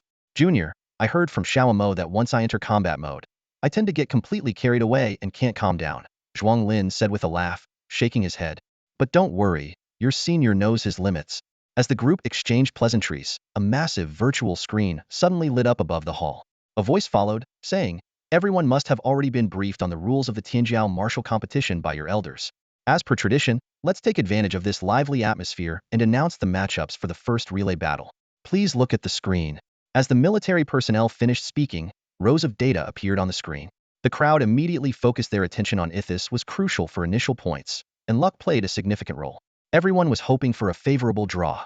On the high platform, the elderly principal of Dawn Academy, Chao Yi, scanned the screen and immediately froze. His face went stiff as he collapsed into his seat. "We're doomed." On the third row of the screen, it was clearly written, Jiangnan Federation Sane Academy versus Dawn Federation Sane Academy. The other principals, seeing Qiao Yi's reaction, couldn't help but stifle their laughter. This is unbelievable. Running into each other year after year, it's like fate won't let you escape. Ha ha ha. Qiao Yi slumped into his seat, looking utterly dejected, while his 5 talented students visibly breathed a sigh of relief, their faces barely able to hide their excitement. This draw had spared them from facing the prestigious Dijing Shang University and Mo Du Shang University, an excellent outcome. The prospect of going up against their seniors' old rivals only added to the thrill. A young man with bright orange-eared hair, even his eyebrows dyed the same fiery shade, strode over. This was Zhou Ziyun, ranked 3rd among the prodigies of Shuguang Federation Shang University. An S-class fire element ability user, he wielded the pure and explosive power of extreme flames.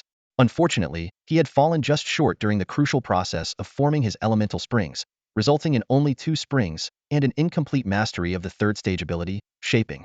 Suck shudi, Zhou Ziyun called out cheerfully, raising his glass with a hearty laugh. Fate works in mysterious ways, doesn't it? Tomorrow on stage, I'm declaring you as my opponent. To be honest, after seeing you defeat Wei Ming last time, I almost flew straight to Jiangnan just to spar with you. He continued with a grin. I've got this fire in me that flares up whenever I meet a worthy rival. It's not just me though. People from other academies like Zhaozhou and Qinfeng might not say it outright, but I'm sure they're itching to challenge you too. If any of us could beat you now, while you're still rising, imagine the bragging rights we'd have when you become a big shot someday. That'd be a story worth telling for a lifetime. Zhaozhou, standing nearby, looked visibly awkward at Zhou Yan's blunt remarks and silently sipped his drink. Suyi, on the other hand, responded with a calm smile, clinking glasses with Zhou Yan.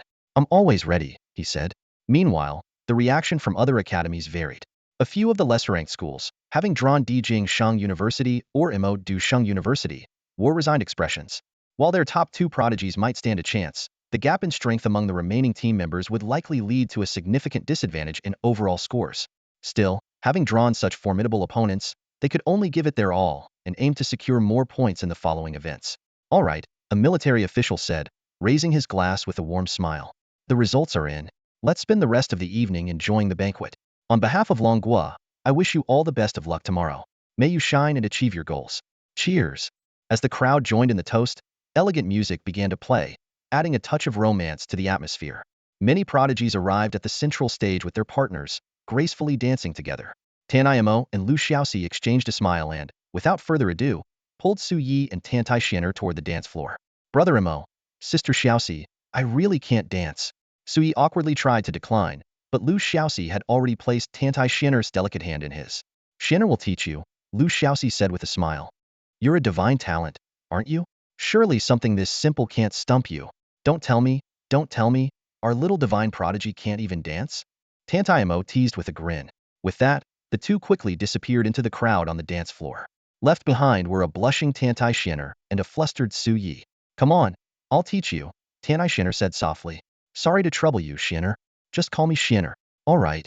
The next morning, the area outside the Qianlong Martial Hall was already bustling with people. Ordinary citizens and awakened individuals alike swarmed in, eagerly awaiting the moment the hall would open. Luxury cars belonging to prominent families were neatly parked in the designated area, with their owners patiently waiting as well.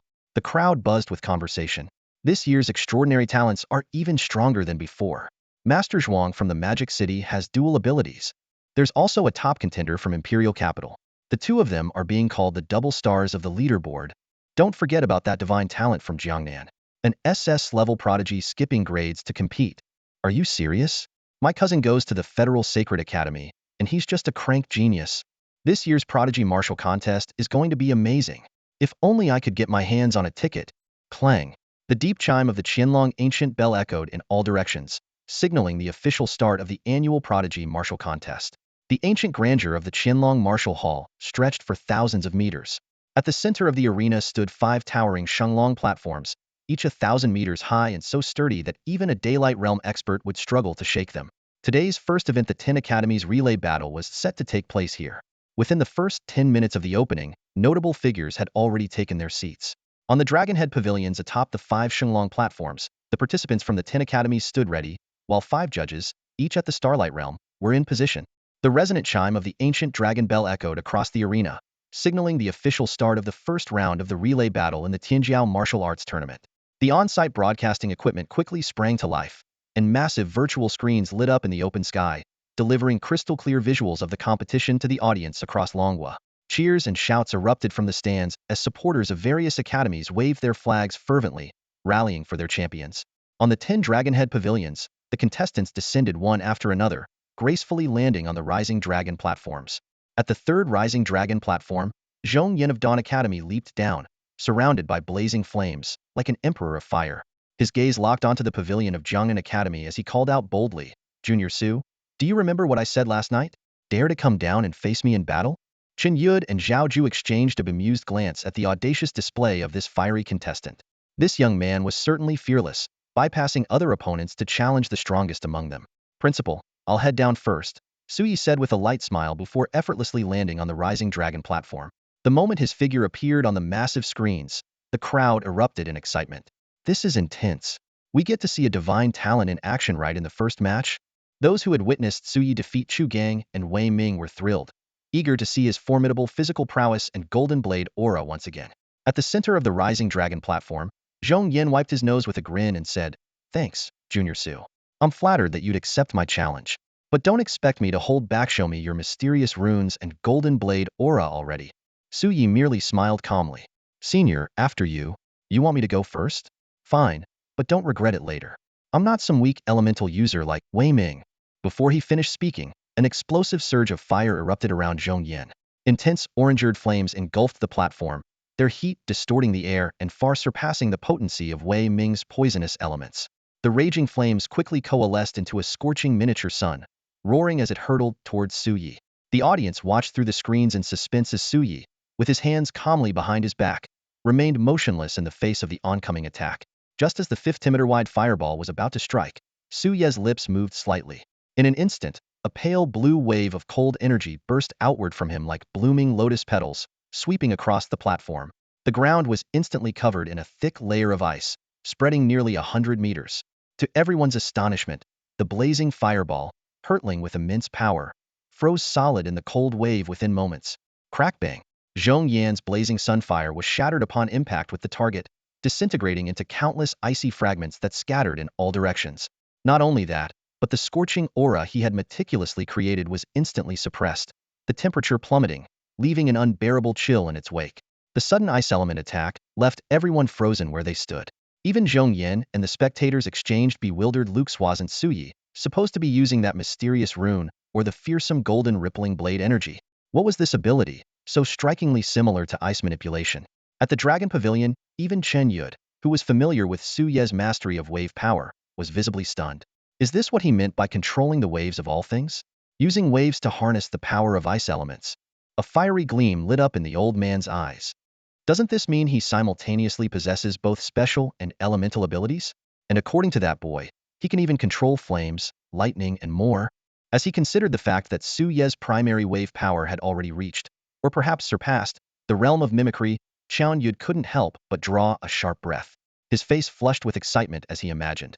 When this young man fully masters these powers and truly steps into the domain of the divine, what heights could he possibly reach?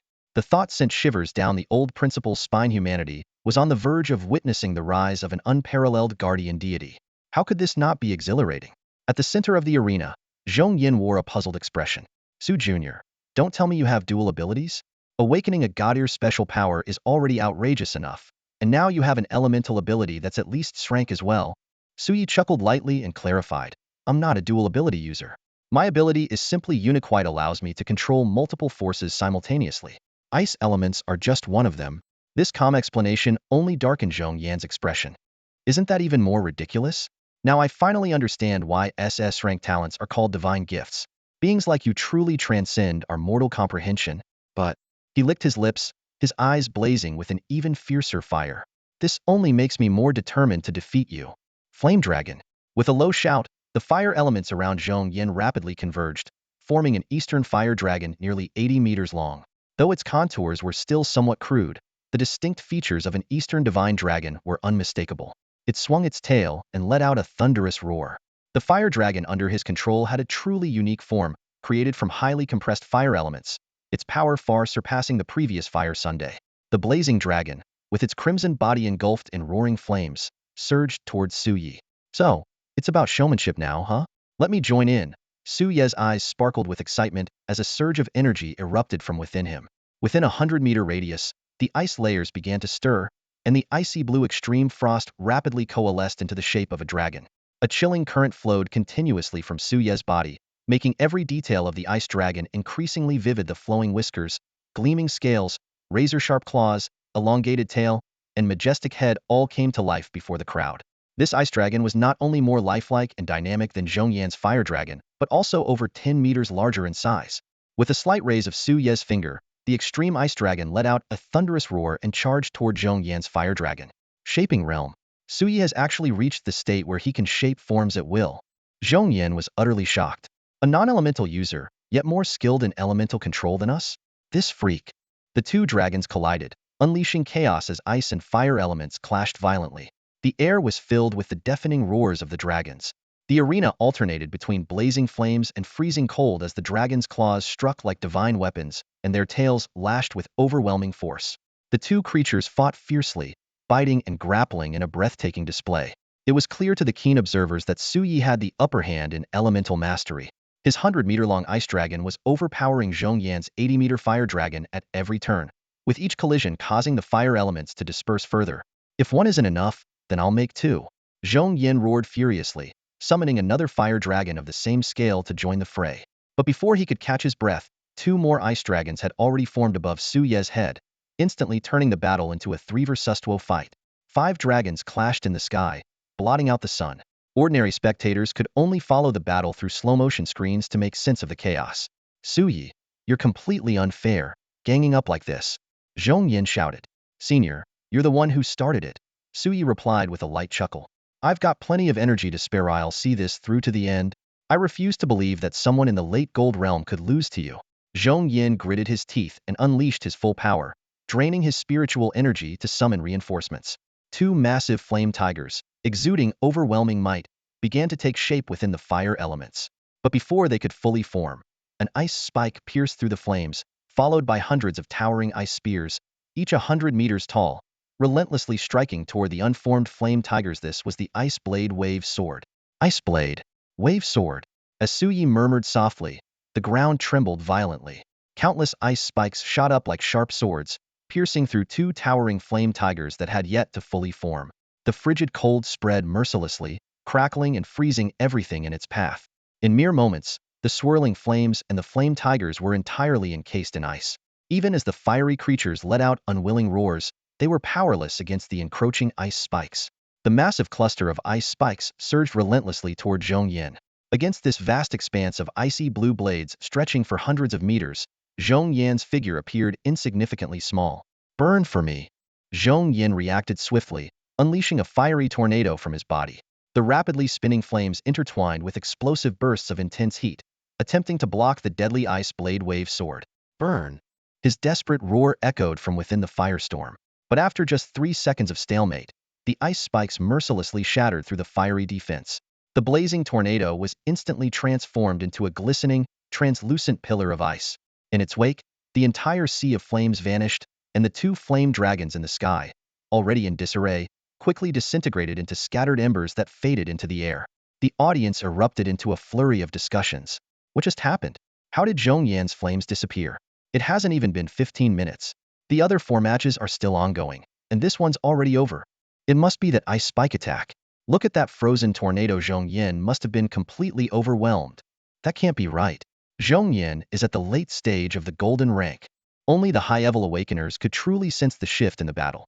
Zhou Yan had indeed been defeated. His aura had completely dissipated, leaving no doubt that he had been utterly frozen. What was even more astonishing was Su Ye's display of mastery over the ice element. His ability to shape and control it had reached an extraordinary pinnacle, perhaps even surpassing the limits of imagination. The final ice spike attack that swept across the arena was particularly terrifying. Even Diamond Tier Awakeners in the early to mid stages below this level ability class couldn't help but shiver involuntarily, breaking into a cold sweat as they felt the overwhelming chill. They could guarantee that facing this ice element killer move, they wouldn't last as long as Zhou Yan's 3 seconds. Perhaps not even 1 second before being completely frozen. At the Dragon Pavilion of Dawn Academy, the old headmaster Chao Yi wore a solemn expression. Watching the battle unfolding in the arena, he shook his head helplessly. The gap is just too wide. Whether it's mastery of abilities or the quality of spiritual energy, even with the advantage of elemental countering, Zhou Ziyun is being completely overwhelmed. Nonetheless, we accept this loss wholeheartedly. At least trading Zhou Ziyun for their strongest contender's disqualification is worth it, even if we lose a point. For the next 4 matches, our winning probability is around 60-40. We just need to fight back properly. The 4 prodigies of Dawn Academy were momentarily stunned, surprised that Su Yi could earn such high praise from the headmaster. The atmosphere grew tense. A bald young man, dressed in a tiger print martial artist's outfit, couldn't help but speak up. Grandpa, is Su Yi really their strongest contender?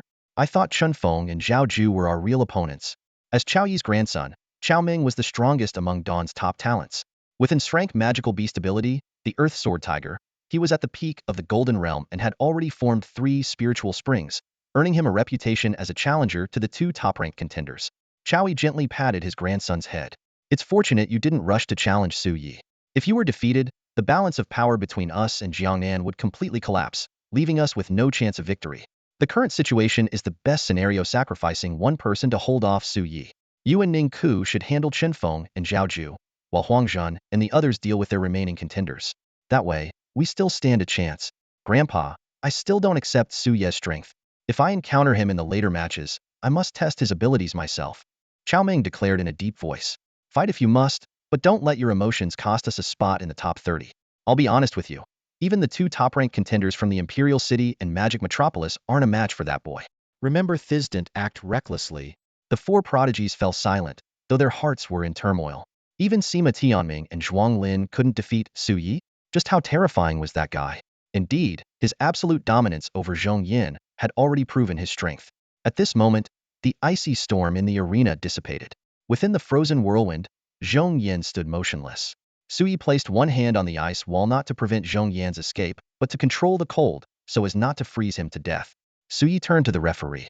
The referee immediately announced, the 3rd Rising Dragon platform duel, Jiangnan Sacred Academy versus Dawn Sacred Academy, Su Yi wins. With a crisp sound, the ice whirlwind shattered into countless shards. Supported by Su Yi, the frost-covered and purple-lipped Zhou Ziyun barely managed to stay on his feet. Su, junior brother, for a moment there, I thought you were going to kill me. That cold was terrifying, Zhou Ziyun said with lingering fear. But at least I managed to drag you into the fray. Otherwise, our Dawn Academy would have been in real trouble this time. Su Yi brushed off Zhou Ziyun's hand, causing him to fall flat on his face. With a leap, Su Yi returned to the Dragon Pavilion. The second match began promptly, with Dawn Academy sending out their strongest, Chao Ming. I'll go, Chen Feng said with a smile as he stood up. Since the opponent had sent their strongest, it was only fitting for Jiangnan's young master of the wind to take up the challenge. Meanwhile, on the 2nd Rising Dragon platform, Zhuang Lin, one of the top-ranked contenders, had already taken the stage. Amidst the deafening cheers of the local audience in the Magic Metropolis, Su Ye's gaze shifted toward him. He was intrigued by Zhuang Lin's strength, special ability, core gravity, and his enigmatic second personality. The audience was still immersed in the stunning spectacle created by Su Yi when news of 2 heavyweight matchups broke, instantly triggering a wave of excitement. Chun Feng, isn't he the renowned young Master Feng from Jiangnan? That's right, the very top contender on the Fengyun rankings. But Dawn Academy is ranked 3rd overall, and Chao Ming, their top student, has the rare Earth Sword Tiger Beast type. The tension between these 2 academies is unbelievable. One fierce battle just ended, and now another's about to begin. Meanwhile, on the 2nd Rising Dragon platform, an even more anticipated showdown was about to unfold. Young Master Zhuang Lin was set to face the number 1 talent of the 9 provinces, leaving the audience torn on which match to follow. On Jiangnan's Rising Dragon platform, Chun Yu turned to Su Yi with a smile. Little Su, what's your take? Su Yi thought for a moment before replying. Senior Chun and Senior Chao have faced off a few times before, with wins and losses evenly split. The key lies in whether Senior Chun can maintain his distance and avoid close combat. If he gets caught in melee range like Wei Ming did, the situation could become very disadvantageous. This comment made Zhao Ju and the others twitch slightly. Disadvantageous? Wei Ming was clearly obliterated in seconds by Yu, a terrifying long-range specialist. Su Ye's attention had already shifted to the 2nd Rising Dragon platform, where the battle had begun. Zhuang Lin was up against Wen Yun, a formidable female student from 9 Provinces Academy. She wielded a rare variant of strength water element called Cloud Element. Despite being in the late Golden Realm, she had already condensed 3 spiritual springs, making her strength comparable to top-tier prodigies like Zhao Ju. However, at this moment, she was facing Zhuang Lin, who, after removing his glasses, seemed like an entirely different person. With peak Golden Realm cultivation and dual elemental abilities, His overwhelming power put Wen Yun in a precarious position. A manic grin spread across Zhuang Lin's face as he conjured two faint gray orbs of gravitational energy in his hands. The oppressive force of this advanced special power crushed Wen Yun's cloud element firmly to the ground.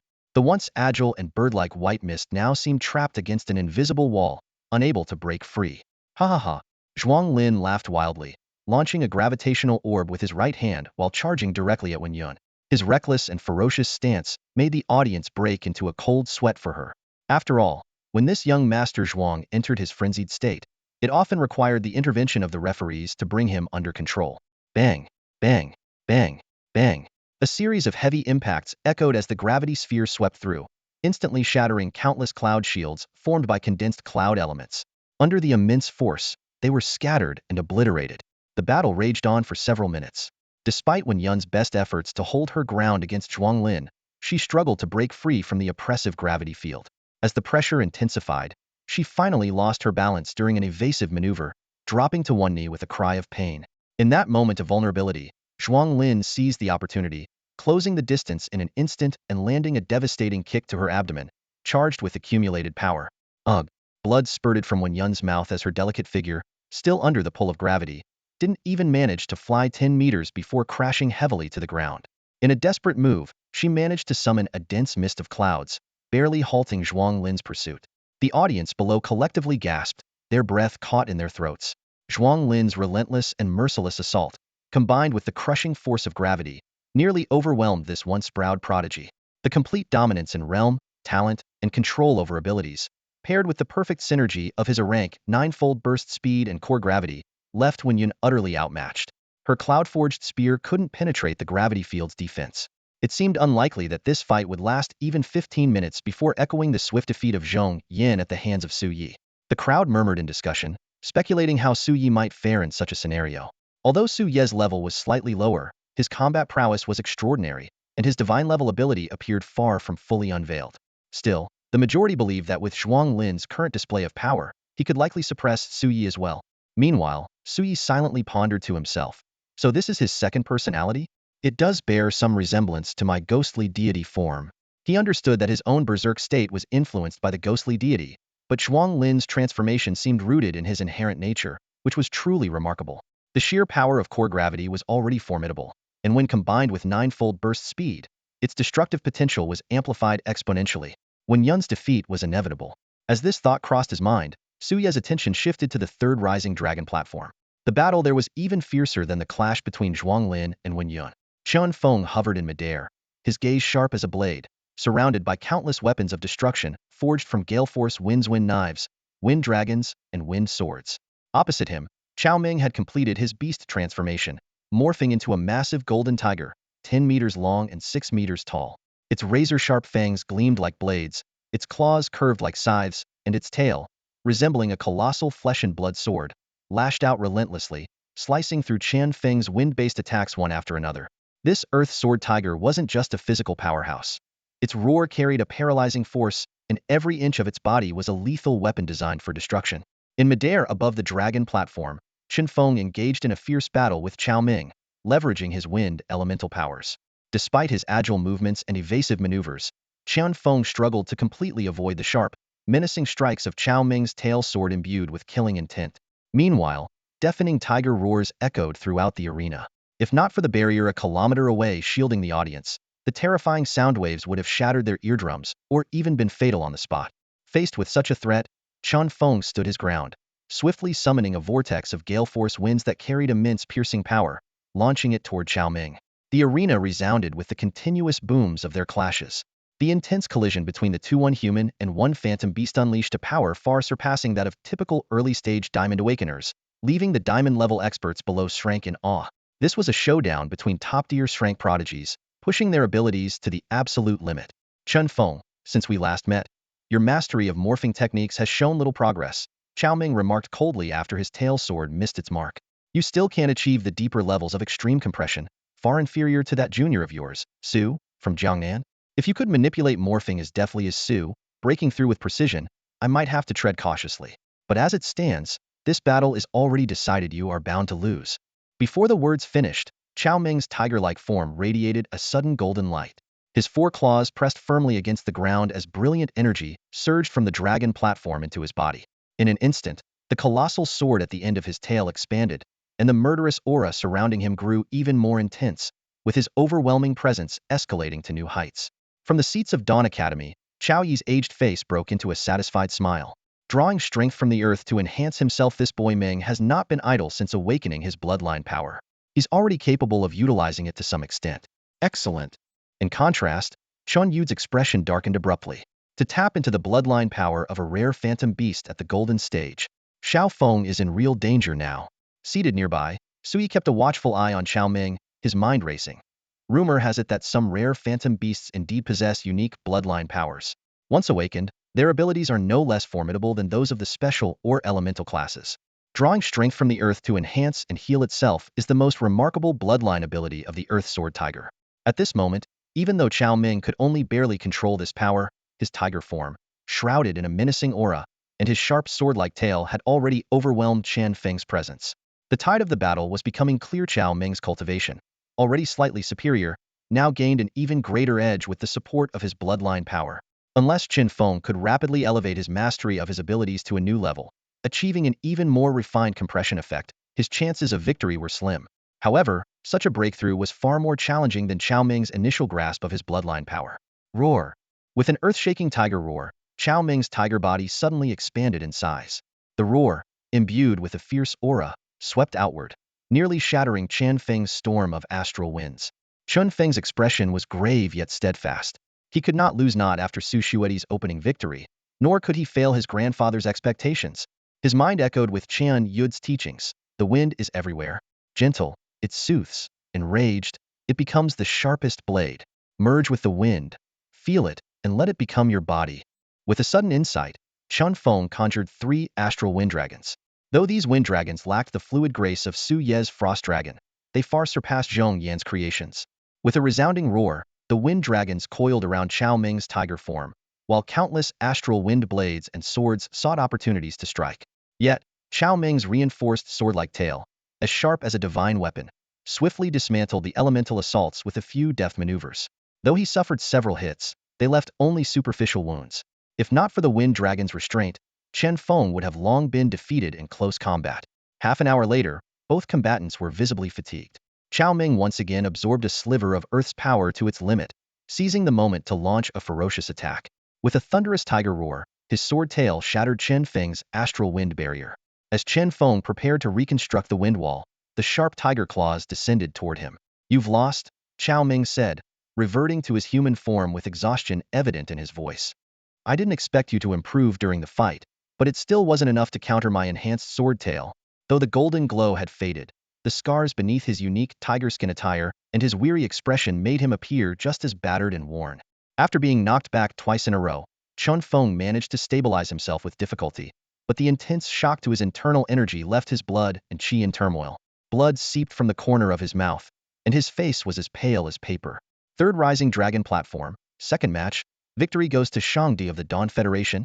As the referee's announcement echoed, Chen Feng's handsome face was filled with disappointment, and his clenched jaw betrayed his unwillingness to accept defeat. Chao Ming approached him and gave his shoulder a light pat. Feeling down already? You're the wind gentleman of Jiangnan, my old rival.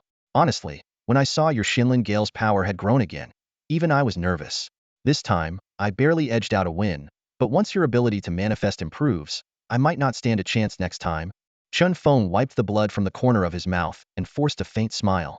Easy for you to say. I'm not some prodigious talent like Junior Su. Improving isn't that simple. Just wait next time. I'll definitely beat you. Haha, I'll be waiting. When Chun Feng returned to the Dragon Pavilion, he kept his head down, not daring to meet Chen Yud's gaze. On the way here, he had confidently promised to take first place, but now he couldn't even defeat his old rival.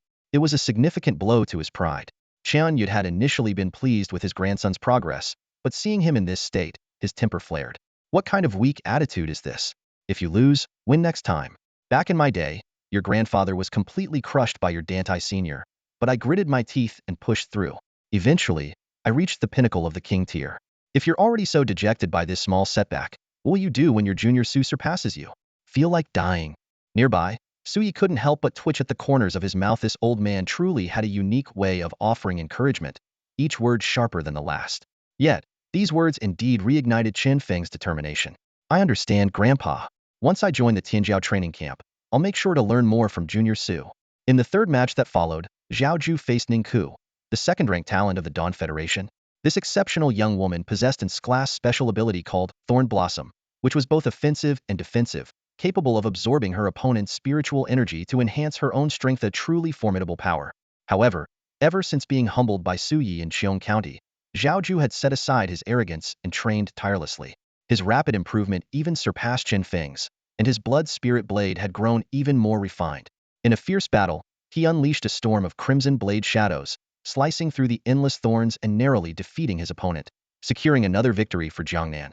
After the first round concluded, Jiangnan Academy faced the relatively weaker Mist Academy in the second round. Qian Yu decided not to let Su Yi compete, declaring, "The ace must maintain the dignity of being an ace." Although the audience was disappointed not to witness Su Ye's performance, the thrilling clashes between top talents like Sima Tianming, Zhuang Lin, Chao Meng, and Dantai Mo still left them exhilarated and inspired. The strength of this gifted deity was unfathomable, further fueling everyone's anticipation. All were eager to witness the true extent of their power. Ladies and gentlemen, the 2 rounds of the first relay competition have concluded. The chief referee's voice echoed through the martial hall. After a break, the second event, randomly matched team battles, will commence this afternoon. This event will test your ability to adapt and cooperate with unfamiliar teammates when facing malevolent forces. For now, let us take a look at the final rankings from the relay competition. The rankings appeared on the large screen. 1. Modu Federation Sane Academy and Daijing Federation Sane Academy tied for first place with 9 points each. 2. Jiangnan Federation Sane Academy secured third place with 7 points. 3. Dawn Federation Sane Academy closely followed with 6 points. 4. Longxing and Jiuzhou Federation Sane Academies tied with 5 points each. 5. Linhai, Tiandu, and Wudu Federation Sane Academies each scored 3 points. 6. Qingzhou Federation Sane Academy held 2 points. The rankings confirmed earlier predictions. The strongest academies, despite occasional bad luck, managed to maintain their lead on the scoreboard through sheer skill. The only surprise was Jiangnan surpassing Dawn, entirely due to the unpredictable presence of Su Yi. The audience buzzed with discussion, speculating whether the second event, the random team battles, would shake up the current standings. Hours later, the Qianlong Martial Hall reopened, and the crowd poured back in. The chief referee scanned the room, confirming that the participants had recovered and were ready. He then announced the start of the team matchups. The large screen's matching system quickly processed, displaying the first round's matchups. Gasps rippled through the crowd as they saw Su Ye's team assignment. "This is insane," someone exclaimed. Aside from Brother Yi and Senior Lu Xiaoxi from Modu, who are both strong, the other 4 on their team are mid-phase gold rankers with low rankings. But their opponents. The opposing lineup was displayed prominently, featuring names like Zhao Ju, Zhong Yin, and Dantai Mo, late-phase gold rank powerhouses, including 4 top-tier prodigies. This was clearly a test of Su Ye's ability to lead a team against overwhelming odds. Soon, the matchup results were revealed before everyone's eyes. Upon seeing the arrangement for this group, all present couldn't help but silently sympathize with Su Yi and Lu Xiaoxi. This was undoubtedly the most uneven matchup among the 5 groups. The opposing team was overwhelmingly strong. Zhong Yin, though defeated by Su Yi in the past, was the third-ranked talent of Dawn University and undoubtedly among the upper echelon of all prodigies. The other 4 were equally formidable, each a top-tier fighter from their respective academies. Zhao Ju from Jiangnan Academy had already proven his strength in the relay battle with his domineering weapon soul, a blade specialized in devastating attacks. Dantai Mo, the second-ranked talent of Modu Academy, wielded this class weapon soul, the blazing sword of destruction, second only to Sima Tianming and Zhuang Lin in power. Wen Yin from Kyushu Academy, though defeated by Zhuang Lin in the first match, was not to be underestimated. Finally, Su He from Longxing Academy, an S-class phantom beast wielder with the Black Knight Spirit Leopard, was the only triple spring prodigy of his academy and equally formidable. In contrast, Su Ye's side faced an uphill battle. Even assuming Su Yi could match Dantai Mo and Lu Xiaoxi could contend with Zhong Yin, there was no one on their team capable of countering the remaining 3 top-tier opponents. While Su Ye's team was the only 6-member squad, the other 4 members were from lower-ranked academies and were merely the 4th or 5th-ranked contestants within their own schools. Not only were they a full rank below their opponents, but none of them possessed a wide-range elemental ability. "This matchup is just brutal," someone whispered. Su the monster's luck is unbelievably bad. Even Sima Tianming and Zhuang Lin didn't face such a disadvantage. This must be one of the unluckiest draws in the history of the Prodigy Tournament. "Don't be so pessimistic," another voice chimed in with a hint of hope. "What if Su Yi manages to unleash a god-level ability? Kid, reality isn't a fairy tale. Haven't you heard the saying, two fists can't fight four hands? Su Tianjio's talent is indeed astonishing, but he only just awakened his ability. I don't care. Brother Yi is destined to become a god. I believe in him. Haha, look at this little one, lost in their heroic fantasies. At the Jiangnan Longtu Pavilion, the atmosphere grew tense and peculiar. Several prodigies stood up, their gazes shifting back and forth between Su Yi and Zhao Ju, as if unsure who to cheer for. No matter how you looked at it, Su Ye's situation seemed dire. Yet, the principal's words echoed in everyone's minds. Su Yi was the strongest of this year's cohort. This left them anticipating a potential turning point. Zhao Ju glanced at Su Yi with a pained expression, as if recalling the memory of being beaten up. Junior, what do you think? Feeling the pressure yet? All eyes turned to the young man. Only Chen Yud remained calm, sipping his drink with a thoughtful smirk. Su Yi slowly stood up, the serene smile still lingering on his face. I suppose, a little. With that, he gently descended to the stage below. His composed demeanor sent a shiver through Zhao Ju's heart. Looking at Su Ye's calm and handsome face, Zhao gritted his teeth and thought, so confident, huh? Let's see if you can keep that cool look when we gang up on you later. This thought rekindled Zhao Ju's confidence, though it was rooted in their numerical advantage. If it were a unknown fight, he wouldn't dare challenge Su Yi so easily. With that in mind, he leaped down from the dragon pavilion, his expression solemn, with Chun Feng and the others following closely behind. On the second rising dragon platform, 11 people faced off in two groups. On the left stood Dantai Mo, Zhao Ju, Zhong Yin, Wen Yun, Su He, and others, exuding a powerful aura. Except for Zhao Ju, the rest appeared relaxed. On the right were Lu Xiaoxi and her 4 teammates. Everyone looked tense, except for Su Yi. Dantai Mo brushed his curly bangs aside and smirked provocatively. Xiaoxi, starting off by fighting your husband? I almost feel bad about it. Yi alone can't possibly hold all of you off, can he? Such a pity. You scoundrel. Just wait till we get back, it'll make you kneel on durians. Lu Xiaoxi fumed, stomping her feet. I love durians. Dantai Mo laughed even louder. Zhao Ju suddenly turned to Dantai Mo, his expression serious. Brother Mo, don't underestimate him. Junior Su, he's not simple. Dantai Mo nodded, his playful demeanor vanishing. He knew full well that Su Yi was far more formidable than anyone imagined. His mastery of swordsmanship was unparalleled, even earning high praise from Dantai Mo's grandfather. How could someone like that be underestimated? More importantly, 2 days ago, he had overheard a conversation between his grandfather and father. They mentioned that Su Yi had advanced to the late golden stage after returning from Cheong County. This revelation had left Dantai Mo sleepless that night. To reach such a level at such a young age, combined with his godlike talent, it was entirely possible that they were the ones at a disadvantage. As the referee announced the start of the match, Dantai Mo and Zhao Ju shouted almost in unison, surround him. In an instant, a menacing dragon blade and a blazing crimson sword materialized in their hands. Their figures flickered and disappeared from view. When they reappeared, both had unleashed their full spiritual power, attacking Su Yi from the left and right. The massive blood-patterned blade, glowing with a crimson hue, and the fiery, ferocious sword descended with overwhelming force. Clang, clang. 2 heavy metallic clashes suddenly echoed. Su Yi, wielding a blade in one hand and a sword in the other, firmly blocked the surprise attack from Zhao Ju and Dantai Mo. His left hand gripped the demonic blade Shinren, locking Zhao Ju's domineering dragon saber in place, while his right hand wielded the 4th-tier dark gold supreme sword, perfectly parrying Dantai Mo's totem crimson sword. No matter how much force they exerted, neither could advance even an inch. Launching a sneak attack before the referee even finishes speaking? Laughing one moment and drawing your weapons the next? You two really have no shame. Su Yi stood as steady as a mountain, his expression full of disdain as he looked at the 2 dishonorable opponents. After being deflected, Zhao Ju landed nimbly and grinned. When it comes to dealing with you, Junior Su would have no chance without pulling some tricks. Though his tone seemed lighthearted, inwardly he was frustrated, had hoped to catch Su Yi off guard to see how that annoyingly handsome face would react. Instead, not only did the attempt fail, but he also earned himself a contemptuous glare. Dantai Mo, on the other hand, was thick-skinned and showed no embarrassment. His expression was serious as he fixed his gaze on Su Yi. Playing dumb to catch your prey isn't a great habit, you know? Brother Mo has already figured you out. Come on, unleash your strength and defeat us. Prove that you're the one and only rightful leader of the rankings. I've never been one to hold back, Su Yi replied, turning his gaze to Zhao Ju and Zhong Yin with a faint smile. Senior brothers, you can vouch for that, can't you? Zhong Yin immediately ground his teeth in frustration, while Zhao Ju's face turned red with anger. Brother Zhong, losing the team battle is fine, but this brat must be taken down. Let's get him. In an instant, 4 massive flame dragons, forged from raging extreme fire, roared into existence. Zhou Ziyun now held a long blade compressed from pure fire elemental energy, appearing even more solid and deadly than the flame dragons. The 4 dragons surged forward, accompanied by the glint of the blade, all aimed at Su Yi. Xiaoxi, I've drawn their hatred. Those 3 are like rabid dogs now. They'll handle them, while providing you with long-range support for the other 2. Get ready.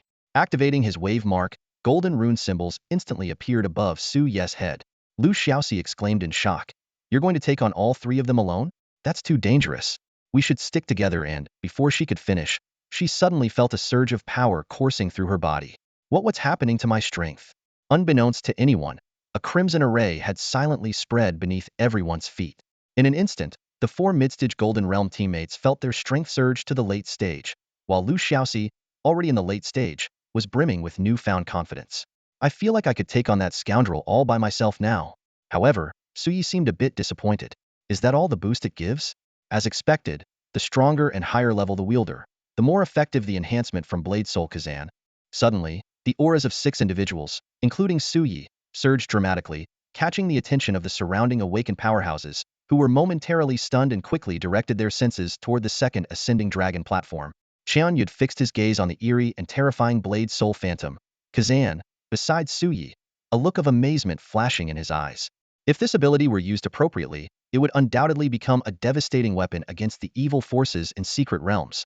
On the second ascending dragon platform, Zhao Ju and Dantai Mo, who had been brimming with confidence, were left dumbfounded as they witnessed the sudden surge in the auras of Lu Xiaoxi and the others.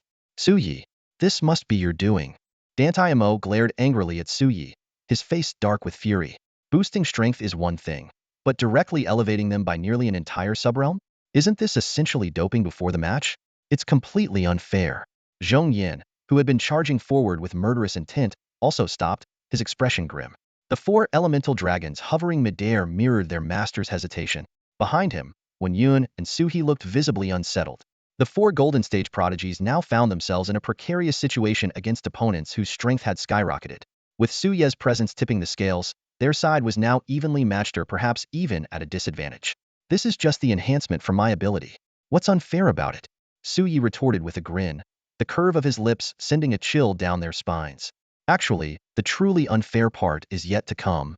Before he finished speaking, an invisible field of killing intent erupted from Su Yi, spreading outward with terrifying speed. Killing intent wave. Retreat now. Zhao Ju's face twisted in alarm as he shouted a warning. But the 5 of them were no match for the instantaneous surge of killing intent. Su Yi carefully controlled its intensity, ensuring it wouldn't harm their consciousness, souls, or bodies, while maintaining a continuous suppressive effect. The field of killing intent expanded relentlessly. 100 meters, 200 meters, 400 meters, 500 meters, and finally halted at over 800 meters, firmly enclosing all 5 of them within its bounds. And this was merely Su Ye's killing intent without activating his ancient memories, unleashing his full combat power, equipping his legendary supernova, triggering the rotation of the 10 spring eyes, or entering his demonized state. If he, as a divine talent inheritor, still had to take these top-tier class prodigies seriously in the same realm, he might as well just give up altogether. Under the suffocating pressure of the killing intent, the 5 opponents groaned in pain, their faces growing pale as cold sweat beaded on their foreheads.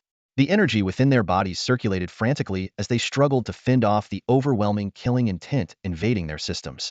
Su Yi, don't tell me this is also part of your ability? And you can maintain it indefinitely? Dantai Mo stared at Su Yi in horror. Not only had their opponent's strength collectively increased, but they were now forced to continuously expend their energy just to resist the relentless killing intent. With the combined effects of these factors, Su Yi alone was enough to leave them overwhelmed.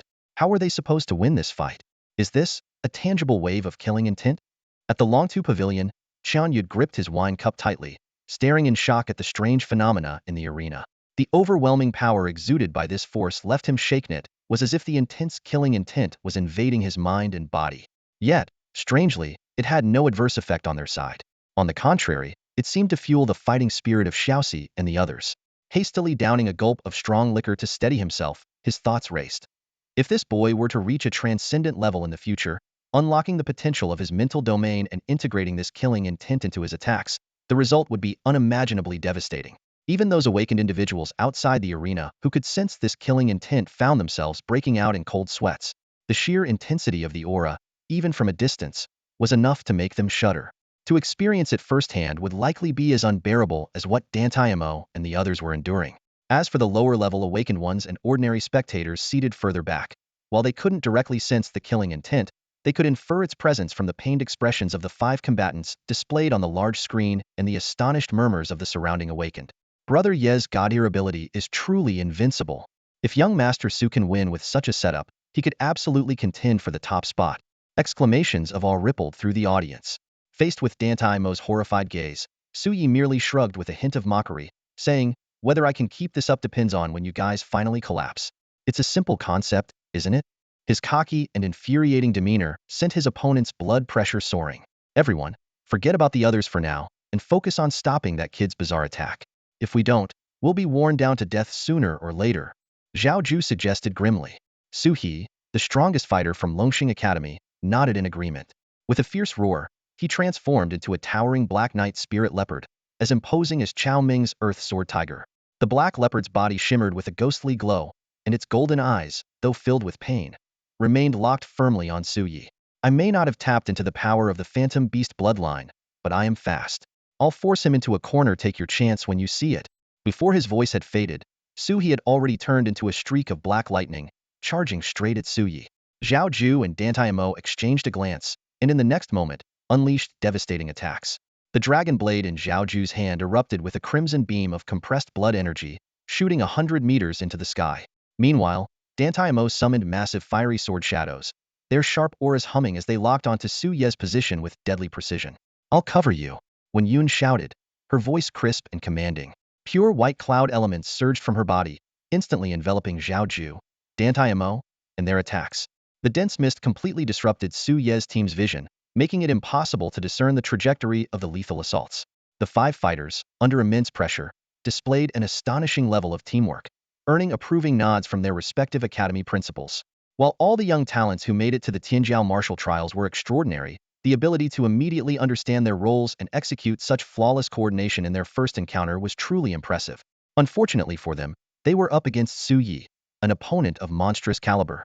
Sensing the looming threats ahead, the Dark Knight Spirit Panther, the 4 elemental fire dragons, and the even more terrifying blade and sword attacks hidden within the mist, Su Yi turned to the visibly tense Lu Xiaoxi and her companions. "The buff lasts only 20 seconds. I'll go first. Wait for the right moment." Before his words fully landed, Su Yi summoned a blade spirit, Kazan, and lunged towards Su He. His magic blade, Thousand Edges, slashed through the air, sending 3 waves of blade energy that tore through space, reaching Su He before he could react. Shock flashed across the panther-faced Su He's expression as he hastily countered with 3 claw shadows. The sharp metallic clashes rang out clang, clang, clang before his claws burst with blood, and his body was sent hurtling backward uncontrollably. At that moment, Su Yi delivered a lightning-fast flying kick straight into Su He's abdomen. As Su He's wide panther eyes reflected his disbelief, both man and beast were sent crashing into the mist. Simultaneously, the 4 frost dragons in midair coiled tightly around Zhong Yan's elemental fire dragons, dragging them into the swirling clouds as well. The audience was stunned by Su Ye's reckless strategy. Someone couldn't help but exclaim, "Isn't this way too bold? Charging straight into the enemy's formation. Doesn't that mean walking right into a trap?" Within the mist, Su He, who had been sent flying by the kick, gritted his teeth and twisted his body to shake off Su Yi. Zhao Ju and Dantai Mo seized the moment and shouted, "This kid's underestimating us. Strike him down." Before the words had fully left their lips, the crimson bloodline and dense fiery sword shadows surged from all directions towards Su Yi. Not to be outdone, Zhong Yan and Wen Yun roared in unison, "Cloudfire Annihilation." Their elements merged instantly, with the explosive force of fire combining with the swift flow of clouds to create a lethal vortex of fire and mist, encircling Su Yi. Suspended in midair and facing lethal attacks from every direction, Su Yi remained unfazed. Instead, he licked the corner of his mouth and said calmly, "Underestimating you? No. This move of mine is called striking at the heart."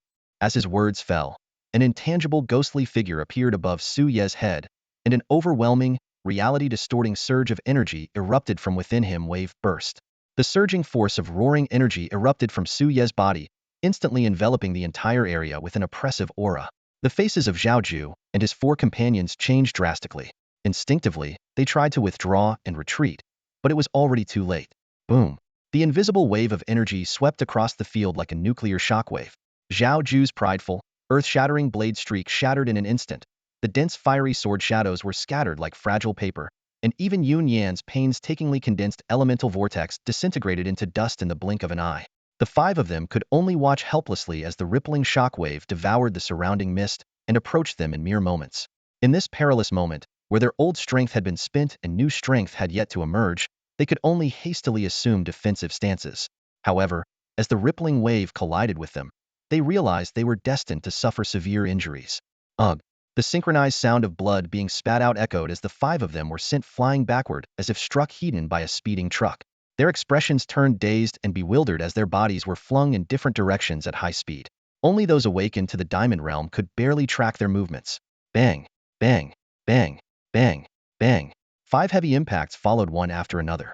Zhao Zhu and the others slammed into the invisible barrier surrounding the rising dragon platform, flying a distance of nearly a kilometer. Thankfully, the barrier had a cushioning effect. Otherwise, the sheer force of the collision would have worsened their injuries considerably. The 5 of them collapsed onto the platform, coughing up blood once more. Zhao Zhu struggled to his feet, wiping the blood from the corner of his mouth, silently acknowledging that this young man showed no mercy. First, he had shattered his dragon blade, and now it seemed he intended to take their lives outright. Su He, forced back into his human form by the severe injuries, staggered to his feet, his energy churning within him. He couldn't believe they were already on the brink of defeat after just 2 moves. When Yun's frail body couldn't withstand such devastating blows, her battle uniform was soaked in blood as she gasped for breath, complaining about how men nowadays lacked any sense of chivalry. Meanwhile, Dantai Mo endured excruciating pain, silently cursing at how ruthless this family was, nearly blurting out a surrender. Before they could even catch their breaths, Lu Xiaoxi and her team charged in with overwhelming momentum. Lu Xiaoxi, now significantly stronger, wielded her scrayed weapon Sola spectral silk ribbon that transformed into countless razor-sharp phantom ribbons, enveloping the 5 of them. The sight of it made their scalps tingle with dread. This scene left everyone present utterly stunned. The aftermath of Su Ye's strike still lingered in the air, and the 5 prodigies had already suffered severe injuries, barely able to stand. Even so, their pride as top talents kept them struggling to rise and face him again. But against Su Yi, they were destined to be completely overwhelmed. Su Yi sheathed his long blade and began to walk unhurriedly behind them, closing in with a calm yet intimidating presence. The murderous intent emanating from him crushed their final will to resist, leaving them too weak to even stand. Slap! Slap! Lu Xiaoxi approached Dantai Mo, who was half kneeling on the arena floor, lightly patting his cheek as she sneered, "Pathetic loser, still feeling smug? Huh. You 5 spineless weaklings should just stop pretending. Luck is part of strength too. And with my little brother Su Yi backing me up, you'd better accept it like the losers you are." Before her words even fully landed, her silk ribbon lashed out again. Stop. Stop. We've already lost, we can't fight anymore. Damn it. Are you trying to make me a widow? The referee, finally snapping out of his shock, immediately declared, "Second ascending dragon platform, random team battle. Round 1 team, Su Yi wins."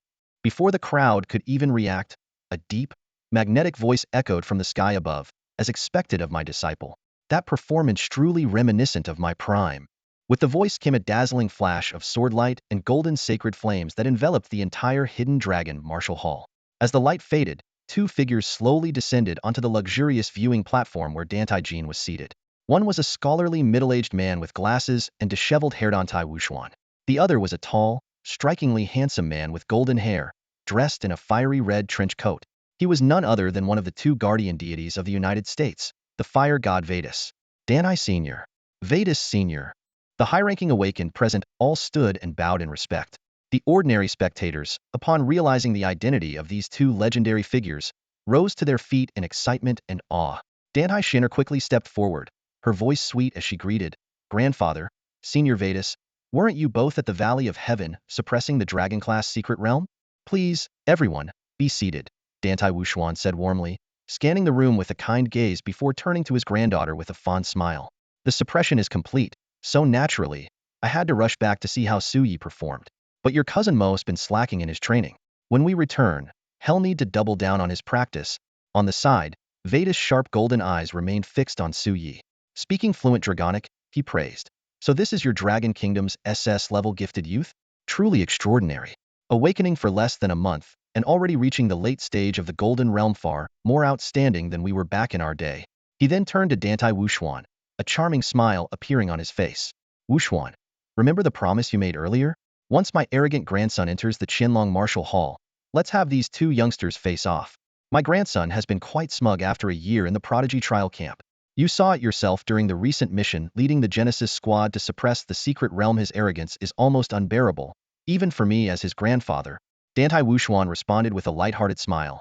Exactly because this Prodigy martial debate couldn't put pressure on my boy, I agreed to your request. Rest assured, I won't go back on my word. As these two earthly paragons conversed, more and more powerful awakened beings, exhausted and travel-worn, descended from the skies, heading straight for the Qianlong Martial Hall. Though suppressing the dragon-level malevolent secret realm had left them utterly drained, the allure of the Prodigy martial debate was too great to ignore. They were eager to witness the talents of the young divine prodigies, and to see the fulfillment of a promise made during the secret realm mission where the grandson of the flame god, VDRO, captain of the Prodigy trial camp's Genesis squad, would face off against the Dragon Kingdom's young divine talent. This impending clash was enough to make them forego their recovery, rushing to the scene with anticipation. Outside the exclusive airstrip of the Qianlong Martial Hall, an advanced fighter jet descended gracefully. As the hatch opened, 7 figures stepped out one after another. They were clad in finely crafted battle suits, draped with elegant silver-white cloaks, each bearing a silver badge on their chest. The badge, engraved with the characters Genesis, gleamed brilliantly under the sunlight. Without exception, these 7 individuals were all diamond-tier powerhouses, and remarkably young at that. The oldest among them was no more than 30. The most striking of them was the golden-haired youth at the forefront. Barely in his early 20s, his long golden hair swayed in the wind, and his fair, sharp features exuded an air of arrogance. Despite being the youngest, his aura had already reached the peak of the diamond tier, a feat that left onlookers in awe. So this is the venue for the Tianjiao Martial Exchange in Longwa's Magic City? Not bad, quite impressive, one team member remarked with a smile as he surveyed the surroundings. Just another path we've walked before, another chimed in. I wonder how strong the rookies entering the Tianjiao trial camp this year are. Our Genesis squad is still short a few members. If there are any promising talents, we might as well recruit them. Baha, someone reminded. You're in charge of recruiting. Remember, only top-tier class prodigies are qualified to join our Genesis squad. Of course I know that, Baha replied.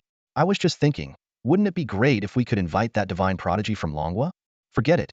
Another teammate shook his head. With his talent, the moment he enters the trial camp, he'd already be captain material.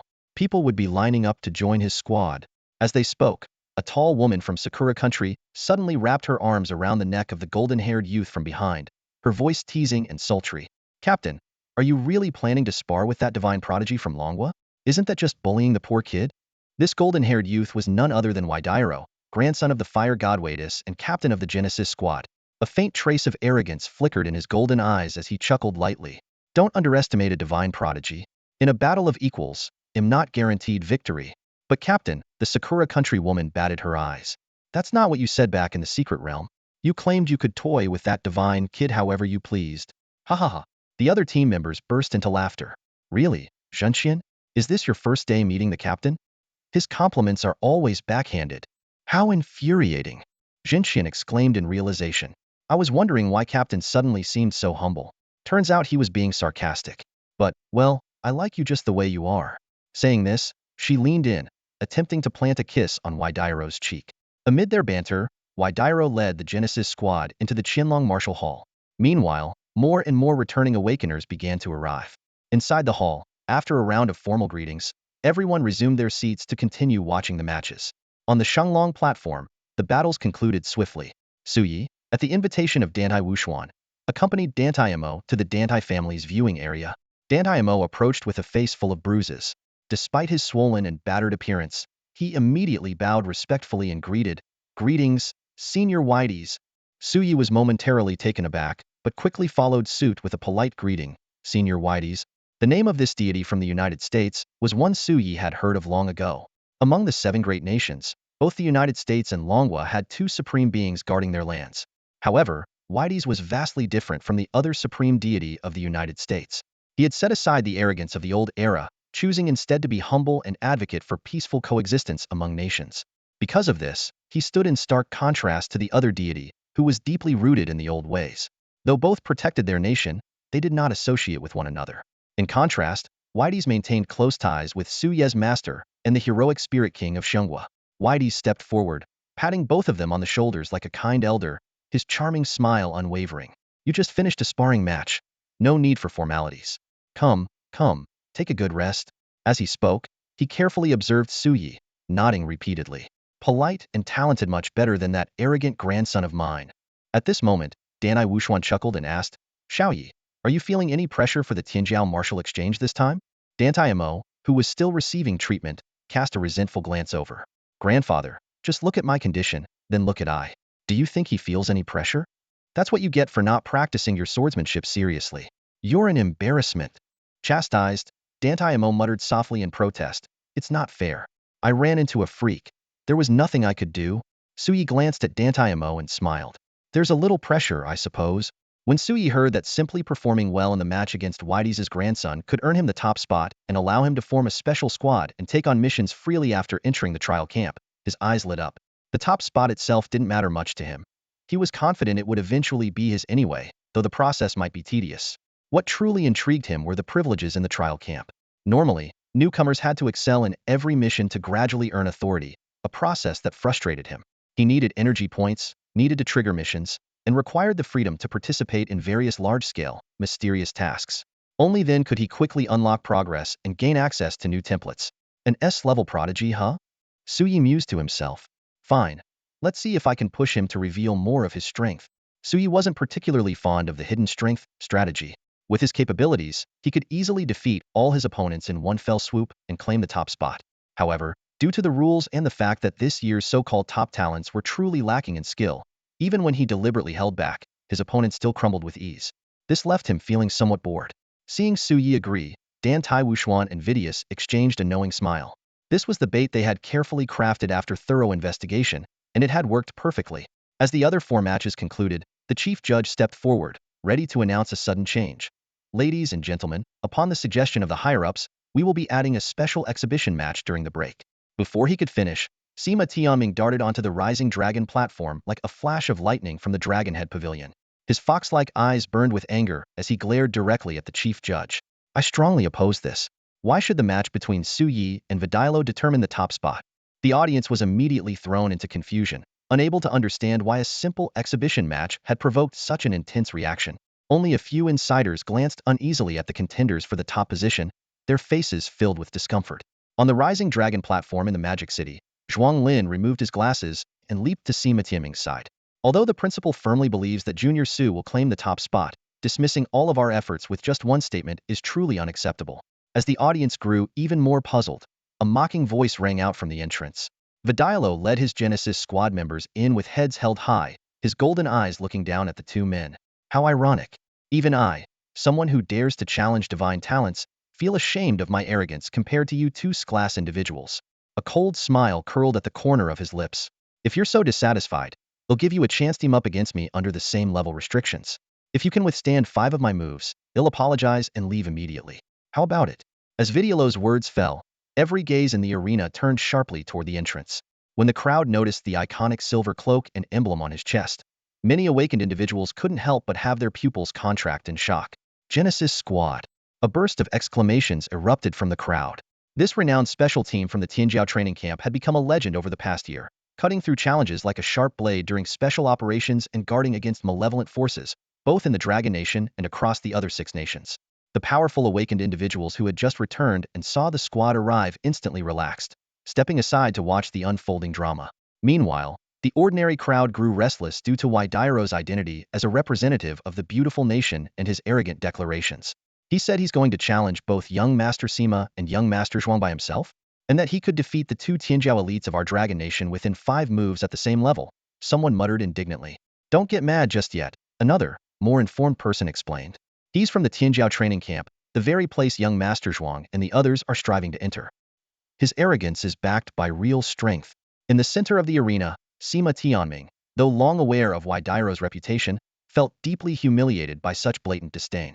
He had always been the one looking down on others, yet now, faced with someone whose talent and strength far surpassed his own, he could only grit his teeth and endure.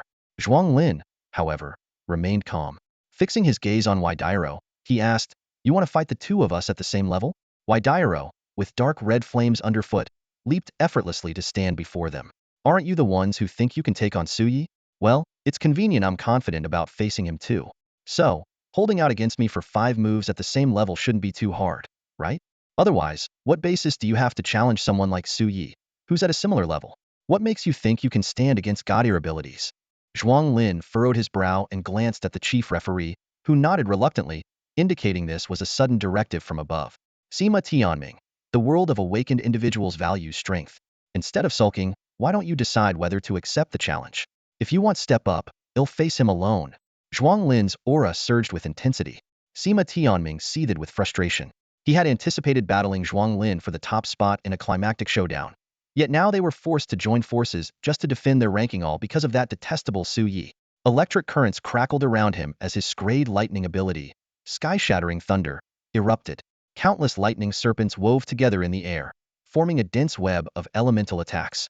5 fierce thunder dragons roamed through the skies, each exuding an overwhelming aura as terrifying as Su Ye's extreme ice dragon. Amidst the flickering lightning, countless thunder spears, each 50 meters long, surrounded the thunder dragons, emitting a piercing crackle.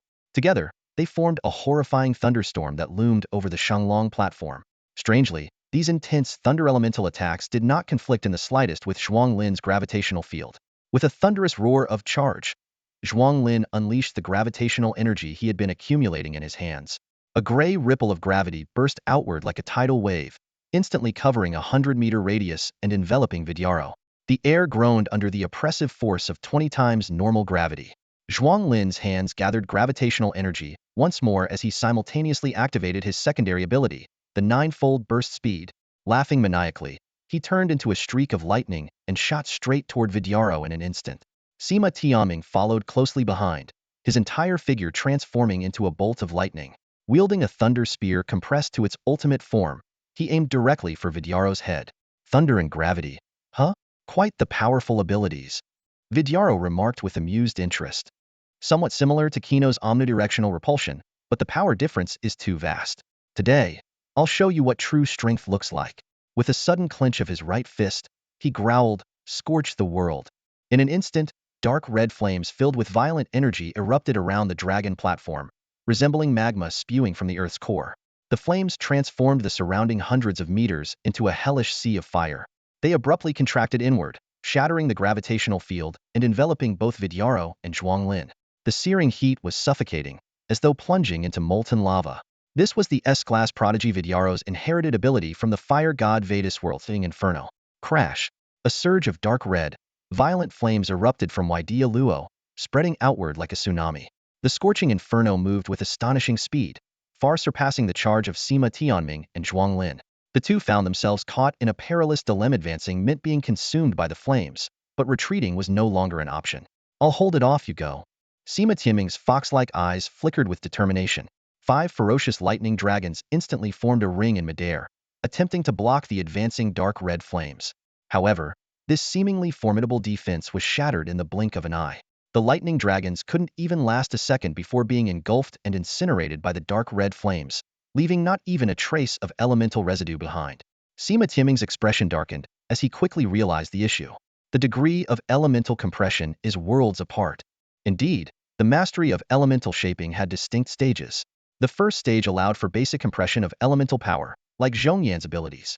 The second stage enabled localized compression, as seen with Sima Tianming, Qin Feng, and Wen Yun, who could enhance the claws, teeth, and tails of their lightning dragons.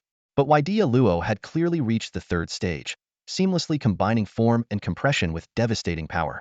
Suddenly, the situation grew even more critical. The dark red inferno abruptly contracted, its oppressive force intensifying several-fold. "The fourth stage," Sima Tianming exclaimed in shock. In the blink of an eye, the compressed dark red flames were upon them. In this life-threatening moment, the two stood back to back, their powers merging. Sima Tianming's thunderous lightning and Zhuang Lin's gray gravitational force interweaving to form a dual-layered protective shield around them. Boom!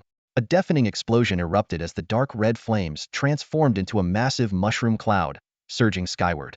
The ensuing shockwave swept across the entire Shanglong platform, leaving the onlookers trembling with fear. The sheer destructive force rivaled a small-scale natural disaster, comparable to the power previously demonstrated by Yi Gu. So this is the monstrous talent that emerges from the Tianjiao training camp? The audience exchanged uneasy glances. How terrifying. A starlight-ranked awakener gazed at the battlefield before him, his face etched with deep emotion. Though he had already witnessed the monstrous strength of this prodigy in the secret realm, Seeing him use 4th stage morph control to dominate these newly risen talents still left him in awe. It felt like a battle on an entirely different plane. Even I have only reached the 3rd stage. This young man is truly terrifying, the elder mused silently. If we were at the same level, I probably wouldn't even last half a move against him. The audience was abuzz with discussion. Vidiaro's abilities were already beyond comprehension, yet Imo Shuang, another S-rank talent, had shattered limits by becoming the first in history to condense 5 spring sources. As for Su Yi, if he reached a similar level of mastery, the consequences would be unimaginable. While the Awakeners were filled with admiration, their hearts also swelled with comfort. The stronger the younger generation became, the more hope they could bring to humanity. Even if they had to sacrifice themselves in the sinister secret realms, protecting the growth of these prodigies made it all worthwhile. Within the Genesis squad, a tall woman from the Sakura nation named Mashiro sneered disdainfully. What game is the captain playing? He could end this quickly, but he's choosing to show off instead. Don't underestimate those two, said Baha, a burly man, shaking his head. Even though the captain is merely testing them, they've already managed to withstand his first move. Dual abilities of gravity and thunder, those gifts surpass what we had back in the day. With proper training, they might not be any weaker than us in the future. A glimmer of anticipation flashed in his eyes. I have high hopes for that gravity kid. Just his aura alone is extraordinary. At the center of the battlefield, the smoke cleared, revealing Sima Tianming and Zhuang Lin. Though battered and scorched, their bodies covered in burn marks, the two had indeed endured Vidiaro's first attack. Interesting, Vidiaro remarked with a curious glint in his eyes as he observed the pair. This move, even at the peak of the gold rank, would be hard for a mid-diamond rank to withstand. Your resilience is commendable. A smirk tugged at his lips. Are you ready for the second strike? Before his words fully landed, both men sharply raised their heads, their pupils contracting. An enormous dark red sun had silently formed above them, its size dwarfing Zhong Yan's fiery sun by several times. The scorching heat enveloped the surrounding area in shadows stretching dozens of meters. Countless dark red beams of light poured from the sun like lasers, targeting the two below. 50 times gravity. Zhuang Lin squinted and roared, his 3 spring sources operating at full capacity as he barely managed to morph gravity into a humanoid armor for protection. Sima Tianming likewise pushed his lightning element to its limit, attempting to compress it into a defensive barrier. Yet the incoming beams were ferocious and swift as lightning. The two barely blocked one before being forced to endure several more. Gradually, they were driven into a purely defensive stance, unable to approach Vidiaro at all. Minutes later, Vidiaro shook his head in disappointment. I had hoped you'd last until the 3rd move.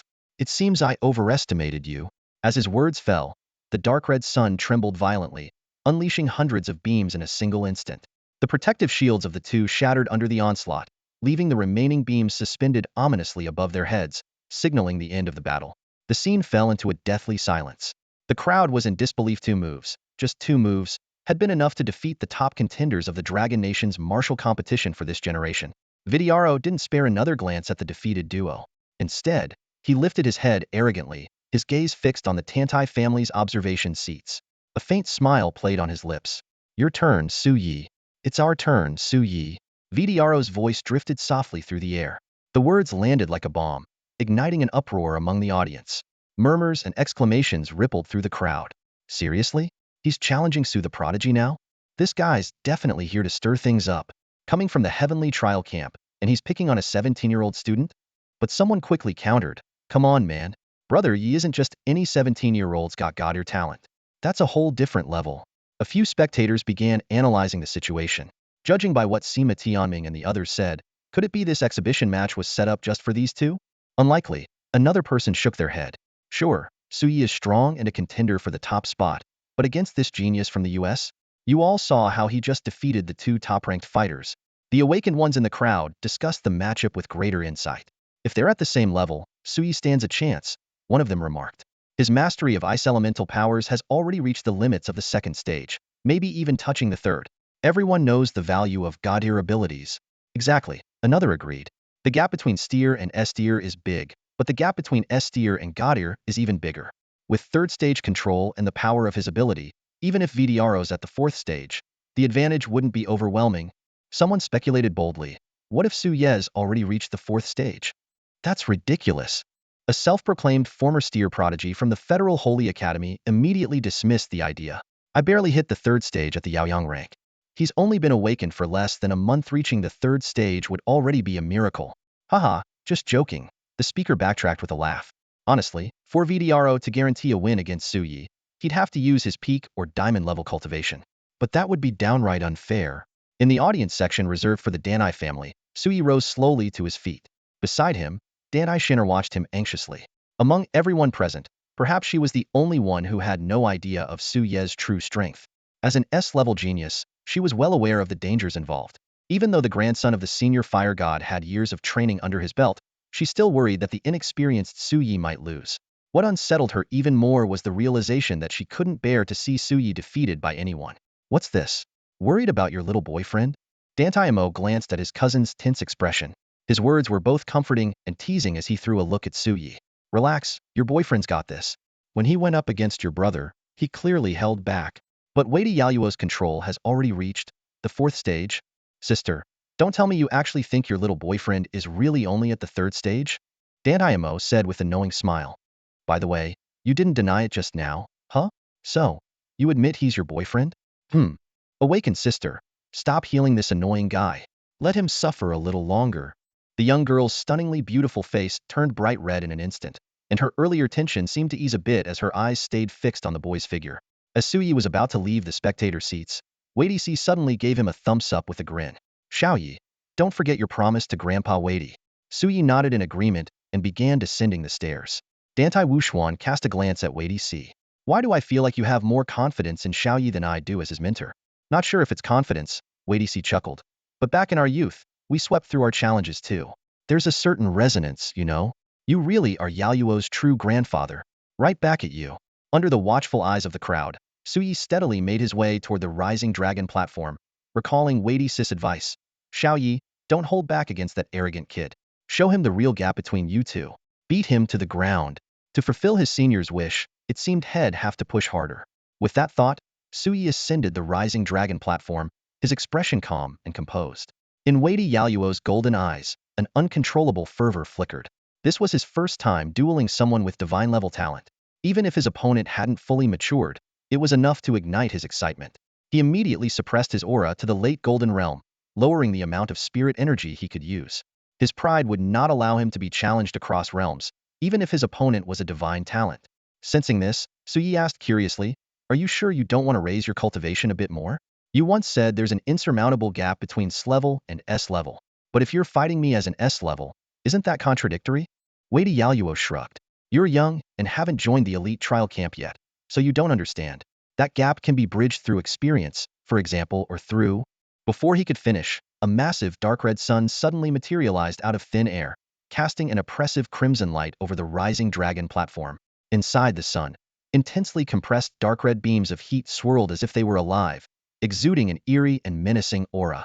Like this? Su Yi murmured softly. With the crisp sound of crystals forming, an ice-blue sun, twice the size of the dark red one, took shape above Su Ye's head. The frozen sun burned with pure flames of ice elements, emitting a faint blue glow that was both breathtakingly beautiful and chilling. Surrounding it were several miniature ice dragons, weaving around and releasing a bone-chilling cold. The 4th stage. Wei Yaluo's expression froze, his heart unable to calm. A mere youth who had just broken into the late golden realm had already mastered shaping to the 4th stage. He, Wei Yaluo, had only achieved this level after countless analyses and attempts, and that was in the late diamond realm. Su Yi had awakened his abilities barely a month ago. How could he possibly reach this level? In the spectator stands, a group of awakened elites rose to their feet simultaneously, their gazes fixed on Su Yi. The elder who had just teased Su Yi widened his cloudy eyes in disbelief and muttered, mastering the 4th phase of mimicry in the golden realm? This is impossible. The awakened present collectively gasped.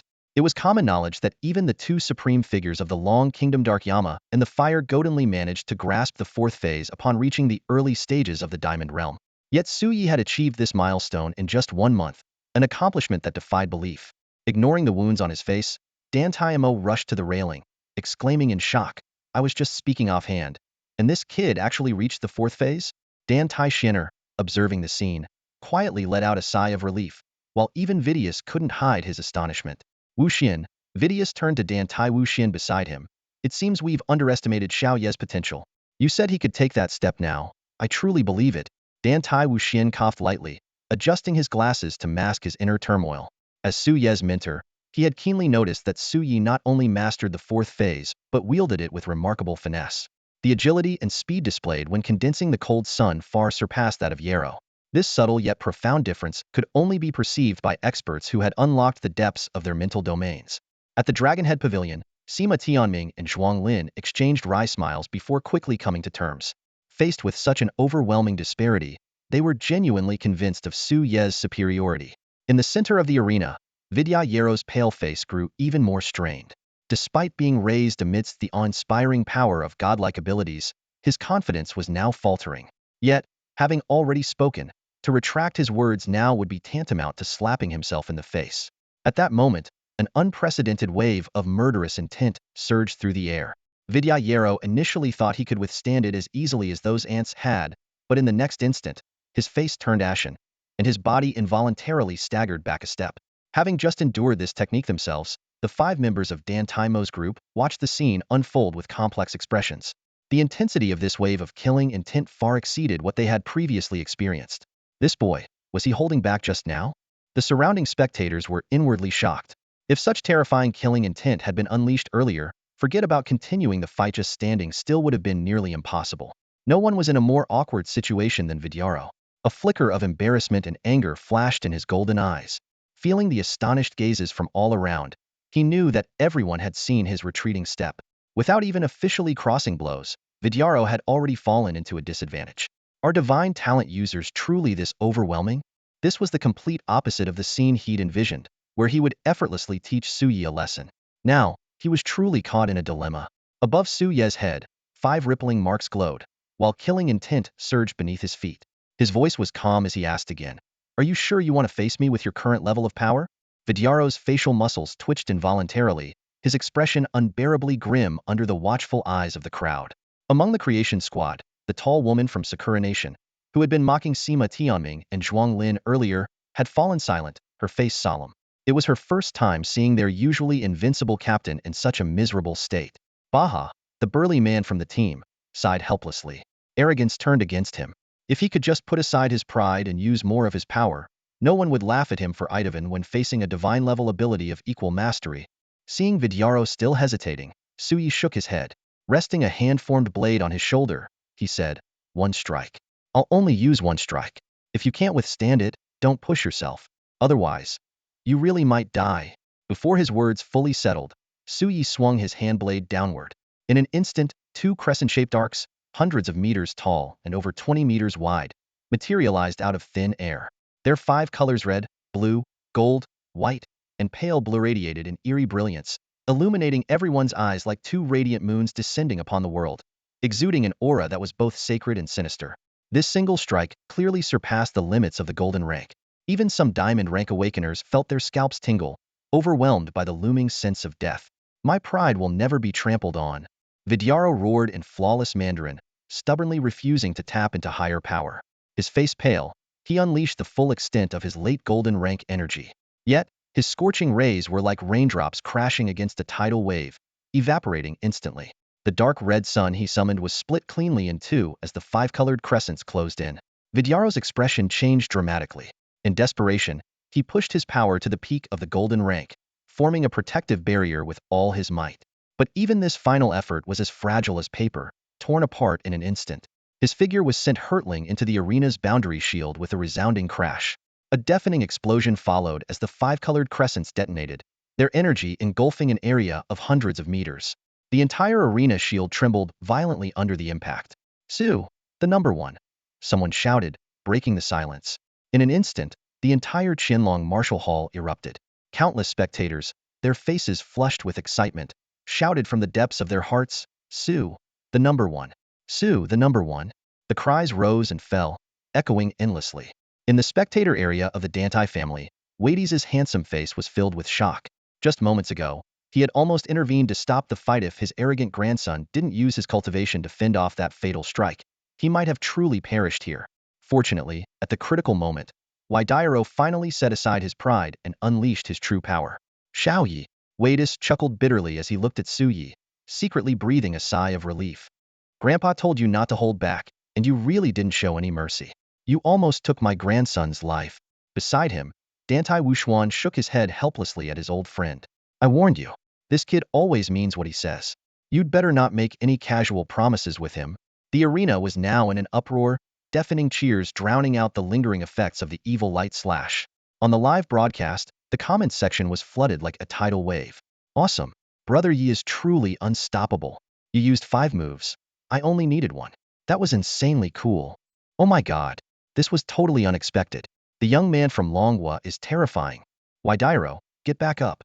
You can still fight. Viewers from the beautiful country had dropped their earlier arrogance. Though they were still making weak arguments about cultivation issues, they were quickly overwhelmed by the sharp retorts from Longhua's netizens, disappearing into the sea of comments. As the 5-colored brilliance gradually dissipated, a disheveled figure emerged at the edge of the ascending dragon platform.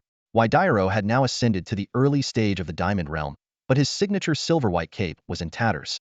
His golden hair was messy and broken, and his once elegant battle attire was torn in several places, revealing skin covered in wounds.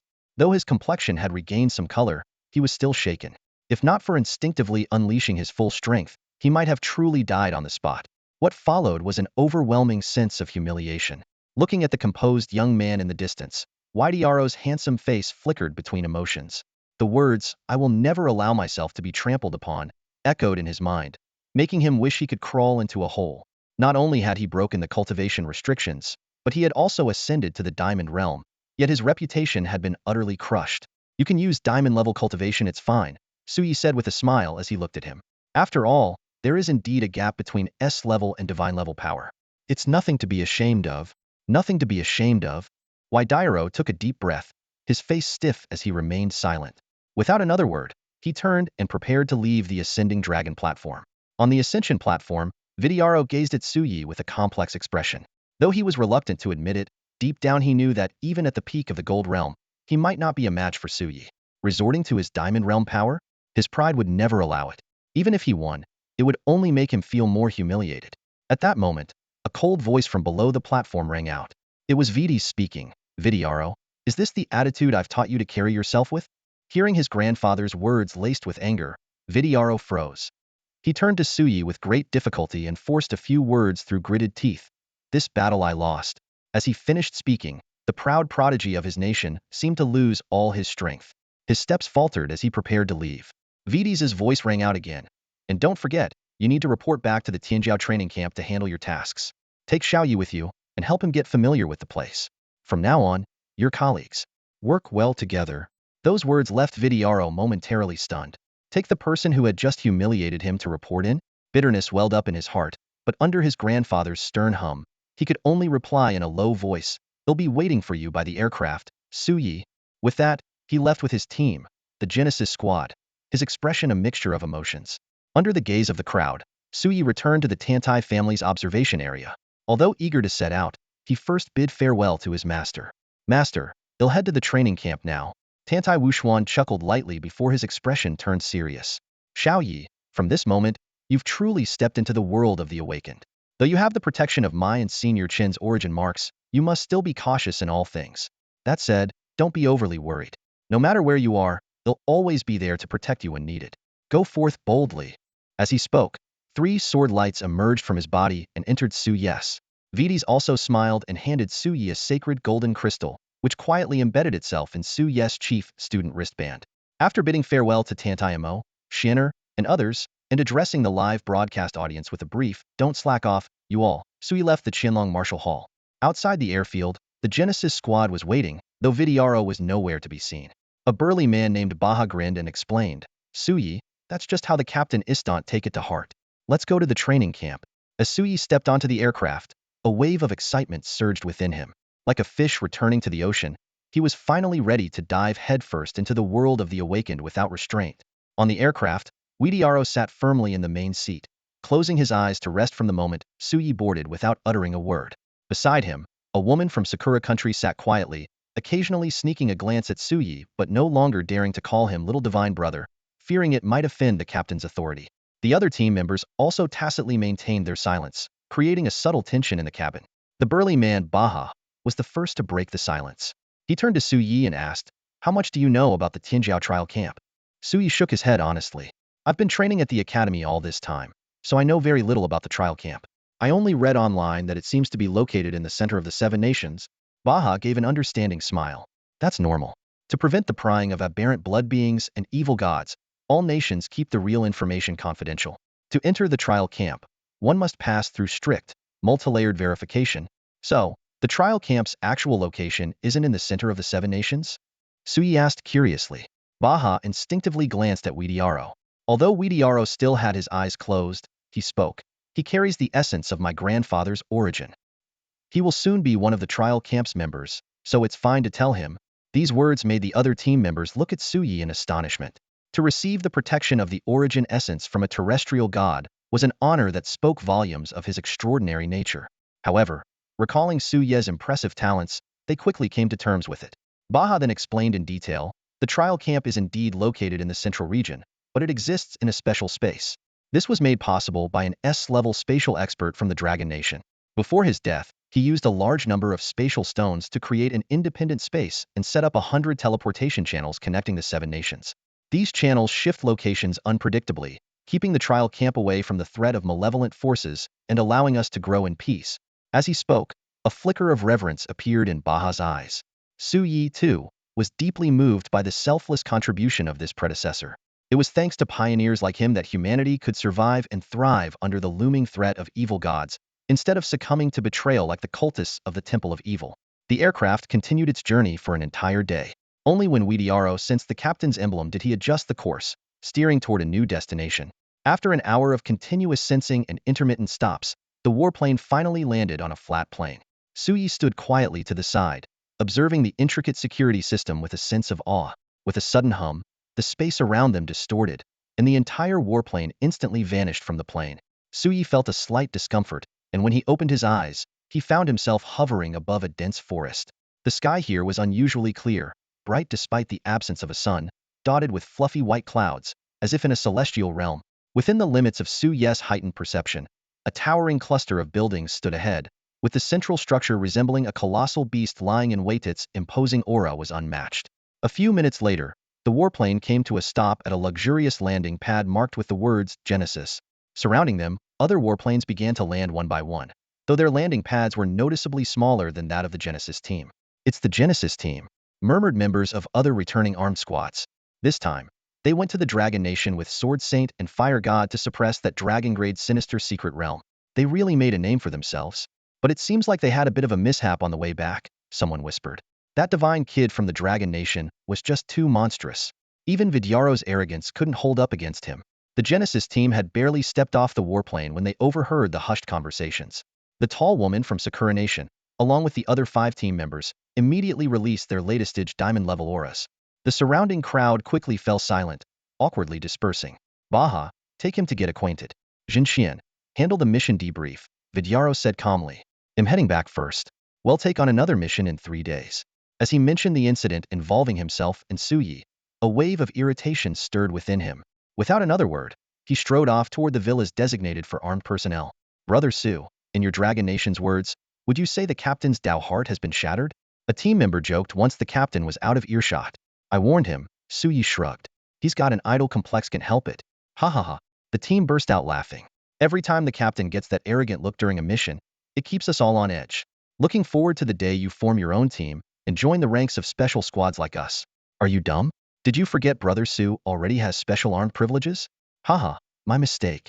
Honestly though, I've always thought it'd be great if Brother Su could join our Genesis team.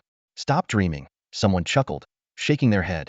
Brother Su will definitely form his own special task force. If I had the privilege of doing that right when entering the Tianjiao training camp, I'd be thrilled. Running around to find teammates, taking on trial missions to earn fame and fortune. As the members of the Genesis squad chatted and laughed, they gradually dispersed, leaving only Baha behind. He looked warmly at Suyi, his eyes filled with anticipation. Brother Su, have you decided on a name for your task force yet?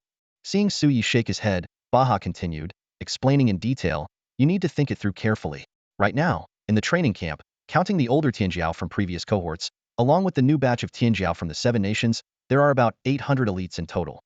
There are already over 60 task forces, more than 30 regular ones, over 20 elite teams. Baha deliberately slowed down his speech. And as for special task forces, there are only 6.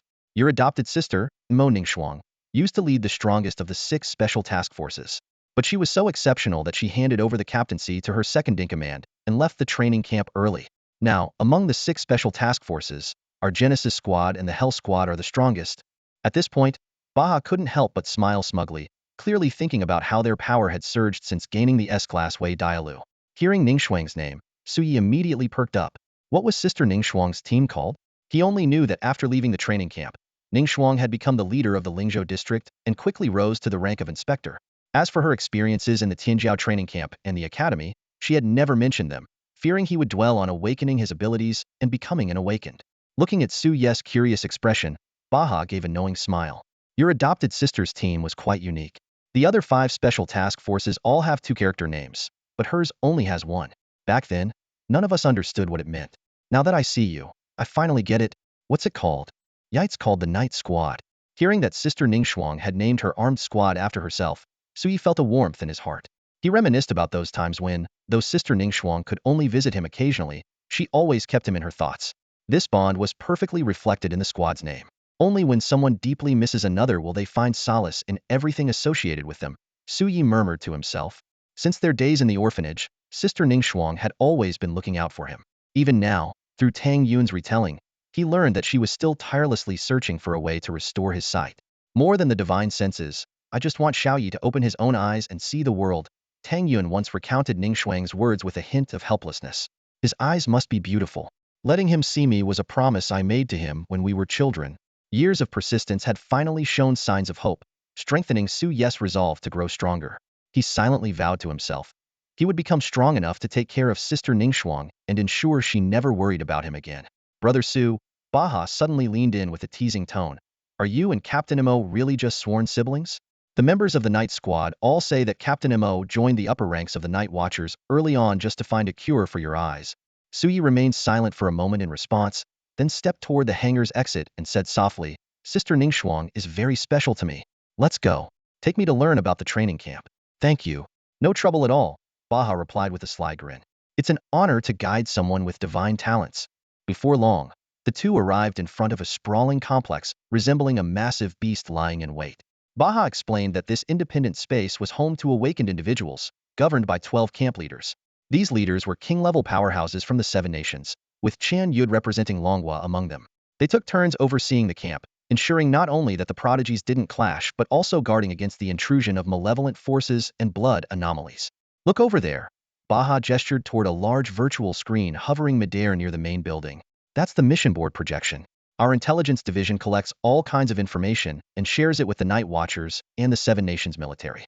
Missions that ordinary awakened individuals can't handle are displayed there, available for members of the armed division to accept according to their ranks.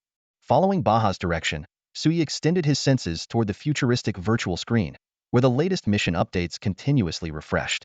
Suye's eyes were fixed on the trial mission bulletin board as a stream of information flashed by. Federation Year 102, June 15, 2236. An unusual riot was detected near the border of XXX County in Arkan State, Peacock Nation. A mortal-class malevolent secret realm is expected to assault the area in 3 days. Team XX and Team XX have already responded and will launch a rapid suppression operation with Arkan State Night Watchers and the military in 1 day. Federation Year 102, June 16, 2100 hours. District 3 of Dabin Bay City in Sakura Nation was invaded by eerie malevolent entities, causing frequent level 2 spatial quakes. The situation is critical. Mission requirement: elite level or higher armed teams must comply with unified coordination. Status: awaiting acceptance. Other trial missions involving half-ghost level threats were also constantly updating.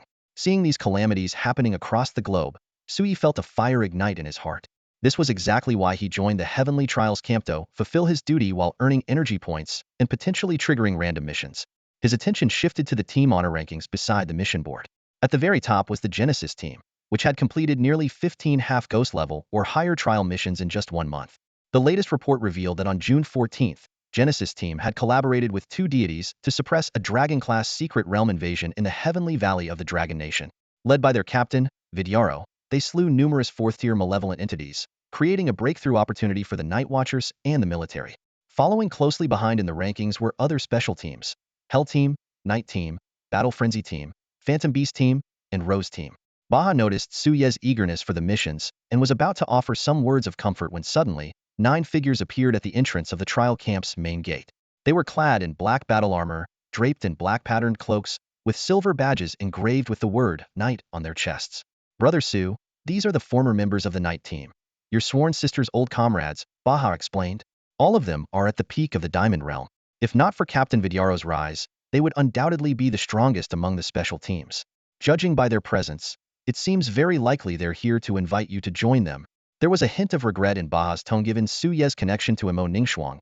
It seemed highly probable that he would choose to join the Knight team. This team has already become a well-oiled machine. As long as Su Yi joins, he can steadily grow in this strong environment. In time, not only could he take over the role of captain, but even the Genesis Squad and Hell Squad, led by S-rank captains, would be left in their wake. The 9 members of the Knight Squad strode forward confidently. Among the 5 women and 4 men, 7 were from the Dragon Nation, and 2 were from the Bear Nation. All their eyes were fixed on Su Yi, filled with curiosity and anticipation. Leading the group was a tall and striking woman from the Dragon Nation. Her long, jet-black hair cascaded down like a waterfall, and a long spear was slung diagonally across her back. She completely ignored Baha, who stood to the side, and walked straight up to Su Yi. "Allow me to introduce myself," she said, her red lips curving slightly. "I'm Lian Xian, your sister Ning Shuang's teammate and best friend, and the current captain of the Knight Squad." Her bright, captivating eyes sized Su Yi up. "Can I call you Xiaoyi? Your sister Ning Shuang used to call you that all the time, and I've gotten used to it." Su Yi observed the woman who claimed to be a close friend of his sister. He couldn't help but feel that there was something unusual in her gaze. Lian Xian seemed to realize she might have come across as overly eager. She cleared her throat lightly before speaking in a more serious tone. "Xiaoyi, join us. The captain's position passed down by Ning Shuang is yours for the taking. This squad was built for you, and we'll do everything we can to help you grow. This is what Ning Shuang wanted most. Will you join us as the new captain of the Knight Squad?" The other 8 team members looked at Su Yi with eager expressions, while Baha, standing to the side, wore a look of disbelief. Let an untested young man in the gold rank take on the role of captain? Even for someone with divine-level talent, this was a bold move. After all, in the Genesis Squad, they only unanimously appointed Vidyaro as captain after he reached the later stages of the diamond rank. The offer was undeniably tempting. On one hand, there was an established, powerful team with access to special equipment and familiar faces tied to his sister. On the other hand, he would have to start from scratch, building a team and gradually accumulating experience. For most people, the choice would be obvious. However, Su Yi shook his head. "I have my own path to follow. I don't want to remain under the shadow of Sister Ning Shuang forever. So, I'm sorry. I have my own path to follow and don't want to remain under Sister Ning Shuang's shadow," Su Yi said calmly. "So, my apologies." Those simple words exploded like a bomb in the room. Everyone, including Baha and the rest of the Knight Squad members like Lian Xian, froze in place, clearly not expecting such a response. Lian Xian immediately leaned closer to Su Yi, almost pressing her face against his. Her wide, beautiful eyes stared at him, and a faint sweet fragrance wafted from her movements. "Xiaoyi, are you really sure about this?" "I'm sure," Su Yi replied without hesitation, his gaze unwavering. His resolute refusal left everyone stunned. They had arrived brimming with confidence, ready to welcome the younger brother of Captain Ning Shuang, a highly regarded individual with divine talent. But who could have anticipated that, despite this connection, the young man would reject them so decisively? The 4 female members instinctively stepped forward and surrounded Su Yi. 2 were sultry blondes from the Bear Country, while the other 2 exuded classical elegance from the Dragon Country. All of them puffed out their cheeks as they blocked Su Ye's path. Meanwhile, the remaining 4 male members could only stand by helplessly, watching the scene unfold.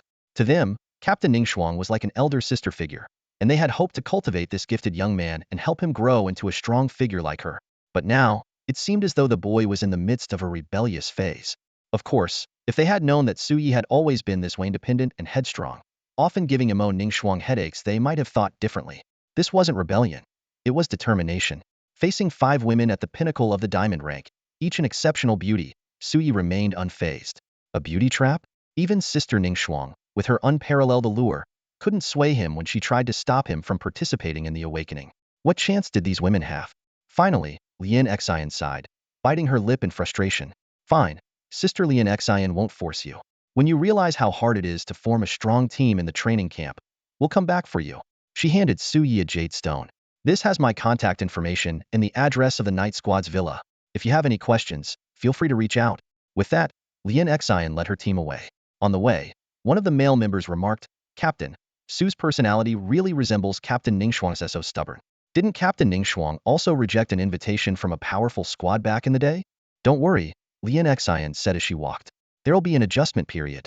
Remember how we almost disbanded because of our own struggles to get along? Once they've gone through that phase, we'll come back and recruit him. This outcome, where their persuasion failed, seemed as though it had already been written in the pages of fate. On the other side, Baha quickly helped Sui complete the registration process at the intelligence camp, officially making him a new member of the trial camp. However, the formalities for forming an armed squad would require at least another day. Baha led Sui to a newly developed villa district. Before leaving, the sturdy member of the Genesis squad handed Sui a card with his contact information. If you have any questions, feel free to reach out or check the information network after logging in, he said with a hearty smile. Welcome to the trial camp, Brother Su. After saying that, Baha turned and left. The Genesis squad was set to embark on a new mission in 3 days, and there was no time to waste. In this place, every squad was racing against the clock to enhance their strength, fearing to be overtaken by Hell Squad or Night Squad. This was the law of survival in the trial camp. Complete missions, earn rewards, and grow stronger. The prodigies from the 7 nations competed fiercely here. Laziness and complacency had no place, as they would only squander one's talents. However, anyone who made it into the trial camp through the upper ranks battle or the prodigy martial tournament had already accepted this reality. After 2 days of non-stop travel and battles, Sui was utterly exhausted. He quickly chose a villa to settle in and lay down to rest. Meanwhile, his 10 Springs Eyes technique automatically activated, absorbing the dense spiritual mist that was noticeably richer here than outside. Feeling the intense competitive atmosphere of the trial camp, Sui quietly reflected. In this place, there's no choice but to give it your all. The next morning, the doorbell rang unexpectedly. Sui opened the door to see 6 familiar smiling faces. Hello, Junior Su. Dantai Mo slung an arm around Suye's shoulders and grinned. We knew you'd be waiting for us. After the competition, Senior, you'd brought us straight here. Don't give me that look.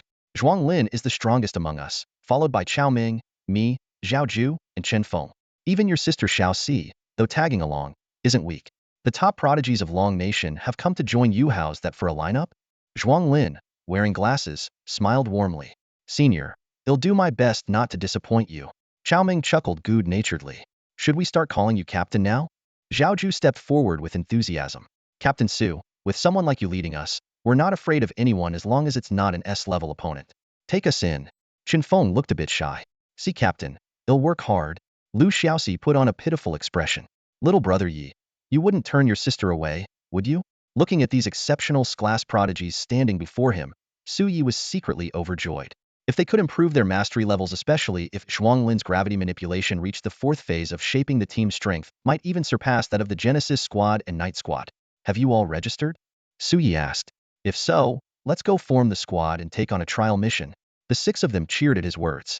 Dantai Mo grinned and asked, Yi, have you thought of a name for the squad? Not yet, Su Yi replied, shaking his head. Lu Xiaoxi suddenly smiled mysteriously. We've already come up with one. How about Eternal Night? Well, name it after you. Eternal Night, huh? Su Yi murmured softly to himself, his brows slightly furrowed. The proposal, named after him, failed to move him. In his heart, the trial camp already had Ning Shuang's night, and that was enough. Let's go. First, we need to form an armed squad. As for the squad name, I already have something in mind, Su Yi said decisively. A hint of disappointment flashed across the faces of Dantai Mo and the other 6. Although they thought Eternal Night was a fitting name, the special authority to decide rested with Su Yi. As team members, they understood that they must follow their captain's decisions. This was the mindset expected of anyone joining the trial camp. On their way to the trial camp's main headquarters, Dantai Mo exchanged a glance with the others before speaking up. Yi, actually, there are 2 more people who want to join the squad. They're distant relatives of CC. Their abilities are essential for the team, and we wouldn't recommend them lightly. Su Yi immediately caught on to Dantai Mo's implication. Perceptive scouts and healers were indispensable roles for any outstanding armed squad. The importance of these 2 positions even surpassed that of ordinary combat members.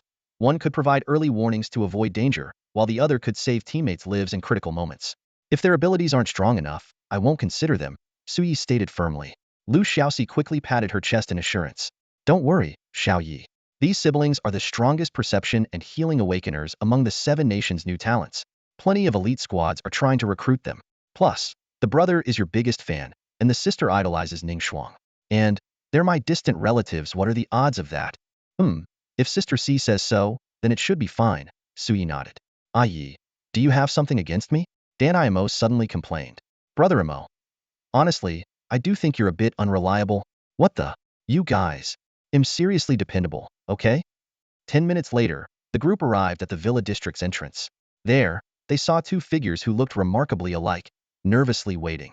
The boy was a sunny and energetic young man, sporting the same short, neat hairstyle as Su Yi and even wearing a black hoodie similar to Su Ye's. The girl had her hair tied back in a ponytail, her delicate face occasionally revealing two sweet dimples when she smiled. Chioer, do you think brother Yi will accept us? The young man asked his sister anxiously. I'm so nervous right now. Don't ask me. Can't you see I'm trembling? The girl, Yin Chioer, said with a shaky voice, her fingers nervously twisting together. Idiot Xing, you'll see soon enough. By then, you'll be begging me to join. I'll manage without you, but I will join Captain Su's team. Guanyin Bodhisattva, please bless me so I can get into Sister Xiaoxi's team. She forced a confident tone, though it still carried a hint of nervousness. You're such a great little sister. Yin Xing sighed helplessly. Other people's sisters are all Onaikin. But you? Never mind. And listen, if you don't tone down that sneaky, two-faced personality of yours, Brother Yi will definitely refuse to take you. What the? Brother Yi and his team are coming. Yin Xing suddenly whispered in alarm, Chioer, quick, stand up straight and smile. The siblings immediately straightened their backs, faces adorned with wide smiles as they greeted Su Yi and his group. From a distance, Su Ye's attention was instantly drawn to Yin Xing, who was dressed in an outfit strikingly similar to his own. Although this younger man was slightly less impressive in both looks and physique, it was clear he was an avid fan. This pair of siblings had already caught Su Ye's eye during the Tianjiao martial meet. As one of Miss City's top two prodigies, Yin Xing had showcased his class support type ability, Celestial Eye, creating 3 spring wells and demonstrating impressive battle prowess with his keen insight and physical skills. His younger sister, Yin Chioer, had left an equally strong impression with her class ability, Life Cradle, capable of both healing and exhausting opponents to the brink of collapse, a rare talent in Longhua, making her one of the strongest sensory and healing type awakeners. Before Lu Xiaoxi could even make introductions, Yin Xing eagerly spoke up, Brother Yi, my name's Yin Xing. My ability is the class support type Celestial Eye. People call me the mobile radar. But that's not the important part. The important part is I'm your #1 fan. Yin Chioer, his sister nervously chimed in. My ability is the class Life Cradle. I'm determined to become a combat-capable, modern support specialist. They call me the violent little healer, and I promise I won't hold back Brother Yes' grand plans. Seeing the siblings' earnest expressions, Su Yi smiled and said, You're in. Let's go form the team. Huh. Everyone froze, stunned by the instant approval. No need for more tests. I already noticed you two during the Tianjiao martial meet. Hearing this, the siblings were overjoyed, hugging each other and jumping in excitement, only to quickly pull apart with mock disgust before cheerfully following Su Yi. It didn't take long for the group of 9 to reach the trial base's main hall. With the latest wave of prodigies having arrived, the hall was bustling with activity. All around, Tianjiao from the 7 nations were registering or forming armed squads. Amid the crowd, Su Yi caught sight of familiar faces like Sima Tianming and Zhong Yan. The 6-person team ahead was precisely the one arrogantly assembled by the former. Meanwhile, Zhong Yan had been recruited into an elite team composed of senior students.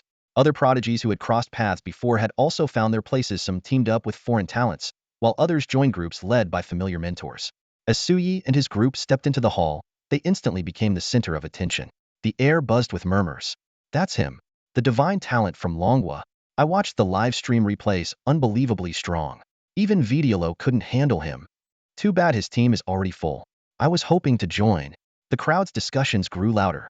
Look, he's got Zhuang Lin with dual gravity abilities, Chao Ming with the Earthblade Tiger, Zhao Ju, Dan Haiyamo, Chen Feng, and even the Yin siblings on his team. I heard he even turned down an invitation from the Night Squad's captain. That was his foster sister's strongest special force team.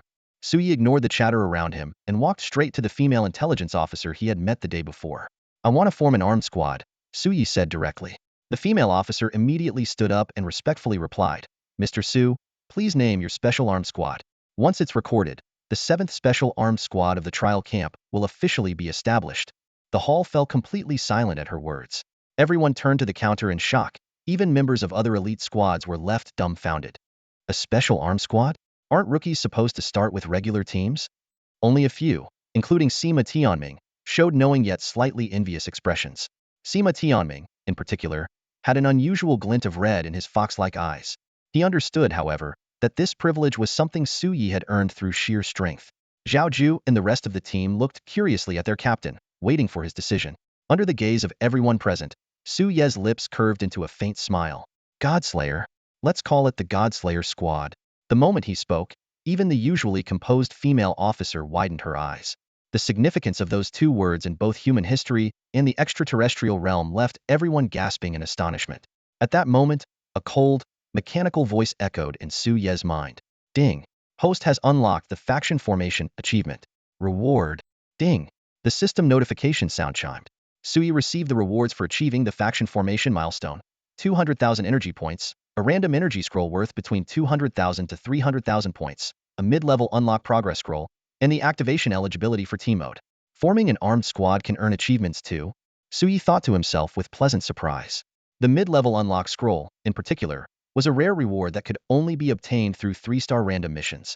The system explained. The mid-level unlock progress scroll grants a random 2 to 3 unlock progress for character templates, but it can only be used for templates with less than 60 progress. While there were limitations, it was still a valuable gain for Suyi. Just as Suyi was reveling in the joy of his rewards, a hesitant voice from the clerk processing his request pulled him back to reality. Mr. Su, are you sure you want to use these two characters as the name for your arm squad? Yes, this is it. No changes, Suyi replied decisively with a nod. The female clerk froze in place. The weight of the name Godslayer was immense. Since the establishment of the Celestial Trial Camp, no one had ever dared to use this name. It was not only a provocation toward the extraterrestrial evil gods, but also a tribute to the Sword Saint of Longhua, who had achieved the legendary feat of slaying a god.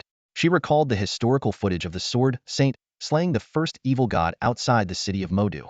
On that day, awakened individuals around the world were moved to tears, shouting the words, Godslayer, in unison. It was one of the most sacred and unforgettable moments in human history. Suddenly, the clerk remembered the identity of the young man standing before her was none other than the disciple of the Sword Saint. According to internal reports, this prodigy, blessed with divine talent, possessed potential that surpassed even his mentor and the 10 other earthly deities. He was likely to become the 11th earthly deity and humanity's new beacon of hope. With this realization, her gaze became fervent and filled with respect. Mr. Su, please wait a moment. I'll process this for you right away. She immediately got to work, her fingers flying across the virtual screen as she meticulously recorded the information of Suyi, Zhaoju, and their team. After a moment, the female administrator stood up from her seat. Her graceful figure bowed deeply towards Suyi. After speaking, a glimmer of hope flashed in her eyes as she fixed her gaze on the young man before her. Godslayer, could this young man really achieve such a feat? Thank you, Suyi replied simply, then took the lead in stepping out of the trial camp's main gate. His handsome face showed a hint of helplessness as he thought to himself. They'll have to wait another day to get the equipment, but there's no rush. I should check out the system rewards first. Zhaoju and the other 8 followed behind him in a daze. When they heard the team name Godslayer, they felt as though a blade was hanging over their necks, as if under the gaze of an evil god, leaving them uneasy. Yet, strangely, there was also a faint sense of exhilaration. Aye, you're something else, Danimo said, swallowing nervously. You even dared to use those 2 words. If it weren't for you being Grandpa's disciple, you'd definitely get scolded. Walking ahead, Suyi replied with a calm smile, it's just setting a small goal. Who knows, we might actually achieve it someday. If we truly manage to slay a god, it'd be a way to repay my master and the expectations of all the elders. Since you're members of the Godslayer squad, don't tarnish the team's reputation, show some of that fighting spirit. Zhao Ju and the others shook their heads repeatedly. Godslayer? They didn't even dare to dream about it. Just reaching the king's realm was uncertain enough, let alone slaying a god. Surviving without being killed by an evil god would already be a victory. News of the event quickly spread throughout the trial camp, causing an uproar in the hall. My goodness, did I hear that right? Not only did Suyi gain special armament rights, but he also named his team the Godslayer Squad. It's true. I'm an auditory type awakened, and I heard it crystal clear. That's incredible. Forget the special armament rights, just having the guts to use that name is impressive enough. As expected of a man who has touched the power of the gods. The news hit the hearts of all the prodigies like a heavy hammer, leaving them in shock, envy, and admiration. The members of the Genesis squad exchanged bewildered looks. Vidiello was incredulous. He's only at the Golden Realm, and he dares to do this? Meanwhile, Chen Yud, who was drinking with 4 entitled kings, laughed heartily upon hearing the news. Ha ha ha, that's just like that kid. 10 minutes later, everyone returned to their respective villas to rest. Suyi went straight to his room and immediately contacted the system to inquire about the rewards for the squad mode. The system's cold voice responded. This mode allows the host to designate specific targets. When the targets eliminate life forms, the host will also receive energy points. For detailed information, The host may refer to the mode's usage manual. There's such a benefit? Su Ye's eyes lit up. Did this mean that when the Godslayer squad was on trial missions, he could simply act as a commander and still earn energy points? In a daze, he seemed to see another template figure beckoning to him. That day didn't feel so far off. Could he even pop the champagne early to celebrate? No. Wait, was there really such a generous perk? Recalling the painful experiences of meeting template conditions in the past, Suyi gritted his teeth and quickly opened the usage instructions to investigate further. Suyi lay on the sofa, his gaze fixed on the team mode interface in front of him, his brows slightly furrowed. The system's information was clearly displayed before his eyes.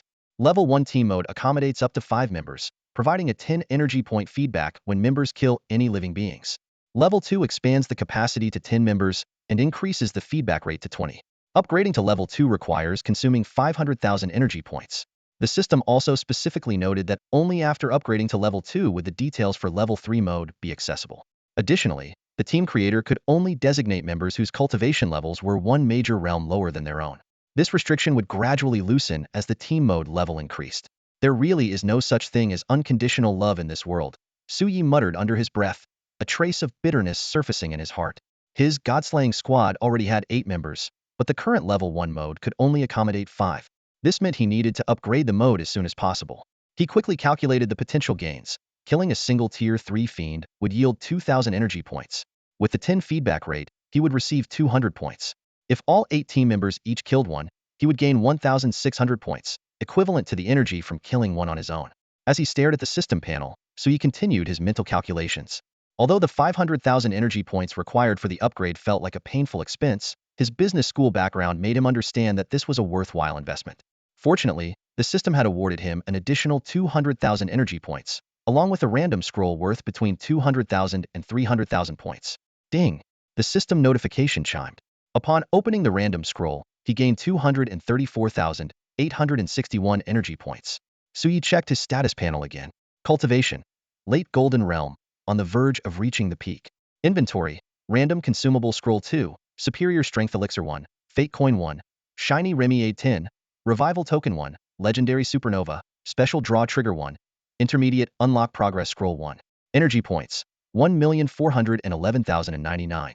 Character Template. Azura Unlock Progress. 30.8. Template Capacity. Level 2. Capable of holding 2 character templates. In just 1 week, he had risen rapidly to approach the peak stage following his advancement in Xiong County.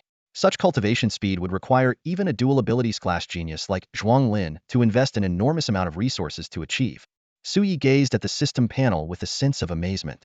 The progress was like a rocket launch, unbelievably fast. Even the top 10 mortal gods in their youth hadn't advanced so dramatically.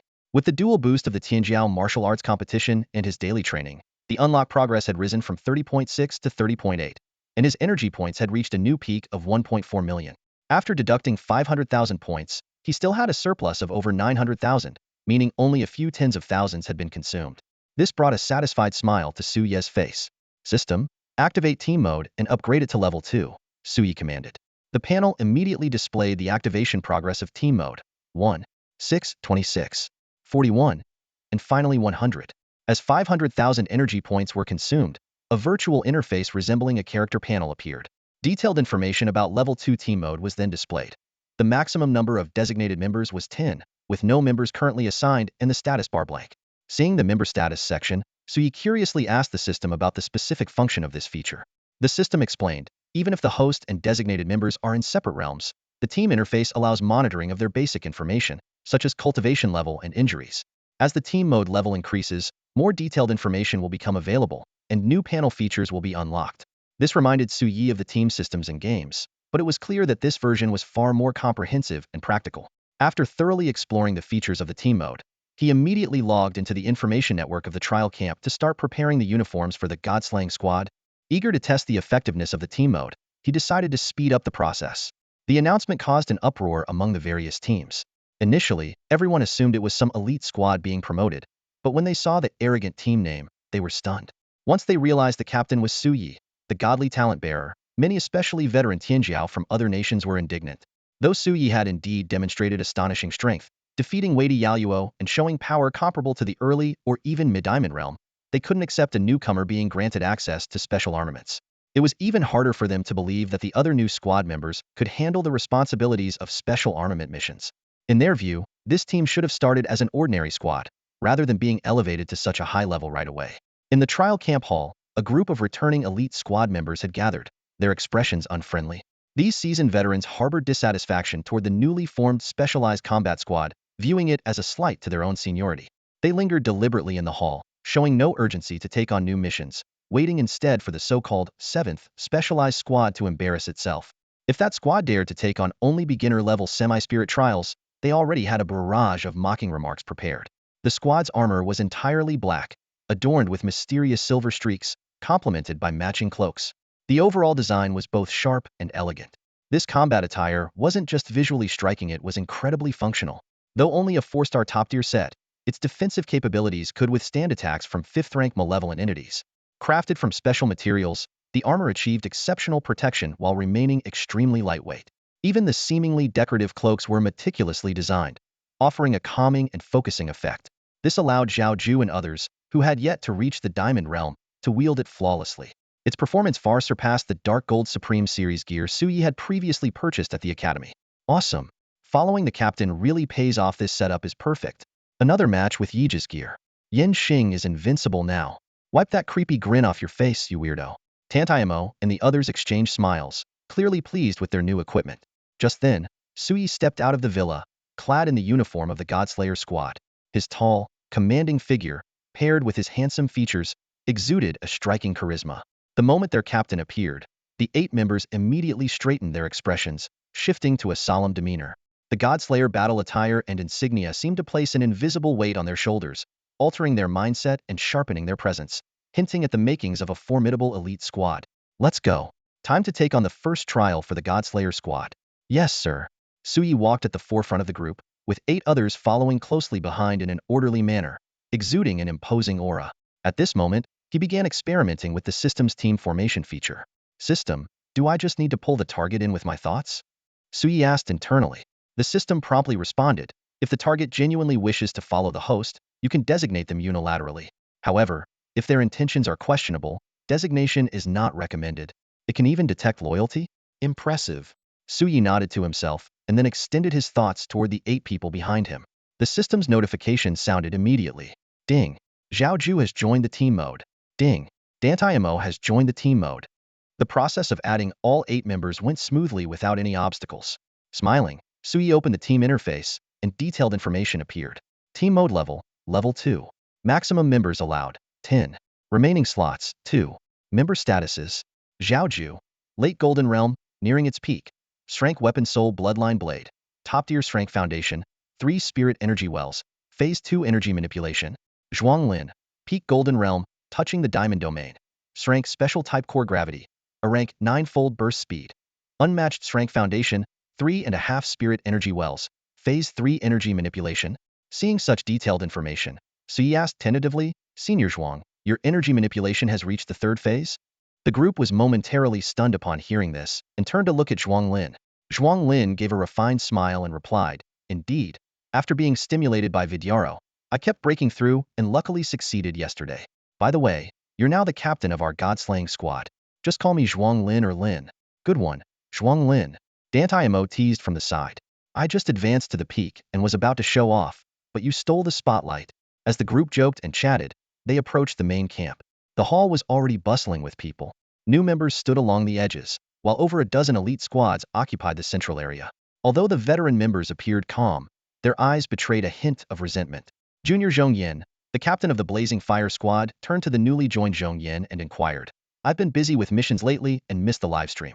Is this god-gifted talent user from Longwa really as powerful as the rumors say?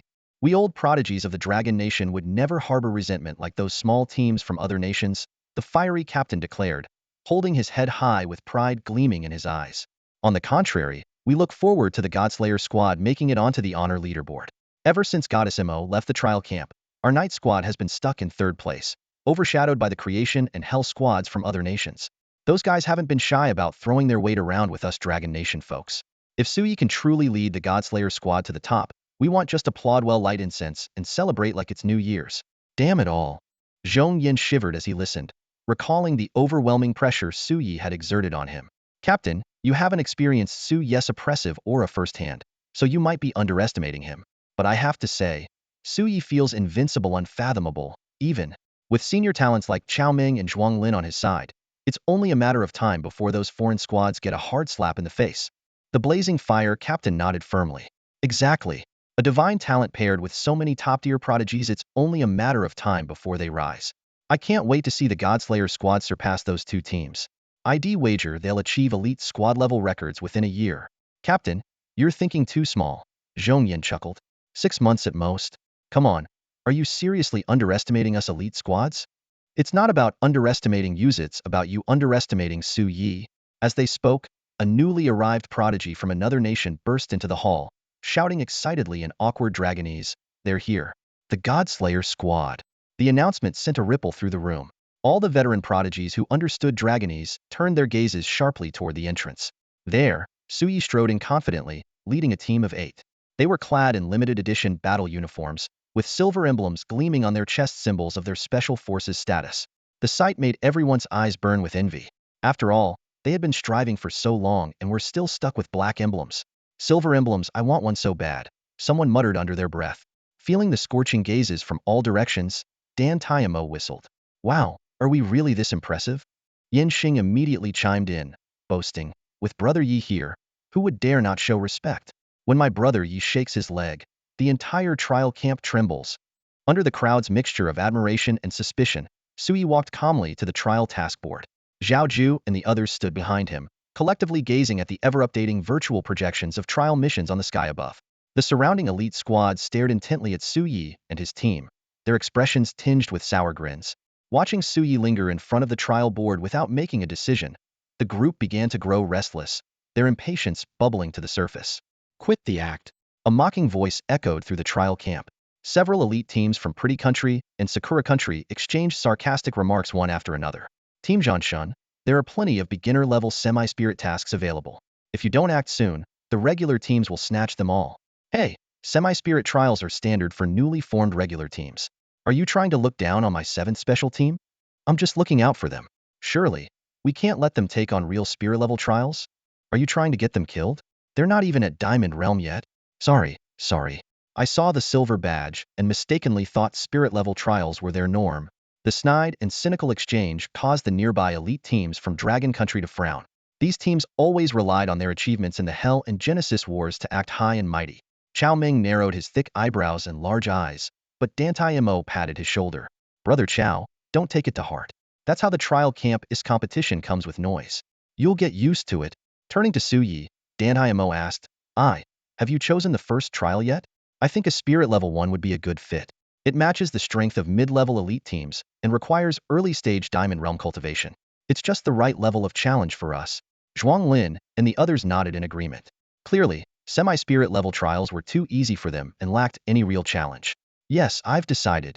Su Ye's lips curved into a smile as his slender fingers slowly pointed to a task in the upper left corner of the trial board. Semi-ghost level trial task. Date: June 17th, year 102 of the Federation calendar. Location: border area of the Mist District, Wu City Base, Dragon Country. Details: the City of Mist is expected to face pressure from a spirit-level evil secret realm. Requirement: a strong elite armed team or special armed forces to assist local night watchers and military suppression. Current status: 2 elite teams have accepted the task. 1 more is needed. Time limit: 1 day. Semi-ghost level? Dantai and the others stared at Su Yi in shock. This is a task even 3 elite teams would struggle with. It involves suppressing a spirit-level evil secret realm, which is almost at ghost-level difficulty. What shocked them even more was when Su Yi turned to the trial board administrator and calmly said, "Please revoke the acceptance rights of those 2 teams from Pretty Country and Sakura Country. I am invoking special armed privileges." The moment these words left his mouth, the faces of the 2 teams that had been mocking earlier turned pale. Among the 10 or so elite teams present, the captains of the 2 affected teams who had already accepted the task immediately stormed towards Su Yi, their expressions darkening.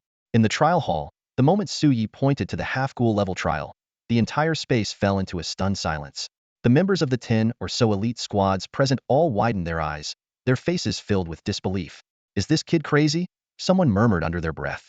Indeed, the half-ghoul level trial was no joke. This type of mission, which required subduing a spirit-level malevolent domain, meant facing the threat of multiple peak tier 4 malevolent entities, not to mention countless tier 3 ones. Even these elite teams, who were already in the early diamond stage, dared not attempt such a challenge lightly. And the Godslayer squad? A newly formed team whose members hadn't even reached the diamond stage yet? This left everyone present utterly baffled, particularly the elite teams from the United States and Sakura Nation, whose access to the trial Sui had requested to cancel. Their eyes practically blazed with fury. The United States team captain, a man with a prominent golden beard, suppressed his anger as he stepped up to Sui. Captain Su, are you sure you're not joking? The Sakura Nation's captain chimed in.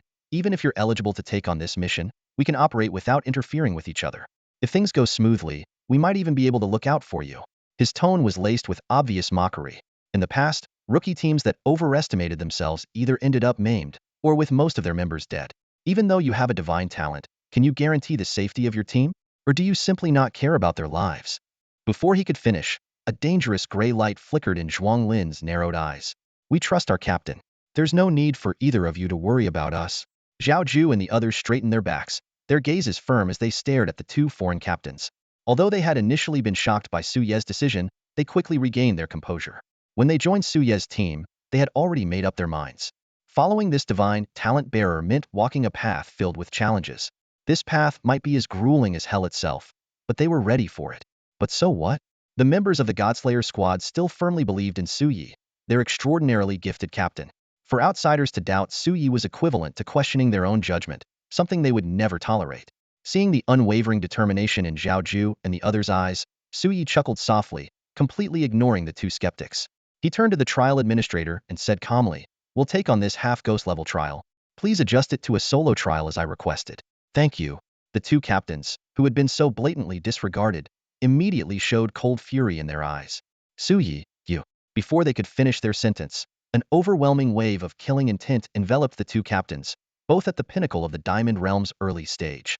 Their bodies froze in place, unable to utter a single harsh word as they stared in shock at Su Ye's back.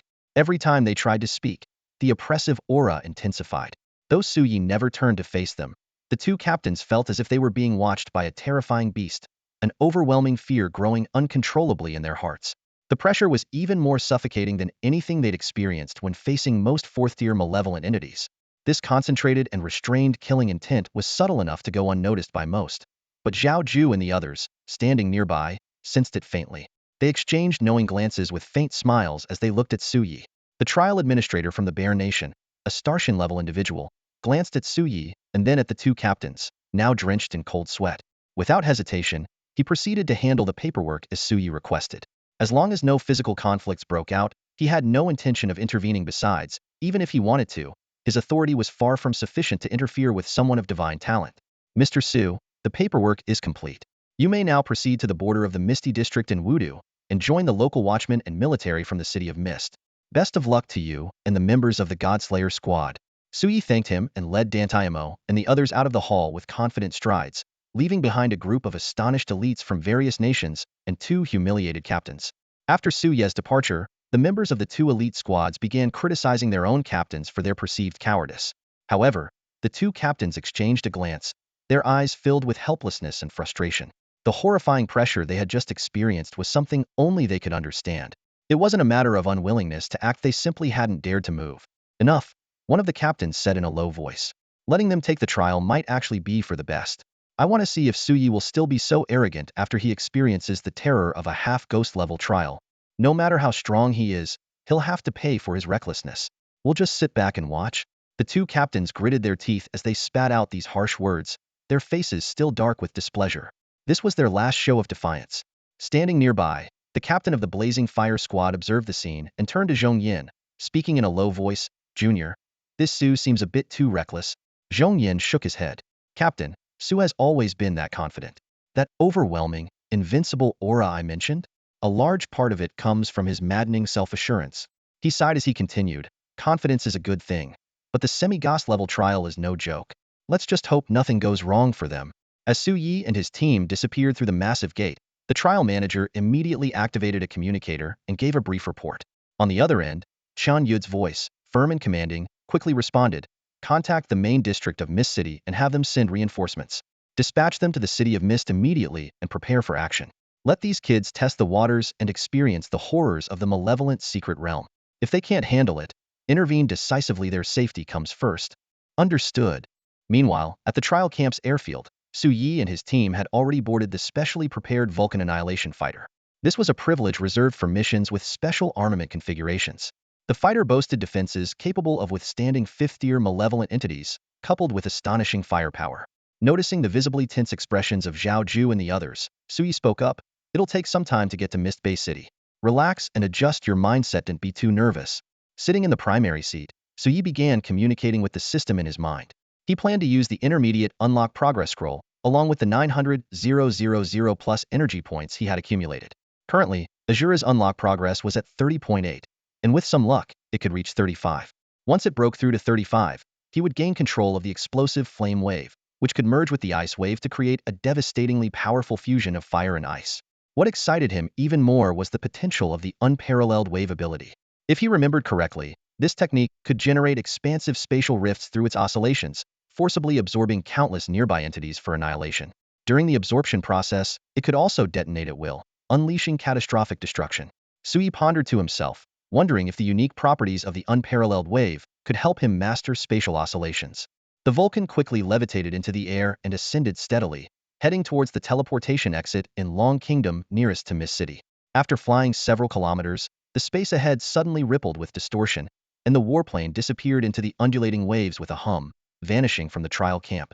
When it reappeared, moonlight was already cascading over the dense forest below. Chun Feng immediately input the coordinates for Mist City's base.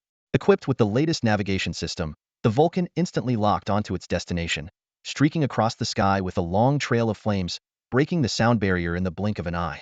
After an entire day of flight, as the first light of dawn crept over the horizon, a towering wall shrouded in thick mist emerged into view.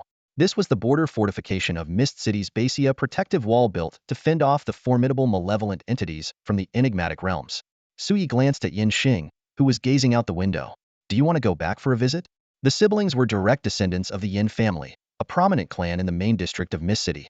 Since they had arrived in Mist City and the spiritual level malevolent threat from the City of Mist wasn't expected to strike until tomorrow or the day after, with the Vulcan's speed, there was still time for a quick trip back to the main district. Yin Xing shook his head and declined. No need, Yega. If Dad finds out that Shower and I took on a half-intim level trial, he'd break our legs for sure. He's super cautious and wouldn't take any risks without absolute certainty. Shower and I secretly call him the Cowardly Turtle. The nickname made everyone, including Su Yi, twitch at the corners of their mouths. This guy, if it wasn't the trial that got him into trouble, just that nickname alone would be enough to land him in hot water with his father. All right then, straight to the City of Mist. Su Yi nodded in agreement. If Yin Xing's father truly had such a cautious and extreme personality, it was better not to complicate matters. What they didn't know was that after the trial administrator notified the Watchman organization and the military in Mist City's main district, the Yin family, known for their expertise and support abilities, had already caught wind of the news.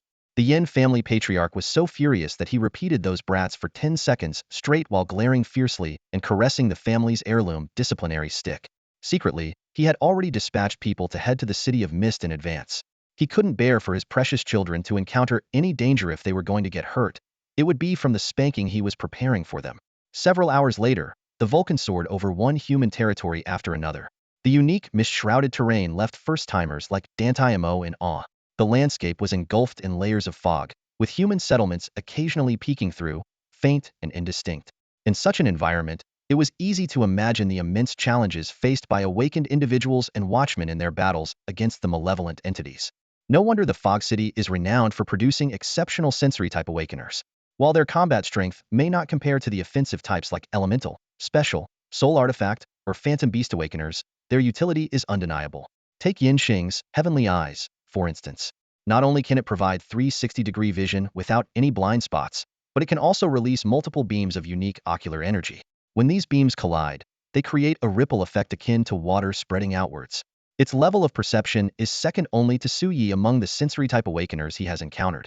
According to Yin Xing, the Heavenly Eyes also possess auxiliary combat abilities, though they remain underdeveloped and require time to fully harness. Su Yi was quite pleased to have such a powerful sensory-type awakener on his team, as it spared him from personally taking on the role of eyes in every situation. Beep. 1 hour until we arrive at Mist City. Please prepare for landing. The electronic voice of the Vulcan aircraft interrupted Su Ye's thoughts. Through the porthole, a massive city spanning tens of thousands of meters came into view. Though the outskirts were shrouded in thick fog, the city itself was strikingly clear, as if some force diverted the encroaching mist entirely. After the aircraft landed, a rotund, stubble-faced diamond-rank Night Watch squad leader was already waiting for them. This man, who introduced himself as Fat Lord, had a cigarette dangling from his lips. His eye visibly twitched when he saw Su Ye's group. Though he was clearly displeased, he suppressed his annoyance, mindful of their backgrounds and the urgency with which his superiors had dispatched this reinforcement. "Come on, young masters," Fat Lord said with a grin, his tone laced with mockery. "Your first trial shouldn't be too exhausting. The malevolent spirit realm won't start probing until tomorrow night. Get some proper rest. After all, you're the main forceway can't have you low on energy." Su Yi and the others caught the undertone of disdain in his words, but chose not to respond, silently following him into a prepared villa. "Remember to get some sleep, young masters. Don't party too hard," Fat Lord added before leaving. "They'll pick you up tomorrow morning to meet the town's defenders. Don't oversleep and delay the news for the higher-ups." With that, he drove off. This guy calling us young masters every other sentence and making those snide remarks is clearly looking down on us, Tantayamo said, his face dark with displeasure. He had read the scorn and mockery in those small, squinting eyes. Zhao Ju patted him on the shoulder. "Ever since we took on this semi-phantom level mission, this kind of reaction was expected. Instead of getting angry, why not use this time to train? Every bit of improvement counts." Su Yi, walking ahead, suddenly realized something when he heard the words behind him. Turning back with a smile, he said, "Wait, stop practicing other techniques for now. Sit cross-legged on the bed, get into the guiding posture, and focus your energy on cultivation." "Got it." The 8 of them were momentarily stunned. Lu Xiaoxi curiously asked, "I.e., of course, we'll practice. But wouldn't it be more efficient to focus on the areas where progress comes easiest?" Su Yi waved his hand, interrupting her. "Don't worry about that. Just listen to me and seize this opportunity." With that, he stopped explaining, chose a room, and silently communicated with the system in his mind. As he sensed that the 8 of them had obediently sat cross-legged, whether on the bed, sofa, or floor, all assuming the guiding posture despite their puzzled expressions, Su Yi nodded in satisfaction. He spoke to the system, "Begin the unlocking process. Take it slow this time." On the way, the intermediate unlocking progress scroll had shown a 2.6 progress for the character. Su Yi decided to spend 630,000 units of energy to purchase an additional 2 progress, which, combined with the existing 2.6, should bring it to 35. The reason Su Yi instructed Zhao Ju and the others to prepare was that he intended to fully channel the surrounding spiritual mist of heaven and earth. Once the mist was completely gathered, he could not only enhance himself perfectly but also ensure that this rare opportunity for advancement wouldn't go to waste. In simpler terms, while filling himself up, he wanted to spare some effort to guide the others, creating an unprecedentedly dense cultivation environment so they could benefit as well. Otherwise, once the Azura template's feedback effect ended, the dense spiritual mist scenario formed by his 10 spring eyes, his wave authority, and the template's guidance would dissipate, which would be a great pity. Following Su Ye's instructions, the system's cold voice promptly sounded, "Ding. Unlocking the Azura template. Current character progress, 31.8. Boom. Familiar surges of power began spreading through Su Ye's body, and outside the small villa, the surrounding spiritual mist of heaven and earth started to flow quietly. As the range of the flow expanded, it gradually drew the attention of some awakened individuals. Several forces converged as Su Yi immersed himself in the exhilarating process of growth. With a focused mind, he multitasked, carefully channeling his energy. This time, he chose not to hold back, fully unleashing the power of his 10 spring eyes and wave authority to attract all the spiritual mist of heaven and earth. Then, he disrupted and compressed this mist within the villa's boundaries, positioning himself as the central vortex while striving to create 8 auxiliary, unclaimed vortices. Though challenging, he resolved to give it a try. His soul ventured once more into a profound, mysterious space, while his physical body began evolving toward an even more terrifying level. The few remaining unfilled spring eyes were gradually infused with the purest spiritual energy. In less than a minute, Su Yi felt himself ascending rapidly. Outside, more and more spiritual mist from heaven and earth surged in, and many awakeners began to confirm the unusual phenomenon. Low-level awakeners who relied solely on spiritual mist for cultivation, lacking other resources, were grim expressions. The mist they had painstakingly drawn and seemed to abandon them for a new attraction, making cultivation nearly impossible. What was going on with this spiritual mist? One of them, who had been on the verge of breaking through to the silver rank, found his hopes dashed as the mist abruptly stopped responding to him. Was he now forced to use his long-cherished resources, saved for special occasions? He was reluctant to part with them. This was unprecedented, had never encountered anything like this in Mist City. Could it be due to the disturbances caused by the recent corrupt secret realms? No, this phenomenon seemed to indicate someone was frantically absorbing the spiritual mist. The last time something this extraordinary occurred, it was tied to the viral video from Jiangnan, revealing the 10 spring eyes anomaly triggered by that divine prodigy from the Dragon Nation. Such an overwhelming display. Well, there was no helping it. Those of them with weak abilities had no choice but to accept their fate. While the lower-level awakeners were mired in doubt and speculation, the more powerful ones, especially the watchmen of Mist City and the military elites, instinctively turned their attention toward the villa where Suyi resided. They had received intel, and it was clear to anyone that the source of this commotion was undoubtedly the divine prodigy. Only a divine talent could create such a phenomenon and dominate in this manner. The top figures couldn't help but marvel and exclaim, was this monstrous genius advancing again? According to the latest reports, hadn't this divine youth just reached the late golden rank a week ago? This was truly absurd. Meanwhile, the team leader responsible for escorting Su Yi and his companions, Fatty, felt his plump face twitching slightly. No matter how hard that divine young master tried, it wouldn't change the fact that the other brats in the group were ill-prepared to handle the upcoming spirit-level secret realm. What? Were they all going to ascend together? Fatty chuckled at the thought. As far as he knew, only the top contender, Zhuang Lin, had reached the peak of the golden rank. With his formidable combination of unique gravity powers and 9-layer burst speed, Zhuang Lin's combat strength could rival a typical 4th-tier corrupted being. Following him were Dantai Mo, Chao Ming, Qin Feng, Zhao Ju, and Yin Xing, all on the brink of the peak. As for the 2 young girls in the group, they had only just stepped into the late stage.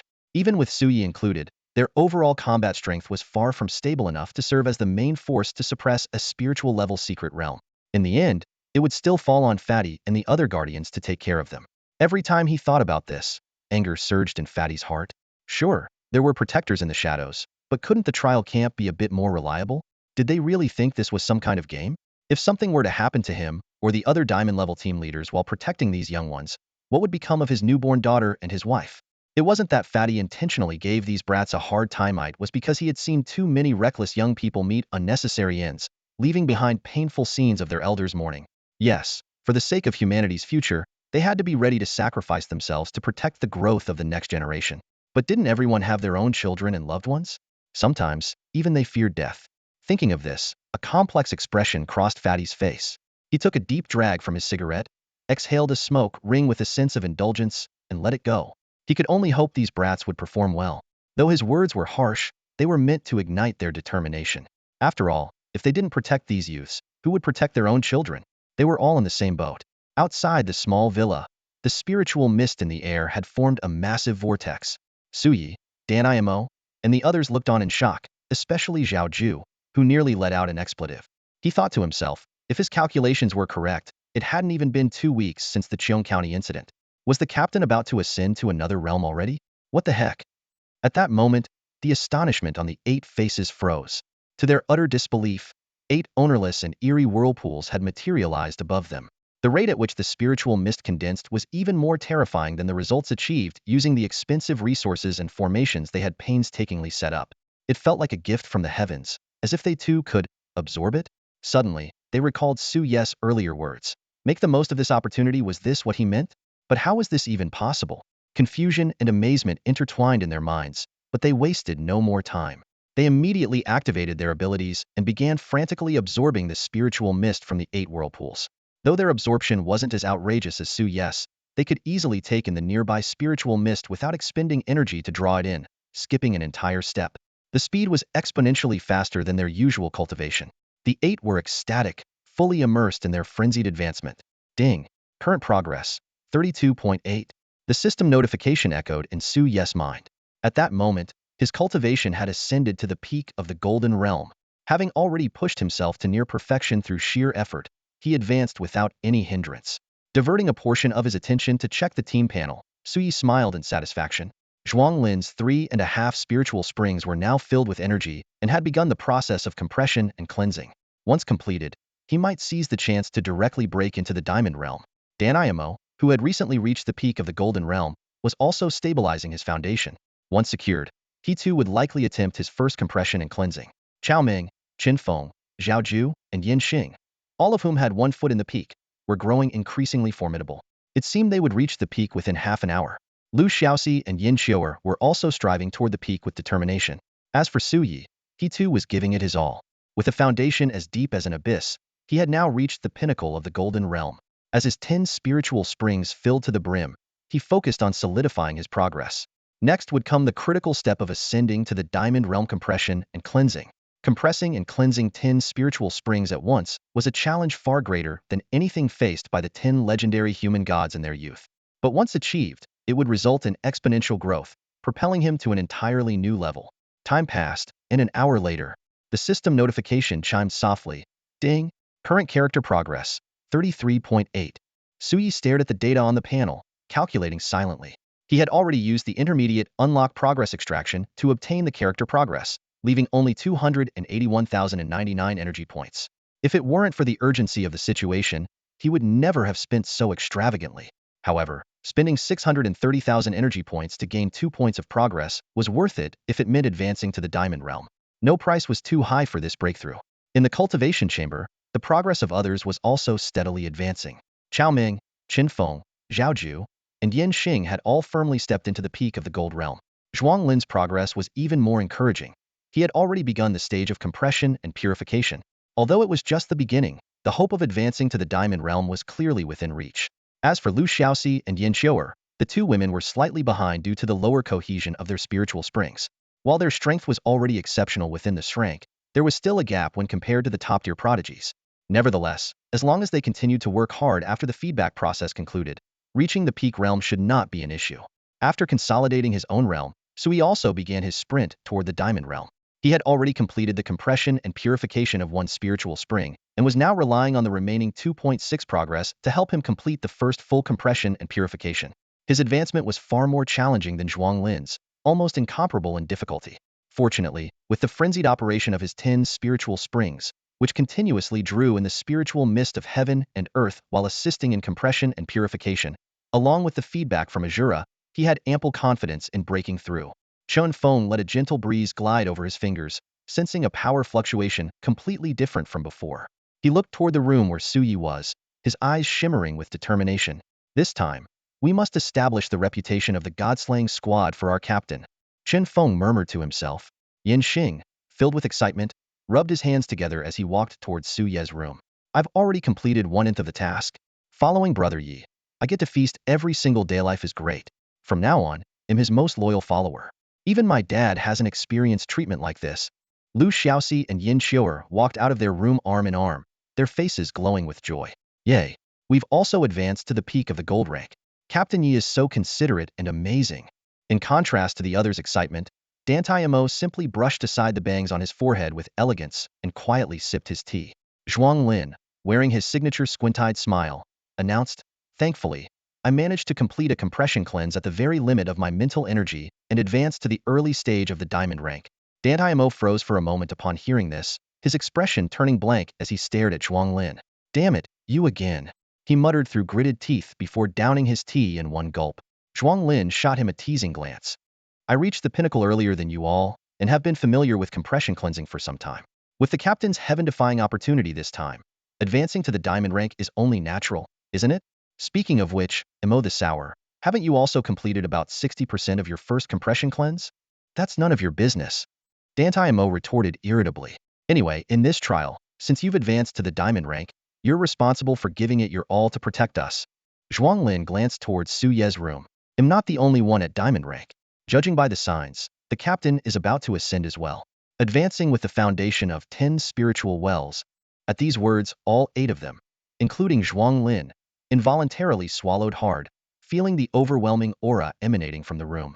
The more they interacted with Su Yi, the more they found themselves numb with awe, reduced to waiting in stunned silence for his breakthrough. Time flew by, and soon it was the next evening. As the sun dipped below the horizon, alarm sirens echoed throughout Misty City. Within the next 30 minutes, all non-awakened individuals must follow the previously rehearsed procedures and proceed to the shelters in an orderly manner. The city's residents halted their activities and began evacuating under the guidance of security personnel. Scattered murmurs arose from the crowd.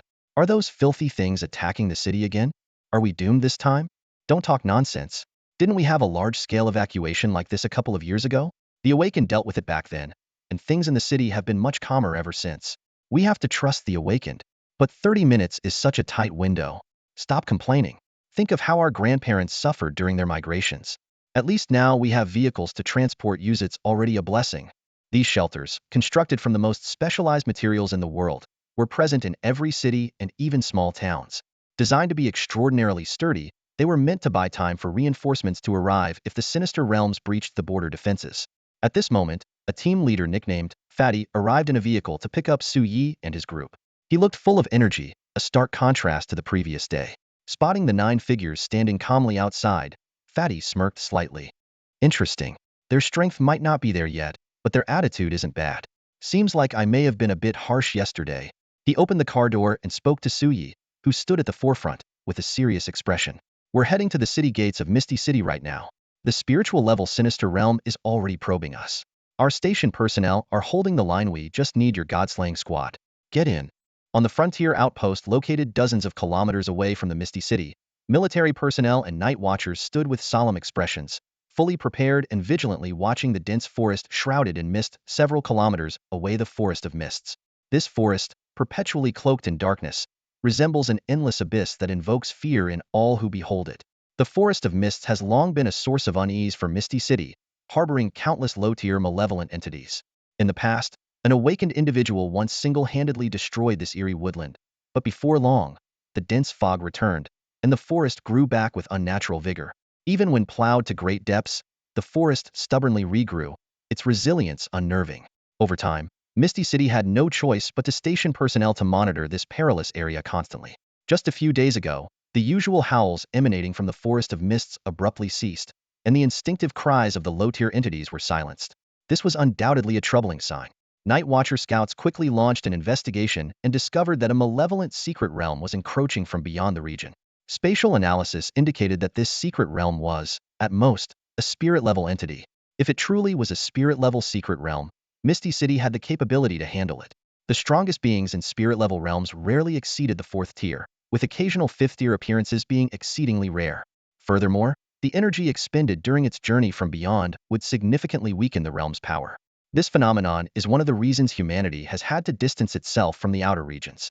Though these outer lands were once Earth-Star's bountiful territories, brimming with treasures infused with the world's spiritual mist, survival forced humanity to retreat, using distance as a buffer against the threat posed by malevolent secret realms. Upon confirming that this was merely a spirit-level secret realm, Misty City's leadership breathed a sigh of relief and promptly sent word to the trial camp, unwilling to miss any opportunity for humanity's prodigies to undergo trials. However, the support that arrived turned out to be a newly formed squad equipped with specialized weaponry and led by a young individual with divine talent. Their apparent lack of strength caused concern. The diamond-level night watchers and military personnel stationed at the outpost exchanged bitter looks. This time, reinforcements had been bolstered, not only with personnel dispatched from within the city, but also with support from other directions. Even the main district of the Mist-based city had secretly sent reinforcements to safeguard the young trial participants. As the roar of fighter jets grew louder, diamond-level elites took their positions, followed by golden and silver awakened individuals arriving in succession. After all, beyond the 4th-tier malevolent entities, these large-scale battles typically involved an overwhelming number of 1st, 2nd, and 3rd-tier entities swarming the battlefield. At this moment, Fire God Annihilation fighter jets streaked across the sky, their markings from the trial camp standing out prominently.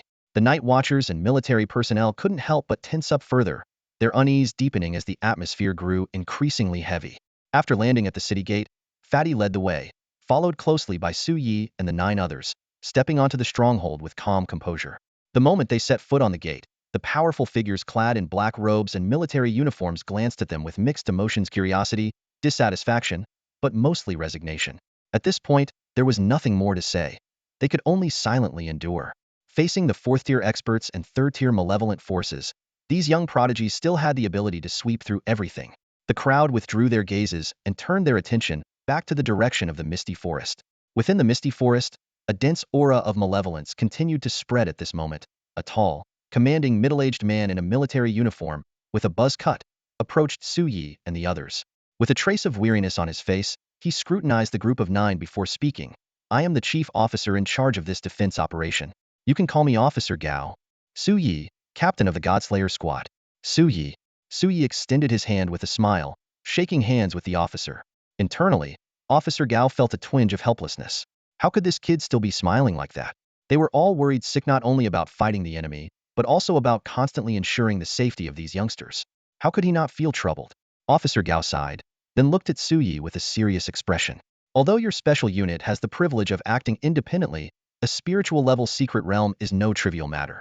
While all personnel in Misty City are fully committed to suppressing the main forces of malevolence, we will still spare some attention to monitor the surrounding environment.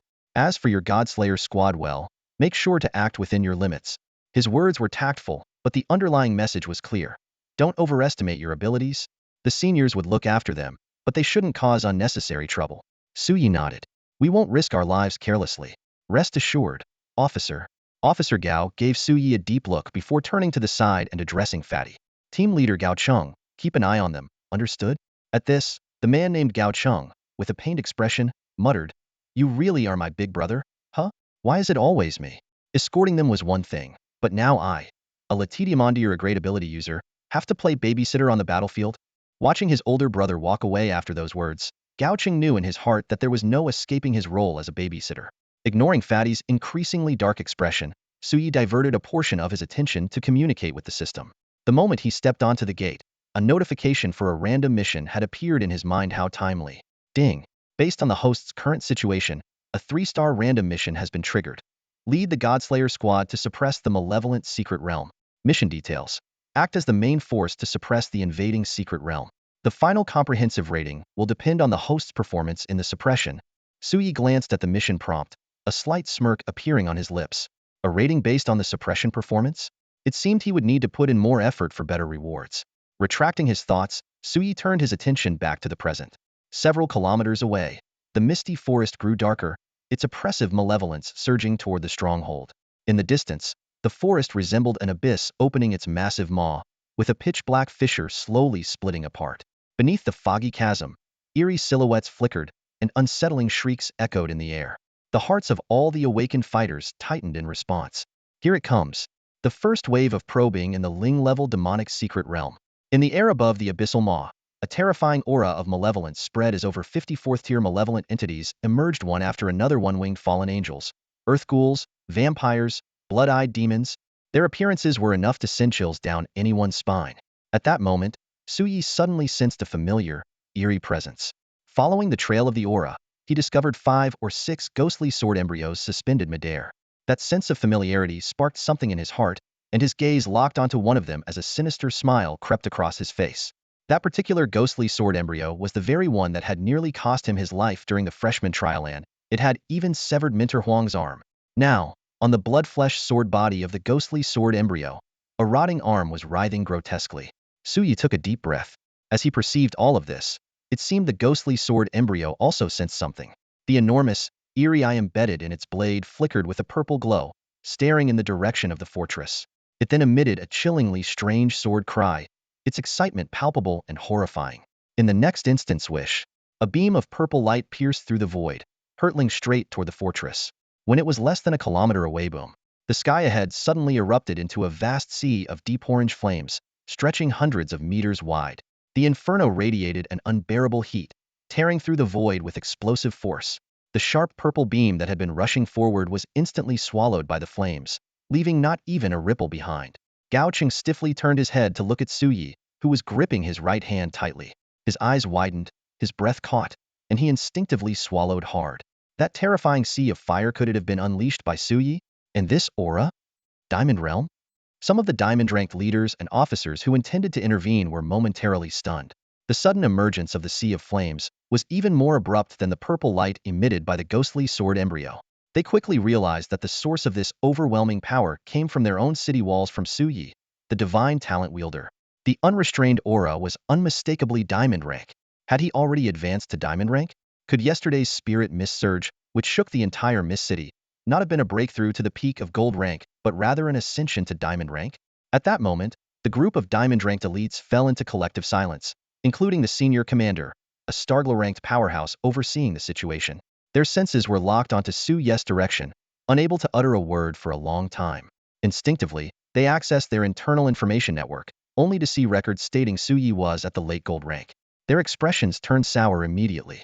Late gold rank? What nonsense was this? Was the intelligence team recording data with their feet? How could someone jump directly from peak gold rank to diamond rank in such a short time? And to maintain such stamina and power without exhaustion? In an instant, their frustration and dissatisfaction were directed entirely at their respective intelligence divisions. When they looked back at Suyi, their gazes had shifted completely. No longer did they see him as an equal. Instead, there was now awe and even reverence in their eyes. The earlier ferocious purple light attack from the ghostly sword embryo was something that only the senior commander, a Starglow-ranked expert, could handle with ease. For most of the others, whether team leaders, battle-hardened officers, or even peak diamond rank to class ability users, it would have been a significant challenge. Yet Suyi, with a calm expression, seemed to effortlessly face the terrifying sea of flames that distorted the air itself. Wait, flames?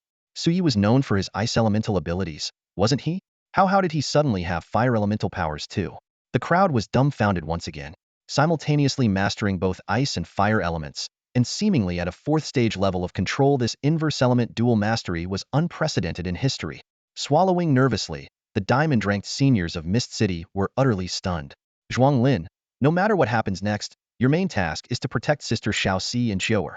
Moj, you all should assess the situation yourselves. Suyi, his face expressionless, gave these instructions before stepping onto the frost dragon he had conjured. His left hand surged with icy currents, while his right hand erupted with blazing flames. The killing intent he had suppressed for so long was now fully unleashed, his senses locking onto the ghostly sword embryo, which was visibly subdued by his aura. In the next moment, roar. With a deafening cry from the frost dragon, Suyi ascended into the sky, standing atop the dragon's head.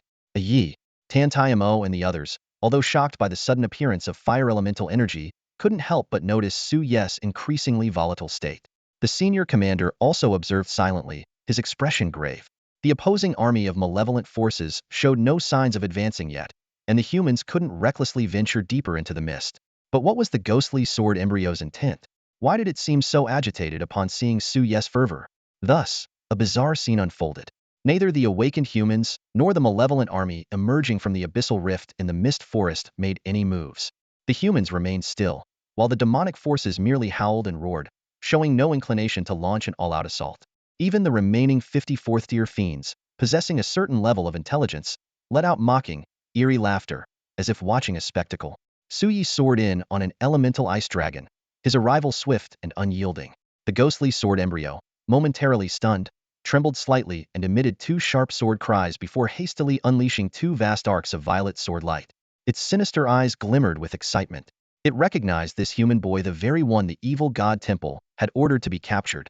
However, that wretched gun-wielding ant had interfered, and by the time the human reinforcements arrived at the ruined city, it had only managed to sever one of the boy's arms before retreating with the evil god temple. Back in the hidden realm, it had been mocked by its kin, fueling its rage. Day and night, it devoured the severed arm of that cursed ant in a futile attempt to vent its anger. Yet, to its surprise, what was supposed to be a mere probing mission to weaken human forces had led it to encounter the evil god temple's target once again. Excited, it thought capturing this human boy might earn it a reward. Overwhelmed with glee, it leapt with exhilaration, unleashing terrifying sword energy. The malevolent energy surged, buzzing ominously, as its eerie sword aura tore through the void, howling as it slashed towards Suyi. But then crack, crack, crack, crack, boom. Opposing forces of ice and fire surged from Suyi's body in perfect harmony. The extreme ice element transformed into chains of frost, while blazing flames radiated outward, forming sentient crystalline fire dragons that circled the ghostly sword embryo. Above, the frost chains intertwined with the fire dragons, blending hot and cold in a bizarre, otherworldly fusion. Clang, clang, clang. The eerie sword aura was shattered by the overwhelming frost chains, which seemed almost alive as they pierced through the void, sealing off the ghostly sword embryo's escape routes. Swoosh, swoosh, swoosh. The ghostly sword embryo vibrated violently, attempting to maneuver around and pierce Suyi with its blade tip. Its speed was so intense that it triggered a series of explosive sonic booms, vanishing in the blink of an eye. Standing atop the dragon's head, Suyi appeared like the master of ice and fire, a sinister smirk playing on his lips. In the next instant, crack, crack, crack, massive frost chains erupted, spreading out like a tidal wave to ensnare the ghostly sword embryo. Clang. The blade's bloody tip struck the frost chains defending Suyi, producing an earth-shaking clang that reverberated through the void. Seeing its proud sword tip cause only a slight tremor in the chains, unable to pierce them, terror flickered in the ghostly sword embryo's eerie eyes.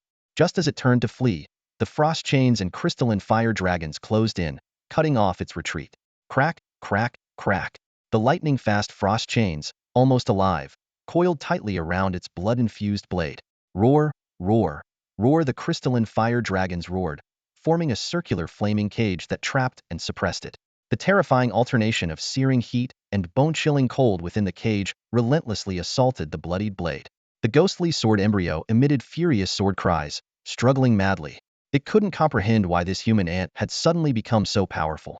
Hadn't it once easily reduced him to a miserable, near-death state? Splurt. At that moment, a sinister straight blade suddenly pierced its sword body.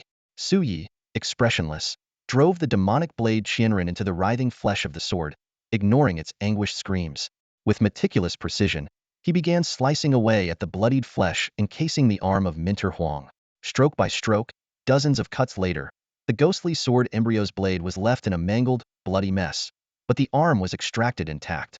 Staring silently at the arm, Zhou Ziyun showed no sign of disgust at its foul odor, his expression tinged with a hint of guilt. In the next moment, icy energy surged from his hand, freezing the arm solid before he placed it into his spatial ring. Outside the crystalline fire dragon's cage, the other 5 ghostly sword embryos, unable to bear the sound of their kin's agonized cries, burst from the mist, charging furiously toward the massive crystalline fire dragon.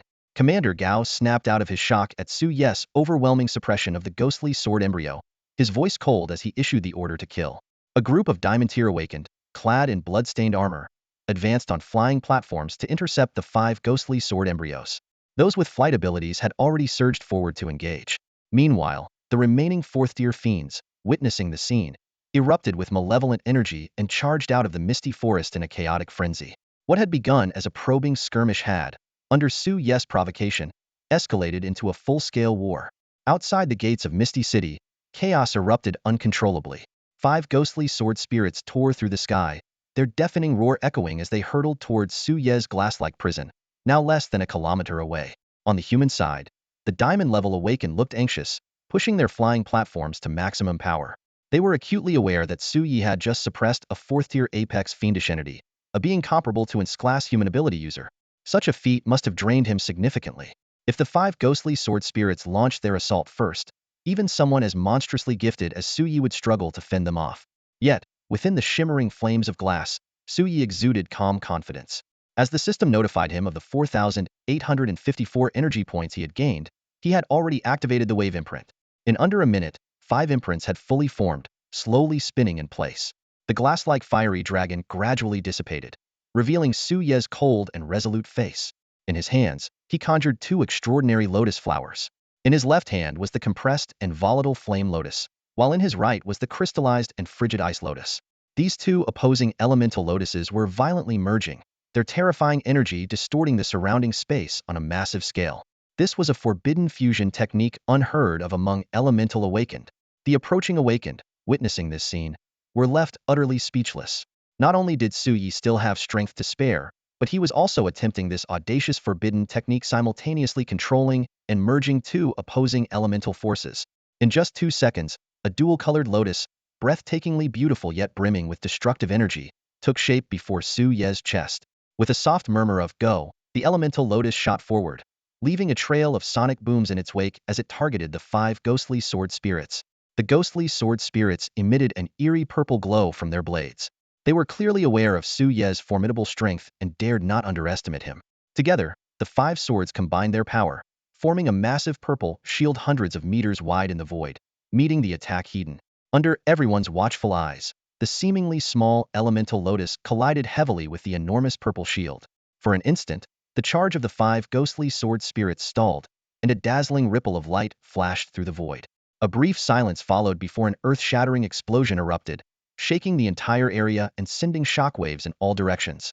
At the heart of the collision between ice and fire elements, a terrifying energy raged wildly, like a collapsing star on the verge of destruction. Massive surges of ice and fire intertwined, completely engulfing the 5 ghost spirit sword embryos. The shockwaves of energy blasted upward, reaching a height of 800 meters. Powerful waves of force rippled outward, consuming everything in their path. Commander Gao stood atop the city wall's high platform, his face turning grim. "Retreat. Fall back now," he commanded. The squad leaders and officers immediately halted their flight boards, retreating swiftly. However, several diamond-level awakeners, having used their flight abilities to get closer to Suyi, were caught too close to the explosion. Unable to avoid the shockwave in time, they braced themselves to endure it. Fortunately, the crystalline fire dragon Suyi had summoned unfurled its massive body just in time, shielding them from most of the impact. The opposing side of malevolent spirits wasn't so fortunate. The energy ripples violently crashed into the 54th tier malevolent spirits rushing forward, sending them all flying back and leaving the battlefield in chaos. The deafening roar at the center of the explosion continued, interspersed with anguished sword wails. As the ice and fire elements gradually dissipated, a system notification sounded. Ding! The host has slain a 4th-tier malevolent spirit ghost spirit sword embryo, gaining 4,793 energy points. Under the moonlight, for trembling ghost spirit sword embryos still stood, but their auras had weakened significantly. Their sword bodies bore marks of scorching flames and biting frost. One of the original 5 had already fallen. The gathered awakeners collectively gasped. One strike had decimated the collective shield and left 1 dead and 4 wounded among the peak 4th-tier malevolent spirits in their prime. Now that these vile creatures' momentum has been broken, brothers, charge and kill them. Commander Gao was the first to react, his authoritative face unable to conceal his excitement.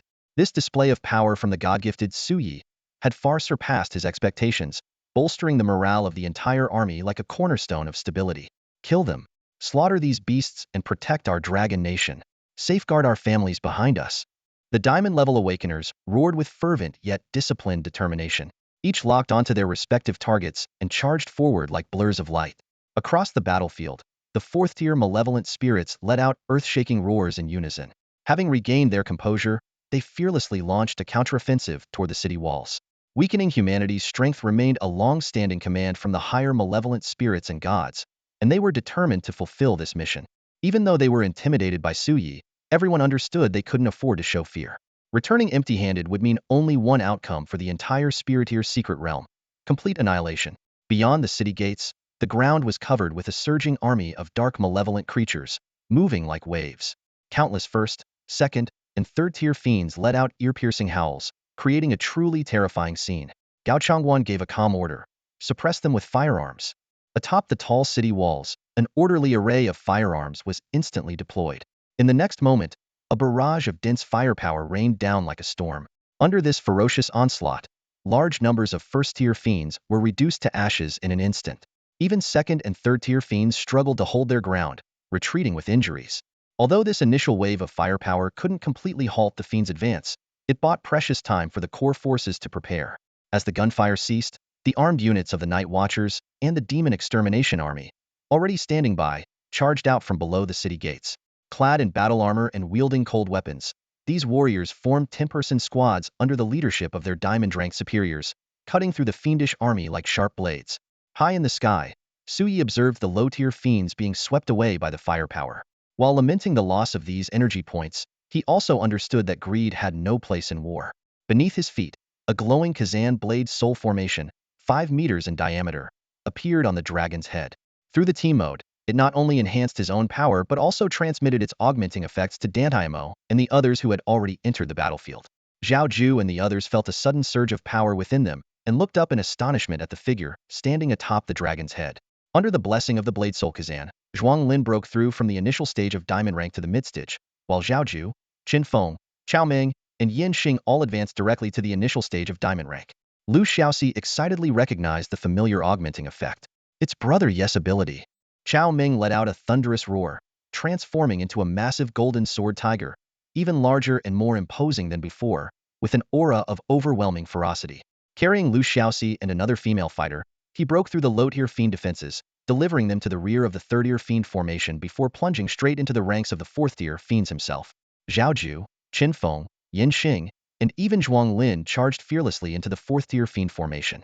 Since their captain, Suyi, had already set the tone with his bold actions, it was up to the members of the God-slaying squad to prove their worth through strength and bring glory to their captain and the entire team. At the front line against the 3rd-tier malevolent entities, Lu Xiaoxi and Yin Xiu'er understood their roles clearly. Even with the enhanced buffs, their strength only slightly surpassed the peak of the gold tier and had yet to truly reach the diamond tier. Instead of forcing themselves to confront 4th-tier entities, it was more effective to maximize their value on the 3rd-tier front, assisting other gold-tier Night Watchers and the Exorcism Corps. As soon as the 2 young women clad in their Godslayer battle suits stepped onto the battlefield, they showcased overwhelming power. Above Lu Xiaoxi's head, a massive and dazzling phantom ribbon appeared, while her figure darted swiftly through the hordes of malevolent entities. The ribbon transformed into countless dancing blades, covering a radius of hundreds of meters. Every third-tier entity that approached, whether launching long-range attacks or engaging in close combat, was instantly shredded to pieces within the ribbon's domain. The sound of slicing echoed incessantly, and within moments, they had carved out a clear space on the battlefield. Severed limbs and shattered remains of the malevolent entities piled up like mountains, while rivers of dark blood flowed freely. Sister Xiaoxi is amazing. Yin Xiaoer's eyes sparkled with admiration. The next moment, this seemingly innocent girl licked the corner of her lips, resembling a cunning little demon. A glowing aura enveloped her petite frame, forming a cradle-like silhouette that continuously replenished her stamina. This was her class support ability, Life Cradle, which provided potent healing, stamina recovery, and enhanced defense. Gripping a massive black hammer that was larger than herself, Yin Xiaoer leapt into the densest cluster of malevolent entities. The moment the hammer struck the ground, it was as if a meteor had crashed, causing the earth within a 100-meter radius to collapse instantly. Any entities caught in the impact zone were smashed into unrecognizable pulp, while even those further away were knocked flat by the shockwave, dying on the spot. High above in the sky, Sui witnessed the scene and couldn't help but twitch the corner of his mouth. This former little healer had become far more ferocious than she had been during the Heavenly Talents martial meet. She had graduated from wielding a small hammer to a massive one. The stark contrast between her petite frame and such a brutal combat style was striking. However, the power of her strike was undeniable. If a class diamond tier defense specialist took a direct hit, they would either be gravely injured or killed outright. On the third-tier frontline, the two women were like goddesses of slaughter. Their combat efficiency rivaled that of half a 10-man gold-tier team. The commanding officer, observing the Godslayer squad, couldn't help but twitch his eye. A lineup consisting of 1 mid-diamond tier, 5 early diamond tiers, and 2 near-diamond tier young women was far beyond what their records had indicated. Meanwhile, the retainers secretly dispatched by the Yin family patriarch to protect these two little treasures. The scene of the young lady's violent strike, combined with the diamond tier aura radiating from the young master, left the hidden servants utterly speechless. They rubbed their eyes and observed repeatedly, only to exchange bewildered looks with widened eyes. What on earth had the young master and young lady experienced in just a few days? Their hearts pounded furiously as they rushed to report to the family head, exclaiming, "Master, your two little treasures are defying the heavens." In the sky above, system notifications echoed continuously. Ding! Team member Lu Xiaoxi has slain a third-tier malevolent creature, Iron Ghoul, earning 1904 energy points, receiving 380 energy points. Ding! Team member Yin Xiaoer has slain a third-tier malevolent creature, Shadow Demon, earning 1856 energy points, receiving 371 energy points. Standing atop the dragon's head, Sui listened to the incessant notifications in his mind, a grin spreading across his face. The sensation of earning energy points effortlessly while lying back was undeniably satisfying. Meanwhile, Chen Feng and the others had plunged into the battlefield of fourth-tier malevolent creatures. Chen Feng's handsome face was etched with grim determination as fierce winds howled around him. Riding a tornado, he faced a one-winged fallen angel, whose strength was equivalent to a latest-stage diamond-tier human. Unfazed, he unleashed the energy coursing through him, executing the second phase extreme mimicry.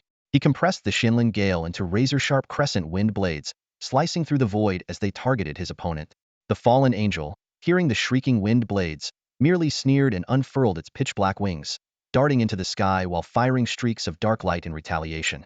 Chen Feng murmured, "A speed competition? I'll see it through." The tornado around him transformed into a winged eagle with faint cyan wings, and he shot skyward as a streak of azure light.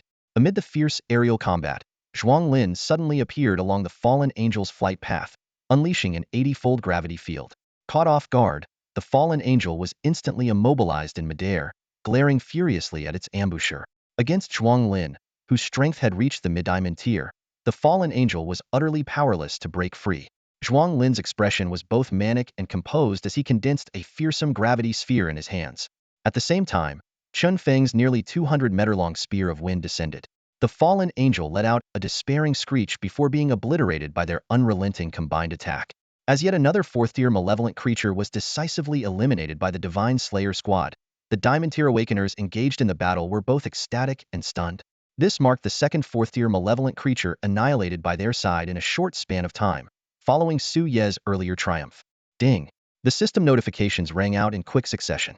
First, Zhuang Lin and Qin Feng joined forces to slay a fourth-tier demonic entity, a one-winged fallen angel, earning 4,793 energy points in total, with each receiving 958 points. Shortly after, Dantai and Zhou Ziyun successfully killed a 4th-tier Earth Ghoul, gaining 4,641 energy points, with each obtaining 928 points. On the battlefield at the edge of the misty forest, Zhou Ziyun's blade emitted a brilliant crimson glow as a blood-red saber, over 100 meters long, cleaved downward with immense force. At the same time, Tantai's blazing sword of destruction spiraled through the air, forming an impenetrable sword formation that trapped the Earth Ghoul tightly. The blood saber and the fiery sword struck in unison, slicing the ghoul into 3 pieces in a single blow. The devastating strike carved 2 deep, bottomless ravines into the ground, the tremors reverberating for a long time. That's the 4th one. High Commander Gao's eyes gleamed with sharp light. The Diamond-tier elders present blushed slightly, feeling a tinge of embarrassment. Among them were even peak Diamond-tier leaders who, despite working together, had failed to bring down a single 4th-tier demonic entity. In this initial probing round of the spirit-level secret realm, the demonic side had dispatched over 50 4th-tier entities, while Misty City had nearly 60 Diamond-tier elites. These individuals, hailing from the Night Watchers and the military, were meant to protect the young prodigies. Yet now, it seemed their presence was somewhat unnecessary. Su Yi alone could effortlessly handle 5 or 6 top-tier 4th-tier foes, and the other team members were equally impressive. On another battlefield, Chao Meng and Yin Xing were engaged in a fierce assault on a vampire. With a thunderous roar, Chao Meng's tiger-like frame radiated golden light as the tail of his sword, brimming with malevolent energy, lashed down heavily. Meanwhile, Yin Xing activated his celestial eye. His cyan-silver pupils shimmered with intricate luminous patterns, easily discerning every movement of the vampire. The blood-scaled tentacles protruding from the vampire's back appeared sluggish as snails in his vision, and he pierced each one with precision using his spear. The ground around was riddled with massive craters. Yin Xing's agile figure darted unpredictably across the battlefield, further enraging the vampire. Its back suddenly erupted with a mass of blood-scaled tendrils, which lashed out like frenzied serpents, leaving streaks of afterimages as they stabbed toward the slippery figure. Yet, no matter how frantically it attacked, it couldn't even graze Yin Xing. As the vampire grew increasingly agitated, Yin Xing seized an opening and closed the distance in an instant. The moment their eyes met, the celestial patterns in Yin Xing's pupils erupted with a dazzling glow, conjuring an ethereal vision. Yin Xing swiftly dodged away, while the vampire, caught off guard by the sudden burst of ocular power, fell into a brief daze. Its blood-red eyes turned vacant, and the movements of its blood-scaled tendrils noticeably slowed.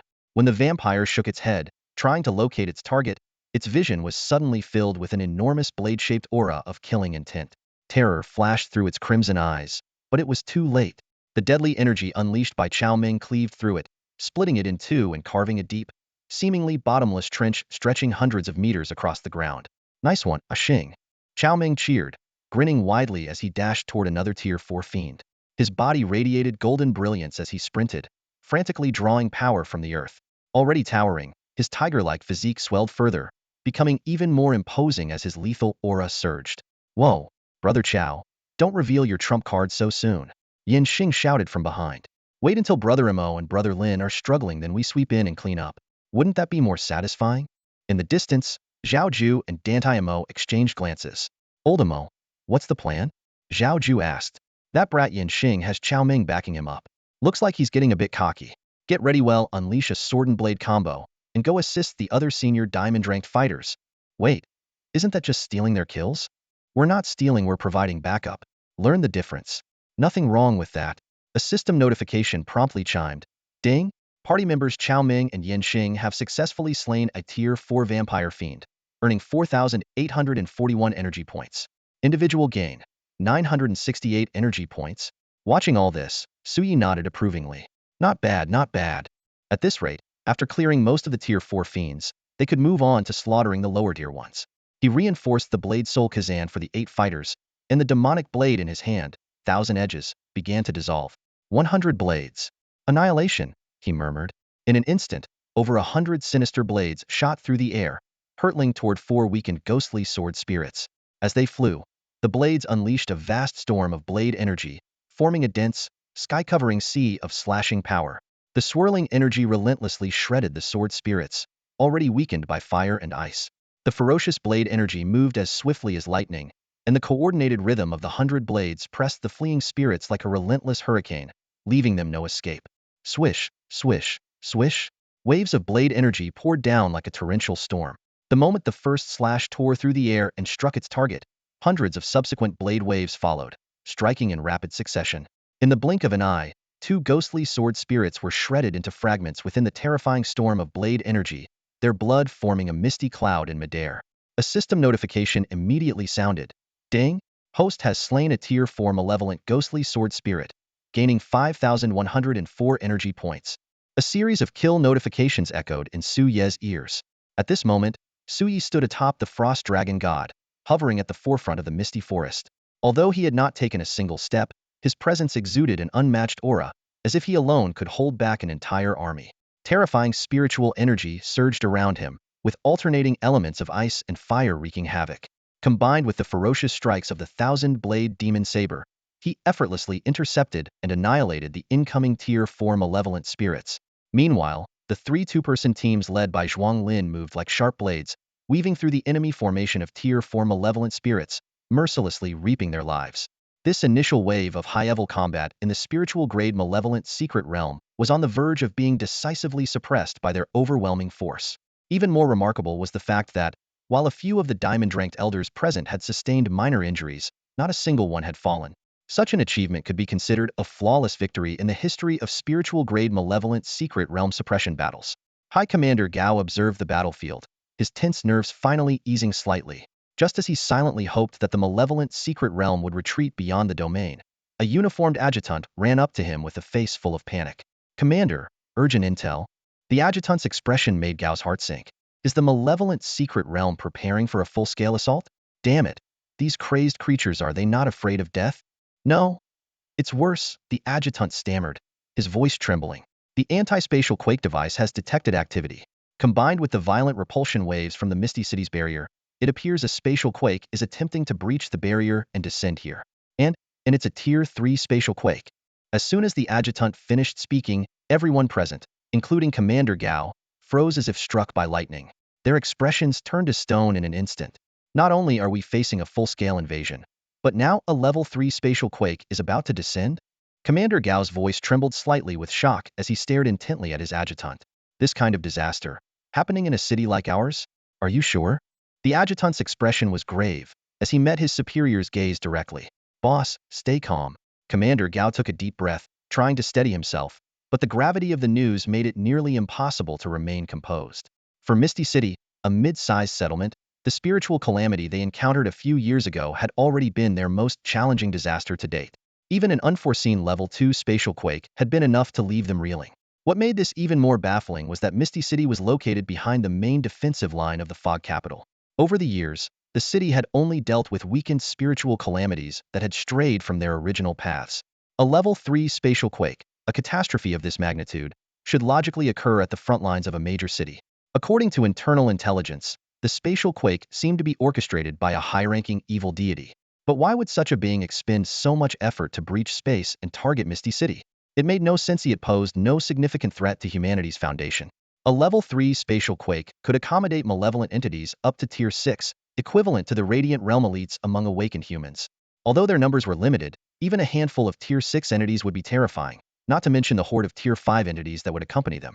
Misty City's two strongest leader-listed Radiant Realm powerhouses from the Night Watch and the military were entirely outmatched by such a force. Have you contacted the fog capital yet? Commander Gao asked urgently. We've already reached out to the two lords in the city and sent an emergency request for reinforcements to the fog capital. Their titled powerhouse is en route and should arrive in just over 30 minutes at full speed. 30 minutes? Commander Gao's face darkened further. That was far too long. They wouldn't last that long. He quickly analyzed the situation. Retreating entirely to Misty City and activating the strongest protective array might buy them some time. However, during the retreat from the outpost, not only would the outpost be destroyed, but most of the lower-tier awakened individuals traveling in standard transport wouldn't be able to escape quickly enough. In a retreat-hand-fight scenario, they would inevitably be overtaken by the Tier 5 and Tier 6 entities arriving with the spatial quake. They might not even make it to Misty City before being annihilated. After a long silence, cold sweat dripping from his forehead, Commander Gao made a difficult decision. We have no choice but to fall back to the outpost and activate its protective array. We'll hold out as long as we can. If we retreat directly to Misty City, we'll die even faster. The adjutant hurried forward, his expression anxious, and said, Boss, the formation at the city gate can only withstand attacks from a 6th-tier fiend. If the bombardment continues, it won't hold out for long. When that happens, we'll have no way to escape. Commander Gao was silent for a moment before his eyes became resolute. We have no other choice. Retreating means certain death. Staying gives us a slim chance. At least the formation here can buy us some time, and we can gamble on whether reinforcements from Mist City will arrive in time. He decisively gave the order. Pass down the command, have all personnel retreat to the city gate immediately and activate the defensive formation. Yes, sir. The adjutant obeyed and swiftly departed. At that moment, the powerful individuals who had been secretly protecting Su Yi and the others revealed themselves and gathered around Commander Gao.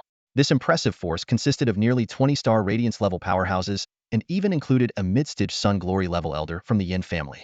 This elder had once been a key figure among the Mist City Night Watchers, but had withdrawn from the front lines due to old age and severe injuries. Commander Gao looked at the formidable group sent by Mist City, his tone heavy. You've all heard the situation. As the person in charge of this operation to suppress the secret realm, I must prioritize the big picture. If anyone disagrees, you're free to escort Su Yi and the others to safety first. He turned to the Yin family elder. However, even for you, Senior Yin, it might be nearly impossible to safely protect them from a sixth-tier fiend's pursuit, correct? The hunched, white-haired elder gave a bitter smile and nodded. Even though I'm at mid-stage Sun Glory level, my body is plagued by hidden ailments. I truly cannot confront a sixth-tier fiend Hedon. Let's proceed as you've planned. If it comes to it, I'm willing to sacrifice my life to buy everyone a few minutes. The other Star Radiance-level powerhouses voiced their determination one after another. Our mission is to protect Su Yi and the others, even if it costs us our lives. Among them were members of the Yin family who had come with Senior Yin, elite forces from Mist City's military, and special personnel who had received guidance from respected figures like Elder Yud and the Sword Saint. There were even some strong individuals from Jiangnan who now served in Mist City. Upon learning of Su Ye's peril, they had all volunteered to come and safeguard him. Before long, a massive blue protective barrier slowly rose above the city gate, enveloping the central section of the wall completely. Commander Gao's commanding voice resounded across the battlefield. All combat personnel, hear this. Retreat to the city gate at once at full speed. The secret realm of spirit-level fiends from the Misty Forest is about to launch a full-scale assault, accompanied by a third-degree spatial quake. Withdraw to the city gate immediately. The stern order spread across the battlefield. Those engaged in battle, whether diamond level, gold level, or silver level combatants, were momentarily stunned upon hearing it. Their faces turned pale, and their bodies trembled uncontrollably. Level 3 Spatial Quake. The announcement struck like a death knell, sending a shiver down the spine of every awakened individual present. For their current level of strength, this was nothing short of a death sentence. Retreat. Instinctive survival instincts kicked in, and everyone sprang into action. Even those who were on the verge of victory, having paid a heavy price to nearly take down their targets, did not hesitate to withdraw their weapons and retreat rapidly. The injured were dragged away by their companions with utter disregard for anything else, racing against time to reach the safety of the protective barrier. Zhao Ju and the other 7 turned their gaze towards Su Yi. Feeling their eyes on him, Su Yi immediately gave the order. You all retreat back to the city gate first. Before his words fully landed, Chan Feng had already repelled a flying fourth-tier fiend and appeared beside Su Yi in a flash, like a gust of wind. What about you, Captain? I'll hold the rear. You all head back, Su Yi said firmly. No way. Chin Feng refused outright. A level 3 spatial quake is too dangerous. If anyone retreats first, it should be you. We'll cover the rear. I have the protection of my master and the others. Trust me, Su Yi replied, his tone unwavering. Seeing their continued hesitation, his voice turned cold. Anyone who disobeys will be expelled from the Godslayer squad. This stern warning finally broke their resistance. Gritting his teeth, Chun Feng retreated toward the city gate with Shuang Linfei, while Dantai Mo and the others reluctantly followed suit. They knew Su Yi had reason to be confident his protection, granted by the supreme deity's sacrifice of their essence, was enough to ensure his survival even in a level 4 spatial quake. As they retreated, they launched fierce attacks on the fourth-tier fiends behind them, buying precious time for the weaker Night Watchers and the Exorcist army to escape. At that moment, the abyssal maw within the Misty Forest was suddenly consumed by an even larger, portal-like rift. From it, more fourth-tier fiends surged forth, their malevolence saturating the skies. Lower-tier fiends swarmed out in droves. This was unmistakably a true spirit-class fiend domain. Amid the chaos, a venomous cry rang out, Su Yi. A swirling vortex appeared in midair near the entrance of the domain. From it emerged a tall figure, a woman with waist-length violet hair, golden eyes, and a bewitching face marked by black patterns. Behind her, a pair of gold-veined demon wings spread wide. It was none other than the sinful enchantress, her gaze fixed on Su Yi with murderous intent, as if she wished to devour him whole. Behind her, 3 more figures stepped forth. Though they bore traces of human presence, the overwhelming aura of dark divine power emanating from them surpassed even that of the sinful enchantress. They were all bloodline aberrants. Before long, the 3 figures were fully revealed. Standing on the left was a strikingly handsome young man. He wore a crimson battle armor adorned with golden patterns, his tall and commanding presence accentuated by his flowing blood-red hair swaying gently in the wind. Most captivating were his enormous crimson wings, radiating an eerie, blood-like glow. A crescent moon mark gleamed on his forehead, while his blood-red eyes shimmered with a sacred golden light. Su Ye's heart stirred. From this young man, he sensed the same sinister aura as the 6-winged blood angel that his master had previously repelled. Could he be a descendant of that bird-like evil god? The one in the center, standing close to the sinful desire witch, was another young man with short purple hair and golden eyes. His face was marked with black patterns, and his expression was indifferent.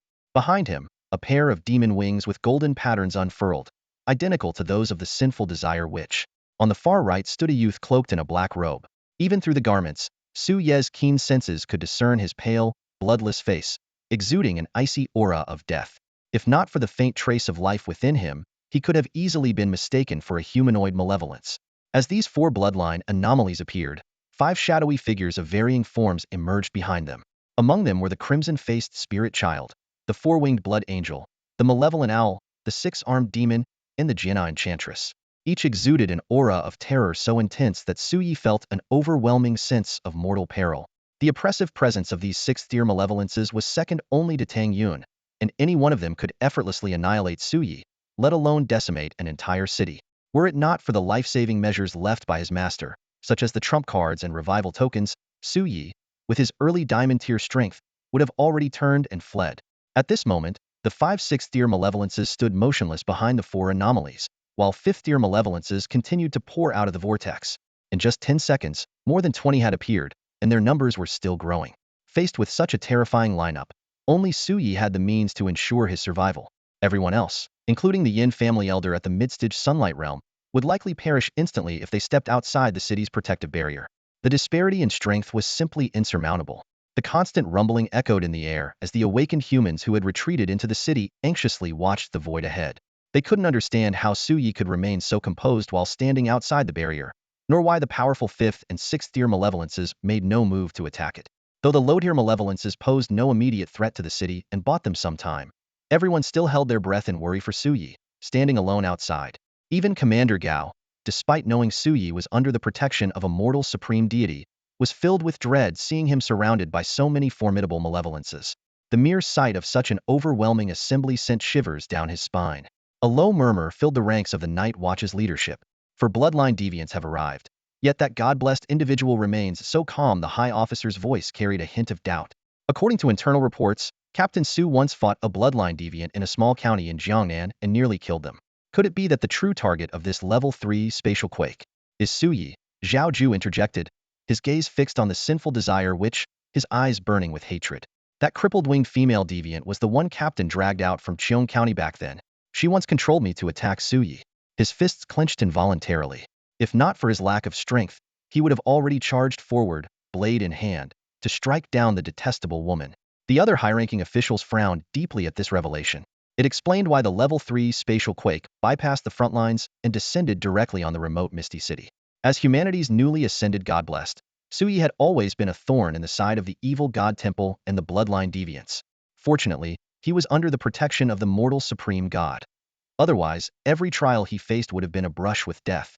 On the other side of the battlefield, a young man with violet hair and golden eyes stood beside the sinful desire witch, a contemptuous smirk playing on his lips. Su Yi, do you even realize how infamous you are beyond this realm? Not only are you humanity's strongest 11th god-blessed, but you also severed my sister Uluri's demonic wings. Such a blasphemous act against the child of a god has caused outrage among the demons and fiends of the evil god abyss. Su Yi shrugged, feigning helplessness. I regret that strike didn't end that little wretch's life. Little wretch? The sinful desire witch, Uluri's, ground her teeth in fury. If it hadn't been for Uncle Azir's timely intervention with spatial power to deflect that fatal blow, she would have not only lost her life, but also seen her evil god bloodline severely damaged. What enraged her even more was that this insolent human was still alive and well, even stealing her precious baby tiara. Consumed with rage, Ulrys waved her hand, summoning a peak tier 5 fiendish flying ghoul, which tore through the air like lightning, hurtling towards Su Yi, who stood atop the frost dragon's head.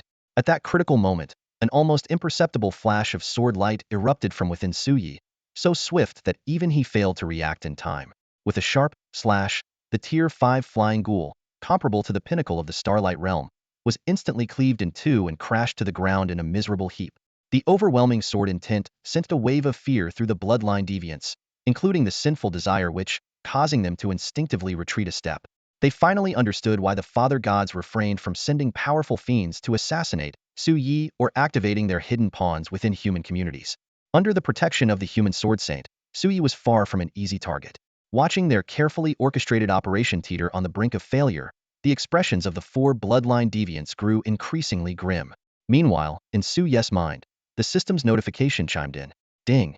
The host has slain a tier 5 fiendish flying ghoul, gaining 8,154 energy points. System, that counts as my kill? Su Yi asked, surprised.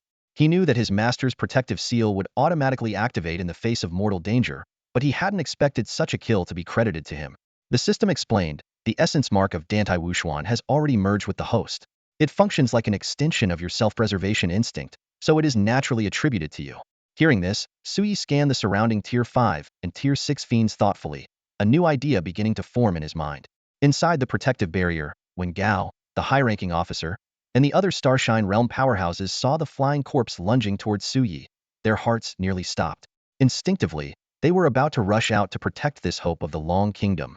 But when that familiar sword light instantly slew the flying corpse, they all breathed a collective sigh of relief. Evidently, the divine protection of the Long Kingdom's deity gave Su Yi the confidence to act fearlessly. The Starshine Realm powerhouses soon realized that Su Yi had deliberately stayed outside the barrier to divert the attention of the Tier 3 spatial quake. This realization made them clench their fists in shame. After all, it should have been their duty to protect the younger generation, yet now they were the ones being shielded. The sinful desire which stomped her foot in frustration as she watched Su Yi's calm demeanor. Big brother, Uncle Azir went through so much effort to send us here, yet we can't even deal with this Su Yi. It's so infuriating. Hearing this, Arudas frowned and, after a moment of silence, waved his hand. A 5th-tier peak-level demon of the golden stripe variety immediately took flight. This intelligent demon didn't attack directly but instead spread its demonic wings, unleashing a wave of evil black light that blanketed the sky for miles. The corroding demonic aura filled the air with an ominous sizzling sound. Su Yi was secretly delighted more energy points were coming his way. However, before he could fully process the situation, a streak of black light flashed, and the entire sky was swallowed by darkness in an instant. The demonic tide, along with the 5th-tier golden-striped demon, vanished without a trace. A system notification soon followed. Host has slain a 5th-tier lower-level golden-striped demon, earning 8,236 energy points. Su Yi casually spread his hands, and if his eyes were open, they would surely reveal a smug expression. It's the human Dark Yanluo, the blood-winged divine son, descendant of the 6-winged blood angel, glared with fury. This Su Yi is actually under the protection of 2 human deities. Aren't these powerful beings afraid of him dying prematurely and causing a loss of essence? Even we, the children of the gods, only receive protective artifacts from our Father God. With this thought, the blood-winged divine son gave a cold order. I refuse to believe their power won't wane after prolonged consumption. Everyone attack! As soon as he spoke, the 5th-tier demons behind him all displayed expressions of fear. The 5th-tier malevolent entities exhibited intelligence far surpassing that of the 4th-tier. They clearly recognized the extreme danger posed by Su Yi and understood that launching a reckless attack would be tantamount to courting death. The blood-winged divine son noticed their hesitation and his voice turned icy cold. Do you wish to return and be devoured instead? This statement struck the 5th-tier entities like a heavy hammer, hitting their most vulnerable point. Being devoured meant enduring a fate worse than death, a torment that would shatter their very souls. Faced with such a threat, they would rather die in battle, at least contributing to the divine son's cause and aiding the growth of the blood god's secret realm. The 15 5th-tier entities moved almost simultaneously, surrounding Su Yi from 10 different directions. In the next instant, they unleashed their most powerful bloodline killing techniques. Waves of sinister energy surged toward the center like a tide, enveloping the space within a radius of several kilometers in devastating, malevolent light. Brother Yi. Inside the protective barrier, Yen Xing and the others could only watch helplessly as Su Yi was swallowed by the overwhelming attack. Although they were under the protection of the Sword Saint and the Dark Yama King, The sheer magnitude of the scene left their hearts clenched with worry. However, at the very center of the onslaught, Zhou Ziyun remained unusually calm, even calculating energy points in his mind. One fifth-tier entity was worth 8,000 points, so 15 would yield around 120,000 to 130,000. Just as he was waiting for his master, or Qian, Shao to step in, a wisp of golden holy fire suddenly ignited above his head. The flame rapidly expanded, transforming into a vast sea of fire in the blink of an eye. The malevolent energies were incinerated like paper the moment they touched the golden flames. The primordial power of Vedas had manifested its might first. The golden fire swept across the battlefield, holy and awe-inspiring. The 15 fifth-tier entities had no time to flee before they were reduced to ashes. The four hetero-blooded individuals finally recognized the iconic flames of the fire god Vedas and were shocked to realize that Zhou Ziyun was not protected by two, but three earthly deities. The sinful witch's face turned grim as she hissed through gritted teeth, "Destroy the barrier. If we can't kill him, we'll kill his people instead." But Zhou Ziyun had long anticipated this move.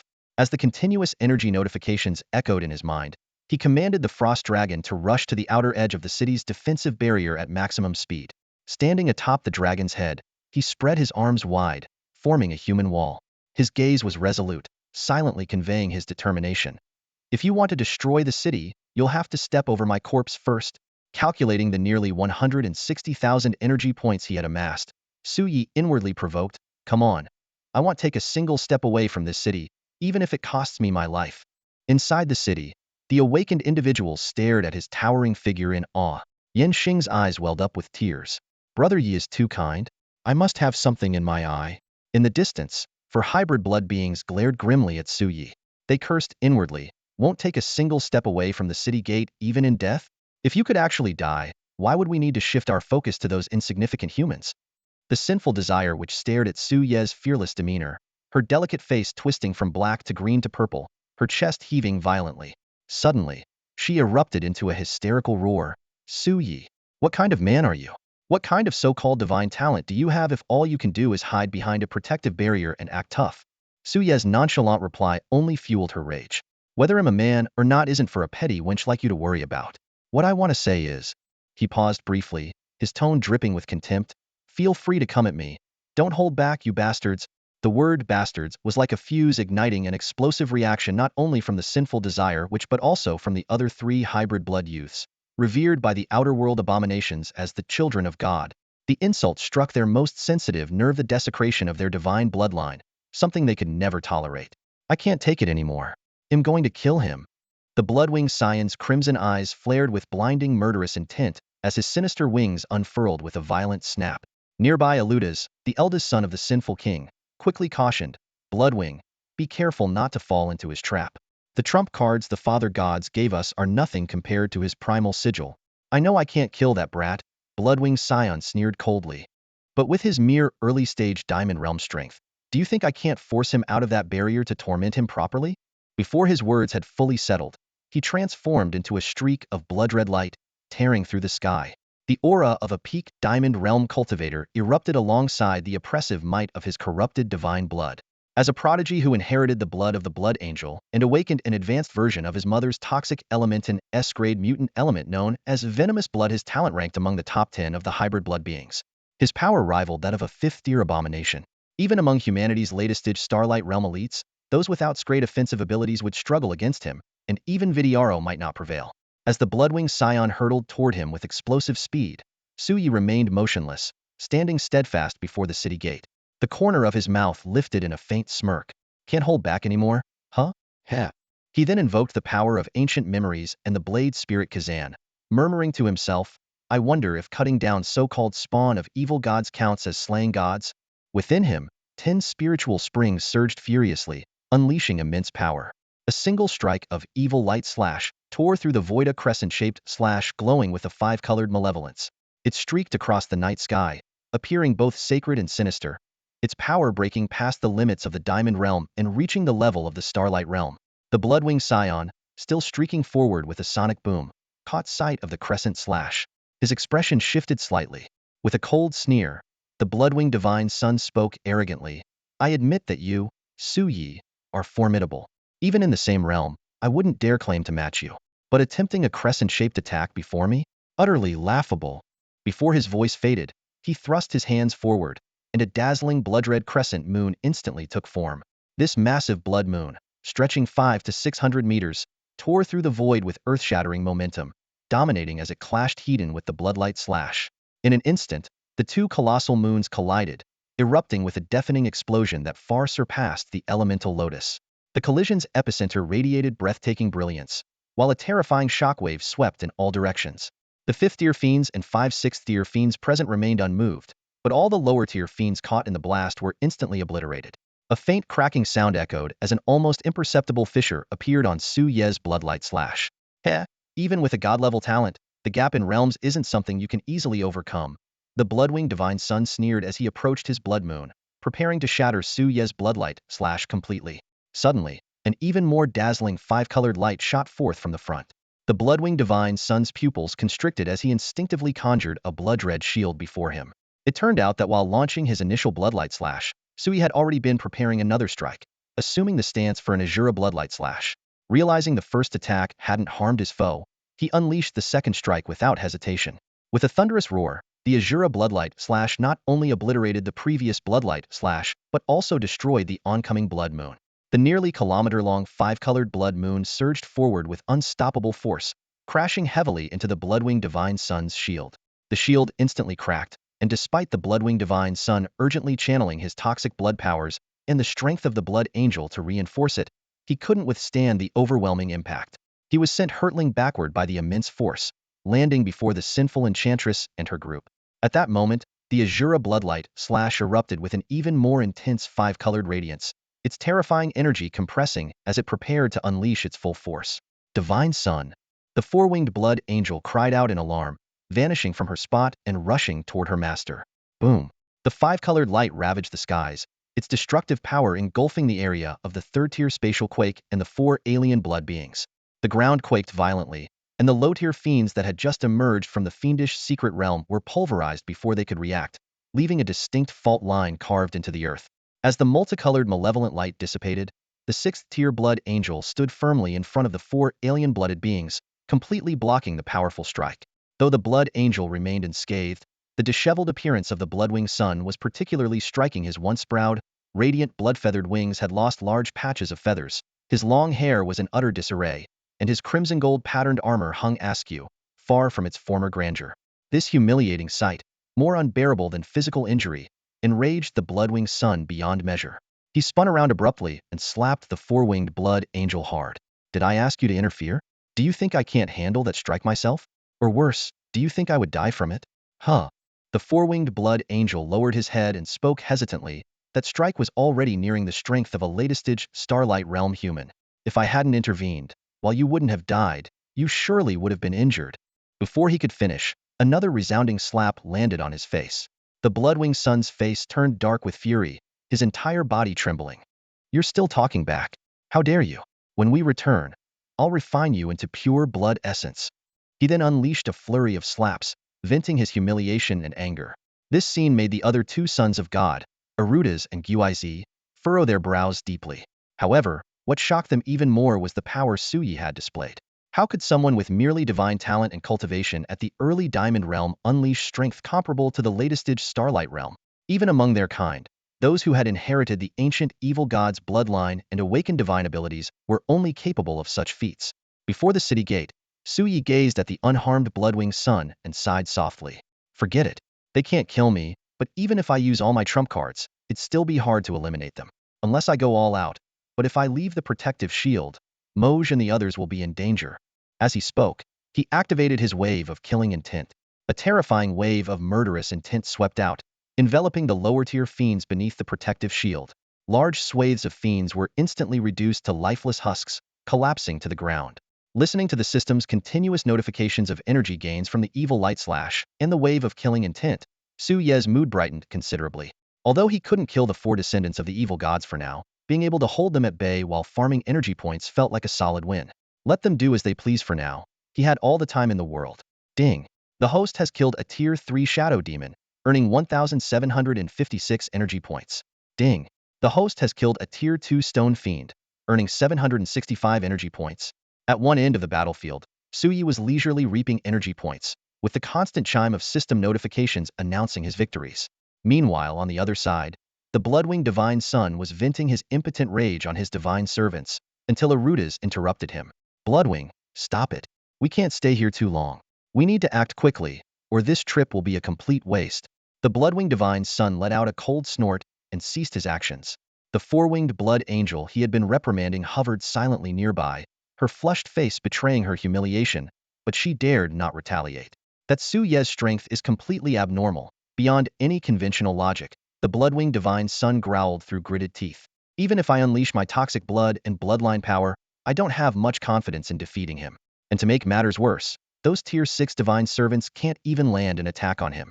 That despicable scoundrel. The black-robed youth, Gui's E, who had been silent until now, suddenly spoke. His voice was cold and menacing. Let's attack him together. Gui's E, have you no regard for the dignity of a divine son? The blood-winged divine son stared at him in disbelief. You were just beaten back by Su Yi in such a humiliating manner. What dignity are you even talking about? Gui's E retorted bluntly. He's a god-gifted talent. Attacking him together isn't shameful, just like when we dealt with that being from beyond the realm. At the mention of that being, the blood-winged divine son immediately fell silent, a look of fear flashing across his face. Arudas, standing in the middle, spoke coldly. Listen to Gui's E. We attack together, stop wasting time. If we can't kill Su Yi, at least we need to make this mission worthwhile. This statement made the sinful desire which anxious. Big brother, I want Su Yi dead. Shut up. Arudas interrupted her sharply. If it weren't for you begging and pleading for the three of us to accompany you, we would never have chosen such a risky time. When we return, no matter the outcome, all three of us will face punishment alongside you. You've disgraced not only the divine fathers, but also the three great secret realms. Before his words had fully settled, Arudas leapt skyward. With a piercing cry, he transformed into a massive demon hawk, its body jet black with streaks of golden paternsa, manifestation of the S-grade beast-type ability he inherited from his human mother. At the same time, a wave of malevolent energy, born of pure rage, enveloped him like dark flames, one of the three emotional powers he had perfectly inherited from the king of sinful desire. Seeing this, Gui's E wasted no more words. The black robe on his body fluttered as if stirred by an invisible wind, and eerie wails of ghosts and wolves echoed around him, showcasing the cursed power he had inherited as the sole heir of the cursed deity, Tianze E. Buzzing sounds filled the air. A strange, ominous energy rippled through the atmosphere, and the chanting voice of Guize echoed all around. In an instant, sinister, purple glowing circles materialized around him, exuding an eerie aura. Mysterious substances emerged from the void, rapidly coalescing into humanoid forms within the circles. Three of the circles revealed figures with foreign features, each radiating the powerful presence of a Starlight Realm master. Meanwhile, in the final circle, a young man clad in a Dragon Nation military uniform slowly took shape, his aura reaching the later stages of the Starlight Realm. From a distance, Sui silently observed the unfolding scene. When his gaze fell upon the face of the last figure, his expression gradually darkened. Inside the city's protective barrier, several strong individuals from the Jiangnan base city recognized the stoic young man in the Dragon Nation uniform. Their bodies trembled with rage. General Cui. It's really General Cui. 10 years ago, during a battle against ghost-level malevolent forces in a secret realm near Jiangnan, General Cui had sacrificed himself to save the city's people. He had charged alone into the secret realm to hold off the enemy forces, ultimately self-destructing to buy time for the evacuation. Everyone had witnessed his body reduced to ashes, yet here he stood, reappearing in this place today. Sui silently regarded this senior, whose image he had once seen in the Academy's Hall of Honor. The man who was once a proud and radiant talent, always smiling, now stood lifelessly among the enemy ranks. Is it the ability of that boy in the black robe? Curses and summoning. Sui murmured coldly. The blood-winged divine son noticed the change in Su Ye's expression and let out a hearty laugh. Guizei, your cursed humanoid puppet really hit a nerve with them. Satisfying, isn't it? For once, Guizei allowed a small smile to surface. This body was specially preserved for me by the Father God. An empty vessel with double-class abilities far superior to that broken flute of Araliris. Once it gains sentience, it'll be a weapon capable of rivaling Bloodwing itself. The sinful witch scoffed and offered a warning. Don't get too cocky. Su Ye's cursed left hand was even able to subdue my Baba Daila. Relax, I'm well aware of his capabilities. Guizei replied with a sinister grin. This is the first time I'm using this body, and it's specifically to help you settle the score. The sinful witch let out a cold snort. Her hatred for Su Ye's left hand, which had devoured Baba Daila, burned deeply. She could only hope Guizhi's cursed creation would subdue him, allowing her the satisfaction of tormenting him day after day to vent her anger. The moment General Cui appeared, Su Ye's ghostly hand reacted violently, an intense urge to devour and control surging through his mind. The reaction was far stronger than when he faced Babadi earlier, clearly indicating that this cursed artifact was of a much higher level. Frowning slightly, Su Yi sensed that the ghostly hand had not yet developed sentience and silently raised his hand to suppress the impulse. At the same time, he equipped the legendary title of Supernova, instantly feeling the comprehensive boost it provided, elevating his strength by a full 10%. Before him stood 3 extraordinarily gifted bloodline beings, along with 4 cursed Starglow-level puppet weapons. More importantly, there were people behind him who needed protection. If he were forced to retreat even slightly, though he himself would remain unharmed, the 5/6th-tier abominations would undoubtedly target Director Gao and the others. Su Yi slowly raised his left hand, feeling the tense gazes of the people behind the protective barrier. He hesitated over whether to reveal the ghostly hand once this aura, more violent than the abominations themselves, erupted. It would surely draw attention. As a divine-gifted individual, being associated with such a malevolent artifact could easily lead to misunderstandings.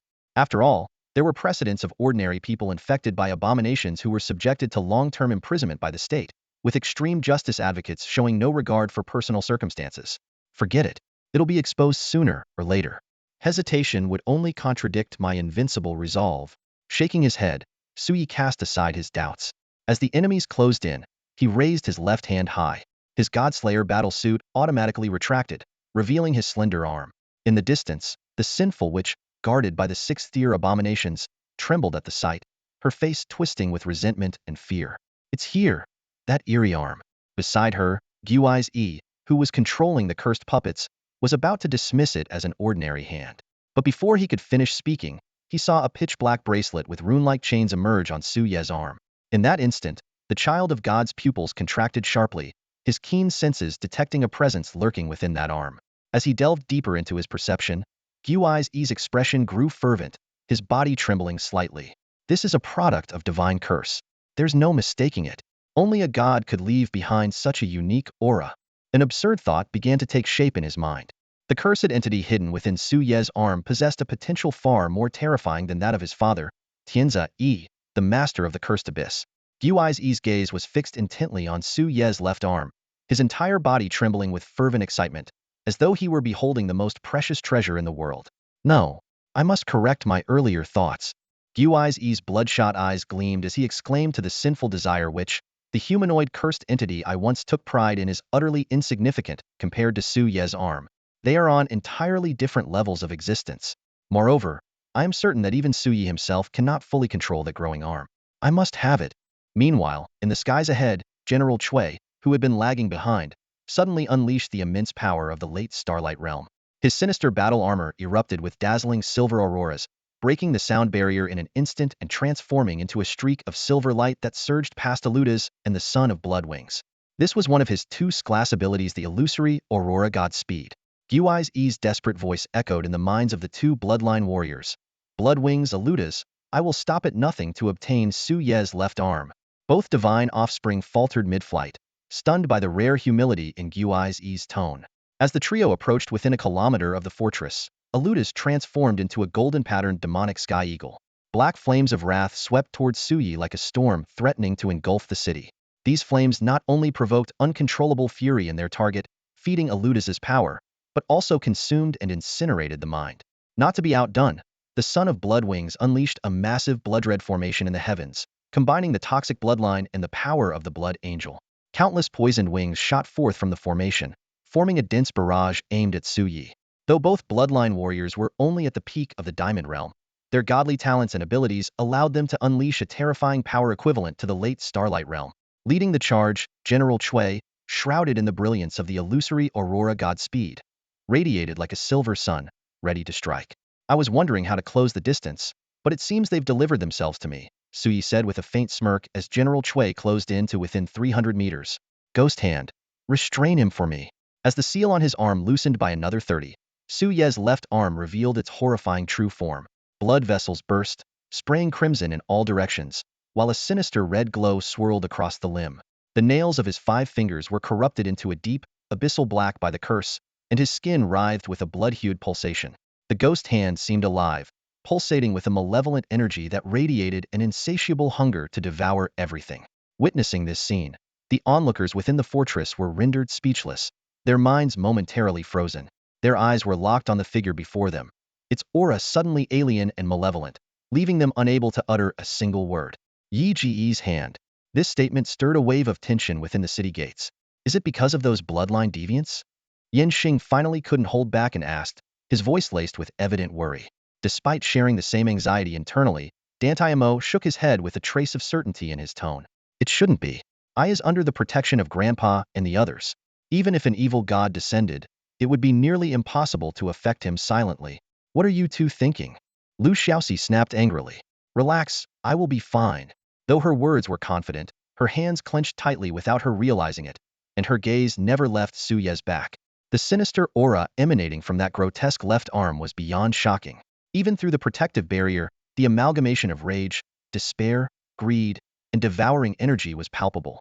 This aura surpassed the malevolence found in the cursed secret realms and even exceeded those forbidden artifacts capable of turning human cities into wastelands. Qin Feng, Zhuang Lin, Chao Meng, Zhao Ju, and others, despite their unwavering trust in Su Yi, were visibly tense, ready to break through the barrier to assist at any moment. Meanwhile, Commander Gao and his officers exchanged complex glances, clearly stunned by Su Ye's sudden transformation. At that moment, a hoarse and low voice broke the silence. I'm fine, don't move. Though the tone seemed to suppress something, the calmness and commanding presence remained undiminished. This voice finally allowed Dantai Mo and the others to breathe a sigh of relief. As the ghost hand released 30% of its seal, a field of negative emotions enveloped several hundred meters around. Even General Cui, who was preparing to unleash his radiant illusion technique from afar, was not spared. His previously lifeless yet composed face suddenly twisted with rage, and he let out a guttural, hysterical roar. When he opened his eyes again, his pupils had turned dark red, and his entire aura had become eerily unrecognizable. The aurora's mystical energy gathered once more, forming a massive, radiant silver sun in the sky, its brilliance almost reaching Su Ye's position. Blinding beams of light pulsed incessantly, accompanied by a deafening roar. At that moment, an unexpected turn of events left everyone stunned. The domineering light elements, which should have been enveloping Su Yi, suddenly ceased their expansion. Instead, two colossal silver light element dragons, each stretching 1,000 meters, burst forth from the radiant sun. However, they did not charge towards Su Yi, but rather intercepted the lethal attacks of the two sons of God, which had nearly reached him. Guizi, what is this guy doing? Arudas, having unleashed his wrathful flame, whipped his head around and roared furiously, his face contorted with rage. The most powerful cursed puppet was inexplicably resisting their assault. Before the onset of the level 3 spatial quake, not only were Arudas and the Bloodwing Son of God enraged, but Guizi himself was equally shocked and horrified. No, it's not me, Guizi murmured, his face ashen. Su Yi has seized control of my humanoid curse. As it turned out, the moment the ghostly hand appeared, a chilling wave of negative emotion invaded Guizi's mind, severing his connection with General Cui in a frenzy of devouring intent. Guizi had believed himself superior to Su Yi in the realm of curses, dismissing the ghostly hand as merely a sealed, extraordinary vessel. But reality struck him with a devastating blow. He had not only overestimated his own prowess in curses, but had also grossly underestimated the bond between Su Yi and the ghostly hand. With just one encounter, the devouring intent transmitted through General Cui by the ghostly hand had completely subdued him. Despite his attempts to resist, his instincts forced him to sever the curse's root connection with General Cui immediately, enduring the backlash in the process. If I hadn't cut the connection in time, the thought sent a shiver down Guizi's spine. Panicked, he hastily canceled the eerie ritual, causing the three cursed puppets not yet affected by the ghostly hand to vanish into the purple magic circles that suddenly appeared beneath them. The Son of God, now utterly terrified, no longer dared to covet the ghostly hand's power. Pathetic. High above the skies, Arudas manipulated his wrathful flame to clash with General Chui's elemental light dragon. The fury in his hawk-like eyes grew fiercer, and his power became increasingly oppressive and terrifying. Amid the thunderous roars, the wrathful flame erupted once more, pushing back the elemental light dragon. Damn it! In the end, it's still up to the two of us. The Bloodwing Son of God's expression darkened as well. His toxic blood merged with the angelic aberrant blood, and the originally purplured blood attacks now turned into a deep, ominous crimson. Three vast dark moons materialized out of thin air, slashing toward the other elemental light dragon from different directions. But just as they forced back General Sua's attack, A hoarse, low voice echoed from behind the radiant silver sun. Ice blade, explosive flame, dual wave sword. In an instant, a series of massive ice spears, emanating an intense chill, intertwined with a fiery, orangered wave of flames. Together, they tore through the radiant silver sun like twin chasms, hurtling toward the sons of God's lethal strikes. Crackling sounds echoed through the air, followed by deafening booms. The forces of ice and fire clashed violently in the void, intertwining into a storm of destruction. Wisps of dark red ghostly energy coiled around the chaos, perfectly merging the three powers into one devastating strike. The sheer might of Zhou Ziyun's attack reached an unprecedented and terrifying level. A look of fear flashed across the faces of Aludas and the bloodwinged divine son. Reflected in their demon hawk and blood-red pupils was the unmistakable terror of being reminded of the time they were dominated by the first alien blood sovereign from beyond the realms. In an instant, the four-winged blood angel and six-armed demon, both six-tier fiends, appeared before the two divine sons. A jet black and a blood-red barrier formed in front of them. However, in the next moment, their expressions froze. The hastily erected barriers began to crack under the onslaught of the threefold power. "This is impossible," they exclaimed in disbelief. "A mere diamond stage early cultivator, even with divine talent. How could he break our defenses?" Boom! A thunderous explosion shook the heavens and the earth. The protective barrier over the entire fortress quivered violently. The two sixth-tier fiends were forced to exert their full strength to reinforce the shield, managing to barely resist the attack after a full minute of stalemate. By this time, three other sixth-tier fiends had arrived, bringing with them the sinful witch of lust and Guaz, both visibly shaken by Zhou Ziyun's overwhelming power. The mysterious third-level spatial quake had somehow moved closer, and from within came an ethereal warning. A human king-sealed powerhouse is about to arrive. We must retreat immediately. The four divine sons' faces darkened, especially Guaz, whose heart felt like it was being torn apart. Not only had he failed to regain his dignity against Zhou Ziyun, but he had also lost his prized cursed puppet and suffered severe injuries. Faced with the imminent arrival of a human king-sealed powerhouse, they had no choice but to retreat. The four divine sons cast venomous glares toward the fortress before stepping into the rippling spatial vortex. The remaining fifth-tier fiends and five sixth-tier fiends quickly followed suit. Zhou Ziyun furrowed his brows, letting out a cold laugh. "Think you can escape using spatial power? Too bad I'm well-versed in that art too." Before his words had even faded, he was already soaring through the air atop an ice dragon. The rippling vortex reflected the hateful gazes of the four divine sons as Zhou Ziyun closed in. A sinister grin spread across his face. "Come and go as you please? Do you think this is your backyard? Die!" With a fierce thrust of his ghostly hand, a surge of chaotic power erupted from within him. A sharp cracking sound echoed as a massive spatial fissure tore open across the sky, extending toward the vortex of the third-level spatial quake. Unparalleled wave. A terrifying ability involving spatial power. It is a new type of fluctuating force that Zhou Ziyun acquired after unlocking 35 of the Azura template. Amidst the crackling sound of shattering, spatial rifts continuously expanded, revealing the deep and unfathomable void. From within the pitch-black fissures emanated an aura of destruction that sent chills down one's spine. Spatial power has always been among the most advanced forms of energy. Even mastering the slightest trace of it is enough to elevate an awakened individual or a malevolent spirit to the ranks of the powerful. Take, for example, the mysterious spatial evil god from beyond the realm. It is their existence that has caused frequent spatial disaster quakes within the Seven Nations, plunging humanity into turmoil. Then there was the once-renowned S-class specialist from the Dragon Nation who has since vanished. His spatial folding ability was equally terrifying. While he was alive, spatial quakes dared not run rampant.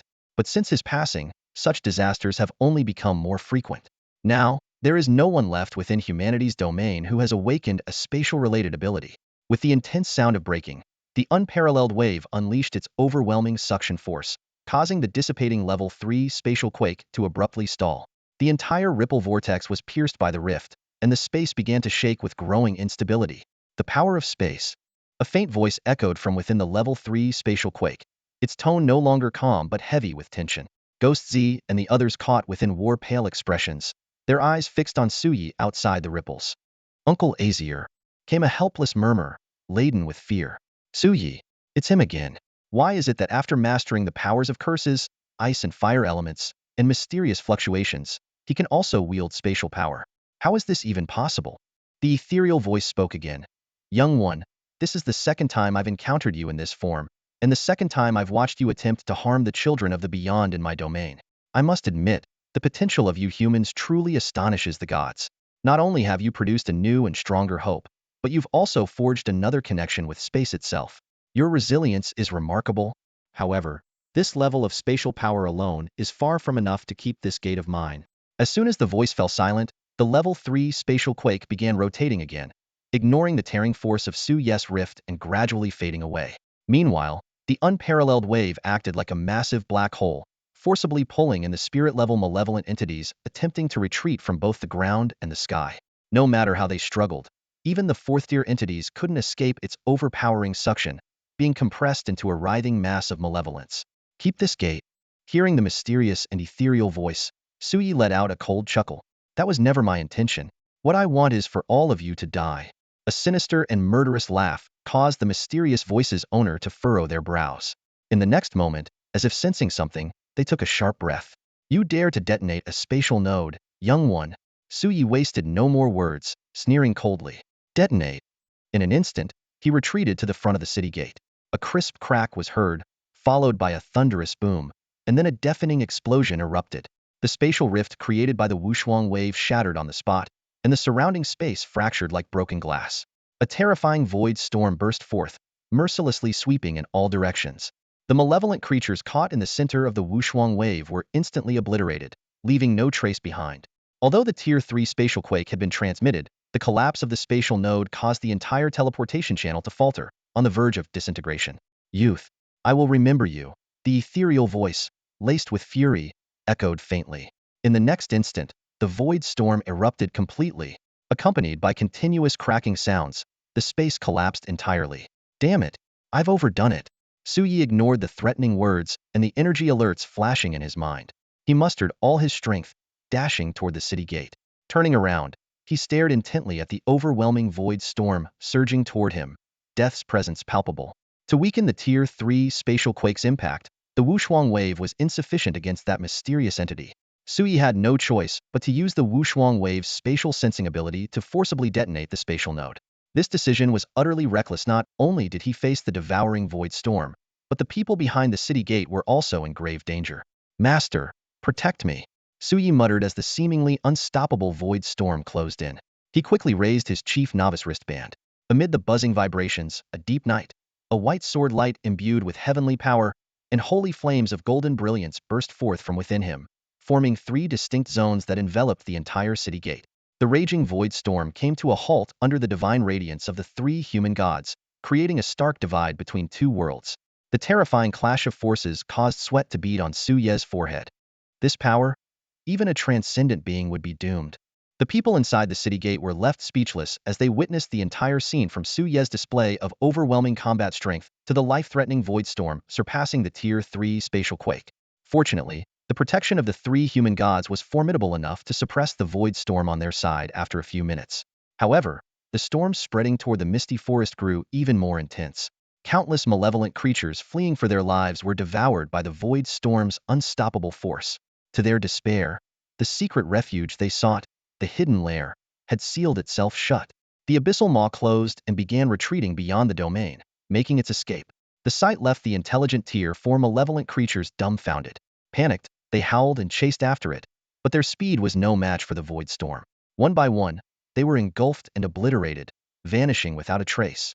The ground was torn into deep trenches, and the misty forest, long shrouded in fog, gradually vanished in the aftermath of the storm. In front of the city gate, Sui steadied his nerves and connected to the system. Though it had been a perilous gamble, the rewards were immense. System notifications chimed one after another. Ding! The host has slain a Tier 4 malevolent creature, Earth Zombie, and gained 4,696 energy points. Ding! The host has slain a Tier 5 malevolent creature, Rock Soul Ghost, and gained 7,954 energy points. Ding! The host has slain a Tier 6 malevolent creature, Four-Winged Blood Angel, and gained 14,853 energy points. Ding! The host has slain a Tier 6 malevolent creature, Six-Armed Demon, and gained 14,908 energy points. Ding! The host has slain the Bloodborne entity, Bloodwing, and gained. The system notifications echoed one after another. Ding! Host has killed the Bloodwing of the other blood, acquiring the Blood Angel wings and 6,954 energy points. Ding! Host has killed Arulasai of the other blood, acquiring the Golden Vein Demon Blood and 5,781 energy points. Ding. Host has killed the 6th tier Malevolent Spirit, Janna the Enchantress, acquiring 14,891 energy points. Suyi carefully reviewed the notification panel. When he saw the two messages that differed from the one about the 6th tier Malevolent Spirit, a faint smile crept across his lips. Too bad I only got 2, Suyi murmured to himself. Through his spatial perception, he vividly recalled the last scene before the Collapsia group of other 6th tier Malevolent Spirits had joined forces, unleashing their dark powers to shield the 4 other blood beings. Yet, in the face of that terrifying spatial collapse, their resistance didn't even last a second. Eventually, it was that mysterious entity who forcibly stabilized the space, barely managing to save some of the other bloods. However, clearly, even the so-called spatial evil god couldn't completely withstand the backlash, leaving the Scarlet Birdman and the sinful Enchantress to perish in the chaos. This was worth it, Suyi calculated inwardly. To have eliminated 2 future threats possessors of S-grade abilities and bearers of evil god bloodlines was indeed a victory worth celebrating. However, he couldn't shake the looming concern of potential retaliation from the Blood Angel evil god, the Golden Vein Demon Lord, the Master of the Cursed Abyss, Gui's E, or perhaps even that enigmatic spatial evil god. Swallowing nervously, Suyi muttered, "Surely, they won't all come after me, right? That would pretty much mark the beginning of a second divine war." Recalling his mentor's stern warnings, if you encounter an other blood, you must eliminate them. Never let them grow stronger, Suyi felt a bit more at ease. If even the highest gods of the human realm decreed this, then perhaps even a large-scale divine war could be managed. Pushing aside these potential dangers for now, Suyi turned his focus to the 2 special spoils of war, the Blood Angel Wings and the Golden Vein Demon Blood. It was the first time he'd obtained tangible items from his defeated targets. Inspecting the item properties. Blood Angel Wings, an essence of the Blood Angel lineage from the angelic race. Fusion grants half the power of its bloodline. Golden Vein Demon Blood, a high-tier demonic bloodline, the source of emotional power. Fusion grants half the power of its bloodline. As Suyi muttered about how these items were practically useless for someone like him, a ghost handwielder, his gaze fell on the silent figure of General Cui standing nearby. A bold idea suddenly surfaced in his mind. What if he infused a trace of the ghost hand's intelligence into this unparalleled prodigy's body, and then injected these 2 bloodlines? Suyi pondered the potential of the ghost hand. By using its intelligence as the core and harnessing the power of gods and spirits to unlock its potential, combined with the support of the Golden Pattern Demon and the Blood Angel, along with his own 2 top-tier S-grade abilities, the possibilities were indeed immense. This unprecedented combination was enough to strike fear into anyone. Although General Cui was once a renowned prodigy and hero of Jiangnan, now he was nothing more than an empty shell, his true soul long gone. If the control of the ghost hand were lifted, he would likely turn into a cold corpse immediately. Rather than letting that happen, it would be better to forge him into the most powerful cursed artifact, adding a layer of protection to the precarious human territories. Even the Cui family would probably wish for their prodigy to continue safeguarding Jiangnan in this form. Suyi decided to visit the Cui family after returning to assess the situation before making a decision. At that moment, the protective power of the 3 gods dissipated. Suyi immediately expanded his senses forward, only to be utterly shaken by what he saw before him stretched a pitch-black abyss. The once yellow earth and the misty forest had completely vanished, leaving only a fragment of space in midair, slowly repairing itself and exuding an unsettling aura. The protective barrier of the city gate gradually faded, revealing the awakened warriors stationed there. They stood frozen in place, stunned by the scene before them. The disappearance of the land and the misty forest sent chills down everyone's spine. Without the protection of the 3 gods' power within Suyi, they would have been completely erased by the spatial turbulence. A green light descended from the sky. It was Elder Lu, a king-ranked powerhouse sent from the Wudu base city. The old man gazed at the vanished territory, his face twitching. That kid is ruthless. He had already learned the situation from Gao Changwan and the others. The young man who wielded the power of space not only detonated the spatial node, but also completed the entire operation in just over 20 minutes. As Elder Lu landed, Suyi immediately directed General Cui to return to the city gate. Gao Changwan and the others snapped out of their daze and hurriedly saluted the elder. Elder Lu responded with a warm smile. "It's good that you're all safe. I arrived late and made you worry." He walked over to Suyi, patting the young man on the shoulder with admiration. "Well done, young man. If it weren't for your timely intervention..." Suyi offered a humble smile. "Elder, it's all thanks to my mentor's protection. Otherwise, I wouldn't have been able to safeguard the city gate." "Keep it low-key, huh?" Senior Lu's hearty laughter echoed over the city walls. "I've already heard about your remarkable feat of forcing back that Tier 3 space. Triggering a spatial node now, that's some crazy stuff, kid. Su Yi replied calmly, if I hadn't done it, those spawns of the evil god would have escaped. It was a last resort. You were able to manipulate the spatial nodes, so you must have some understanding of that Tier 3 spaces situation, right? Senior Liu's eyes sparkled with anticipation. In his view, even taking down a single gifted bloodline aberration was a tremendous victory for humanity. After all, countless human prodigies had fallen to these malevolent beings in the past. Striking a blow against the extraterrestrial abominations and the parasitic evil temple was indeed a cause for celebration. The other abominations should all be dead, Sui said slowly. But 2 of the spawns managed to slip away. 2 survived. Wait, Senior Liu suddenly realized, his face flushing with excitement. Are you saying the rest are dead?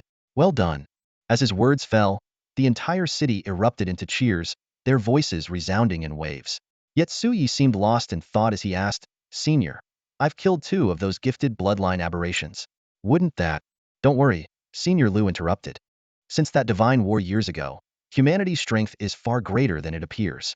Those extraterrestrial evil gods, relying on their secret realms to propagate, coupled with the interference of the evil temple, will likely wait until they're absolutely certain before launching a full-scale assault. For now, they won't dare act recklessly. If you encounter any so-called children of the gods, just kill them without hesitation. Meanwhile, in a lightless void, a ripple-like vortex suddenly emerged. From it appeared 2 figures, Arudas and Gu Az, the very children of the evil god who had escaped. They were unconscious, their demonic and ghostly energies rapidly dissipating, their life forces growing weaker by the moment. At that instant, a voice devoid of any emotion reverberated through the space. Azar, that human fledgling possesses spatial abilities and detonated the spatial node. The voice of Azar, the spatial evil god, was ethereal and low. After a long silence, the commanding voice rang out again, imbued with transcendent divinity and undeniable authority. Azar, inform the gods. Begin ahead of schedule the second divine war. Miss City, nightfall. Captain Su, you've worked so hard this time. Are you sure you don't want us in Miss City to host a celebration banquet for your godslaying squad? In front of a small villa, the plump Gao Cheng wore a fawning expression as he personally opened the door of a luxury car for Su Yi. His attitude now was a far cry from when they first met, bowing so low it seemed he might touch the ground. Su Yi took the cigarette Gao Cheng handed him, glancing at the other's flushed, round face, which was reddened by excitement. As the leader of a diamond-rank squad with only a-level abilities, Gao Cheng seemed more nervous than when meeting a superior. And it was no wonder standing before him was a prodigy who had just repelled a level 3 spatial quake and slain 2 offspring of an evil god. At such a young age, Su Yi could unleash power equivalent to the late stages of the Starlight rank, despite only being in the early stages of the Diamond rank. No need. We've just been through a tough battle, and we need to rest since we have to return to the trial camp early tomorrow to hand in our mission, Su Yi replied with a slight smile. Thanks for your trouble, Leader Gao. In this world where the strong prey on the weak, respect is always won through power. No trouble at all. No trouble at all. Gao Cheng responded hastily, then gestured toward a middle-aged woman in black waiting by the villa's entrance. Captain Su, that is Chief Chui, the head of Miss City's Night Watch Intelligence Department, and a member of the Chui family from Jiangnan Base City. Noticing General Chui standing behind Su Yi, Gao Cheng tactfully added, I won't disturb you further. If you need anything, just let me know.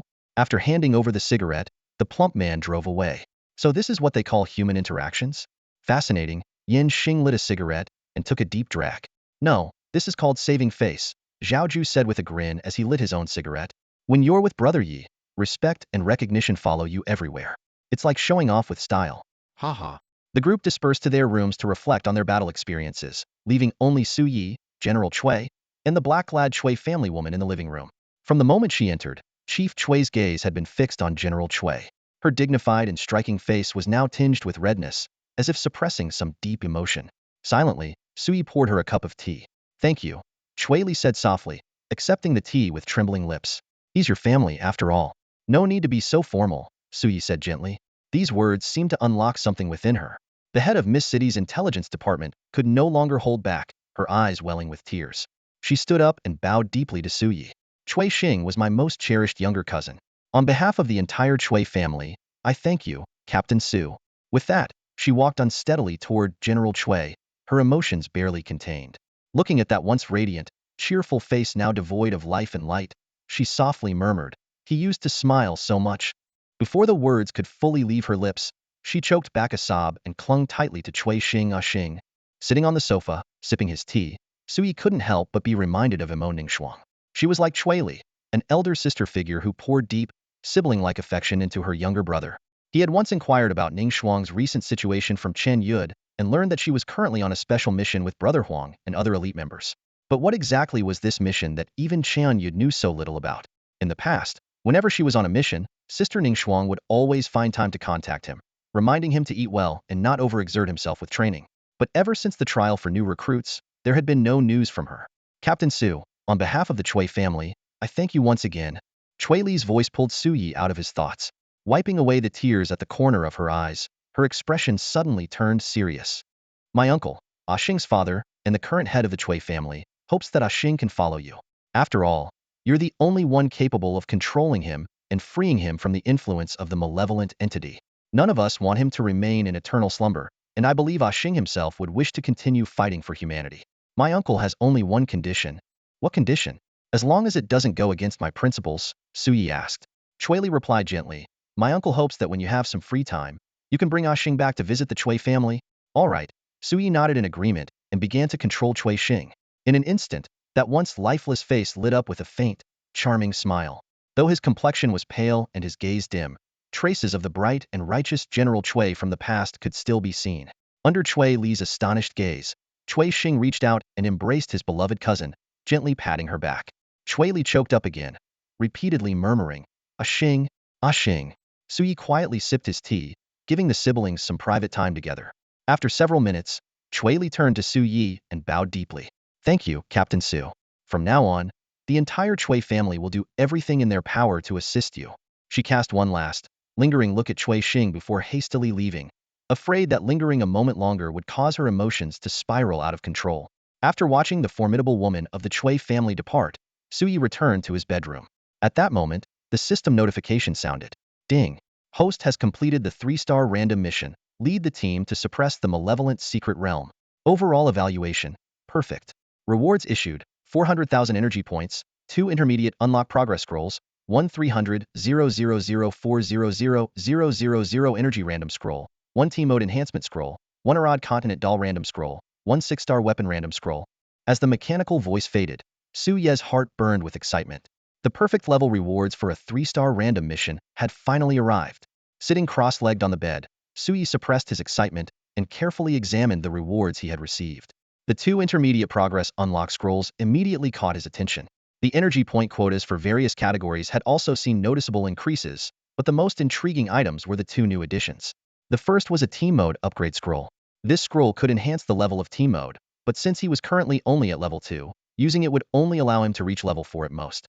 This fell slightly short of his original plan to jump straight to level 5. However, opting to first upgrade to level 3 and then use the scroll to reach level 4 seemed like a reasonable compromise. The second item was a random doll scroll from the Arad Continent. This was already the 3rd scroll he had obtained from Arad.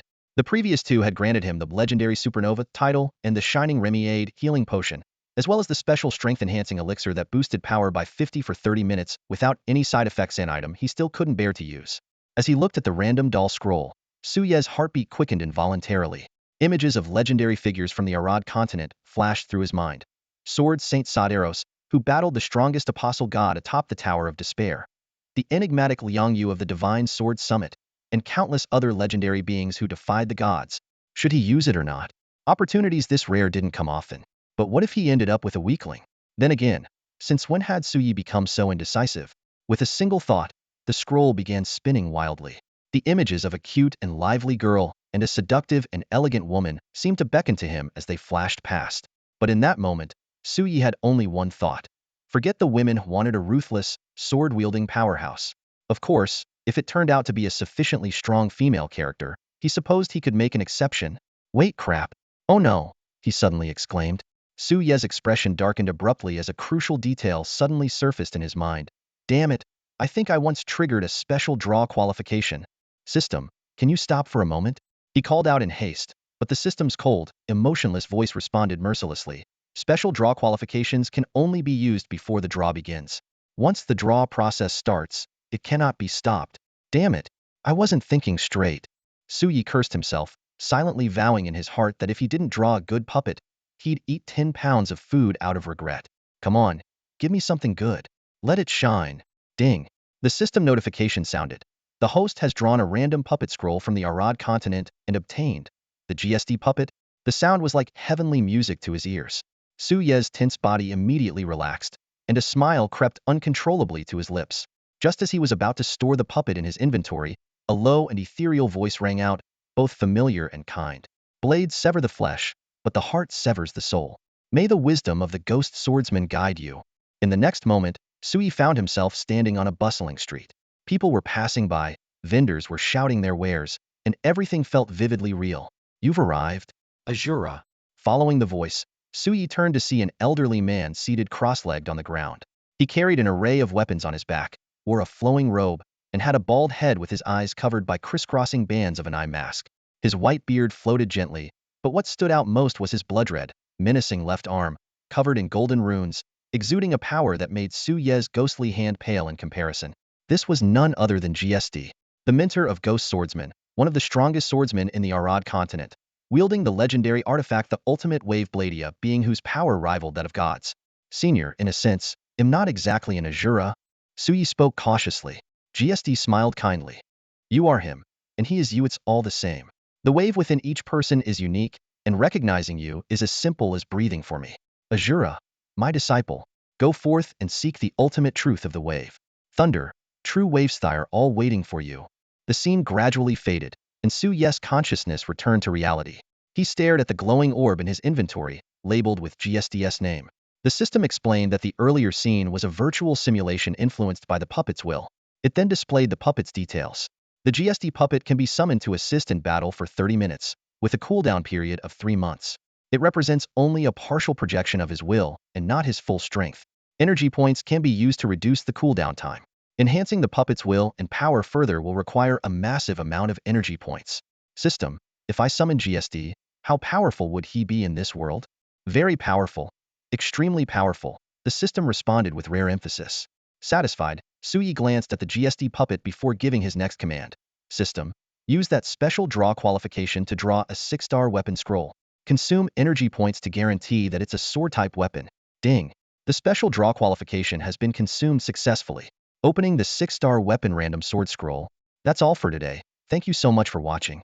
I hope you guys enjoyed. If you wish to have another part of this recap, please give us at least 1,000 likes. Please don't forget to comment and subscribe to our channel for more content like this. Until next time.